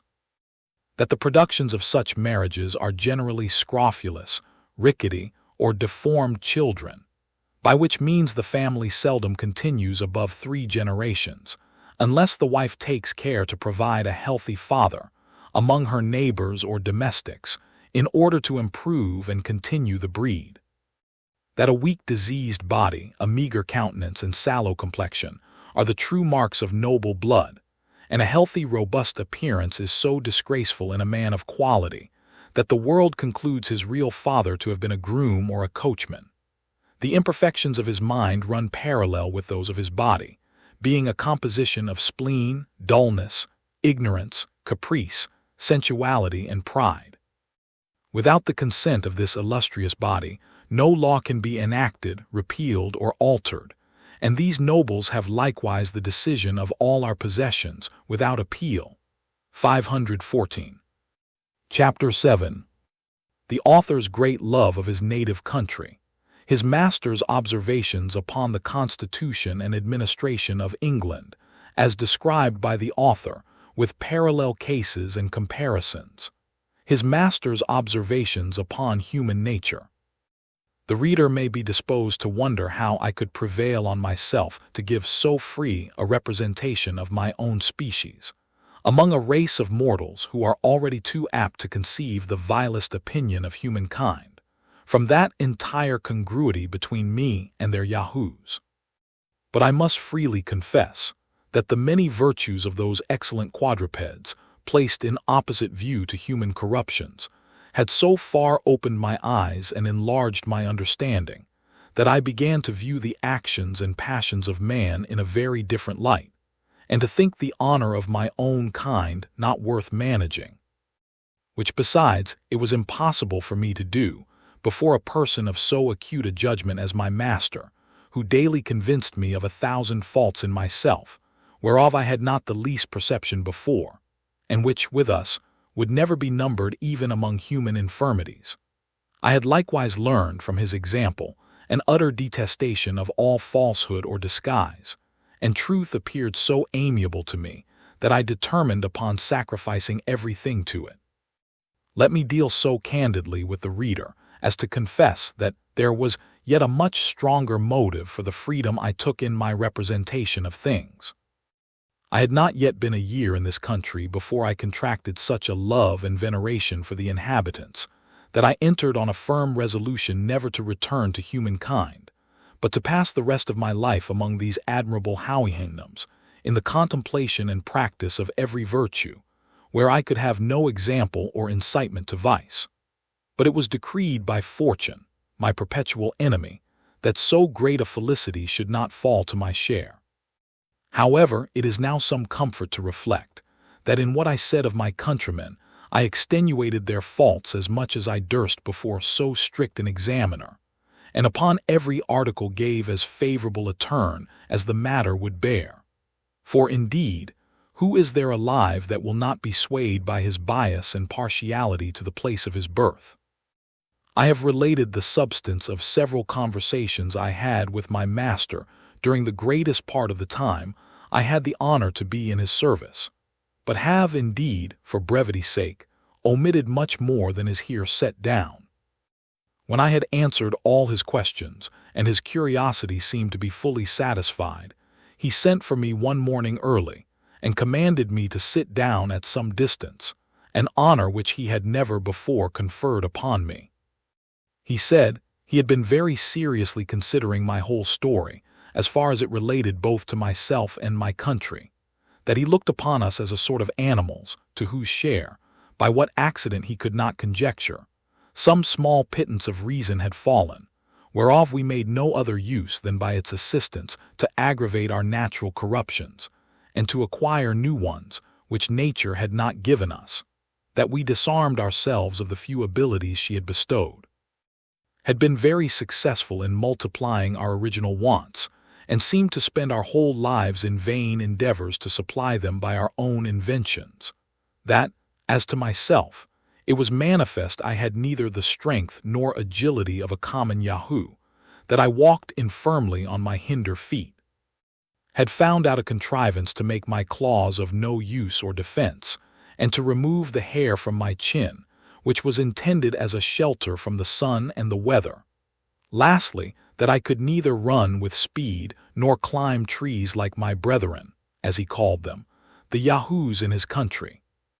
That our institutions of government and law were plainly owing to our gross defects in reason, and by consequence in virtue, because reason alone is sufficient to govern a rational creature, which was, therefore, a character we had no pretense to challenge, even from the account I had given of my own people, although he manifestly perceived that, in order to favor them, I had concealed many particulars, and often said the thing which was not. He was the more confirmed in this opinion because he observed that as I agreed in every feature of my body with other Yahoos, except where it was to my real disadvantage in point of strength, speed, and activity, the shortness of my claws, and some other particulars where nature had no part. So from the representation I had given him of our lives, our manners, and our actions, he found as near a resemblance in the disposition of our minds. He said the Yahoos were known to hate one another, more than they did any different species of animals, and the reason usually assigned was the odiousness of their own shapes, which all could see in the rest, but not in themselves. He had therefore begun to think it not unwise in us to cover our bodies, and by that invention conceal many of our deformities from each other, which would else be hardly supportable. But he now found he had been mistaken, and that the dissensions of those brutes in his country were owing to the same cause with ours, as I had described them. For if, said he, you throw among 5 Yahoos as much food as would be sufficient for 50, they will, instead of eating peaceably, fall together by the ears, each single one impatient to have all to itself, and therefore a servant was usually employed to stand by while they were feeding abroad, and those kept at home were tied at a distance from each other. That if a cow died of age or accident, before a Houyhnhnm could secure it for his own Yahoos, those in the neighborhood would come in herds to seize it, and then would ensue such a battle as I had described, with terrible wounds made by their claws on both sides, although they seldom were able to kill one another, for want of such convenient instruments of death as we had invented. At other times, the like battles have been fought between the Yahoos of several neighborhoods, without any visible cause, those of one district watching all opportunities to surprise the next, before they are prepared. But if they find their project has miscarried, they return home, and, for want of enemies, engage in what I call a civil war among themselves. That in some fields of his country there are certain shining stones of several colors, whereof the Yahoos are violently fond, and when part of these stones is fixed in the earth, as it sometimes happens, they will dig with their claws for whole days to get them out, then carry them away, and hide them by heaps in their kennels, but still looking round with great caution, for fear their comrades should find out their treasure. My master said he could never discover the reason of this unnatural appetite, or how these stones could be of any use to a Yahoo, but now he believed it might proceed from the same principle of avarice which I had ascribed to mankind. That he had once, by way of experiment, privately removed a heap of these stones from the place where one of his Yahoos had buried it, whereupon the sordid animal, missing his treasure, by his loud lamenting brought the whole herd to the place, there miserably howled, then fell to biting and tearing the rest, began to pine away, would neither eat nor sleep nor work, till he ordered a servant privately to convey the stones into the same hole and hide them as before, which, when his Yahoo had found, he presently recovered his spirits and good humor, but took good care to remove them to a better hiding place, and has ever since been a very serviceable brute. My master further assured me, which I also observed myself, that in the fields where the shining stones abound, the fiercest and most frequent battles are fought, occasioned by perpetual inroads of the neighboring Yahoos. He said it was common, when two Yahoos discovered such a stone in a field, and were contending which of them should be the proprietor, a third would take the advantage, and carry it away from them both, which my master would needs contend to have some kind of resemblance with our suits at law, wherein I thought it for our credit not to undeceive him, since the decision he mentioned was much more equitable than many decrees among us. Because the plaintiff and defendant there lost nothing beside the stone they contended for, whereas our courts of equity would never have dismissed the cause, while either of them had anything left. My master, continuing his discourse, said, there was nothing that rendered the Yahoos more odious than their undistinguishing appetite to devour everything that came in their way, whether herbs, roots, berries, the corrupted flesh of animals, or all mingled together. And it was peculiar in their temper that they were fonder of what they could get by rapine or stealth, at a greater distance, than much better food provided for them at home. If their prey held out, they would eat till they were ready to burst, after which nature had pointed out to them a certain root that gave them a general evacuation. There was also another kind of root, very juicy, but somewhat rare and difficult to be found, which the Yahoos sought for with much eagerness, and would suck it with great delight. It produced in them the same effects that wine has upon us. It would make them sometimes hug, and sometimes tear one another. They would howl and grin and chatter and reel and tumble, and then fall asleep in the mud.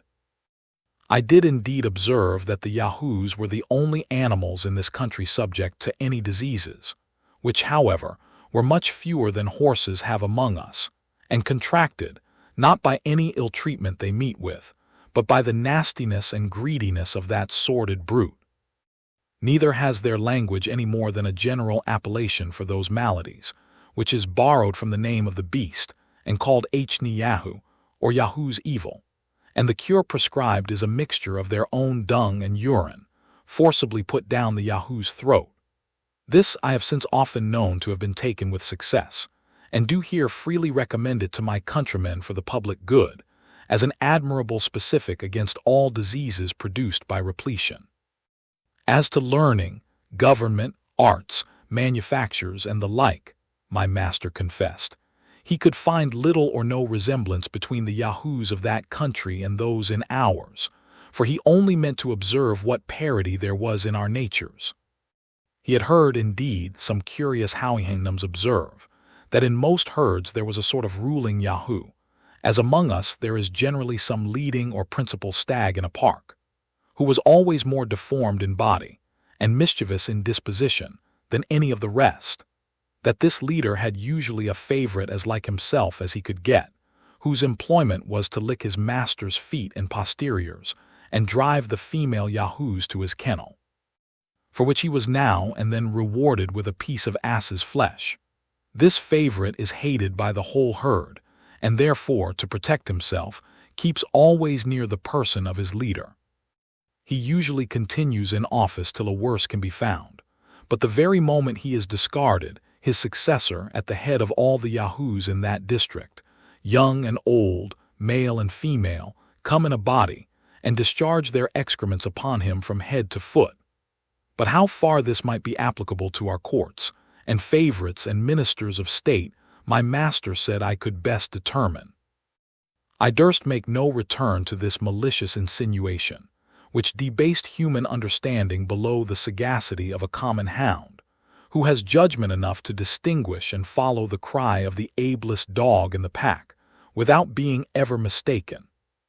My master told me there were some qualities remarkable in the Yahoos which he had not observed me to mention, or at least very slightly, in the accounts I had given of humankind. He said those animals, like other brutes, had their females in common, but in this they differed, that the she-Yahoo would admit the males while she was pregnant, and that the hes would quarrel and fight with the females as fiercely as with each other, both which practices were such degrees of infamous brutality as no other sensitive creature ever arrived at. Another thing he wondered at in the Yahoos was their strange disposition to nastiness and dirt, whereas there appears to be a natural love of cleanliness in all other animals. As to the two former accusations, I was glad to let them pass without any reply, because I had not a word to offer upon them in defense of my species, which otherwise I certainly had done from my own inclinations. But I could have easily vindicated humankind from the imputation of singularity upon the last article, if there had been any swine in that country, as unluckily for me there were not, which, although it may be a sweeter quadruped than a Yahoo, cannot, I humbly conceive, in justice, pretend to more cleanliness. And so his honor himself must have owned, if he had seen their filthy way of feeding, and their custom of wallowing and sleeping in the mud. My master likewise mentioned another quality which his servants had discovered in several Yahoos, and to him was wholly unaccountable. He said a fancy would sometimes take a Yahoo to retire into a corner, to lie down and howl and groan and spurn away all that came near him, although he were young and fat, wanted neither food nor water, nor did the servant imagine what could possibly ail him, and the only remedy they found was to set him to hard work, after which he would infallibly come to himself. To this I was silent out of partiality to my own kind, yet here I could plainly discover the true seeds of spleen, which only seizes on the lazy, the luxurious, and the rich, who, if they were forced to undergo the same regimen, I would undertake for the cure. His honor had further observed that a female Yahoo would often stand behind a bank or a bush to gaze on the young males passing by, and then appear and hide, using many antic gestures and grimaces, at which time it was observed that she had a most offensive smell, and when any of the males advanced, would slowly retire, looking often back, and with a counterfeit show of fear, run off into some convenient place, where she knew the male would follow her. At other times, if a female stranger came among them, 3 or 4 of her own sex would get about her, and stare, and chatter, and grin, and smell her all over, and then turn off with gestures that seemed to express contempt and disdain. Perhaps my master might refine a little in these speculations, which he had drawn from what he observed himself, or had been told him by others. However, I could not reflect without some amazement and much sorrow that the rudiments of lewdness, coquetry, censure, and scandal should have place by instinct in womankind.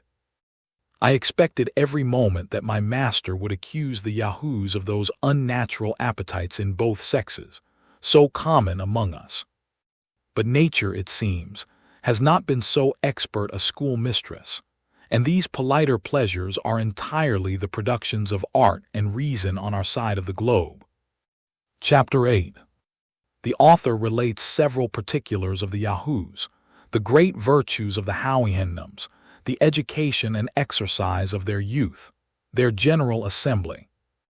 As I ought to have understood human nature much better than I supposed it possible for my master to do, so it was easy to apply the character he gave of the Yahoos to myself and my countrymen, and I believed I could yet make further discoveries from my own observation.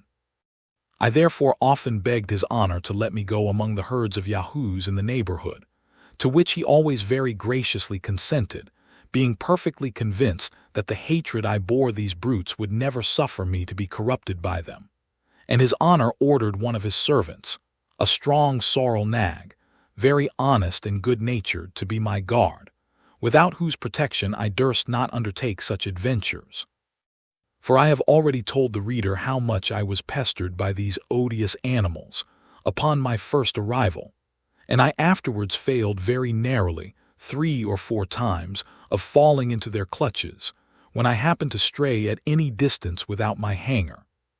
And I have reason to believe they had some imagination that I was of their own species, which I often assisted myself by stripping up my sleeves and showing my naked arms and breast in their sight when my protector was with me, at which times they would approach as near as they durst and imitate my actions after the manner of monkeys, but ever with great signs of hatred, as a tame jackdaw with cap and stockings is always persecuted by the wild ones when he happens to be got among them. They are prodigiously nimble from their infancy. However, I once caught a young male of 3 years old, and endeavored by all marks of tenderness to make it quiet, but the little imp fell a squalling and scratching and biting with such violence that I was forced to let it go, and it was high time, for a whole troop of old ones came about us at the noise, but finding the cub was safe, for away it ran, and my sorrel nag being by, they durst not venture near us. I observed the young animal's flesh to smell very rank, and the stink was somewhat between a weasel and a fox, but much more disagreeable. I forgot another circumstance, and perhaps I might have the reader's pardon if it were wholly omitted, that while I held the odious vermin in my hands, it voided its filthy excrements of a yellow liquid substance all over my clothes.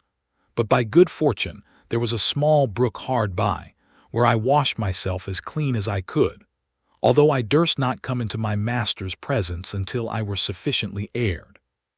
By what I could discover, the Yahoos appear to be the most unteachable of all animals, their capacity never reaching higher than to draw or carry burdens. Yet I am of opinion this defect arises chiefly from a perverse, restive disposition, for they are cunning, malicious, treacherous, and revengeful. They are strong and hardy, but of a cowardly spirit, and by consequence insolent, abject, and cruel. It is observed that the red-haired of both sexes are more libidinous and mischievous than the rest, whom yet they much exceed in strength and activity. The Houyhnhnms keep the Yahoos for present use in huts not far from the house, but the rest are sent abroad to certain fields, where they dig up roots, eat several kinds of herbs, and search about for carrion, or sometimes catch weasels and Houyhnhnms, a sort of wild rat, which they greedily devour. Nature has taught them to dig deep holes with their nails on the side of a rising ground, wherein they lie by themselves. Only the kennels of the females are larger, sufficient to hold 2 or 3 cubs. They swim from their infancy like frogs, and are able to continue long under water, where they often take fish, which the females carry home to their young. And upon this occasion, I hope the reader will pardon my relating an odd adventure.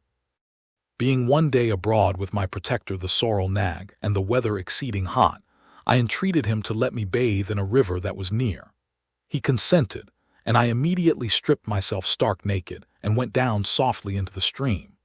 It happened that a young female Yahoo, standing behind a bank, saw the whole proceeding, and inflamed by desire, as the nag and I conjectured, came running with all speed, and leaped into the water within 5 yards of the place where I bathed. I was never in my life so terribly frightened. The nag was grazing at some distance, not suspecting any harm. She embraced me after a most fulsome manner.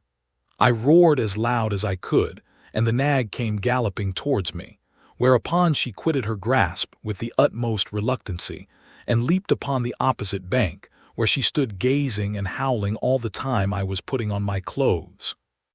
This was a matter of diversion to my master and his family, as well as of mortification to myself. For now I could no longer deny that I was a real Yahoo in every limb and feature, since the females had a natural propensity to me, as one of their own species. Neither was the hair of this brute of a red color, which might have been some excuse for an appetite a little irregular, but black as a sloe, and her countenance did not make an appearance altogether so hideous as the rest of her kind, for I think she could not be above 11 years old. Having lived 3 years in this country, the reader, I suppose, will expect that I should, like other travelers, give him some account of the manners and customs of its inhabitants, which it was indeed my principal study to learn.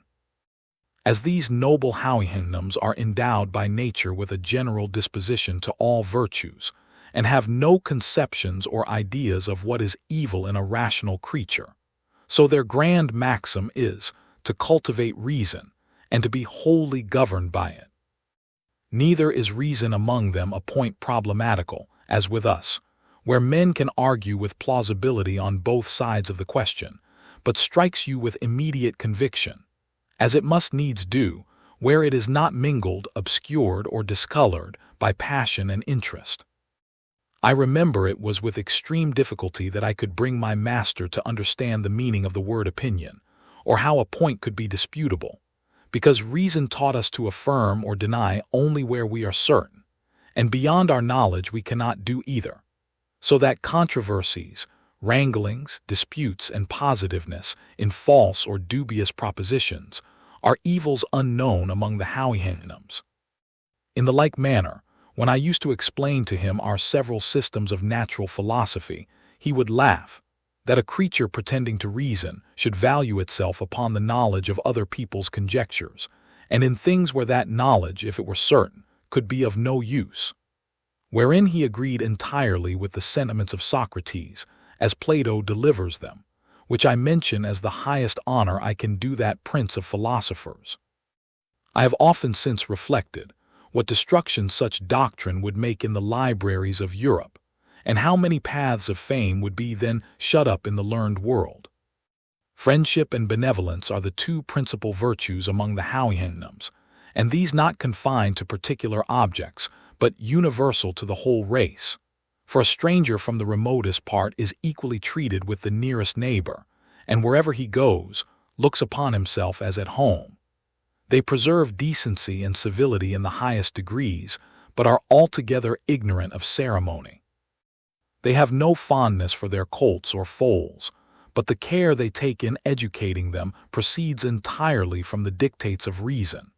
And I observed my master to show the same affection to his neighbor's issue that he had for his own. They will have it that nature teaches them to love the whole species, and it is reason only that makes a distinction of persons, where there is a superior degree of virtue. When the matron Houyhnhnms have produced one of each sex, they no longer accompany with their consorts, except they lose one of their issue by some casualty, which very seldom happens, but in such a case they meet again, or when the like accident befalls a person whose wife is past bearing, some other couple bestow on him one of their own colts, and then go together again until the mother is pregnant. This caution is necessary to prevent the country from being overburdened with numbers. But the race of inferior Houyhnhnms, bred up to be servants, is not so strictly limited upon this article. These are allowed to produce 3 of each sex, to be domestics in the noble families. In their marriages, they are exactly careful to choose such colors as will not make any disagreeable mixture in the breed. Strength is chiefly valued in the male, and comeliness in the female, not upon the account of love, but to preserve the race from degenerating. For where a female happens to excel in strength, a consort is chosen with regard to comeliness. Courtship, love, presents, jointures, settlements have no place in their thoughts, or terms whereby to express them in their language. The young couple meet and are joined merely because it is the determination of their parents and friends. It is what they see done every day, and they look upon it as one of the necessary actions of a reasonable being. But the violation of marriage, or any other unchastity, was never heard of, and the married pair pass their lives with the same friendship and mutual benevolence that they bear to all others of the same species who come in their way, without jealousy, fondness, quarreling, or discontent. In educating the youth of both sexes, their method is admirable and highly deserves our imitation. These are not suffered to taste a grain of oats, except upon certain days till 18 years old, nor milk but very rarely, and in summer they graze 2 hours in the morning, and as many in the evening, which their parents likewise observe. But the servants are not allowed above half that time, and a great part of their grass is brought home, which they eat at the most convenient hours, when they can be best spared from work. Temperance, industry, exercise, and cleanliness are the lessons equally enjoined to the young ones of both sexes, and my master thought it monstrous in us to give the females a different kind of education from the males, except in some articles of domestic management, whereby, as he truly observed, 1/2 of our natives were good for nothing but bringing children into the world, and to trust the care of our children to such useless animals, he said, was yet a greater instance of brutality. But the Houyhnhnms train up their youth to strength, speed, and hardiness, by exercising them in running races up and down steep hills, and over hard stony grounds, and when they are all in a sweat, they are ordered to leap over head and ears into a pond or river.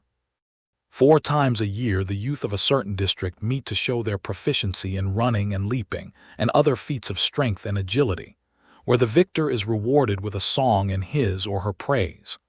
On this festival, the servants drive a herd of Yahoos into the field, laden with hay and oats and milk, for a repast to the Houyhnhnms, after which these brutes are immediately driven back again, for fear of being noisome to the assembly.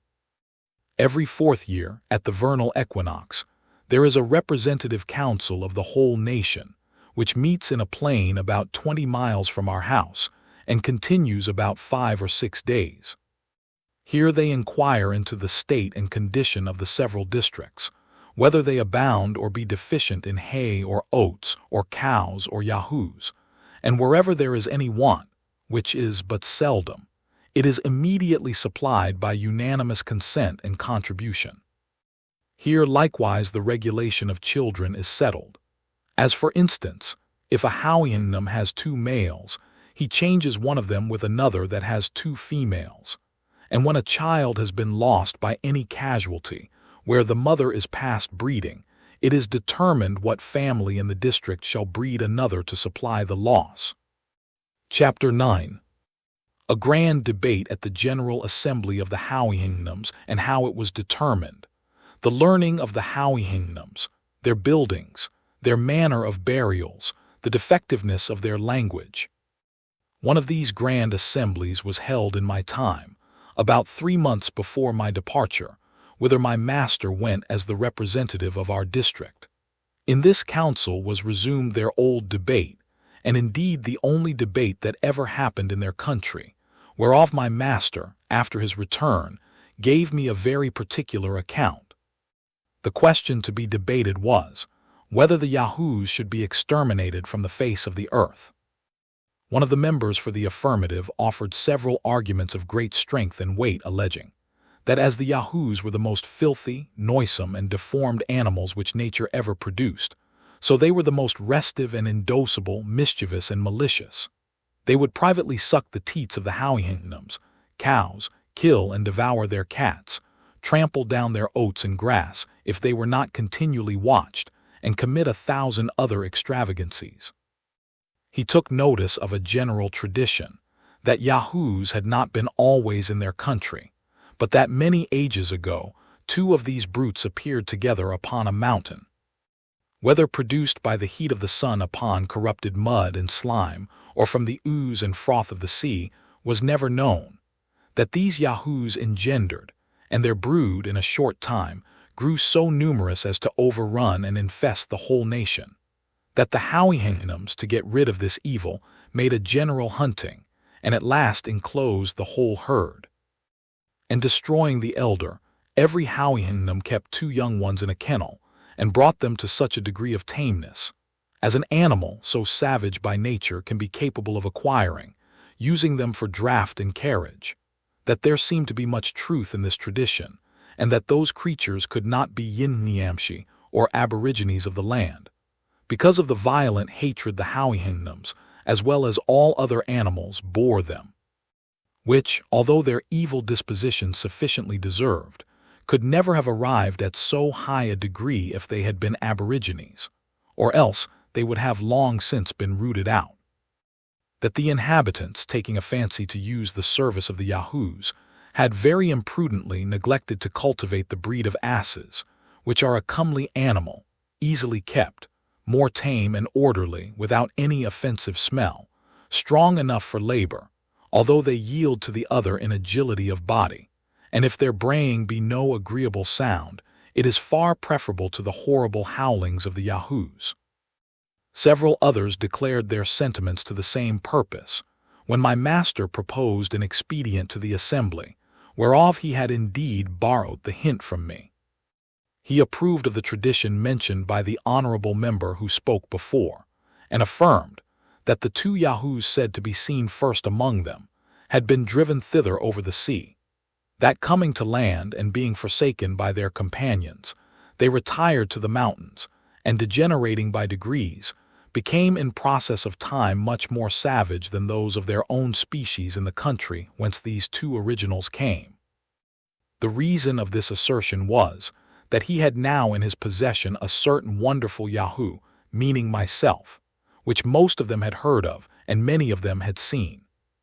He then related to them how he first found me, that my body was all covered with an artificial composure of the skins and hairs of other animals, that I spoke in a language of my own and had thoroughly learned theirs, that I had related to him the accidents which brought me thither, that when he saw me without my covering, I was an exact Yahoo in every part, only of a whiter color, less hairy, and with shorter claws.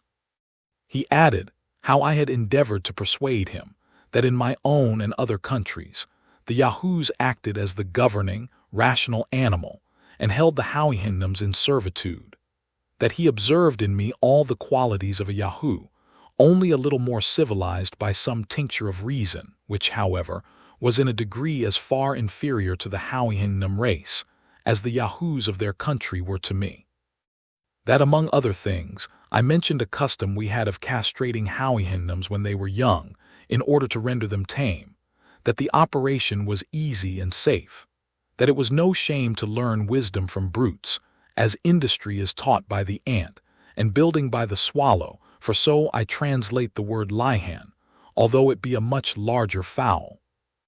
That this invention might be practiced upon the younger Yahoos here, which besides rendering them tractable and fitter for use, would in an age put an end to the whole species, without destroying life, that in the meantime the Houyhnhnms should be exhorted to cultivate the breed of asses, which, as they are in all respects more valuable brutes, so they have this advantage, to be fit for service at 5 years old, which the others are not till 12. This was all my master thought fit to tell me at that time of what passed in the Grand Council, but he was pleased to conceal one particular, which related personally to myself, whereof I soon felt the unhappy effect, as the reader will know in its proper place, and whence I date all the succeeding misfortunes of my life. The Houyhnhnms have no letters, and consequently their knowledge is all traditional, but there happening few events of any moment among a people so well united, naturally disposed to every virtue, wholly governed by reason, and cut off from all commerce with other nations, the historical part is easily preserved without burdening their memories. I have already observed that they are subject to no diseases, and therefore can have no need of physicians. However, they have excellent medicines composed of herbs to cure accidental bruises and cuts in the pastern or frog of the foot, by sharp stones, as well as other maims and hurts in the several parts of the body. They calculate the year by the revolution of the sun and moon, but use no subdivisions into weeks. They are well enough acquainted with the motions of those 2 luminaries, and understand the nature of eclipses, and this is the utmost progress of their astronomy. In poetry, they must be allowed to excel all other mortals, wherein the justness of their similes and the minuteness as well as exactness of their descriptions are indeed inimitable. Their verses abound very much in both of these, and usually contain either some exalted notions of friendship and benevolence, or the praises of those who were victors in races and other bodily exercises. Their buildings, although very rude and simple, are not inconvenient, but well contrived to defend them from all injuries of cold and heat. They have a kind of tree, which at 40 years old loosens in the root and falls with the first storm. It grows very straight, and being pointed like stakes with a sharp stone, for the Houyhnhnms know not the use of iron, they stick them erect in the ground, about 10 inches asunder, and then weave in oat straw or sometimes wattles between them. The roof is made after the same manner, and so are the doors.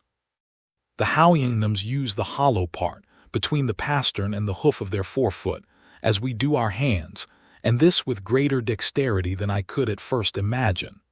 I have seen a white mare of our family thread a needle, which I lent her on purpose, with that joint. They milk their cows, reap their oats, and do all the work which requires hands in the same manner. They have a kind of hard flints, which, by grinding against other stones, they form into instruments that serve instead of wedges, axes, and hammers. With tools made of these flints they likewise cut their hay and reap their oats, which there grow naturally in several fields. The Yahoos draw home the sheaves in carriages, and the servants tread them in certain covered huts to get out the grain, which is kept in stores. They make a rude kind of earthen and wooden vessels, and bake the former in the sun. If they can avoid casualties, they die only of old age, and are buried in the obscurest places that can be found, their friends and relations expressing neither joy nor grief at their departure. Nor does the dying person discover the least regret that he is leaving the world, any more than if he were upon returning home from a visit to one of his neighbors. I remember my master having once made an appointment with a friend and his family to come to his house, upon some affair of importance. On the day fixed, the mistress and her 2 children came very late. She made 2 excuses, first for her husband, who, as she said, happened that very morning to sh known. The word is strongly expressive in their language, but not easily rendered into English. It signifies, to retire to his first mother. Her excuse for not coming sooner was, that her husband dying late in the morning, she was a good while consulting her servants about a convenient place where his body should be laid, and I observed, she behaved herself at our house as cheerfully as the rest. She died about 3 months after. They live generally to 70 or 75 years, very seldom to 80. Some weeks before their death, they feel a gradual decay, but without pain. During this time they are much visited by their friends, because they cannot go abroad with their usual ease and satisfaction. However, about 10 days before their death, which they seldom fail in computing, they return the visits that have been made them by those who are nearest in the neighborhood, being carried in a convenient sledge drawn by Yahoos, which vehicle they use, not only upon this occasion, but when they grow old, upon long journeys, or when they are lamed by any accident. And therefore, when the dying Houyhnhnms return those visits, they take a solemn leave of their friends, as if they were going to some remote part of the country, where they design to pass the rest of their lives. I know not whether it may be worth observing, that the Houyhnhnms have no word in their language to express anything that is evil, except what they borrow from the deformities or ill qualities of the Yahoos. Thus they denote the folly of a servant, an omission of a child, a stone that cuts their feet, a continuance of foul or unseasonable weather, and the like, by adding to each the epithet of Yahoo. For instance, Hhnm Yahoo, Nahom Yahoo, Unlondwilma Yahoo, and an ill-contrived house Unhomenrolnu Yahoo. I could, with great pleasure, enlarge further upon the manners and virtues of this excellent people, but intending in a short time to publish a volume by itself, expressly upon that subject, I refer the reader thither, and in the meantime proceed to relate my own sad catastrophe. Chapter 10. The author's economy and happy life among the Houyhnhnms, his great improvement in virtue by conversing with them, their conversations. The author has notice given him by his master that he must depart from the country. He falls into a swoon for grief, but submits. He contrives and finishes a canoe by the help of a fellow servant and puts to sea at a venture. I had settled my little economy to my own heart's content. My master had ordered a room to be made for me, after their manner, about 6 yards from the house, the sides and floors of which I plastered with clay and covered with rush mats of my own contriving. I had beaten hemp, which there grows wild, and made of it a sort of ticking. This I filled with the feathers of several birds I had taken with springes made of Yahoo's hairs, and were excellent food. I had worked 2 chairs with my knife, the sorrel nag helping me in the grosser and more laborious part. When my clothes were worn to rags, I made myself others with the skins of rabbits, and of a certain beautiful animal about the same size, called nuno, the skin of which is covered with a fine down. Of these I also made very tolerable stockings. I soled my shoes with wood, which I cut from a tree and fitted to the upper leather, and when this was worn out, I supplied it with the skins of Yahoos dried in the sun. I often got honey out of hollow trees, which I mingled with water or ate with my bread. No man could more verify the truth of these 2 maxims, that nature is very easily satisfied, and that necessity is the mother of invention. I enjoyed perfect health of body and tranquility of mind. I did not feel the treachery or inconstancy of a friend, nor the injuries of a secret or open enemy. I had no occasion of bribing, flattering, or pimping to procure the favor of any great man or of his minion.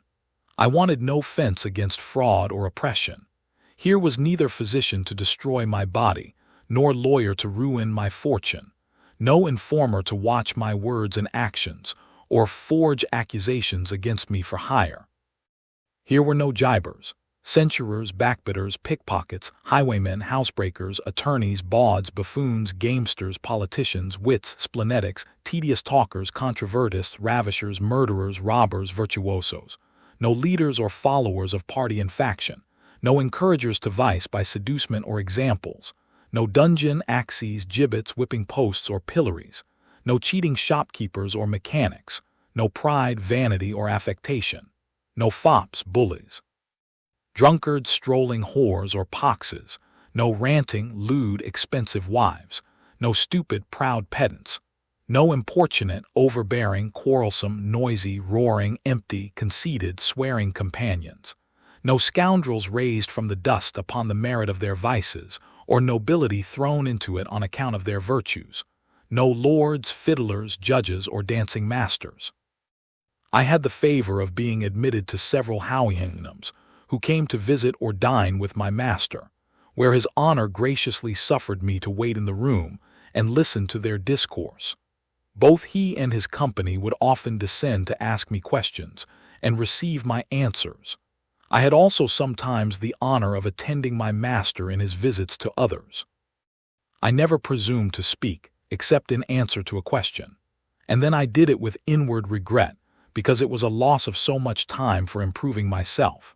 But I was infinitely delighted with the station of an humble auditor in such conversations, where nothing passed but what was useful, expressed in the fewest and most significant words, where, as I have already said, the greatest decency was observed, without the least degree of ceremony, where no person spoke without being pleased himself and pleasing his companions, where there was no interruption, tediousness, heat, or difference of sentiments. They have a notion that when people are met together, a short silence does much improve conversation. This I found to be true, for during those little intermissions of talk, new ideas would arise in their minds, which very much enliven the discourse. Their subjects are generally on friendship and benevolence, on order and economy, sometimes upon the visible operations of nature or ancient traditions, upon the bounds and limits of virtue, upon the unerring rules of reason, or upon some determinations to be taken at the next great assembly, and often upon the various excellences of poetry. I may add, without vanity, that my presence often gave them sufficient matter for discourse, because it afforded my master an occasion of letting his friends into the history of me and my country, upon which they were all pleased to descant, in a manner not very advantageous to humankind, and for that reason I shall not repeat what they said. Only I may be allowed to observe that his honor, to my great admiration, appeared to understand the nature of Yahoos much better than myself. He went through all our vices and follies, and discovered many which I had never mentioned to him, by only supposing what qualities a Yahoo of their country, with a small proportion of reason, might be capable of exerting, and concluded with too much probability how vile as well as miserable such a creature must be.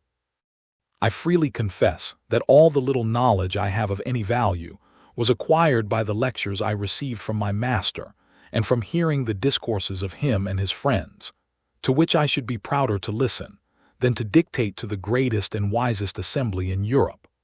I admired the strength, comeliness, and speed of the inhabitants, and such a constellation of virtues in such amiable persons produced in me the highest veneration. At first, indeed, I did not feel that natural awe which the Yahoos and all other animals bear toward them, but it grew upon me by degrees, much sooner than I imagined, and was mingled with a respectful love and gratitude that they would condescend to distinguish me from the rest of my species. When I thought of my family, my friends, my countrymen, or the human race in general, I considered them as they really were, Yahoos in shape and disposition, perhaps a little more civilized and qualified with the gift of speech, but making no other use of reason than to improve and multiply those vices whereof their brethren in this country had only the share that nature allotted them. When I happened to behold the reflection of my own form in a lake or fountain, I turned away my face in horror and detestation of myself, and could better endure the sight of a common Yahoo than of my own person. By conversing with the Houyhnhnms and looking upon them with delight, I fell to imitate their gait and gesture, which is now grown into a habit, and my friends often tell me in a blunt way that I trot like a horse, which, however, I take for a great compliment. Neither shall I disown that in speaking I am apt to fall into the voice and manner of the Houyhnhnms, and hear myself ridiculed on that account, without the least mortification.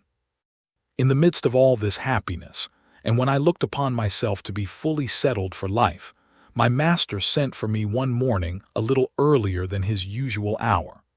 I observed by his countenance that he was in some perplexity, and at a loss how to begin what he had to speak. After a short silence, he told me he did not know how I would take what he was going to say, that in the last General Assembly, when the affair of the Yahoos was entered upon, the representatives had taken offense at his keeping a Yahoo, meaning myself, in his family, more like a Houyhnhnm than a brute animal, that he was known frequently to converse with me, as if he could receive some advantage or pleasure in my company, that such a practice was not agreeable to reason or nature, or a thing ever heard of before among them. The assembly did therefore exhort him either to employ me like the rest of my species, or command me to swim back to the place whence I came. That the first of these expedients was utterly rejected by all the Houyhnhnms who had ever seen me at his house or their own. For they alleged that because I had some rudiments of reason, added to the natural pravity of those animals, it was to be feared I might be able to seduce them into the woody and mountainous parts of the country, and bring them in troops by night to destroy the Houyhnhnms' cattle, as being naturally of the ravenous kind, and averse from labor. My master added that he was daily pressed by the Houyhnhnms of the neighborhood to have the assembly's exhortation executed, which he could not put off much longer. He doubted it would be impossible for me to swim to another country, and therefore wished I would contrive some sort of vehicle, resembling those I had described to him, that might carry me on the sea, in which work I should have the assistance of his own servants, as well as those of his neighbors. He concluded that for his own part he could have been content to keep me in his service as long as I lived, because he found I had cured myself of some bad habits and dispositions, by endeavoring, as far as my inferior nature was capable, to imitate the Houyhnhnms. I should here observe to the reader that a decree of the General Assembly in this country is expressed by the word HNH Lowen, which signifies an exhortation, as near as I can render it. For they have no conception how a rational creature can be compelled, but only advised or exhorted, because no person can disobey reason without giving up his claim to be a rational creature. I was struck with the utmost grief and despair at my master's discourse, and being unable to support the agonies I was under, I fell into a swoon at his feet. When I came to myself, he told me that he concluded I had been dead, for these people are subject to no such imbecilities of nature. I answered in a faint voice that death would have been too great a happiness, that although I could not blame the assembly's exhortation or the urgency of his friends, yet in my weak and corrupt judgment I thought it might consist with reason to have been less rigorous, that I could not swim a league, and probably the nearest land to theirs might be distant above 100, that many materials necessary for making a small vessel to carry me off were wholly wanting in this country, which, however, I would attempt, in obedience and gratitude to his honor, although I concluded the thing to be impossible, and therefore looked on myself as already devoted to destruction, that the certain prospect of an unnatural death was the least of my evils. For, supposing I should escape with life by some strange adventure, how could I think with temper of passing my days among Yahoos, and relapsing into my old corruptions, for want of examples to lead and keep me within the paths of virtue?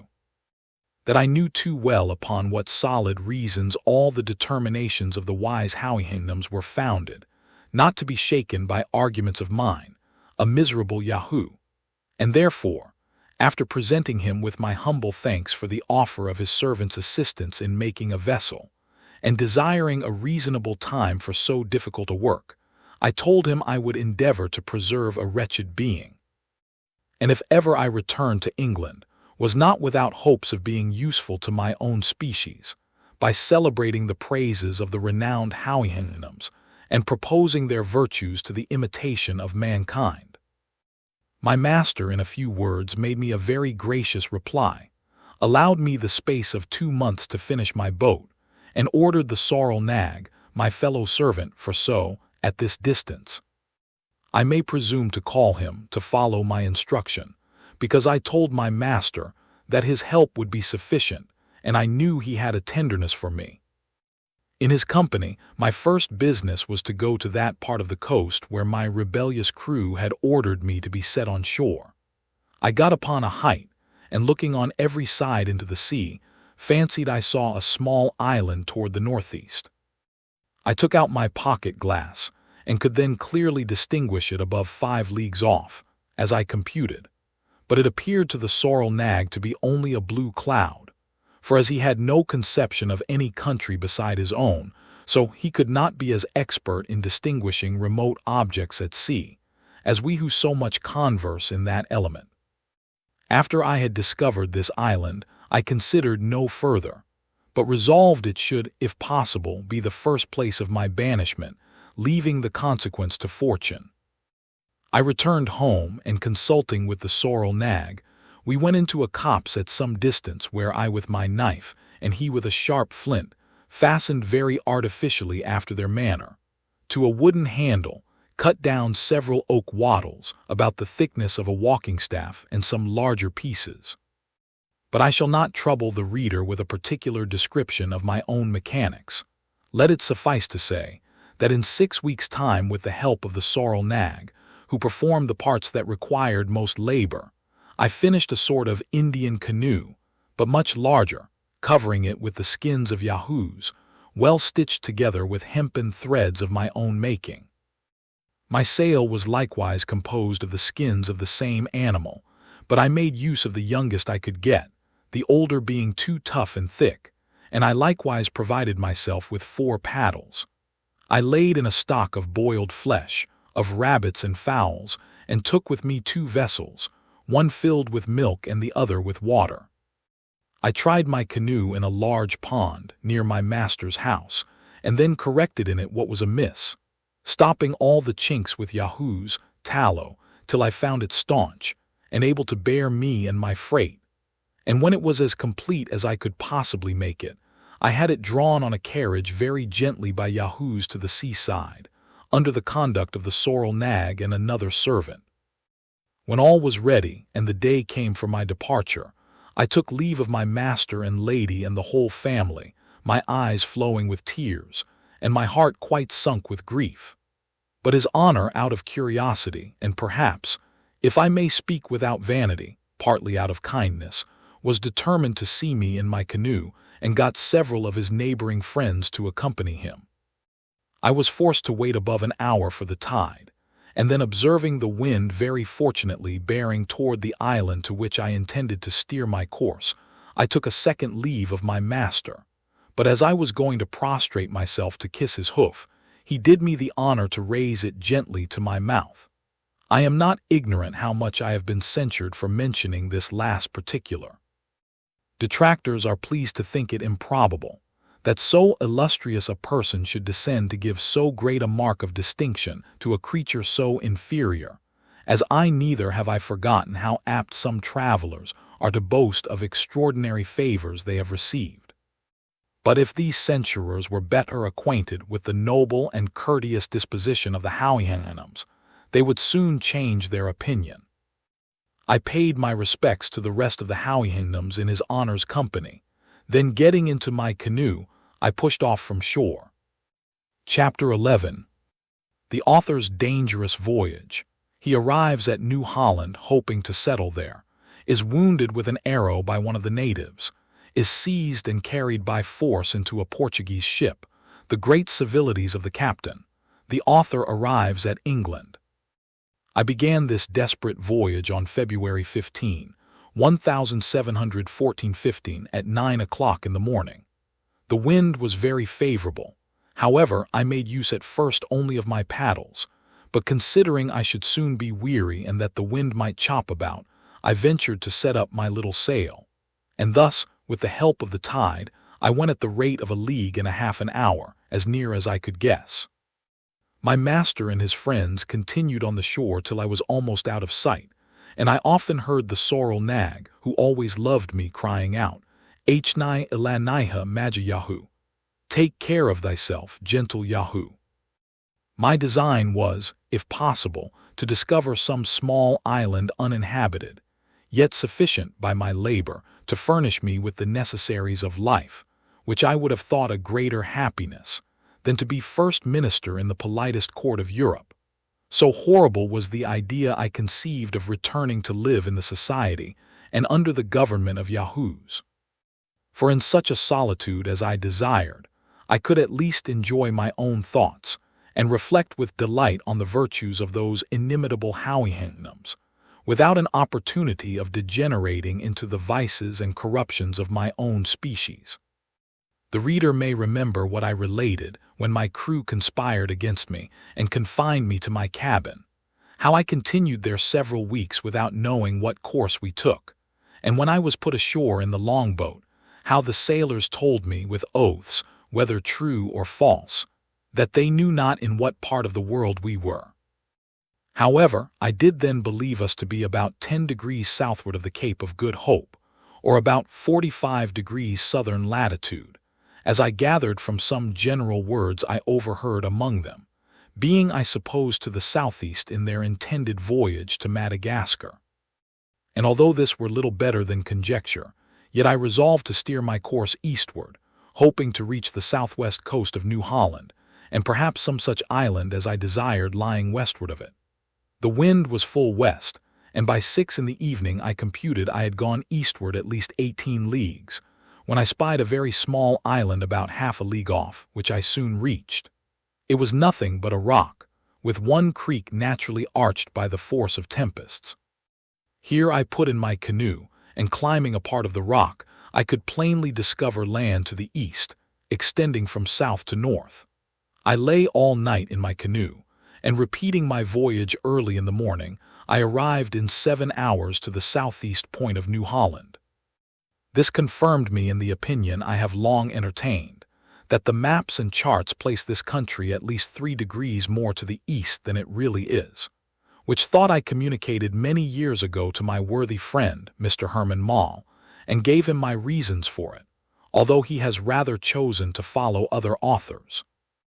I saw no inhabitants in the place where I landed, and being unarmed, I was afraid of venturing far into the country. I found some shellfish on the shore and ate them raw, not daring to kindle a fire for fear of being discovered by the natives. I continued 3 days feeding on oysters and limpets to save my own provisions, and I fortunately found a brook of excellent water which gave me great relief. On the 4th day, venturing out early a little too far, I saw 20 or 30 natives upon a height not above 500 yards from me. They were stark naked, men, women, and children, round a fire as I could discover by the smoke. One of them spied me and gave notice to the rest. 5 of them advanced toward me, leaving the women and children at the fire. I made what haste I could to the shore and, getting into my canoe, shoved off. The savages, observing me retreat, ran after me, and before I could get far enough into the sea, discharged an arrow which wounded me deeply on the inside of my left knee. I shall carry the mark to my grave. I apprehended the arrow might be poisoned, and paddling out of the reach of their darts, being a calm day, I made a shift to suck the wound and dress it as well as I could. I was at a loss what to do, for I durst not return to the same landing place but stood to the north, and was forced to paddle, for the wind, though very gentle, was against me, blowing northwest. As I was looking about for a secure landing place, I saw a sail to the north-northeast, which appearing every minute more visible, I was in some doubt whether I should wait for them or not. But at last my detestation of the Yahoo race prevailed, and turning my canoe, I sailed and paddled together to the south, and got into the same creek whence I set out in the morning, choosing rather to trust myself among these barbarians than live with European Yahoos. I drew up my canoe as close as I could to the shore, and hid myself behind a stone by the little brook, which, as I have already said, was excellent water. The ship came within half a league of this creek, and sent her longboat with vessels to take in fresh water, for the place, it seems, was very well known. But I did not observe it till the boat was almost on shore, and it was too late to seek another hiding place. The seamen at their landing observed my canoe, and rummaging it all over, easily conjectured that the owner could not be far off. 4 of them, well armed, searched every cranny and lurking hole, till at last they found me flat on my face behind the stone. They gazed a while in admiration at my strange, uncouth dress, my coat made of skins, my wooden-soled shoes, and my furred stockings. Whence, however, they concluded I was not a native of the place, who all go naked. One of the seamen, in Portuguese, bid me rise, and asked who I was. I understood that language very well, and getting upon my feet, said, I was a poor Yahoo banished from the Houyhnhnms, and desired they would please to let me depart. They admired to hear me answer them in their own tongue, and saw by my complexion I must be a European, but were at a loss to know what I meant by Yahoos and Houyhnhnms, and at the same time fell a laughing at my strange tone in speaking, which resembled the neighing of a horse. I trembled all the while betwixt fear and hatred. I again desired leave to depart, and was gently moving to my canoe, but they laid hold of me, desiring to know what country I was of, whence I came, with many other questions. I told them I was born in England, whence I came about 5 years ago, and then their country and ours were at peace. I therefore hoped they would not treat me as an enemy, since I meant them no harm, but was a poor Yahoo seeking some desolate place where to pass the remainder of his unfortunate life. When they began to talk, I thought I never heard or saw anything more unnatural, for it appeared to me as monstrous as if a dog or a cow should speak in England, or a Yahoo in Houyhnhnmland. The honest Portuguese were equally amazed at my strange dress, and the odd manner of delivering my words, which, however, they understood very well. They spoke to me with great humanity, and said, they were sure the captain would carry me gratis to Lisbon, whence I might return to my own country, that 2 of the seamen would go back to the ship, inform the captain of what they had seen, and receive his orders. In the meantime, unless I would give my solemn oath not to fly, they would secure me by force. I thought it best to comply with their proposal. They were very curious to know my story, but I gave them very little satisfaction, and they all conjectured that my misfortunes had impaired my reason. In 2 hours the boat, which went laden with vessels of water, returned, with the captain's command to fetch me on board. I fell on my knees to preserve my liberty, but all was in vain, and the men, having tied me with cords, heaved me into the boat, whence I was taken into the ship, and thence into the captain's cabin. His name was Pedro de Mendez. He was a very courteous and generous person. He entreated me to give some account of myself, and desired to know what I would eat or drink, said I should be used as well as himself, and spoke so many obliging things that I wondered to find such civilities from a Yahoo. However, I remained silent and sullen. I was ready to faint at the very smell of him and his men. At last I desired something to eat out of my own canoe, but he ordered me a chicken and some excellent wine, and then directed that I should be put to bed in a very clean cabin.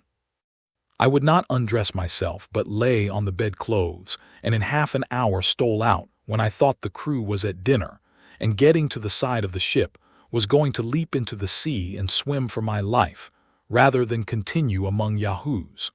But one of the seamen prevented me, and having informed the captain, I was chained to my cabin. After dinner, Don Pedro came to me, and desired to know my reason for so desperate an attempt, assured me he only meant to do me all the service he was able, and spoke so very movingly that at last I descended to treat him like an animal which had some little portion of reason. I gave him a very short relation of my voyage, of the conspiracy against me by my own men, of the country where they set me on shore, and of my 5 years' residence there, all which he looked upon as if it were a dream or a vision, whereat I took great offense, for I had quite forgot the faculty of lying, so peculiar to Yahoos in all countries where they preside, and consequently their disposition of suspecting truth in others of their own species. I asked him whether it were the custom in his country to say the thing which was not. I assured him I had almost forgot what he meant by falsehood, and if I had lived 1,000 years in Houyhnhnms, I should never have heard a lie from the meanest servant, that I was altogether indifferent whether he believed me or not. But however, in return for his favors, I would give so much allowance to the corruption of his nature, as to answer any objection he would please to make, and then he might easily discover the truth. The captain, a wise man, after many endeavors to catch me tripping in some part of my story, at last began to have a better opinion of my veracity. But he added that since I professed so inviolable an attachment to truth, I must give him my word and honor to bear him company in this voyage, without attempting anything against my life, or else he would continue me a prisoner till we arrived at Lisbon. I gave him the promise he required, but at the same time protested that I would suffer the greatest hardships rather than return to live among Yahoos. Our voyage passed without any considerable accident. In gratitude to the captain, I sometimes sat with him at his earnest request, and strove to conceal my antipathy against humankind, although it often broke out, which he suffered to pass without observation. But the greatest part of the day I confined myself to my cabin, to avoid seeing any of the crew. The captain had often entreated me to strip myself of my savage dress, and offered to lend me the best suit of clothes he had. This I would not be prevailed on to accept, abhorring to cover myself with anything that had been on the back of a Yahoo. I only desired he would lend me 2 clean shirts, which, having been washed since he wore them, I believed would not so much defile me. These I changed every 2nd day and washed them myself. We arrived at Lisbon, Nov. 5, 1715. At our landing, the captain forced me to cover myself with his cloak to prevent the rabble from crowding about me. I was conveyed to his own house, and at my earnest request he led me up to the highest room backwards. I conjured him to conceal from all persons what I had told him of the Houyhnhnms, because the least hint of such a story would not only draw numbers of people to see me, but probably put me in danger of being imprisoned or burnt by the Inquisition. The captain persuaded me to accept a suit of clothes newly made, but I would not suffer the tailor to take my measure. However, Don Pedro being almost of my size, they fitted me well enough. He accoutred me with other necessaries, all new, which I aired for 24 hours before I would use them. The captain had no wife, nor above 3 servants, none of which were suffered to attend at meals, and his whole deportment was so obliging, added to very good human understanding, that I really began to tolerate his company. He gained so far upon me that I ventured to look out of the back window. By degrees I was brought into another room, whence I peeped into the street, but drew my head back in a fright. In a week's time he seduced me down to the door. I found my terror gradually lessened, but my hatred and contempt seemed to increase. I was at last bold enough to walk the street in his company, but kept my nose well stopped with rue or sometimes with tobacco. In 10 days, Don Pedro, to whom I had given some account of my domestic affairs, put it upon me, as a matter of honor and conscience, that I ought to return to my native country and live at home with my wife and children. He told me there was an English ship in the port just ready to sail, and he would furnish me with all things necessary. It would be tedious to repeat his arguments and my contradictions. He said it was altogether impossible to find such a solitary island as I desired to live in, but I might command in my own house, and pass my time in a manner as recluse as I pleased. I complied at last, finding I could not do better. I left Lisbon the 24th day of November in an English merchantman, but who was the master I never inquired. Don Pedro accompanied me to the ship and lent me £20. He took kind leave of me and embraced me at parting, which I bore as well as I could. During this last voyage I had no commerce with the master or any of his men, but pretending I was sick, kept close in my cabin. On the 5th of December, 1715, we cast anchor in the Downs, about 9 in the morning, and at 3 in the afternoon I got safe to my house at Rotherhithe, 546. My wife and family received me with great surprise and joy, because they concluded me certainly dead. But I must freely confess the sight of them filled me only with hatred, disgust, and contempt, and the more by reflecting on the near alliance I had to them. For although, since my unfortunate exile from the Houyhnhnm country, I had compelled myself to tolerate the sight of Yahoos, and to converse with Don Pedro de Mendez, yet my memory and imagination were perpetually filled with the virtues and ideas of those exalted Houyhnhnms. And when I began to consider that, by copulating with one of the Yahoo species I had become a parent of more, it struck me with the utmost shame, confusion, and horror. As soon as I entered the house, my wife took me in her arms and kissed me, at which, having not been used to the touch of that odious animal for so many years, I fell into a swoon for almost an hour. At the time I am writing, it is 5 years since my last return to England. During the first year, I could not endure my wife or children in my presence. The very smell of them was intolerable, much less could I suffer them to eat in the same room. To this hour they dare not presume to touch my bread, or drink out of the same cup, neither was I ever able to let one of them take me by the hand. The first money I laid out was to buy 2 young stone horses, which I keep in a good stable, and next to them the groom is my greatest favorite, for I feel my spirits revived by the smell he contracts in the stable. My horses understand me tolerably well. I converse with them at least 4 hours every day. They are strangers to bridle or saddle. They live in great amity with me and friendship to each other. Chapter 12. The author's veracity, his design in publishing this work, his censure of those travelers who swerve from the truth. The author clears himself from any sinister ends in writing, an objection answered, the method of planting colonies, his native country commended, the right of the crown to those countries described by the author is justified, the difficulty of conquering them. The author takes his last leave of the reader, proposes his manner of living for the future, gives good advice, and concludes. Thus, gentle reader, I have given thee a faithful history of my travels for 16 years and above 7 months, wherein I have not been so studious of ornament as of truth. I could, perhaps, like others, have astonished thee with strange, improbable tales, but I rather chose to relate plain matter of fact in the simplest manner and style, because my principal design was to inform and not to amuse thee. It is easy for us who travel into remote countries, which are seldom visited by Englishmen or other Europeans, to form descriptions of wonderful animals both at sea and land. Whereas a traveler's chief aim should be to make men wiser and better, and to improve their minds by the bad, as well as good, example of what they deliver concerning foreign places. I could heartily wish a law was enacted, that every traveler, before he were permitted to publish his voyages, should be obliged to make oath before the Lord High Chancellor, that all he intended to print was absolutely true to the best of his knowledge. For then the world would no longer be deceived, as it usually is, while some writers, to make their works pass the better upon the public, impose the grossest falsities on the unwary reader.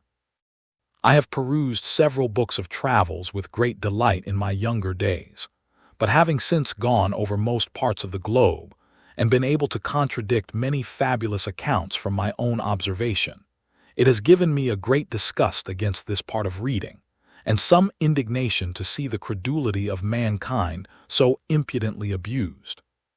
Therefore, since my acquaintance were pleased to think my poor endeavors might not be unacceptable to my country, I imposed on myself, as a maxim never to be swerved from, that I would strictly adhere to truth.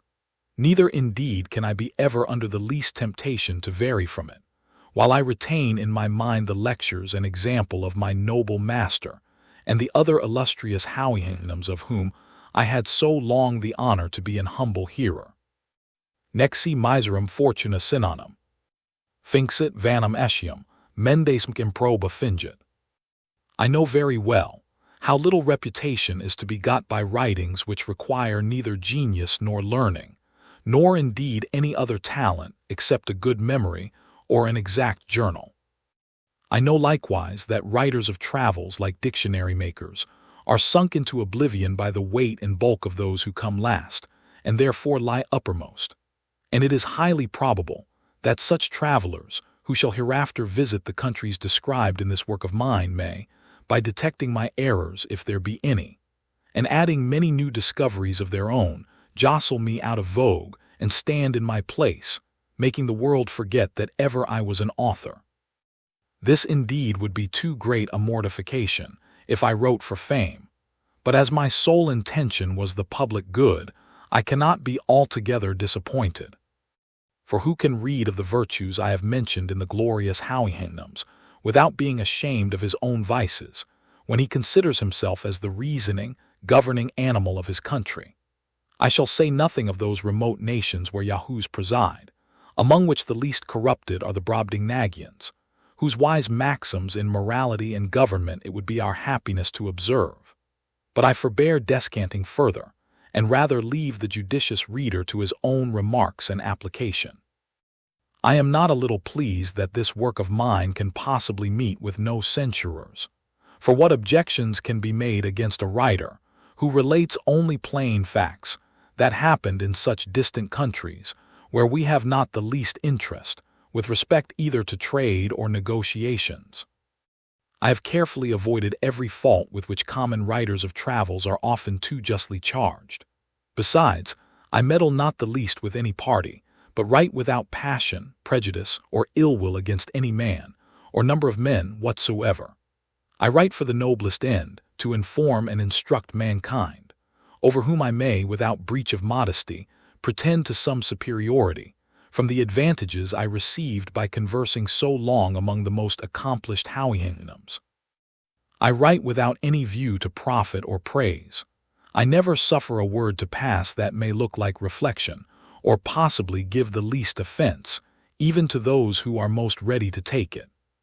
So that I hope I may with justice pronounce myself an author perfectly blameless, against whom the tribes of answerers, considerers, observers, reflectors, detectors, remarkers, will never be able to find matter for exercising their talents. I confess, it was whispered to me that I was bound in duty, as a subject of England, to have given in a memorial to a Secretary of State at my first coming over, because whatever lands are discovered by a subject belong to the Crown. But I doubt whether our conquests in the countries I treat of would be as easy as those of Ferdinando Cortez over the naked Americans. The Lilliputians, I think, are hardly worth the charge of a fleet and army to reduce them, and I question whether it might be prudent or safe to attempt the Brobdingnagians, or whether an English army would be much at their ease with the flying island over their heads. The Houyhnhnms indeed appear not to be so well prepared for war, a science to which they are perfect strangers, and especially against missive weapons. However, supposing myself to be a minister of state, I could never give my advice for invading them.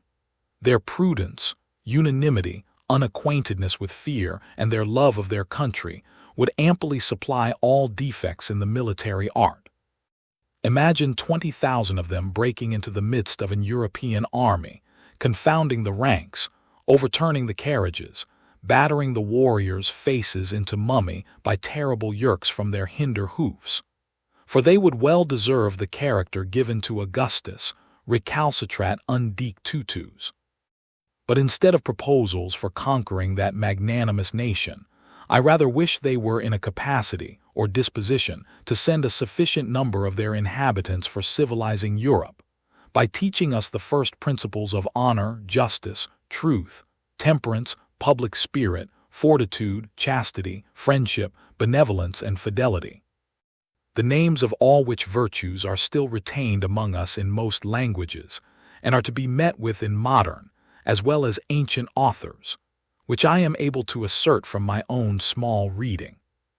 But I had another reason, which made me less forward to enlarge His Majesty's dominions by my discoveries. To say the truth, I had conceived a few scruples with relation to the distributive justice of princes upon those occasions. For instance, a crew of pirates are driven by a storm they know not whither. At length a boy discovers land from the topmast. They go on shore to rob and plunder. They see a harmless people, are entertained with kindness. They give the country a new name. They take formal possession of it for their king. They set up a rotten plank or a stone for a memorial. They murder 2 or 3 dozen of the natives, bring away a couple more by force for a sample, return home and get their pardon. Here commences a new dominion acquired with a title by divine right. Ships are sent with the first opportunity, the natives driven out or destroyed, their princes tortured to discover their gold, a free license given to all acts of inhumanity and lust, the earth reeking with the blood of its inhabitants. And this execrable crew of butchers, employed in so pious an expedition, is a modern colony, sent to convert and civilize an idolatrous and barbarous people. But this description, I confess, does by no means affect the British nation, who may be an example to the whole world for their wisdom, care, and justice in planting colonies, their liberal endowments for the advancement of religion and learning, their choice of devout and able pastors to propagate Christianity, their caution in stocking their provinces with people of sober lives and conversations from this, the mother kingdom, their strict regard to the distribution of justice, in supplying the civil administration through all their colonies with officers of the greatest abilities, utter strangers to corruption, and to crown all, by sending the most vigilant and virtuous governors, who have no other views than the happiness of the people over whom they preside, and the honor of the king, their master. But as those countries which I have described do not appear to have any desire of being conquered and enslaved, murdered or driven out by colonies, nor abound either in gold, silver, sugar, or tobacco, I did humbly conceive they were by no means proper objects of our zeal, our valor, or our interest. However, if those whom it more concerns think fit to be of another opinion, I am ready to depose, when I shall be lawfully called, that no European did ever visit those countries before me. I mean, if the inhabitants ought to be believed, unless a dispute may arise concerning the 2 Yahoos, said to have been seen many years ago upon a mountain in Houyhnhnms, from whence the opinion is, that the race of those brutes hath descended, and these, for anything I know, may have been English, which indeed I was apt to suspect from the lineaments of their posterity's countenances, although very much defaced. But how far that will go to make out a title, I leave to the learned in colony law. But as to the formality of taking possession in my sovereign's name, it never came once into my thoughts, and if it had yet, as my affairs then stood, I should perhaps, in point of prudence and self-preservation, have put it off to a better opportunity.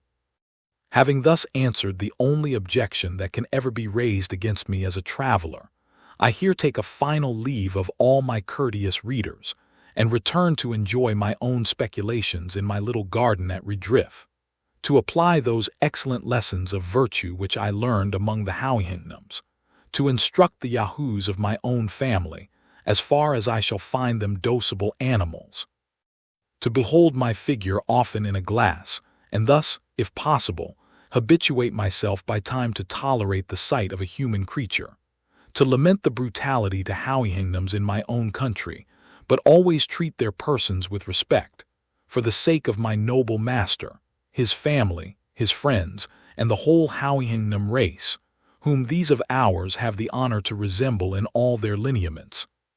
However their intellectuals came to degenerate. I began last week to permit my wife to sit at dinner with me at the farthest end of a long table, and to answer, but with the utmost brevity, the few questions I asked her. Yet, the smell of a Yahoo continuing very offensive, I always keep my nose well stopped with rue, lavender, or tobacco leaves. And although it be hard for a man late in life to remove old habits, I am not altogether out of hopes, in some time, to suffer a neighbor Yahoo in my company, without the apprehensions I am yet under of his teeth or his claws. My reconcilement to the Yahoo kind in general might not be so difficult, if they would be content with those vices and follies only which nature has entitled them to. I am not in the least provoked at the sight of a lawyer, a pickpocket, a colonel, a fool, a lord, a gamester, a politician, a whoremonger, a physician, an evidence, a suborner, an attorney, a traitor, or the like. This is all according to the due course of things. But when I behold a lump of deformity and diseases, both in body and mind, smitten with pride, it immediately breaks all the measures of my patience. Neither shall I be ever able to comprehend how such an animal and such a vice could tally together. The wise and virtuous Houyhnhnms, who abound in all excellences that can adorn a rational creature, have no name for this vice in their language, which has no terms to express anything that is evil, except those whereby they describe the detestable qualities of their Yahoos, among which they were not able to distinguish this of pride, for want of thoroughly understanding human nature, as it shows itself in other countries where that animal presides.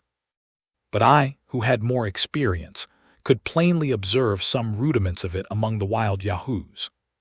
But the Houyhnhnms, who live under the government of reason, are no more proud of the good qualities they possess than I should be for not wanting a leg or an arm, which no man in his wits would boast of, although he must be miserable without them.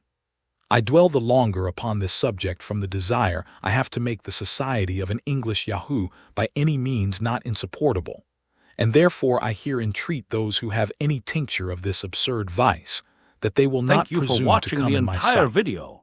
If you enjoyed it, please subscribe so you don't miss the next videos. See ya!